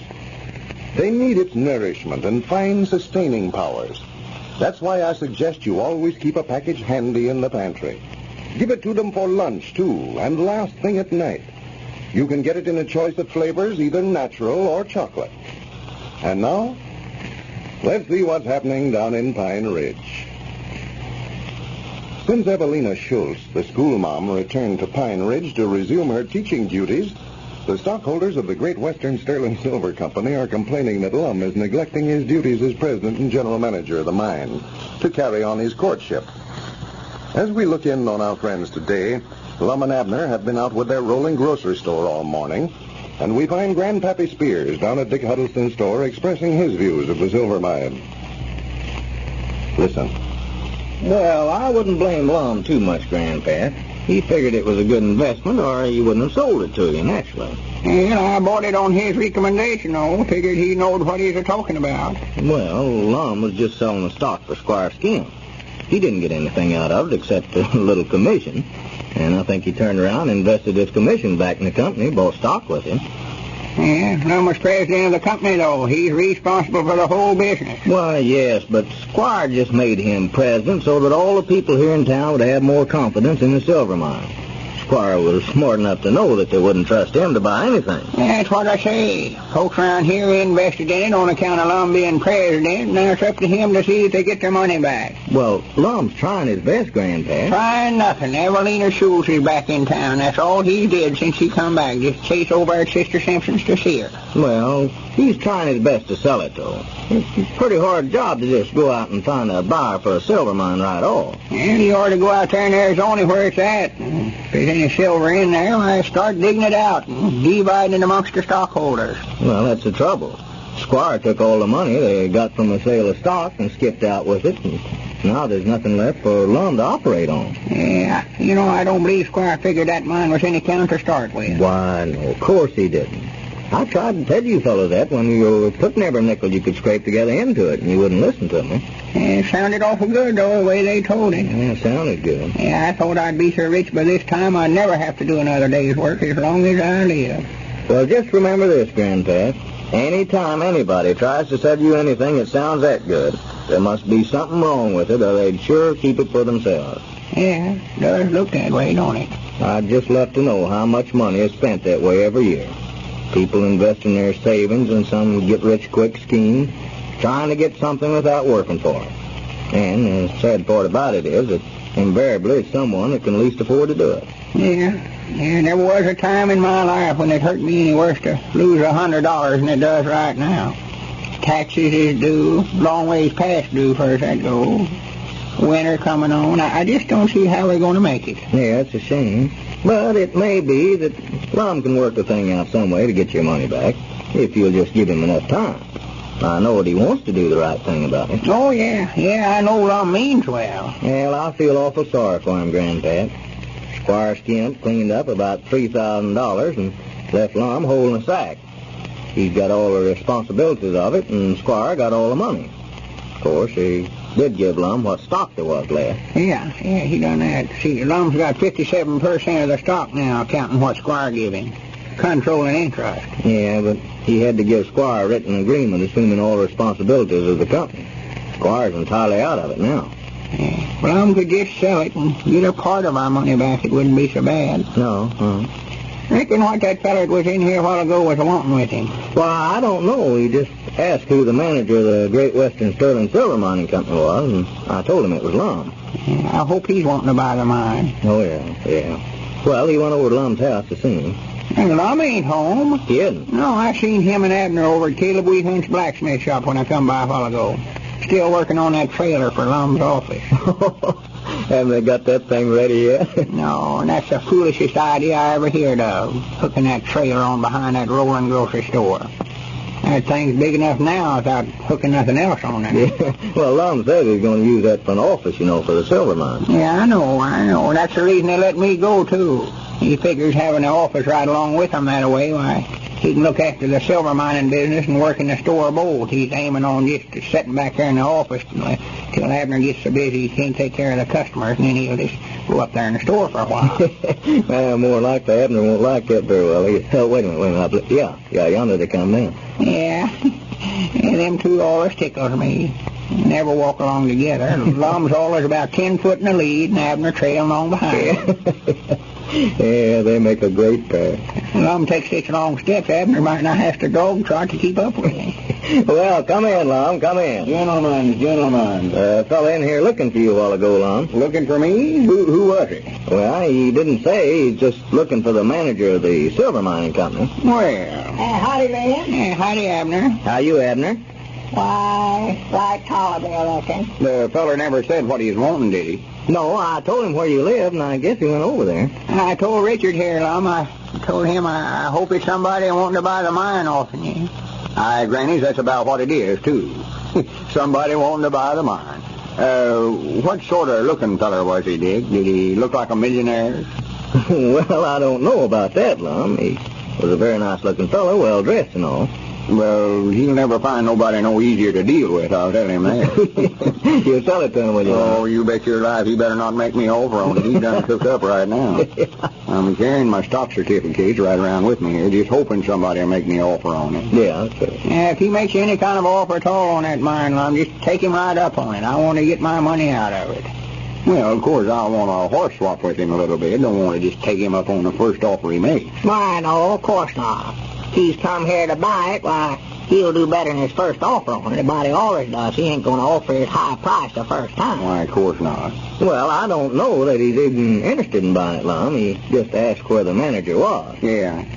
And I hope that's what he's wanting from and eating my money out of it bad. Well, everybody needs it, Grandpap. You ain't the only one. I need my money out of it, too. No, if you fellas will just be patient, I'm doing everything I can to expose of it. I wrote an advertisement this morning and mailed it into the newspaper there at the county seat of putting it up for sale. Paid for it out of my own pocket, too. Well, that's too bad. Well, I don't like to complain none, Lum, but it just looks to me like you've had time aplenty to do something with it if you aim to. What about all them promises you made whenever you sold me that stock? How rich I was going to get and all that. Well, I thought you would, too, Granddad. I was just telling everybody what Squire told me to tell them. And it's up to you to get our money back first. We're holding you responsible. Well, now, Grandpap, he told you he's doing all he could. Don't pay no attention to him, Lum. He's just mad 'cause we don't need him on the store no more and had to let him go. That's all it's all. Ain't no such a thing. Yeah, too. I ain't done it, Abner Peabody. You just keep your mouth out of it. Yeah, I know what's the matter with you. Just mad and trying to take it out on Lum. If you want to know it, my taxes is way past due. I got a hearing from the collector this morning saying my place was on the delinquent list and going to be sold for taxes if I don't do something about it. I've just got to raise the money. That's all there are to it. Well, if there's any way to do it, Granddad, I'd sure get you the money for you. You know that. I'd feel awful bad if you was to lose your place just on account of me selling you that stock. I know you would, Lum. I know you would. I ain't trying to work no hardships on you. Here comes that fellow back there now. Oh, is that him? Yeah, that's him. Well, I seen him go by the blacksmith shop a while ago and wondered who he was. Must have been heading for my place then. Yeah, more likely was. Lum, don't try to ask too much for it and scare him out of buying it. Now, Grandpap lets me and you just stay out of this now and let Lum handle it the way he wants to. Yeah. Well, come right in, sir. I'm sorry I called you that walk for nothing. Here's the man you want to see right here. Yes, sir. I'm president and general manager of the silver company. Edwards is my name, Lum Edwards. How do you do, Mr. Edwards? Donahue is my name. I'm proud to make your acquaintance, sir. Sit down. Abner, get up and let Mr. Donahue have that box. Oh, yeah, sure. Here, sit down, sir. I went over to your house, but evidently there was no one home. No, I live there by myself, and whenever I ain't there, well, there ain't nobody there. Yes, why, Mr. Edwards, I understand that you're selling stock in a silver mine located in Arizona. Well, we have been, yeah. Yeah. We ain't been selling none here late to speak of. See, might not everybody in town's already bought some of it. Yes, I understood that you'd sold quite a bit around here. Oh, my. Couldn't hardly get the stock printed fast enough there for a while. No. It's a good invest, all right. Especially if it works out like we think it will, or like we hope it will. Yes, well, I wanted to get all the particulars. I reckon you just want to buy the whole shebang, though, huh? No, I don't know that I want to buy any of it. I just wanted to hear all about it. Oh, yeah, well, tell you all about it, anything you want to know. Well, I'd just like to know a little about the company, Mr. Edwards, the value of the stock. Well, it's out there in Arizona, and according to them that saw it, it's 14 karat sterling silver that's in it. And there's a world plenty of it in there. Just go in there and take great chunks out of it with your bare hands. Yeah, Squire Skimp, he brought a whole big chunk back with him. I seen it myself. Said it was solid silver. Abner, I'll talk to Mr. Donahue here. Oh, yeah, go ahead. Yeah, and I'd love mighty well to have you in the company with us if you could see your way clear to buy some stocks. You just buy a few shares. It ought to be enough to make you rich. What are the shares worth, Mr. Edwards? Well, right now I could run sort of an extra special on them, sort of a Monday special, you know. We've been getting $50 a share for it, but just to be right honest with you, we've got one stockholder in the company that's needing his money back of it mighty bad right now to pay his taxes with, keep from losing his place. So today I'd offer you 3 shares of stock for the same price we've been getting for $100 cash. So I can let him have his money back. 3 shares for $100, huh? Yes, sir, and I give you my word, that's the first time that price has ever been cut 1 nickel. It's a bargain, it's that. All right, Mr. Edwards. You can just make out 3 shares in my name. I'll take it. Well, good for you. Hey, Granny's grandpap, there's your tax money for you right there. I know that. It takes care of Grandpap's taxes, all right. But who is this Mr. Donahue? 2 minutes left. Let's use it to hear what Miss Marcella Ridge of Waverly Hills, Kentucky, says in a recent letter. It's something that concerns you all. I was operated in January, and later on my appetite wasn't so good. I listened to your program, so I thought I'd try Horlicks myself.